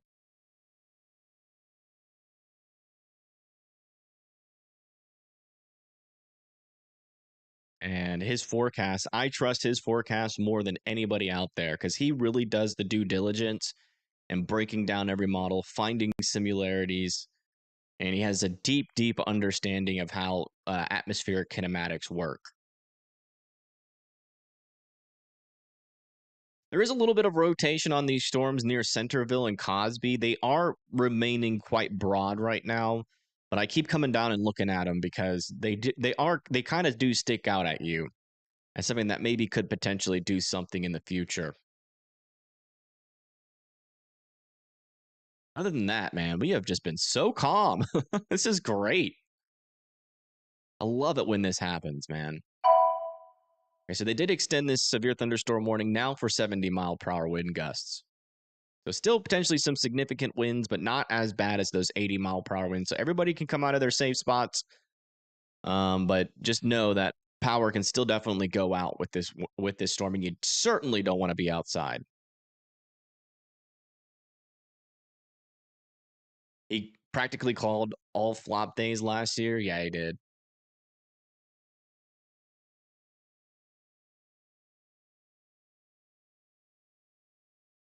Why do people unsubscribe when I talk? I lost. That's crazy. I lost when I posted those NWS videos. I lost 150 subscribers. But that's just people that are blindly following Doge. There's nothing you can do about that. You can't fight logic. I mean, you can't fight conspiracy with logic. It just doesn't work. So you shouldn't try to like monitor your words because you're afraid you're going to piss off somebody who doesn't really take any due diligence to learn some of the subjects that you're talking about. Like, it's pretty simple to understand why the NWS is important. I explained it in the first video. I explained it even better in the second video. And both times, they were like, "You're stupid. Wow, you're so dumb." We don't need radar, weather warnings. We don't need to know hurricanes and tornadoes are coming. What's wrong with you? Don't you know how corrupt tornado warnings are? Like it sounds like just like they're just like brainwashed or something. I don't know. And you can't fight that with logic. So you might as well just speak your piece and just be okay with the consequences, because if you hold your tongue, you're doing more damage. Like, imagine just how big the movement could have been if Ryan Hall, Max Velocity went on their YouTube channels and were like, Doge, we're going to fight back. Everybody meet here. Let's all write. Here's a document on how to write your senator and your House representative. And let's freaking do this. Because if anybody can organize an audience, it's those two guys. They're some of the biggest voices, at least from the YouTube side of things. And they did do Twitter statements, but they didn't even make a YouTube statement. I think they should have done a YouTube statement. But yeah, if you guys didn't know, the most recent thing that's happened on that front is that there are reports coming out that they're about to cancel the lease of the building that holds all of our model data.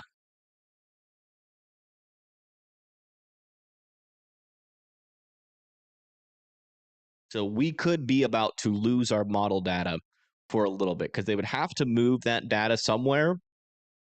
But so it might be a couple of days. I just hope that if they do that, that it is not before a severe weather outbreak, because we could get caught with our pants down if that's what happens.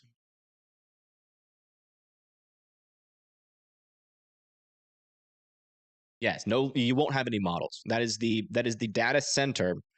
The lease is for the data center that not only holds all the data for the models, but also is responsible for the day-to-day model data transfer. So the data from our METAR data, from our satellites, from our planes, from our ships, from our balloons, goes into that area, that building, with all the servers, and that feeds it into the models, and then the models output their model runs. And that's where those models are held, is at that area. If that lease gets canceled, they'll have to take thousands of dollars of computers, hundreds of hours of wiring, and then move all of that somewhere and then replace it and put all the wires back in. It's going to take at least a week, potentially even longer, a month. That would not be good. Oh, look, Brett's in a storm. Let's go check out Brett. He's in a storm.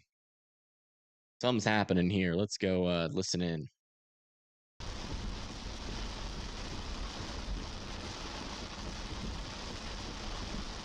No, NATOcast is not part of the NWS. They haven't canceled the lease yet, but we have had reporting from deep inside of the NWS that they are threatening to cancel those leases. So we're still good. We still have models, obviously. We've been looking at them today, but...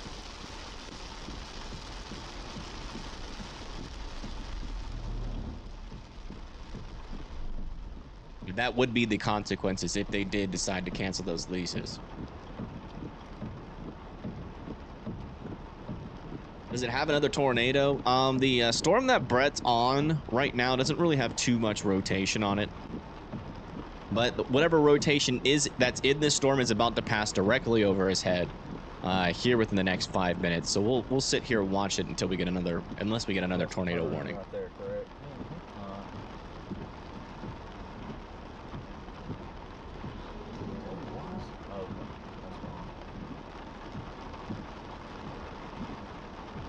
Yeah, it's a lot of work. It would be down for quite a while.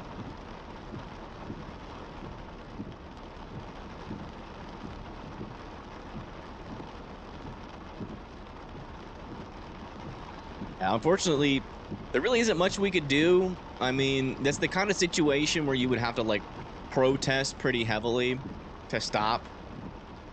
Have to grow, you know, some cojones. honestly like a protest around that building, just hanging out around there. But like that's like you really got to be down bad. Like they got to be doing something serious if you're gonna organize something like that. And I think like weather models is probably a big enough scenario where you could like form a little ring around the model building and just say, nah, we're not moving. We're not moving. They're not moving. They're going to continue to operate. And you can F off. See you later. This is illegal. Go away. That's really the only way to stop it. And then they probably get the military on you. But still, at least you tried.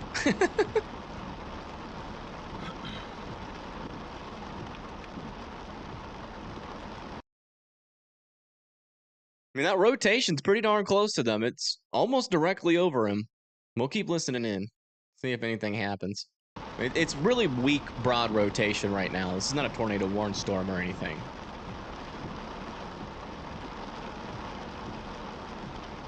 Yeah, he did post it on X.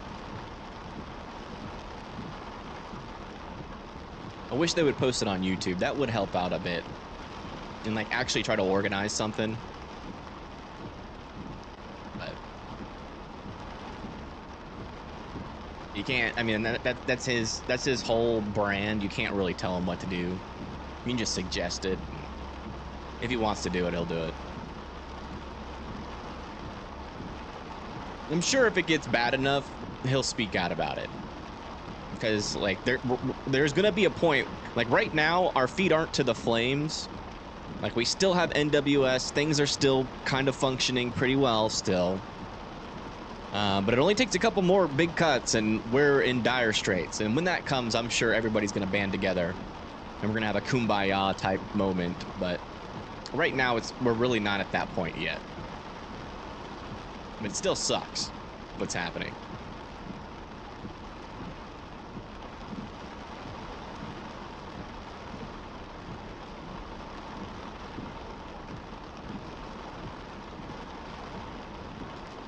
I think the point is to just, you know, until that happens, you know, just keep expressing your dissatisfactions about it. Keep educating people on why that's not a good thing. And just hope that we make enough noise to where they won't do anything. Because the fact that they're touching it in the first place is not a good thing. It's not a good thing at all. That means they don't really understand how important it is. If you had somebody that was in charge of funding that understood how important the NWS is in terms of saving lives, you would increase the funding. You would increase the workforce because they were already understaffed before they even got into office. Boy, this is interesting. By the way, in Jackson, Mississippi, the line is just now making its way into your guys' area. Let's go talk about that for a little bit. Severe thunderstorm warning out here in Jackson. That's for 60-mile-per-hour wind gusts, and that line of storms is now making it into the outskirts of the city. In terms of rotation, we're not really seeing any, thankfully. It's not like the last storm that we had that went kind of bonkers right before it went into your guys' area with a 80-mile-per-hour wind gusts.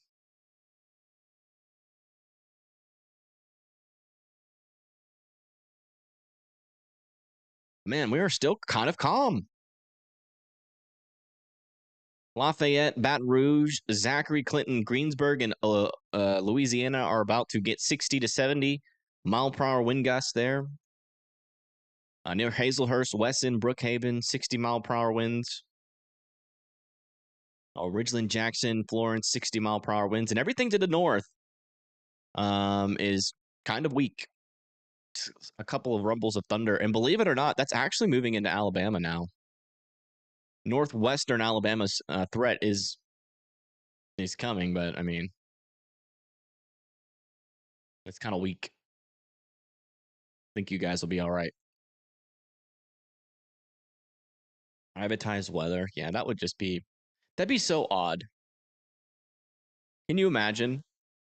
Help comes in the chat and he's like, Evan, Google just released the newest SPC Outlook. Go check Google. They got a new SPC Outlook.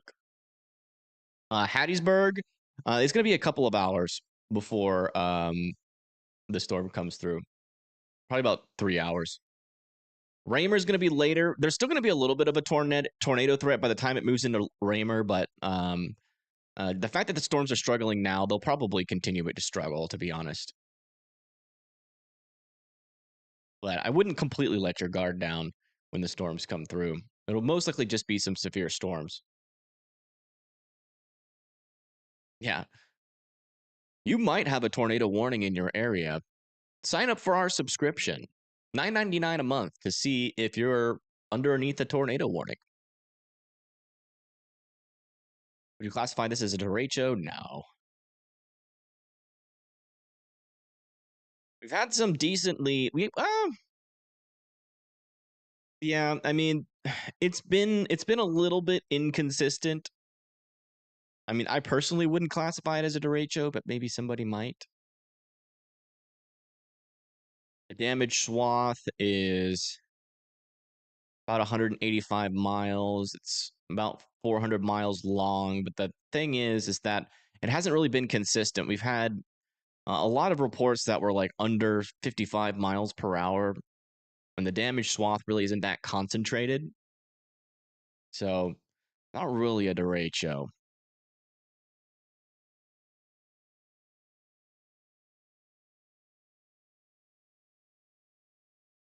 Yeah, well, the people that are calling this a derecho call every damaging wind event a derecho. It may end up as a derecho, but it isn't yet. No, I think it got a little bit too weak for a moment there.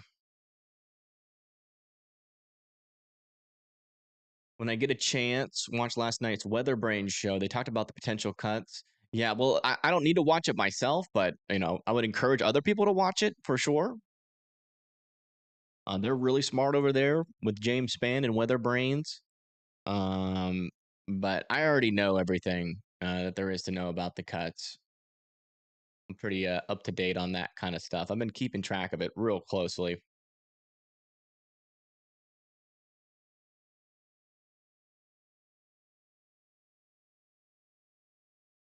Ooh, I want to check the stock market. Totally forgot about that. I don't even know where my phone is. Fine. Stock market jumped off a cliff today. I'm gonna go check in on that, see what happened. All these severes aren't observed. Some of them are. Some of them aren't. A lot of these are been radar indicated, that is for sure.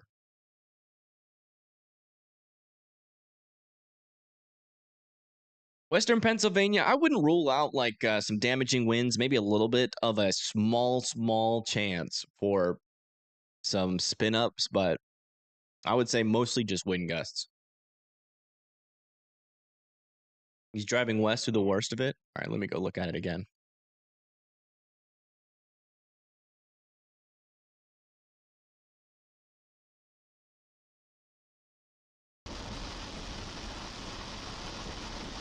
Oh yeah, it's a little bit windy. Definitely some heavier rain.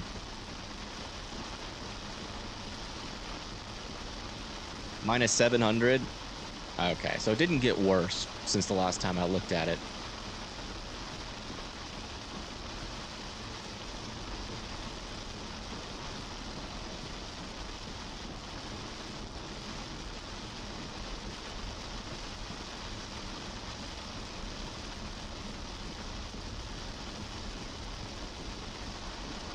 Who do y'all think is gonna get blamed if for some reason just like zero storms happened in New Orleans tonight and they canceled Mardi Gras? Who do you think gets the majority of the blame for that? Because that's gonna be a lot of angry people. MCS, yes. Mesoscale convective system. I didn't cancel it. That's not fair. Although if it was up to me,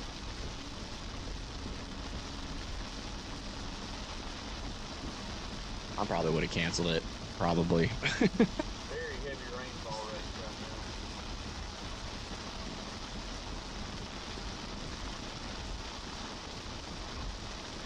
It's freaking windy. That indeed. This line is, man. I will say, we are getting a little bit of an improvement, or disapprovement, we'll say, in terms of our rotations down here. A little bit stronger, broader circulations developing now to the east of Centerville.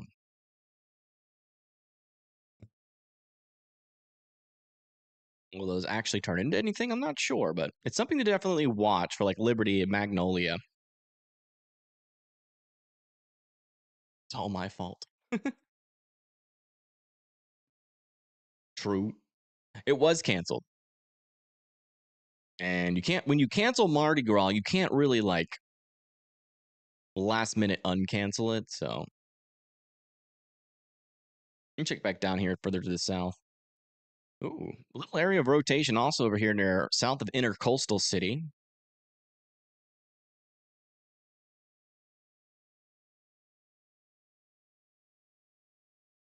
Some things to keep an eye on, kind of what we've been seeing. No major upticks though, which is good.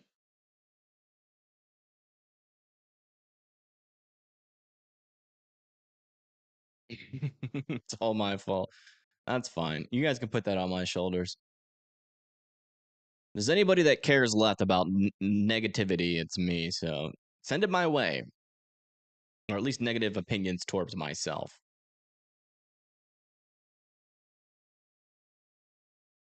I bet you people are still going to try to do some Mardi Gras down there, even with the storms.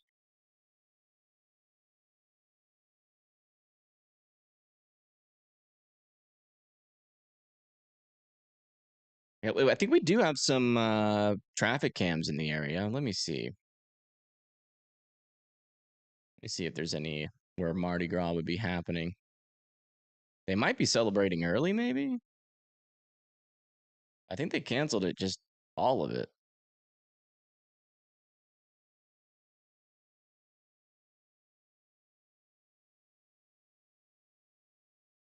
I don't know. Hold on. Which camera was it?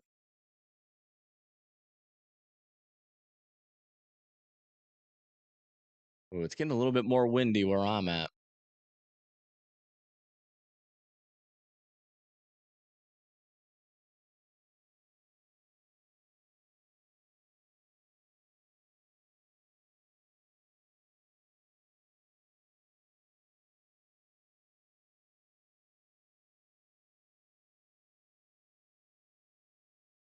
There's a lot of traffic.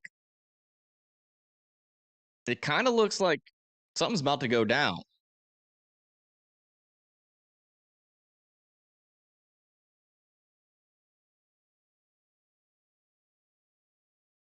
That doesn't look like they canceled it to me. Is it back on?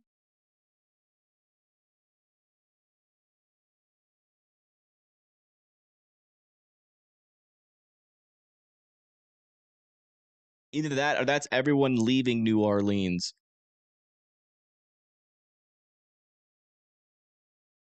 They can't close all the bars. That is true. That's probably everybody about to show up to the bars. The parade's canceled. Okay. Yeah, there's still going to be Mardi Gras tonight in New Orleans, even if there's a tornado warning. I'll tell you that. They go nuts. Yeah, I can't show Earth Cam. Wish I could.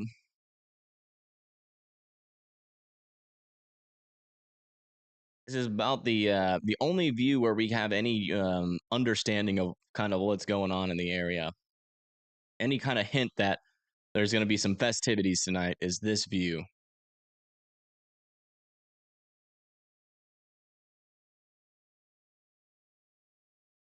Yeah, well, you know what? People don't know where I live, so I think I'm okay.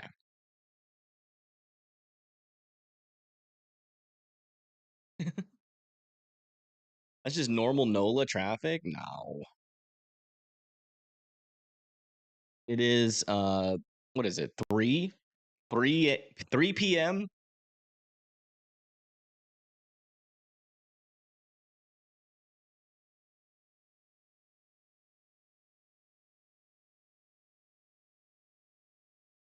Honestly, I'm gonna say it. Weather-wise, I'm impressed again. I was a little bit depressed when it came to their how fast their radars were updating, but today they knocked it out of the park. We were well ahead of the game here using weather-wise. Very impressed on their servers. That new update did wonders. It's been such a smooth experience. Every scan is coming in at the same time like it's supposed to. It's just so nice. So everybody put a round of applause in the chat for weather-wise. Urban Street got any cameras? No. The closest one that we have, the one that we were looking at, was near Orleans Avenue, which kind of goes into downtown a little bit.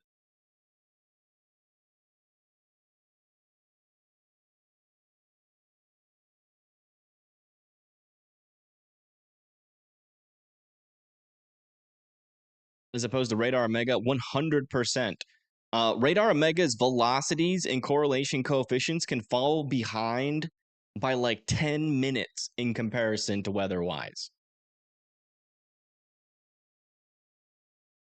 I didn't know how bad it was until this new update from weather-wise, and it's bad. Radar Omega is dangerous, which kind of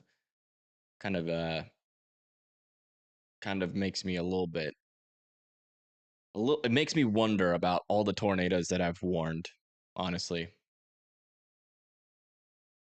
Not that I've warned personally, that I've covered. It's like, how many times were those radar frames behind what it was saying?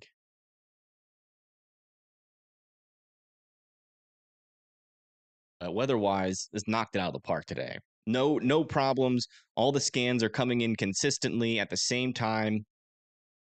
And it's been like 5-7 minutes ahead of Radar Omega, which is a little bit crazy. Could miss warning someone. No, 100%. 100%. That's why it's a little bit dangerous.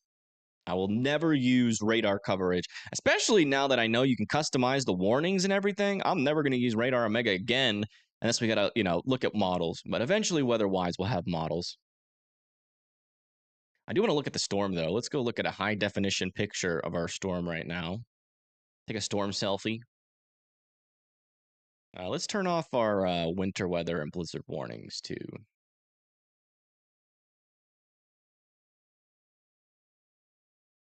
I think I can do that, right? Yeah.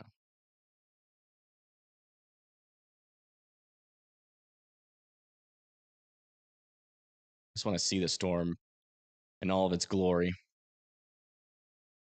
Yeah. Honestly, I thought it would look a little bit crazier, but it is a weaker storm than we were expecting, to be fair.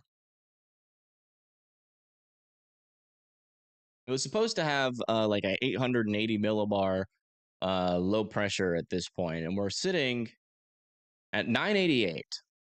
So it's still a pretty strong low pressure system. Let's go look at it on the high definition infrared. Oh yeah, that looks a little bit crazier. I was expecting it to look bigger. But it still looks like a pretty big storm.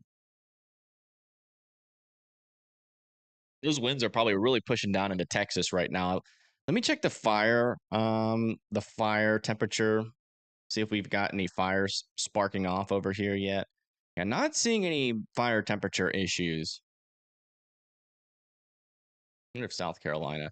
Yeah, we still got some fire flare-ups though over in Virginia. We got warnings in the way. I can't really see under them, but I'm not seeing many spark ups yet over in like New Mexico or Texas yet.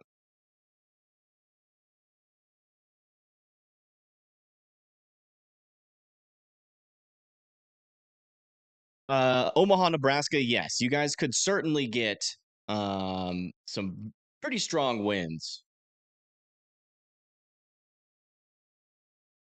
Yeah, we can look at the METAR data actually. So the winds actually should be getting a little bit stronger over there near Omaha, but they're not going to peak until tonight. We've got sustained 20 to 40 knots back out in this region. That's not quite over Omaha, but you could actually get up to 60 to 70 mile per hour wind gusts tonight going into tomorrow morning. Still don't have power in central Louisiana. Yeah, let's go check on our power outages. We haven't done that in a while. Yeah, it sometimes takes a while, just depending on the weather. Wow, look at this. The gradient winds are actually already knocking out power in Alabama and Tennessee. Look at that. As the storms haven't really even entered, but this is all gradient winds. And potentially our first blizzard power outage is happening over here near Minnesota. Nebraska's still pretty calm in terms of power outages. Texas power outages are going down, so that's good. They are slowly getting that power back up. They did have over 400,000 there in Texas. But yeah, the gradient winds are already knocking out power in Alabama and Tennessee. I'm surprised I still have power. Usually I'm one of the first peeps in northern Alabama to lose power. Yeah, there's only 9 people without power in my county.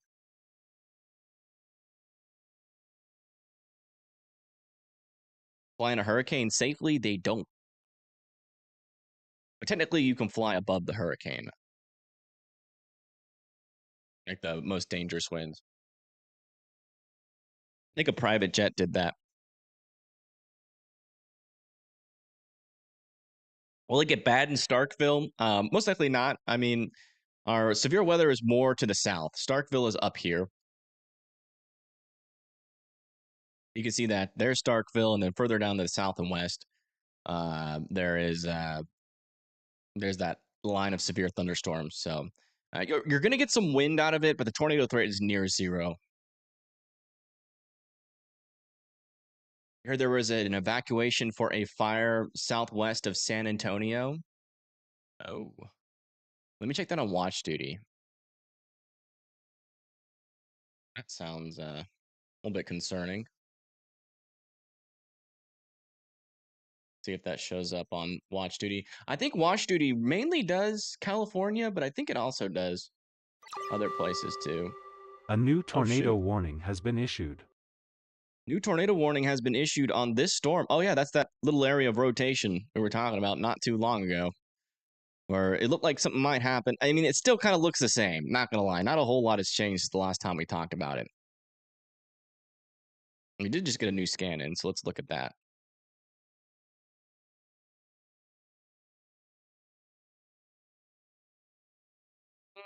Yeah, I mean, there's stuff there. Right in here is probably our tightest winds right there, south of Liberty. No debris signature just yet, but if you live in Liberty, you need to be getting to your safe spot pretty quickly there. Macomb and Summit, Mississippi as well. Brett might be able to make it to that storm. I think he's traveling south too. He'll be able to make it to Macomb in time. You're enjoying that break? Me too. You know, this might not last for too long, but there is a little bit of stronger circulation here. Would be nice if it could go away.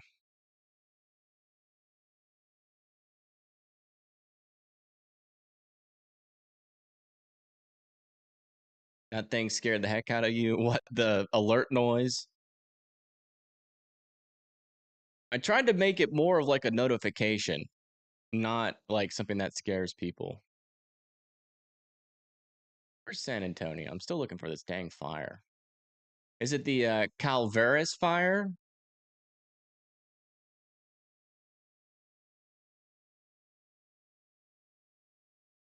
Yeah, there was an evacuation order for approximately 30 homes located in the southeastern part of Bexar County, near like Old Corpus Christi Road. That was an update from 18 minutes ago. But you're right, it's a pretty small fire, so they should be able to get it out, but it might grow fast. That's the thing about some of these fires, the winds are going to be really strong in these areas, and although they're small now, they could grow pretty quickly. Our biggest fire right now I'm looking around.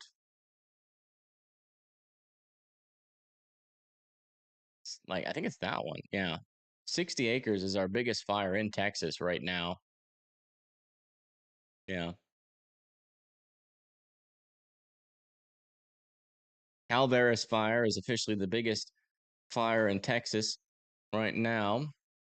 And there is an evacuation order. It's in this area near Corpus Christi Road or Old Corpus Christi Road and Donnup Road in Compiègne Brothers, near Compiègne Brothers, south of Highway 181. Yeah, 80 acres. There are 5 brush trucks and dozer tasked to report to the incident. Fire was reported to be 80 acres, so it actually might be bigger than 60 acres. It could be 80 acres. Oh no, it got revised. Never mind. No reports on it being contained yet.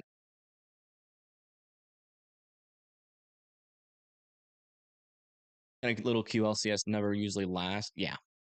No, I mean, especially with a storm like this, where how it's oriented, but it's worth keeping an eye on. I mean, there's still some circulation there, so it could definitely produce a brief and weak tornado. So I still want Macomb and Summit to be in their safe spots. Hopefully, Brett can get down there in time, which he should. I mean, he's about to enter into the tornado warning polygon right now. This is Brett Adair. Does anybody know where Justin is? He's still chasing. Usually when I use his streams, he's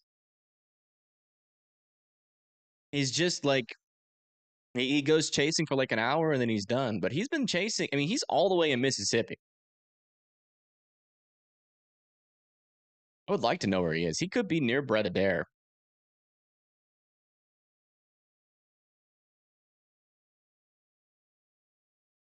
Olena Quintanilla. Never heard of that.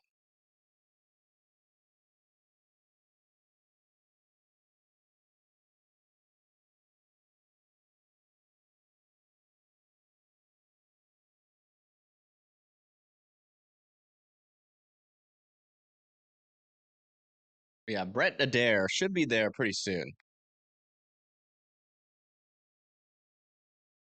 As you can see, he is on his way.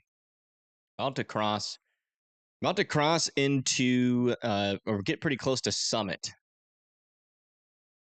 So we should be able to get a view on this storm if there's anything to see.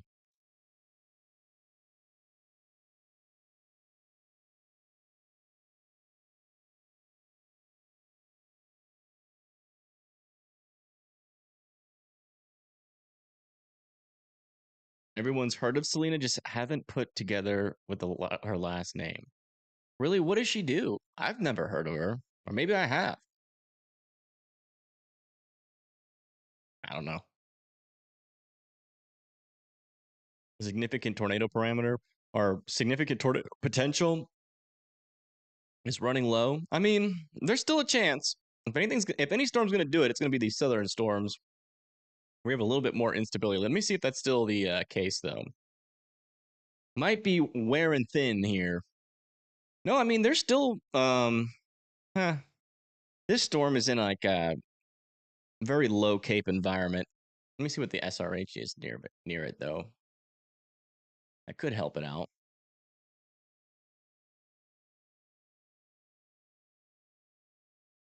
Around 600.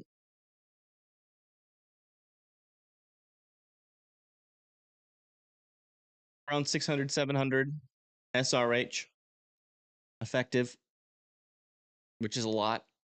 It's a lot. So that might be enough, maybe. But we've been seeing those numbers all day, and they haven't produced a significant tornado as far as we know yet. Made big waves in the Mexican-American scene. Interesting. There's a singer who was killed at 23? Oh, no. That's so sad. That's way too young, man.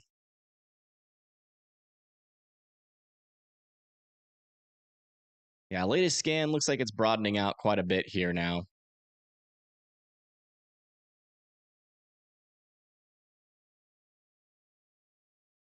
No, that one was Sam, that one was already rated an EF1.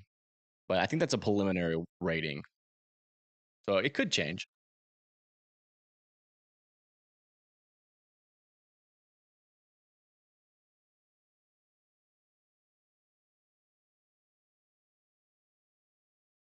There's a movie about it. Yeah, I'll check it out.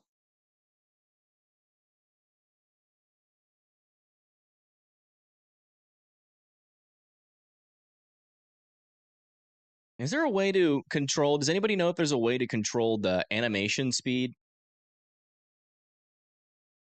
Yeah, most of our instability is down here to the south, but the forcing down here is particularly weak. So these storms are struggling. It's really just this storm over here near like New Iberia. I'll eventually be moving kind of close to Baton Rouge, White Castle, Donaldsonville.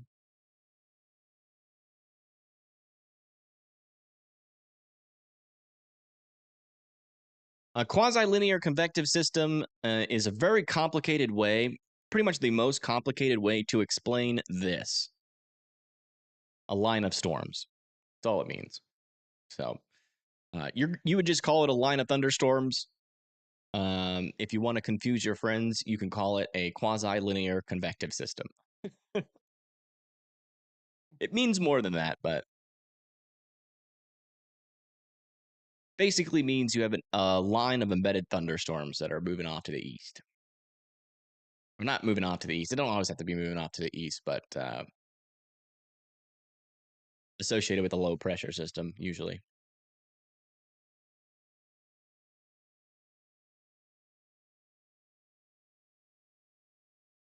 Pretty much the same thing. Yeah. Like if you've ever been watching a meteorologist on TV and they're like, this segment of the line is bowing.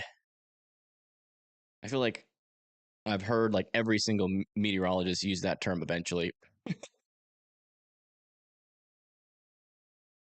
Oh, wow. Brett is officially in the tornado warning polygon. He is en route. We will see what this storm maybe looks like if there isn't too much rain.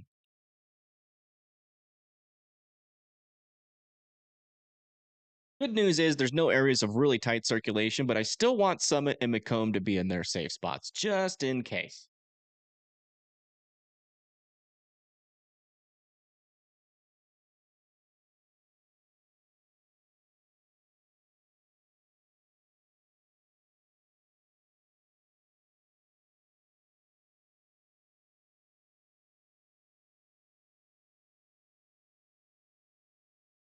Texas got hit bad. Yeah, they really did. I honestly thought it would underperform a little bit, but it ended up those storms that started over there near San Angelo yesterday really intensified as they moved up to the north and really enhanced the tornadic potential. But yeah, a couple of tornadoes did happen in Texas for sure, causing some damage.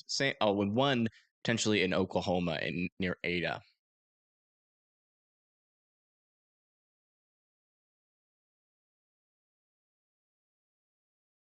Oh, is that the storm to our right? I think that's it. That's the first storm we've seen all day. It's just been such a grungy day. We haven't seen any storms. We're storm deprived. I don't, and there's no other way to say it.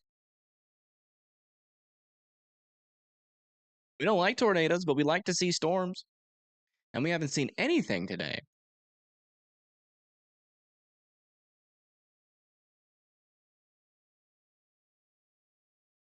Yeah, Ada. Yeah. Yeah, Brett Adair is officially in Macomb, Mississippi.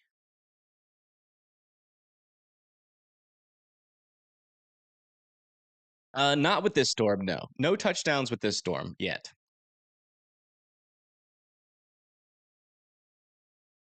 More to hear. We do have an embedded circulation right here, south and east of Liberty, that we're keeping an eye on. Still haven't seen any correlation coefficient drops, but we're still keeping an eye on it. It's going through some mergers right now. If it can clear those mergers out, it might try to wrap up, but there is quite the outflow boundary trying to, let me move this to the side. Quite the outflow boundary that is kind of surging on the south side, which could, eventually might spin up a tornado to the north, but the current trend has been really brief tornadoes today. I didn't know you could make this pen size so big. Oh my gosh. There you go.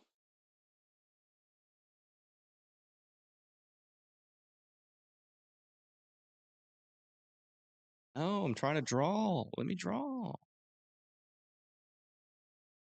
Dang it.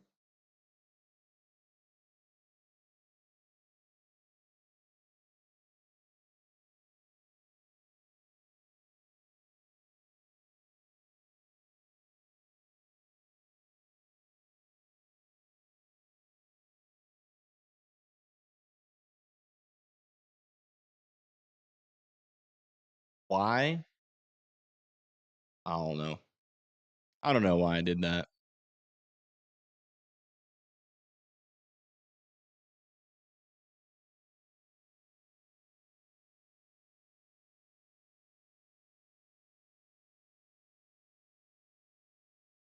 Like somebody put their address in chat.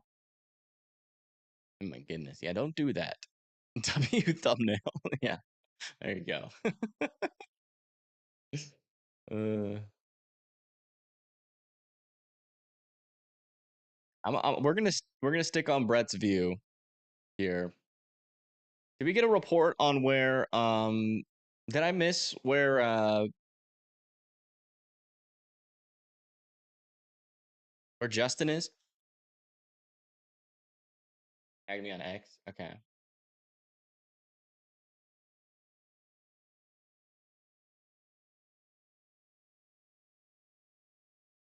Yeah, I'll check it out. I'll check it out.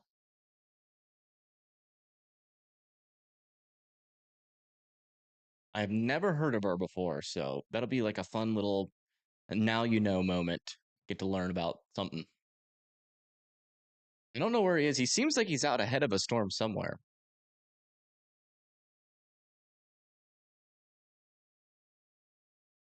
Yeah, it's typically not a good idea to share your address to hundreds of people. Invadian, Mississippi. Where is that?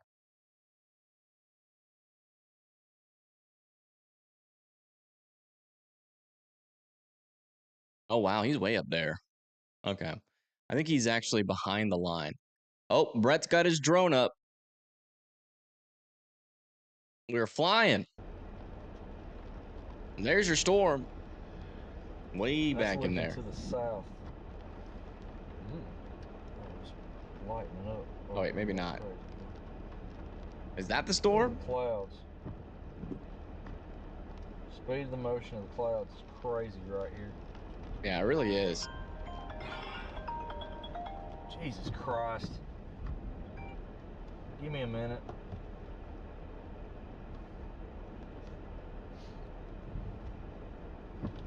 Just a minute.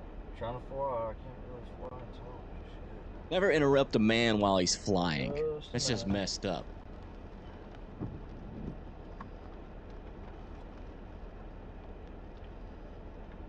It's getting blown around up there. And the drone view is just so cool. Like I don't even care if there's storms. Just seeing Earth from this height live is pretty cool. Why are like Hi, half the guys. trees dead in here? If you're listening, you want to call. I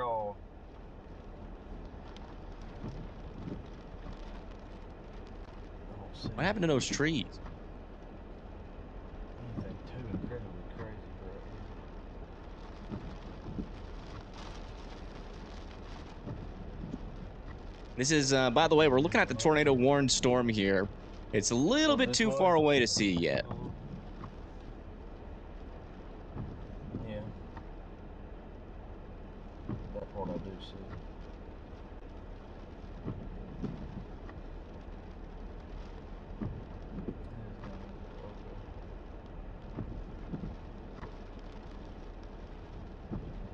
Let's kind of get a look at what we have in the air right here.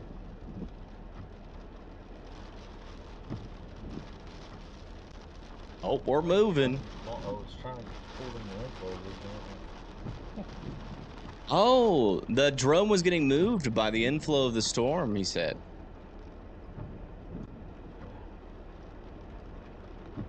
Them trees are dead. You'd think they'd have leaves by now. I guess it hasn't been too warm yet. it? Alright, right back in there.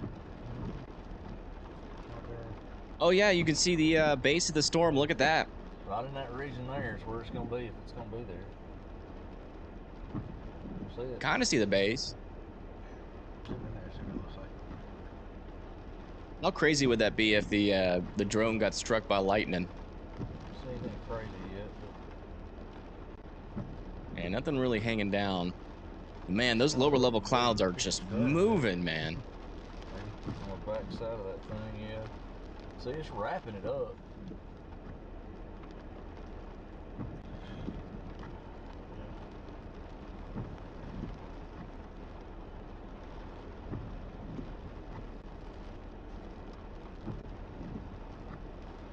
Yeah, it is a great view.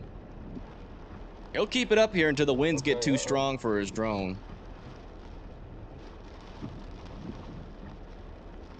Alright, we got a base. Yep, there's the base of the storm. We're about to have to bring this puppy in. Yeah, the winds are getting pretty You see strong. that base back there? Yeah, we see it.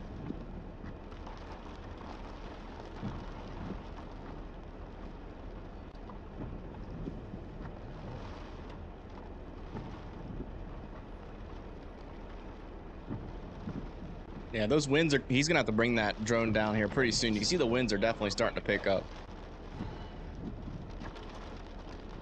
Oh, okay, yeah, he's bringing it down. There you go, a little bit of a look at our tornado warned storm. It's like a portable tower cam. That is for this storm here.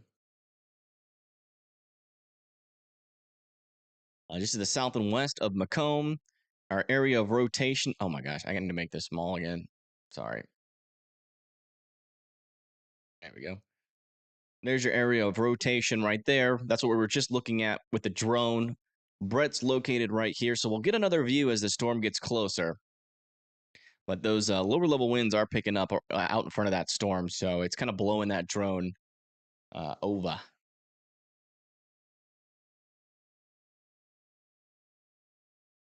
If you live in Macomb Summit, just continue to be in your safe spots here as the storm approaches.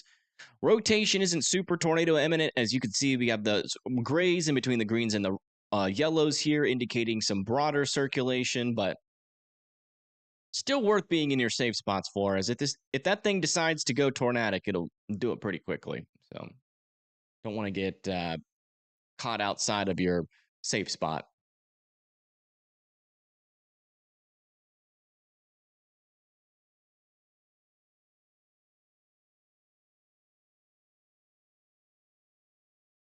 And that core of the storm is really close to him. Let's go back over to his view here.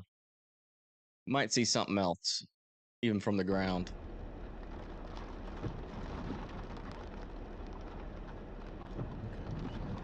Yeah, those winds are pretty strong, but they are above the surface. As you can tell by Brett's stream, a little bit of them are making it down. We got an inflow jet right here. Inflow jet. That means it could clear out. Oh, over. Yeah. Oh, real close lightning strike. Y'all hear that?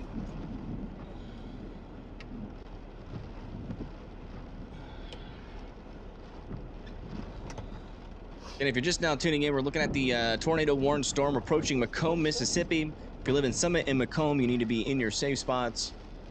We are monitoring this storm. You see it? Yeah. Yeah. Maybe spinny. Oh. Where? Which side? Spinny? Coming right here. Yeah.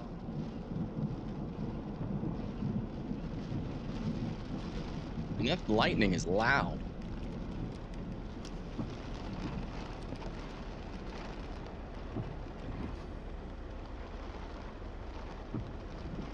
All right. I see some lift behind the trees over there. Gosh. The lightning is so close.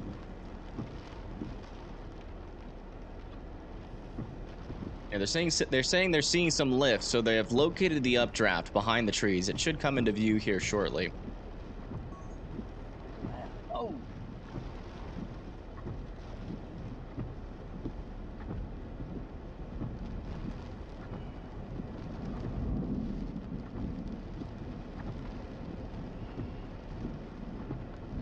Definitely two true areas right here. This kind of looks like a storm that might produce a tornado later. Whatever it is about to come right over us. See it clearing out? Yeah. Yeah, man, it's starting to... You can really see that forward part moving in the back. Near the trees, it's moving the other direction. So that area of rotation... Kind of merging right back here. This one...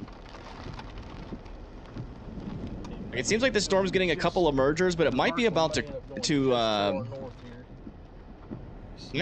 clear out. And if it does, this storm could probably, or might try to attempt a little bit more of a serious run here for tornado genesis near like the east, near just to the north of Tylertown potentially.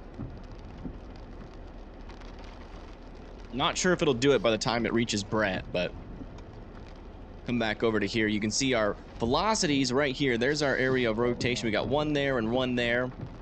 But you can see here, we're starting to see some of these storms clear out. These mergers clear out of this area. And we might see an organizing rotation to the south eventually.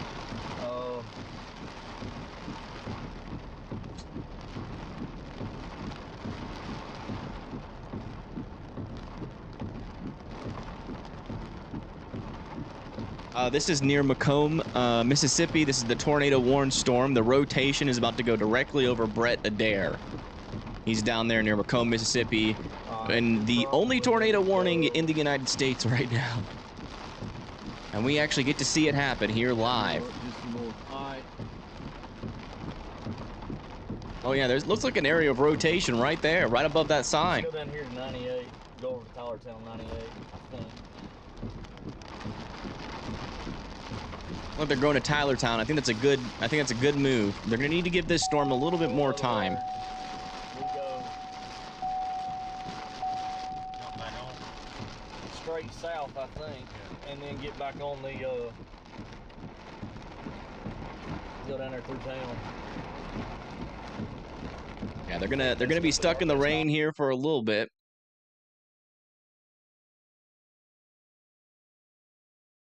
Keep an eye on them. They're going to be below me, but this is the storm right here that we're talking about, the tornado warned storm over here near Macomb. To its south, there is an area of rotation, some surging winds there as well. It is clearing out these mergers. Sometimes when a storm does that, and it gets into some more unstable air to its south, it starts to wrap around. So we'll see if that's going to happen or not. Why hasn't the sirens gone off? I don't know. Maybe they don't have sirens in the area? Not every city has sirens.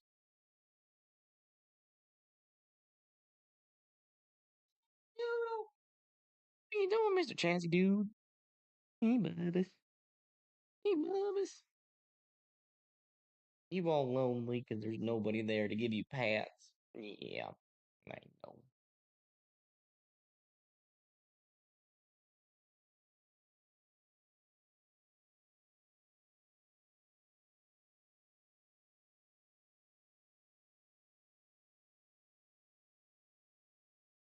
Will this affect North Alabama? Most likely not.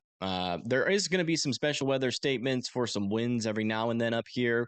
We're already getting power outages across like western Alabama due to those gradient winds, and that will continue pretty much all the way across Alabama here in a little bit. Oh, Brett's in the storm right now. He's in the tornado warned storm.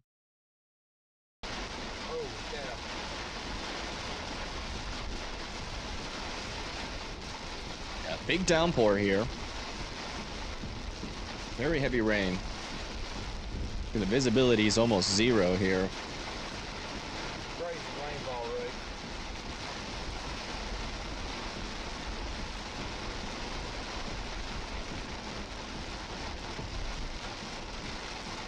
If they get stuck in traffic here, they're going to miss. They're going to get behind this storm, most likely. Maybe a little hail. You're saying maybe a little bit of hail, too. Correct. This is it. Oh, that's good. They're going to be able to turn off here.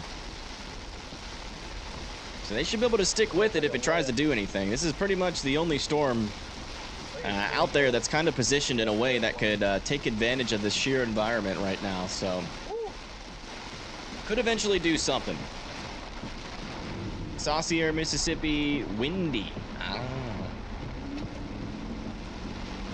I'll be right back. I gotta use the restroom real quick. I'll leave you all with Brett, and then we'll go check out the radar. Goodness gracious.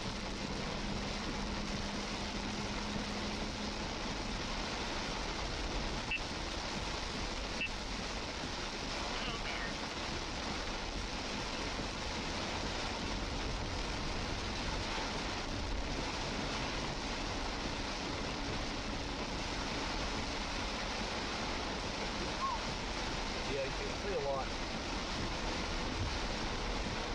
Red light. Goodness gracious. This is just torrential rain. Alright, there's some small limb debris.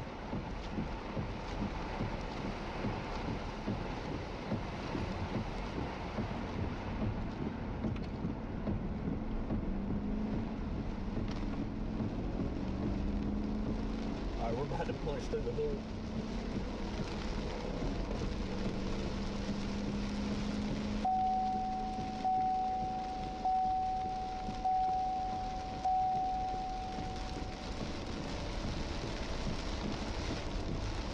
All right, I'm back. There's a flag. Big RFD. Oh, RFD, that's... I'm not sure if they're in the right area for RFD. Yeah, maybe. If we're going to see this thing try to wrap up, it's going to be over here south of Macomb, moving over towards 98. Going to have to clear out these mergers, and we're going to have to get an RFD surge, which is why that's interesting that he says that. If that's truly an RFD surge, definitely something to keep an eye on. Tupelo, Mississippi, that has it moving northeast at 120 miles per hour. Is that a mistake?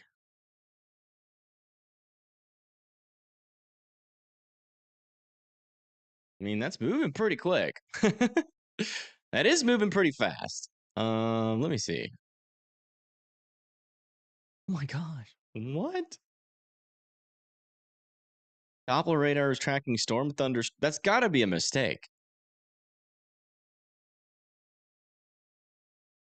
Moving northeast at 120 miles an hour. Holy crap. That's big if true. It's like the fastest storm motion I've ever heard of. Not gonna lie. So they are deciding to keep this tornado warning as of our latest update here. They just updated the tornado warning. Still radar indicated.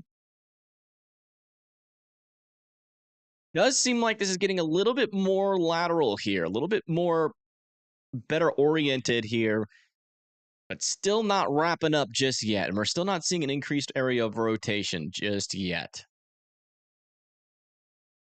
Keeping a close eye on this storm. Oh my gosh, look at those, look at that traffic light there. It's almost sideways. Holy moly. The storm also has some pretty strong winds.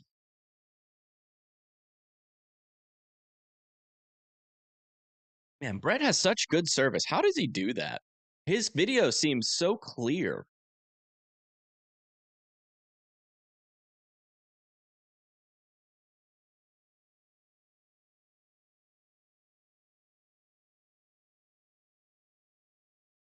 In Tylertown, yeah. I mean, if it does produce a tornado, it'll be north of Tylertown. It has a little bit of time before some more mergers get inside or get close to it, but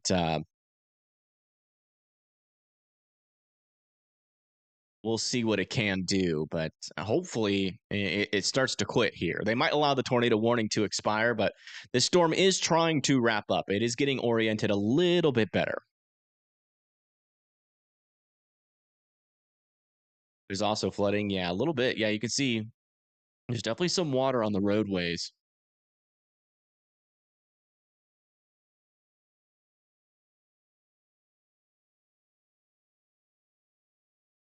Another EF1 confirmed in Irving, Texas. All right, thank you for that update, Help. I was wondering if there are any updates for this storm near Lafayette, Tennessee. Let me see where that is.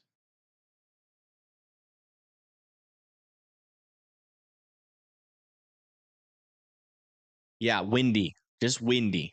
You're gonna be potentially, depending on how high elevation you are at, anywhere from 40 to 60 mile per hour winds, maybe some isolated areas of 70 mile per hour winds possible. That is going to be gusts, though, so it's not going to be all the time.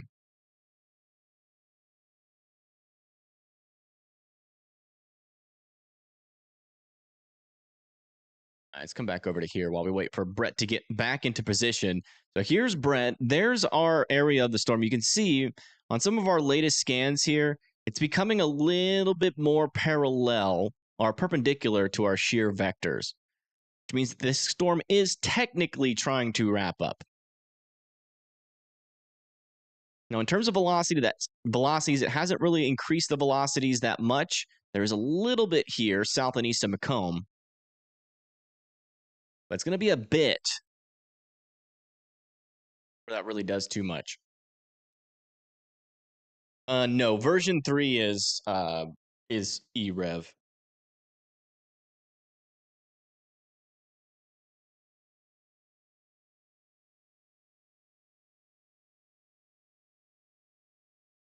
Oh my goodness.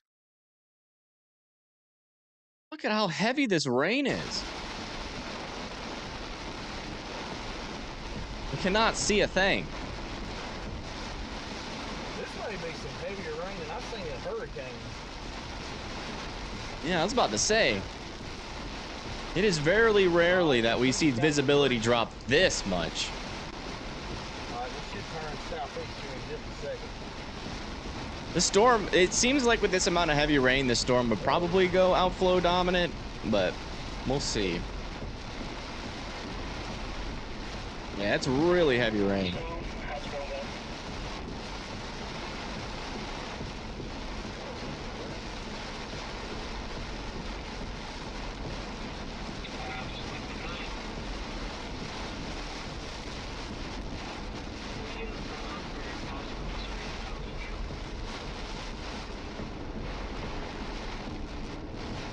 Still some pretty strong winds with this storm, too. It's heavy rain, and you can see it's moving across the road pretty quickly whenever it clears up just a little bit. Oh, absolutely not. Yeah. If you're driving in this and there's a tornado in this storm, you would not see anything. It would just be like, oh, I'm in a tornado. That's how that would work.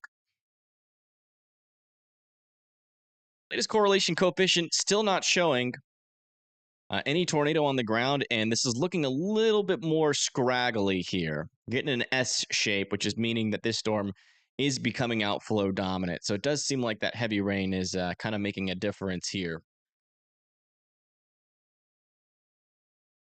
Bit of rotation trying to form over here south of Clinton. You might have to keep an eye on that spot. Let me see if that's legitimate here.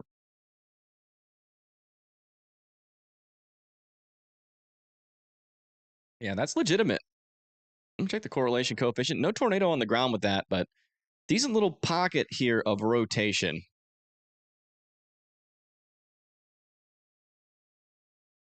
Did the rain crippling them from getting stronger? It could be. I mean, but those heavy rainfall rates, that's going to be surging cold air out in front of this thing. And if it's not moving really that fast, which it's not, yeah, that's gonna, at least for this storm in particular, going to cripple that storm most likely.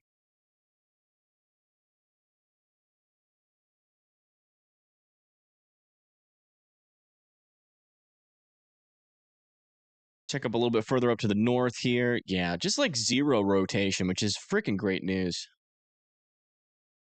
Really happy to see that, actually.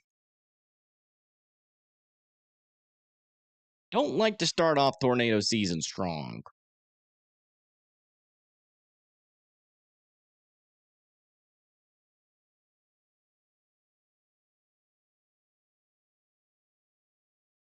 I'm getting hail. Should you stop driving? No. If you're getting hail from any of these storms, it's probably small. You'll be fine. Just don't drive fast. I would definitely slow down.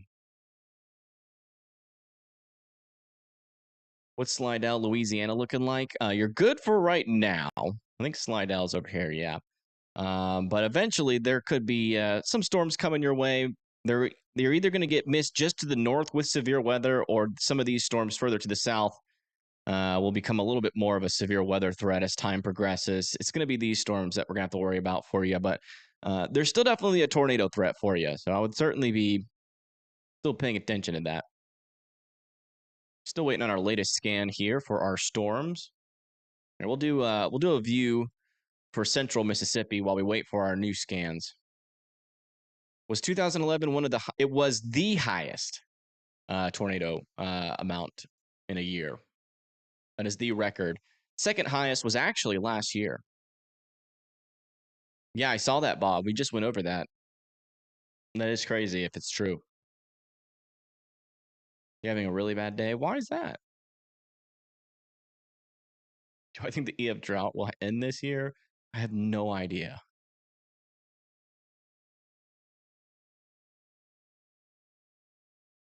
"2011 was third place? Really? I thought that was first place. It's first place for something.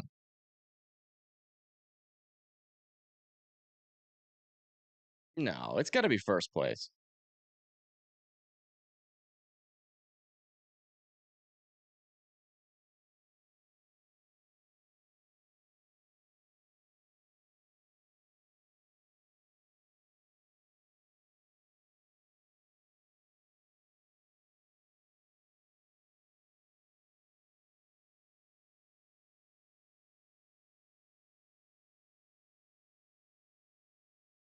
Oh, yeah, you are right. All right. 2004. No, that's January from December. Where is like annual tornado count? There we go.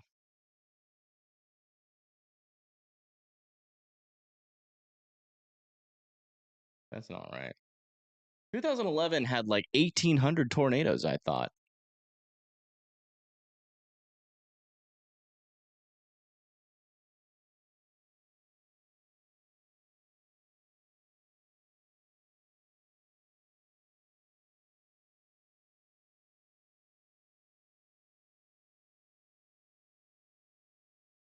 Yeah, 2004 had 1,800 tornadoes. So maybe I got my data mixed up. I am not a tornado historian. If you want to learn about tornado history, I am not the person to talk to.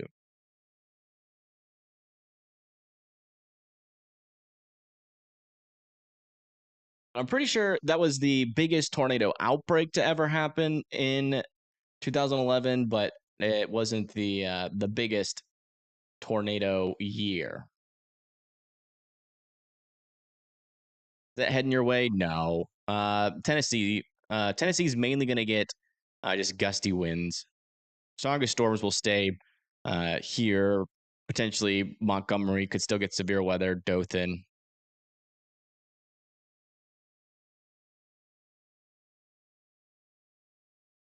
Like Brett's made it out in front of the storm again.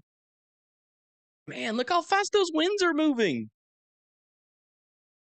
Those clouds are moving so fast. It almost doesn't. It seems like we're in a time lapse.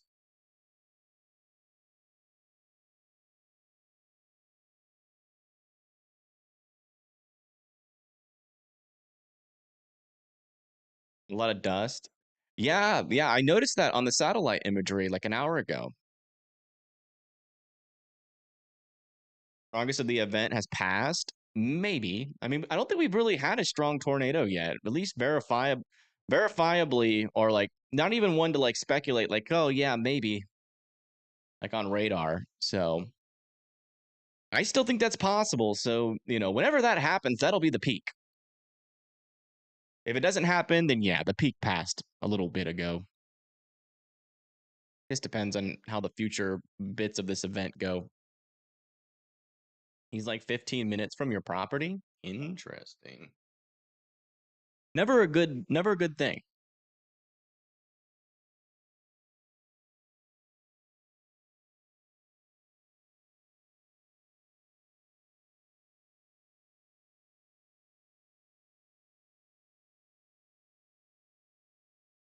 Can cause the sky to turn green during a tornado.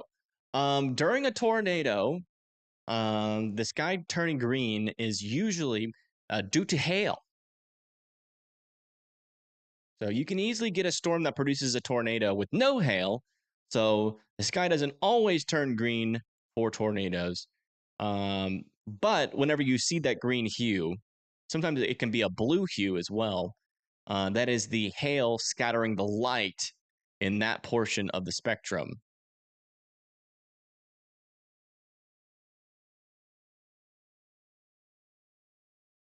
All right, so check on our latest radar scans. Yeah, mainly an outflow dominant band of wind here. Pretty strong winds associated with this storm right now on the western flank, but on the eastern flank. What's this guy doing down here? Yeah, still no tornado with this. A little bit of rotation still north of Hattersville though. But yeah, this storm has become just an outflow dominant mess. We're probably about to get this tornado warning expire. The trend continues. The rotating, almost producing a tornado, but failing to trend continues. I think I might take a break if this tornado warning expires. Like maybe like an hour break.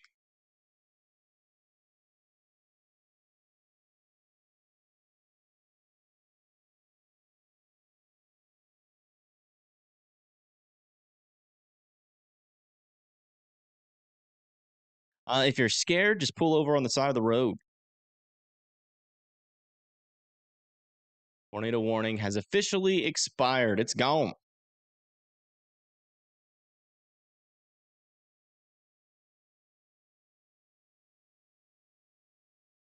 No more tornado warning.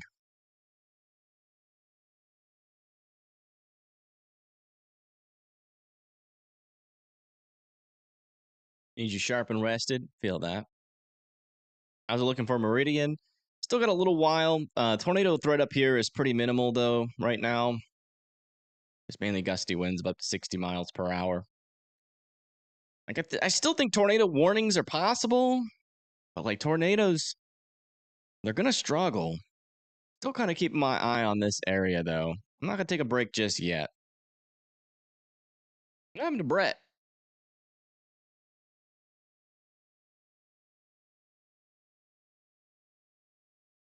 Did he end stream or did he lose service? I can't tell. It's like we lost the old Brett Adair.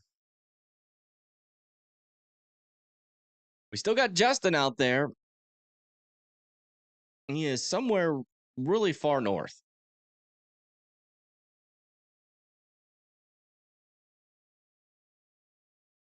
Velocities are 15 minutes behind. No way. I gotta check that out. On Radar Omega, 15 minutes behind. That would be that'd be a deletion. That's true. From the New Orleans radar.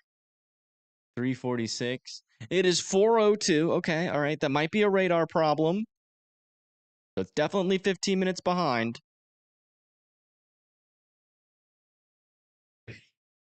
Oh no. Weatherwise has the data, and Radar Omega last scan 346 on the velocities. That is so bad. It still shows the storm in Macomb. Oh no. I'm never using Radar Omega again.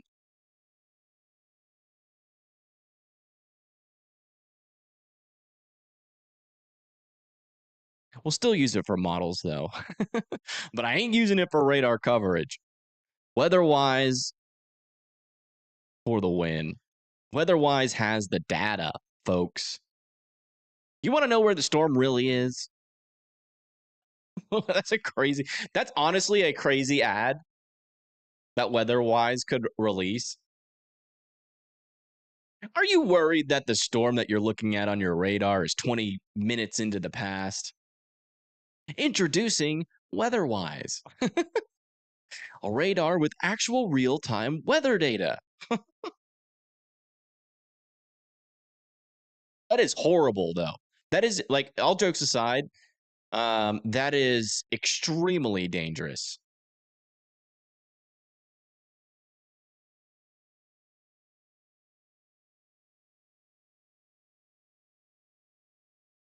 No, I mean Brandon and Corey Gherkin, I think they left due to a contract disagreement, but they didn't leave because the app sucked.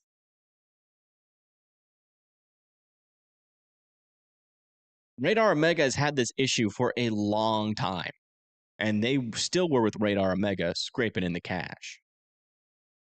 So that's not why they left. They left probably because Radar Omega said, we're not going to give you as much cash. And they're like, well, screw that. Back over here near New Hebron, I am seeing an area of some new rotation. Because the same problems with Radar Omega have been existing for a long time.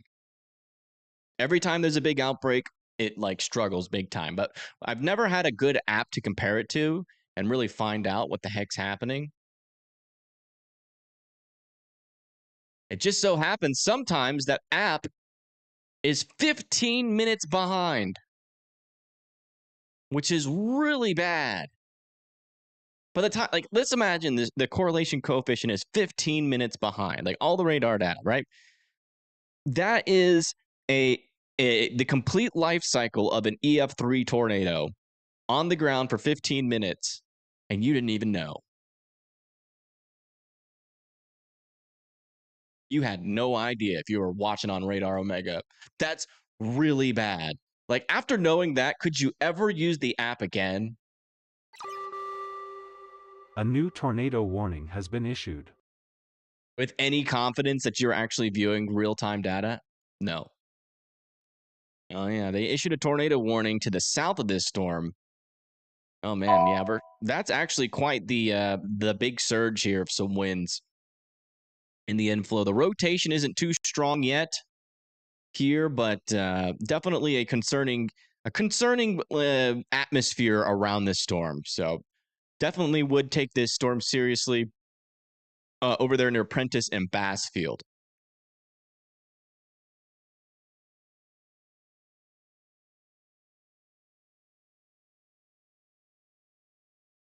They're now under a tornado warning. We'll go seek shelter. This storm could mean business. We'll see.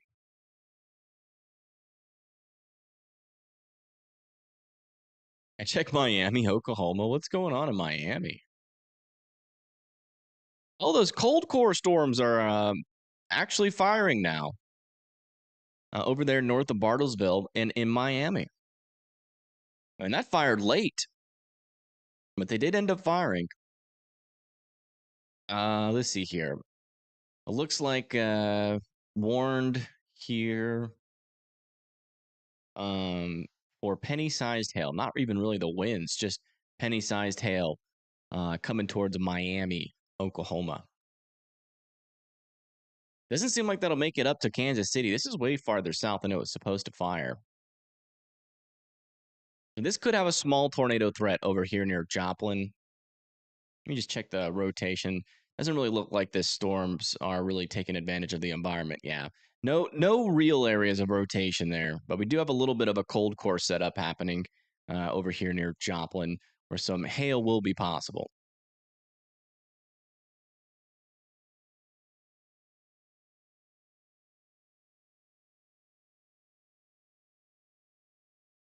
Back after you find a shelter, yeah. Make sure you do that, or just find a well bricked building and get into the most interior room. Again, this tornado warning here is for Prentice and Bassfield. This is in Mississippi.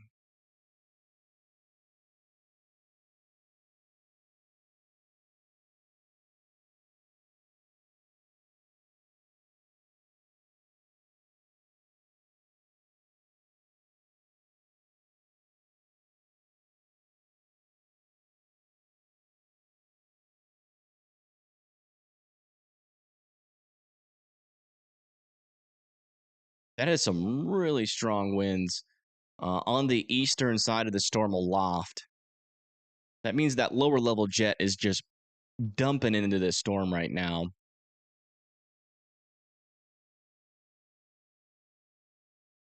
Technically, Brett Adair can make it to Columbia, then maybe go north up to Bassfield. He could still technically intercept this storm if he plays it right. He's just made it into Tylertown. Yeah, I saw that. There is a downstream tornado watch that's going to be issued for Alabama going into the panhandle of Florida.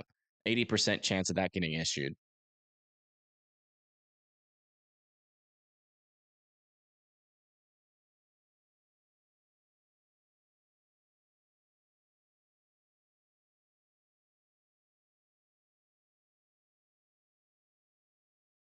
Now, we're not calling it Radar Omega anymore. We're calling it Radar Pathetic. That's really bad. It's just objectively dangerous.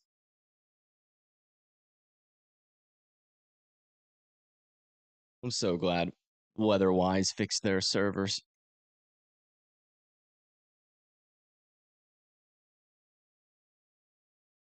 No radar. Wait, hold on.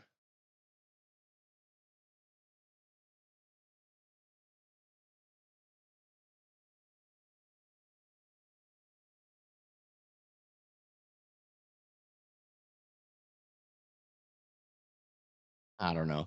I was trying to think of a punny thing to say, but it's not working. And for Bassfield and Prentice, we are keeping a close eye on this storm here that is south of Monticello. The rotation's not tight. The rotation is strong, but very broad circulation. Strong and broad.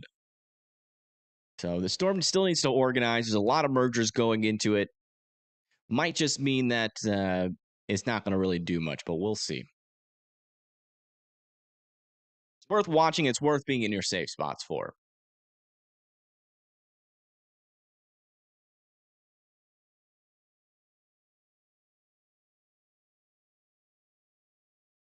Daleville, Alabama. Let me see where that is.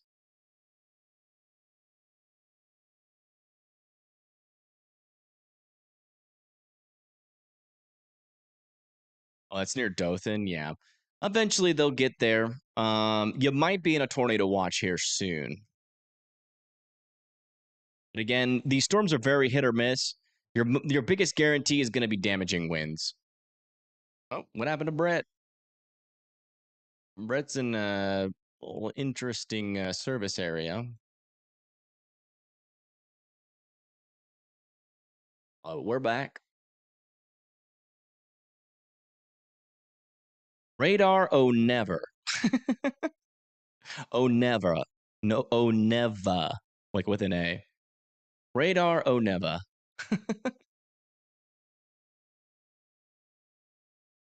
They decide to issue a tornado watch for Georgia. They might. It'll either be a tornado watch or a severe thunderstorm watch.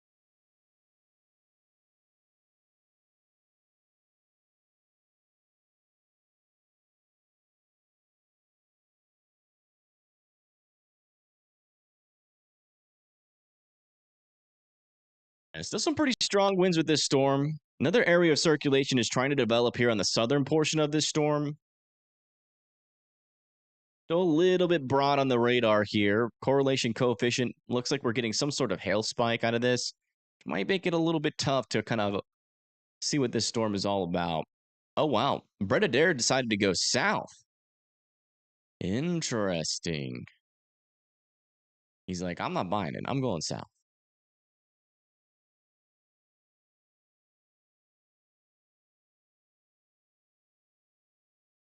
Birmingham, Alabama. You're either going to get some severe weather, definitely some elevated winds in Birmingham. Birmingham's over here. You can see the line, though, is really struggling, and that's not going to improve at it as it gets closer. If anything, it'll get weaker. So,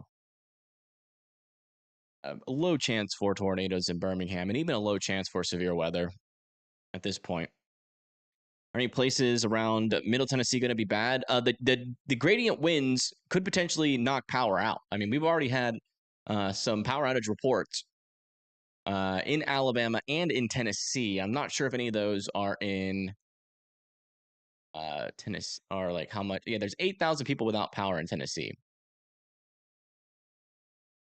It's not like super big deal, but that's pretty much going to be your biggest impacts, to be honest. Yeah, no problem. How many tornadoes have we had today?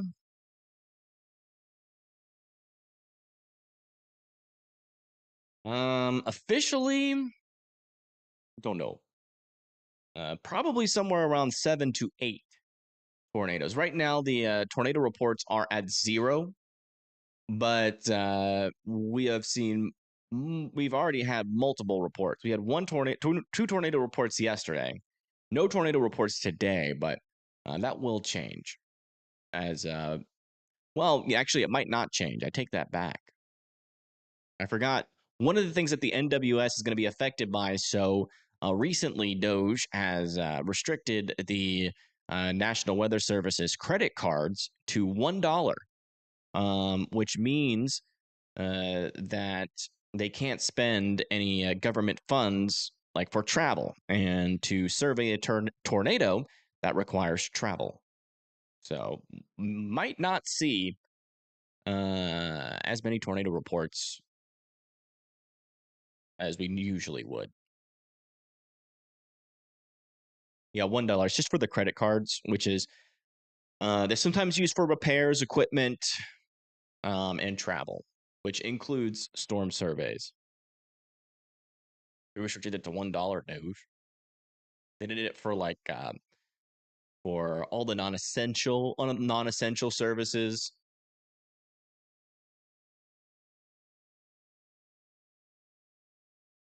Near Franklin, Louisiana. Let me see where that is.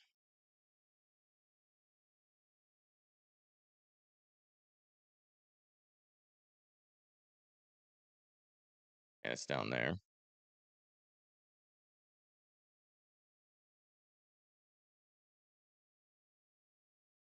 Yeah, there's some there.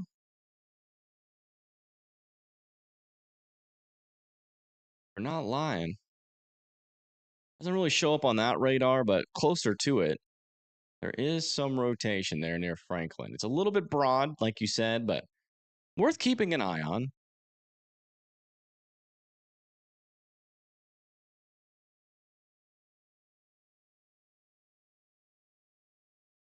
I hope you don't lose power. I hope not.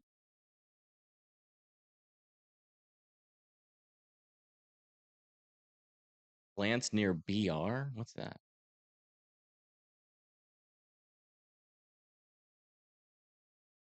You think south is a good idea for chasing? I think so too. I think heading down south, he'll be in a better kinematic, at least surface environment.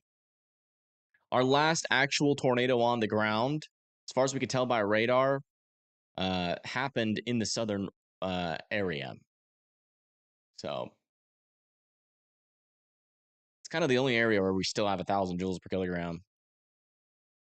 It's not a bad idea. And the wind shear is still pretty strong down there. I mean, we're talking about 60 knots of shear all the way down to the Gulf Coast.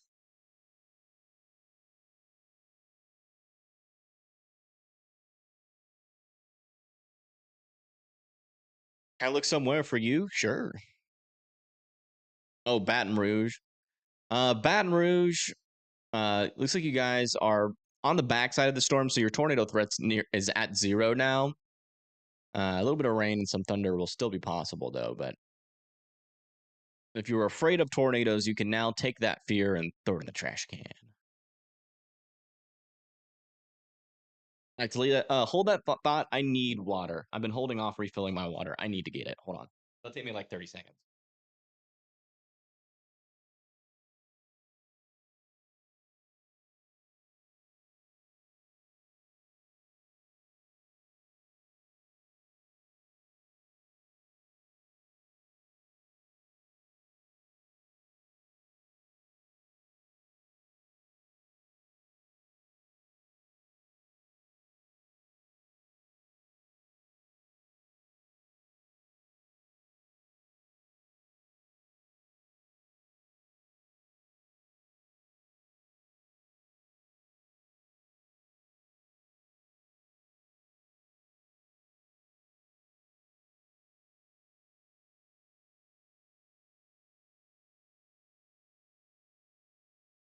I just noticed my my recycling bin. It's on its. It got clobbered.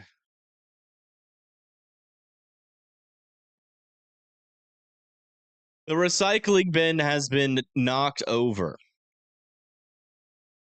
which is interesting. Winds be a blowing. Check on our tornado warning again. It looks like our area of rotation is getting weaker. Still pretty broad at the moment. Is it the right radar? Or closer one? Let's check the Jackson radar.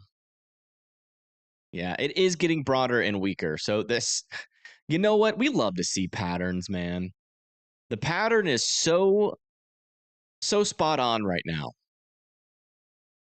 We get rotations. They look like they might strengthen. They gets tornado warned. It dies. That's the pattern. Yeah, I can look somewhere for you, Talia. So like put a zip code or city in the chat. Was that warning approaching Harrisburg? Was it allowed to expire?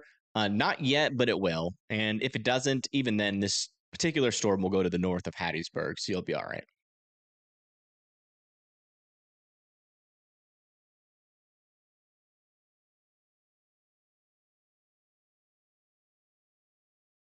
Almost out of coffee.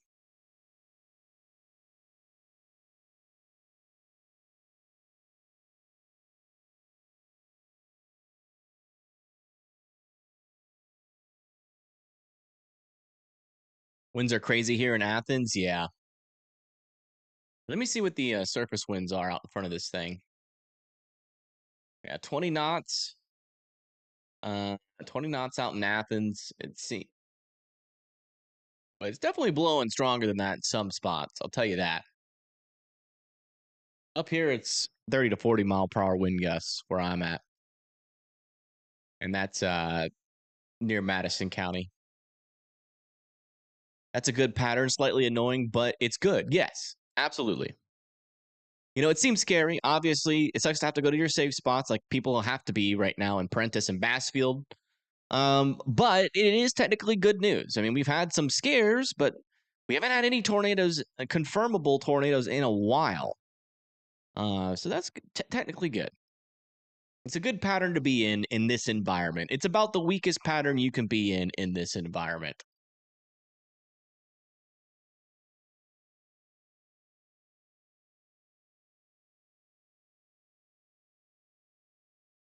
When will this line of thunderstorms be out of the Carolinas? Oh, it's going to be a while. I have to come over to radar no mega.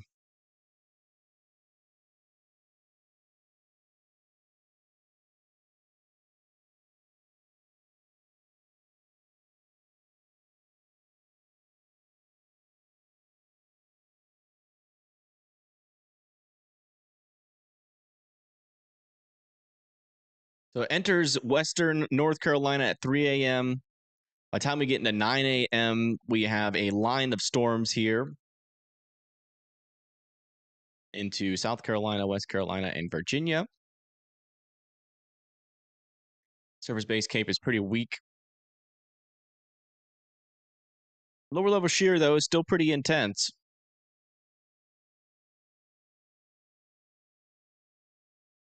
So there's definitely some potential for some spin ups there. And as that moves into eastern North Carolina by 2 p.m., it should be out of Carolina by 6 p.m. And then some cold core storms with some more severe weather capability could be possible over here near Pennsylvania. Also potentially over there in eastern Ohio. And then that eventually kind of dies off there in New York.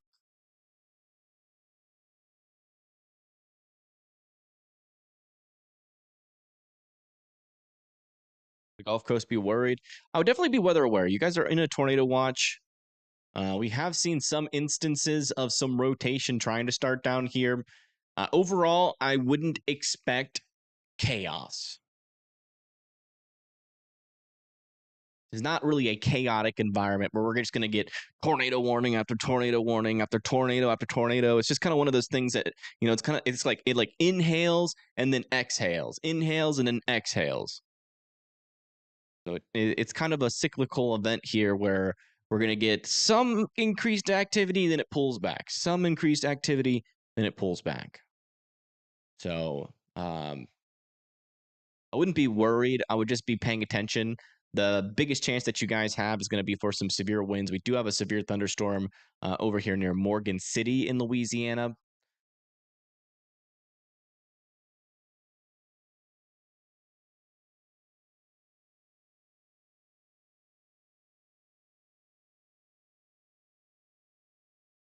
Yeah, I just talked about Pennsylvania. Hopefully you were here for that. Can I check Picayune? Yeah, let me see where that is. Okay, that's near the Gulf Coast. That makes sense why you would ask. So yeah, it's gonna be a couple of hours, kind of the same thing I just said. You know, I'm not expecting anything super crazy to happen for your area. There's definitely a chance though for some severe wet winds still. There's still a chance technically for tornadoes. One of those might be strong, but it's gonna be real hit or miss. Real hit or miss.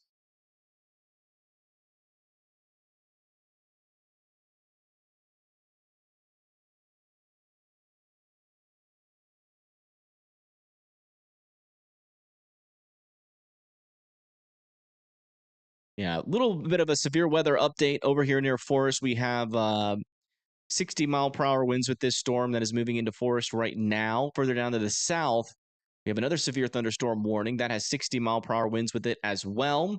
Tornado warning to its south heading towards Bassfield. Don't want Bassfield to be in their safe spots in as well as Prentice there. Further down to the south near Tylertown, we have another severe thunderstorm warning for Columbia, Tylertown. That's going to be for 70-mile-per-hour gusts on that portion of the storm. And for Columbia, we're talking about 60-mile-per-hour gusts by the time the storm gets to you. That is the latest across the board. Everywhere else is either dealing with a special weather statement or some blizzard conditions. That does make me wonder, did Paige Tornado ever go live? She will eventually at 6 p.m.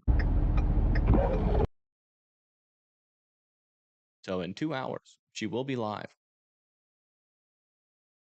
Hey, Justin, did you end your stream?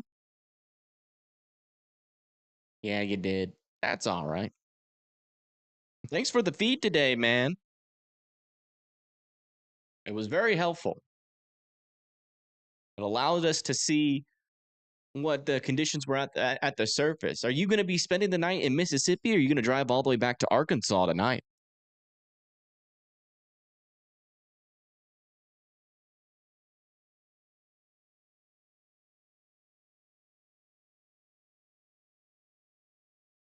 Pearl River. If I remember correctly, that is close to New Orleans.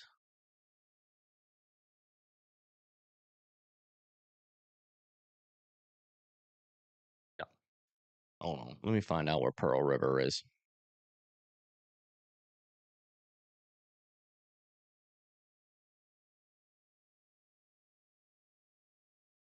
That's okay, it was near. It was near Slidell. Okay. So that's up here, Pearl River. Yeah, it's going to be a couple of hours. Same thing that I've said for everybody else here. You might not have been there for it when I said it. Basically, some thunderstorms is your highest probability here. Some severe weather is still possible. A small chance for tornadoes is still possible, technically.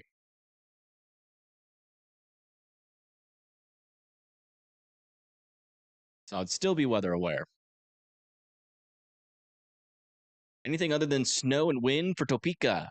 I don't think so. We were supposed to have a little bit of a cold core event up there, all the way up in there near Topeka, but I don't think it's gonna make it to you guys. So I think it's just gonna be snow and wind.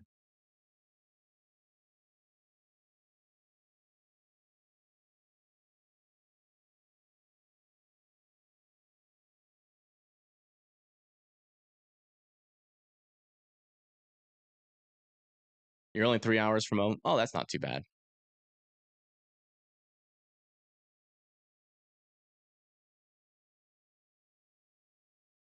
And let the car do the rest, Dylan. That is not funny.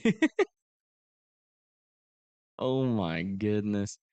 Yeah, latest here in a tornado warning, very broad circulation. They're probably going to let this expire if that's all we have by the time this reaches the end of the tornado warning here.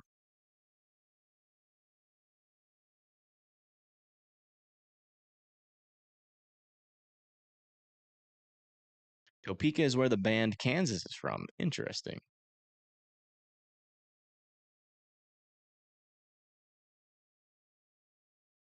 Thank you for doing the long haul today.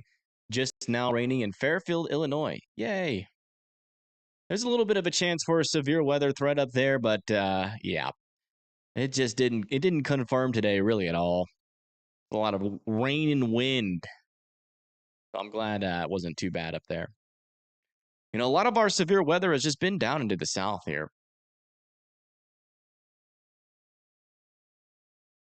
Miami, Oklahoma. Yeah, some heavier rain right now, but that should pass here shortly. We are talking about the potential here for some pea-sized hail. That's about it.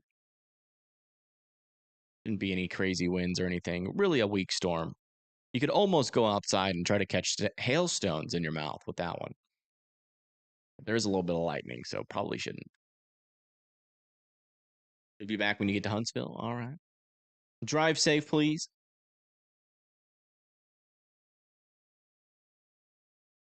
Tornadoes have been rated. Yeah, one in Irving and the other one in Ada. Both of them were rated EF1.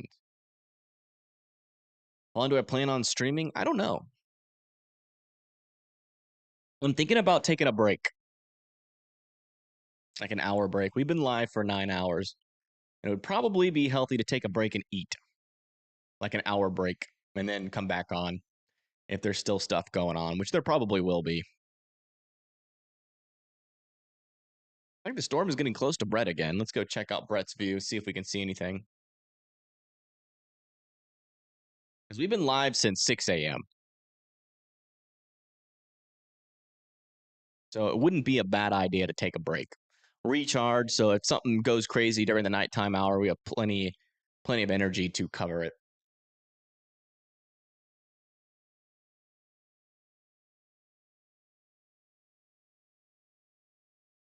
Might be the plan.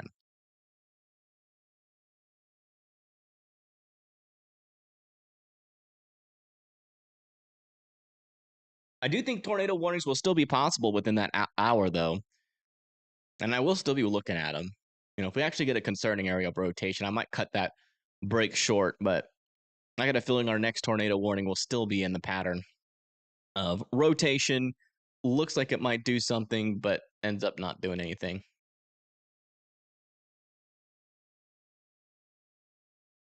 That's been the pattern for the last 2 hours.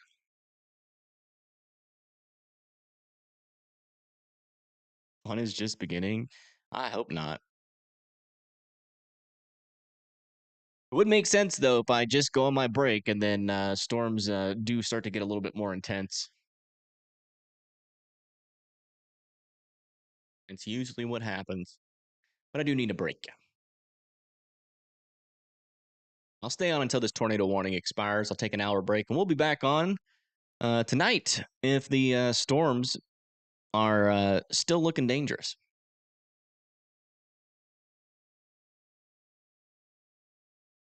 You know you're old when you can't get off work and watch this? What are you trying to say? I don't appeal to the younger generation. I can try better. This storm's got hella riz. Storm is rizzed up. This is a W storm. Oh, no, this is an L storm. L storm, 0 riz. Radar Omega, 0 riz.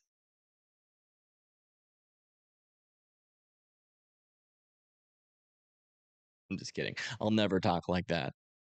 You can't pay me enough money to talk like that. Yeah, this storm's rotation is still very broad. I will stop, I promise. I don't talk like that. It was just a joke. Storm has negative aura.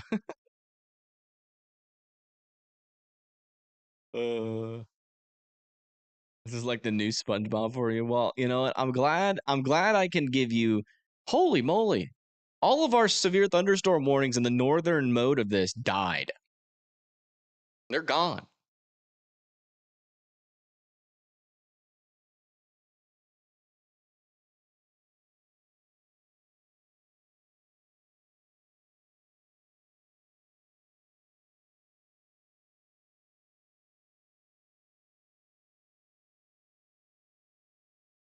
Winds are picking up big time over you. Yeah, that makes sense. Yeah, pretty much anywhere out in front of this line and in it are going to have some hefty winds.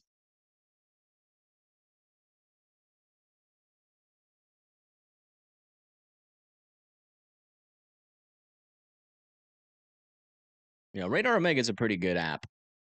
Today, it proved itself. I'm definitely going to message the developer there and just be like, yo, bravo. The app did amazing today. If you guys are just tuning in, there was a time where Radar Omega was 14 minutes behind. 14 minutes behind on the velocities. Behind weather-wise. 14 minutes behind. That's the entire life cycle of a strong tornado.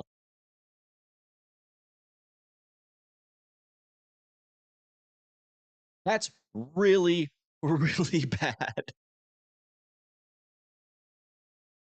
Anybody that, like, after I know that, anybody that endorses that app now is going to look bad.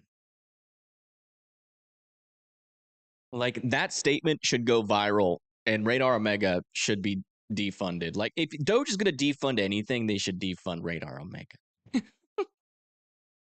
Because they're not helping nobody. Leave the NWS alone.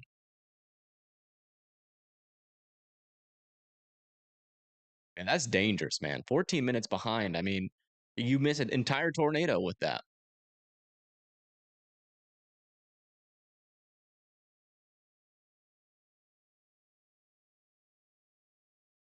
They added the scans afterwards. Dude, that's so scummy. Like, hey, we might have missed it real time, but I mean, they're there now. If you go back, you can't prove it.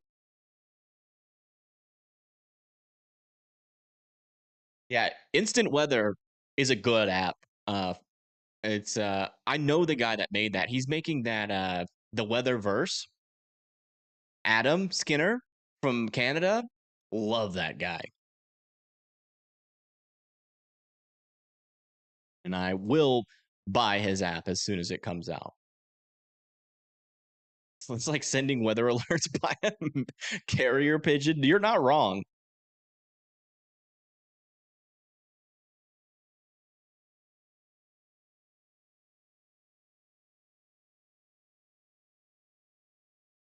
You're not wrong. That is really bad performance.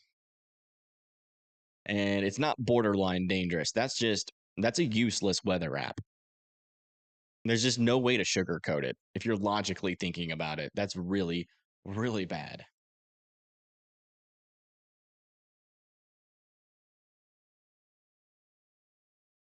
So we will not be using that app for radar coverage. We're still going to use it for models until WeatherWise gets their models, but Northeast Ohio, sorry. I saw that a couple times. We'll check the models for you.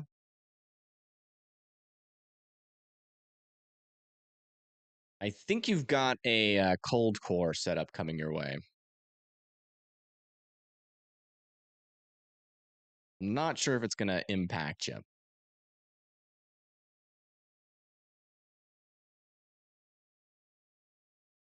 Yeah, Northeast Ohio, your strongest winds will be around like 4 to 5 p.m. Could get some severe storms warnings or severe storm warnings out of that. Anywhere from like 30 to 40 mile per hour winds are going to be possible, really from like 4 p.m. to 7 p.m. And then some decent wind gusts on the backside too. Let me see if there's going to be any snow wrapping around this thing. Looks like there could be.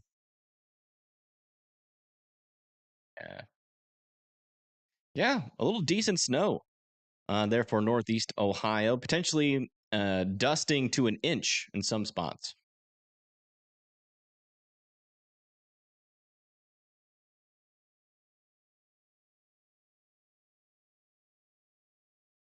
Let's go check in on our tornado warning.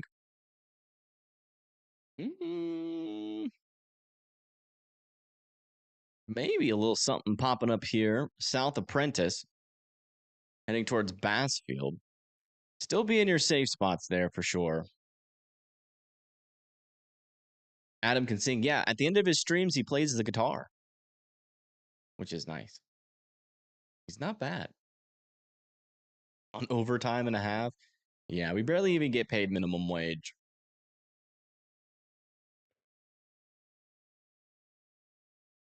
But it's all good. We surviving.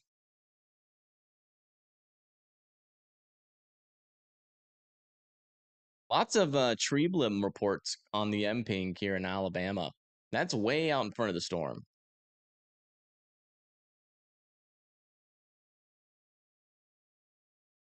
Work shift is done, back for the evening. Nice. Love to see that. Looks like they might be extending this tornado warning as a severe weather warning here for Mount Olive, Collins, and Seminary. Version 3 is eRev on his new phone.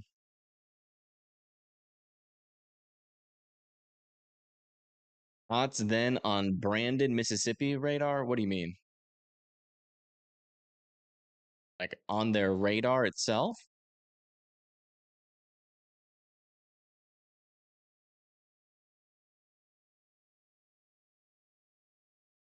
Talking about the storm like west of Forest? Let me check.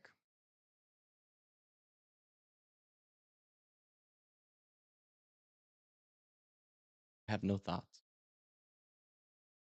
Oh, it's a water tower? I mean, hey, if it works, it works, man. That's all I care about. I don't care where you place it. You could place that thing on top of a freaking porta potty for all I care. We need more radars. Is the bottom line. Winds are crazy over here. Yeah, they'll be like that for a little bit until that line comes through. It should get a little bit calmer on the backside of the storm, though.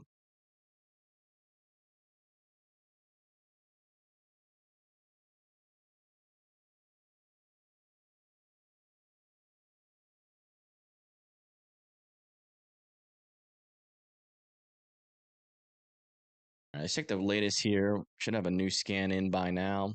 Yeah, it looks like that area of rotation has dissipated there. Still some broad circulation in this, though. I wouldn't completely let your guard down there north of Bassfield, but this storm is struggling.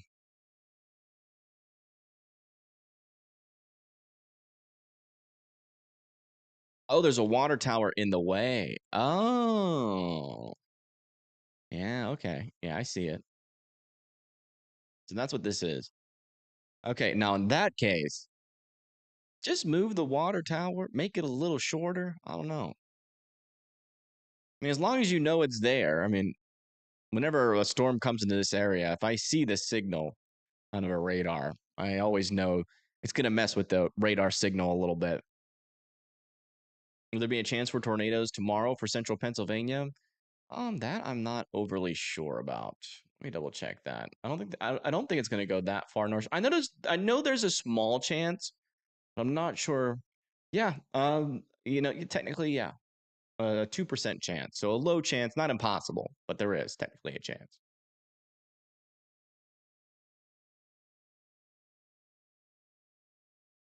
How many hours? Oh, I'm here for almost everything, even if I'm not involved. Well, I do appreciate that, James. Porta potty radars for when you want a whole new ways to check. No. I'm glad I didn't read that whole thing. Why? Why write a comment like that?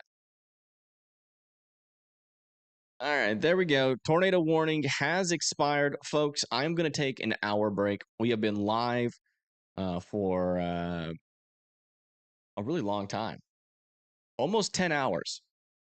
So I'm going to take me a nice 1 hour break, maybe a little bit longer, just depends on how I feel. Usually, sometimes I say an hour and it's a little bit longer. That's usually because when I get off of the stream, I have an adrenaline crash every single time.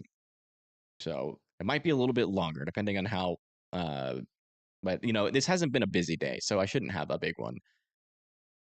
But it's like very mentally active, and my brain, it's like a sugar crash. It feels like it just kind of deactivates after I get off. But it should be around an hour. If we don't have any new tornado warnings, we might have a couple tornado warnings. I probably won't reissue a live stream unless it's a tornado warning that it's breaking that pattern of actually seeing some kind of rotation on it. So I'll be watching the storms, even though I'm on break, and we'll issue a new live stream if need be. Hopefully you guys don't have to see me again. Next storm that might get a little iffy is this one over here near Tylertown. Kind of looks kind of interesting. Really struggling with rotation though on the reflectivity. Really outflow dominant.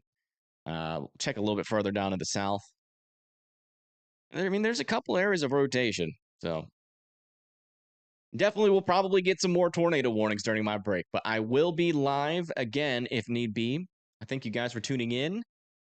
But yeah, a nice little well-deserved break. I'll see you guys in a little bit. Peace.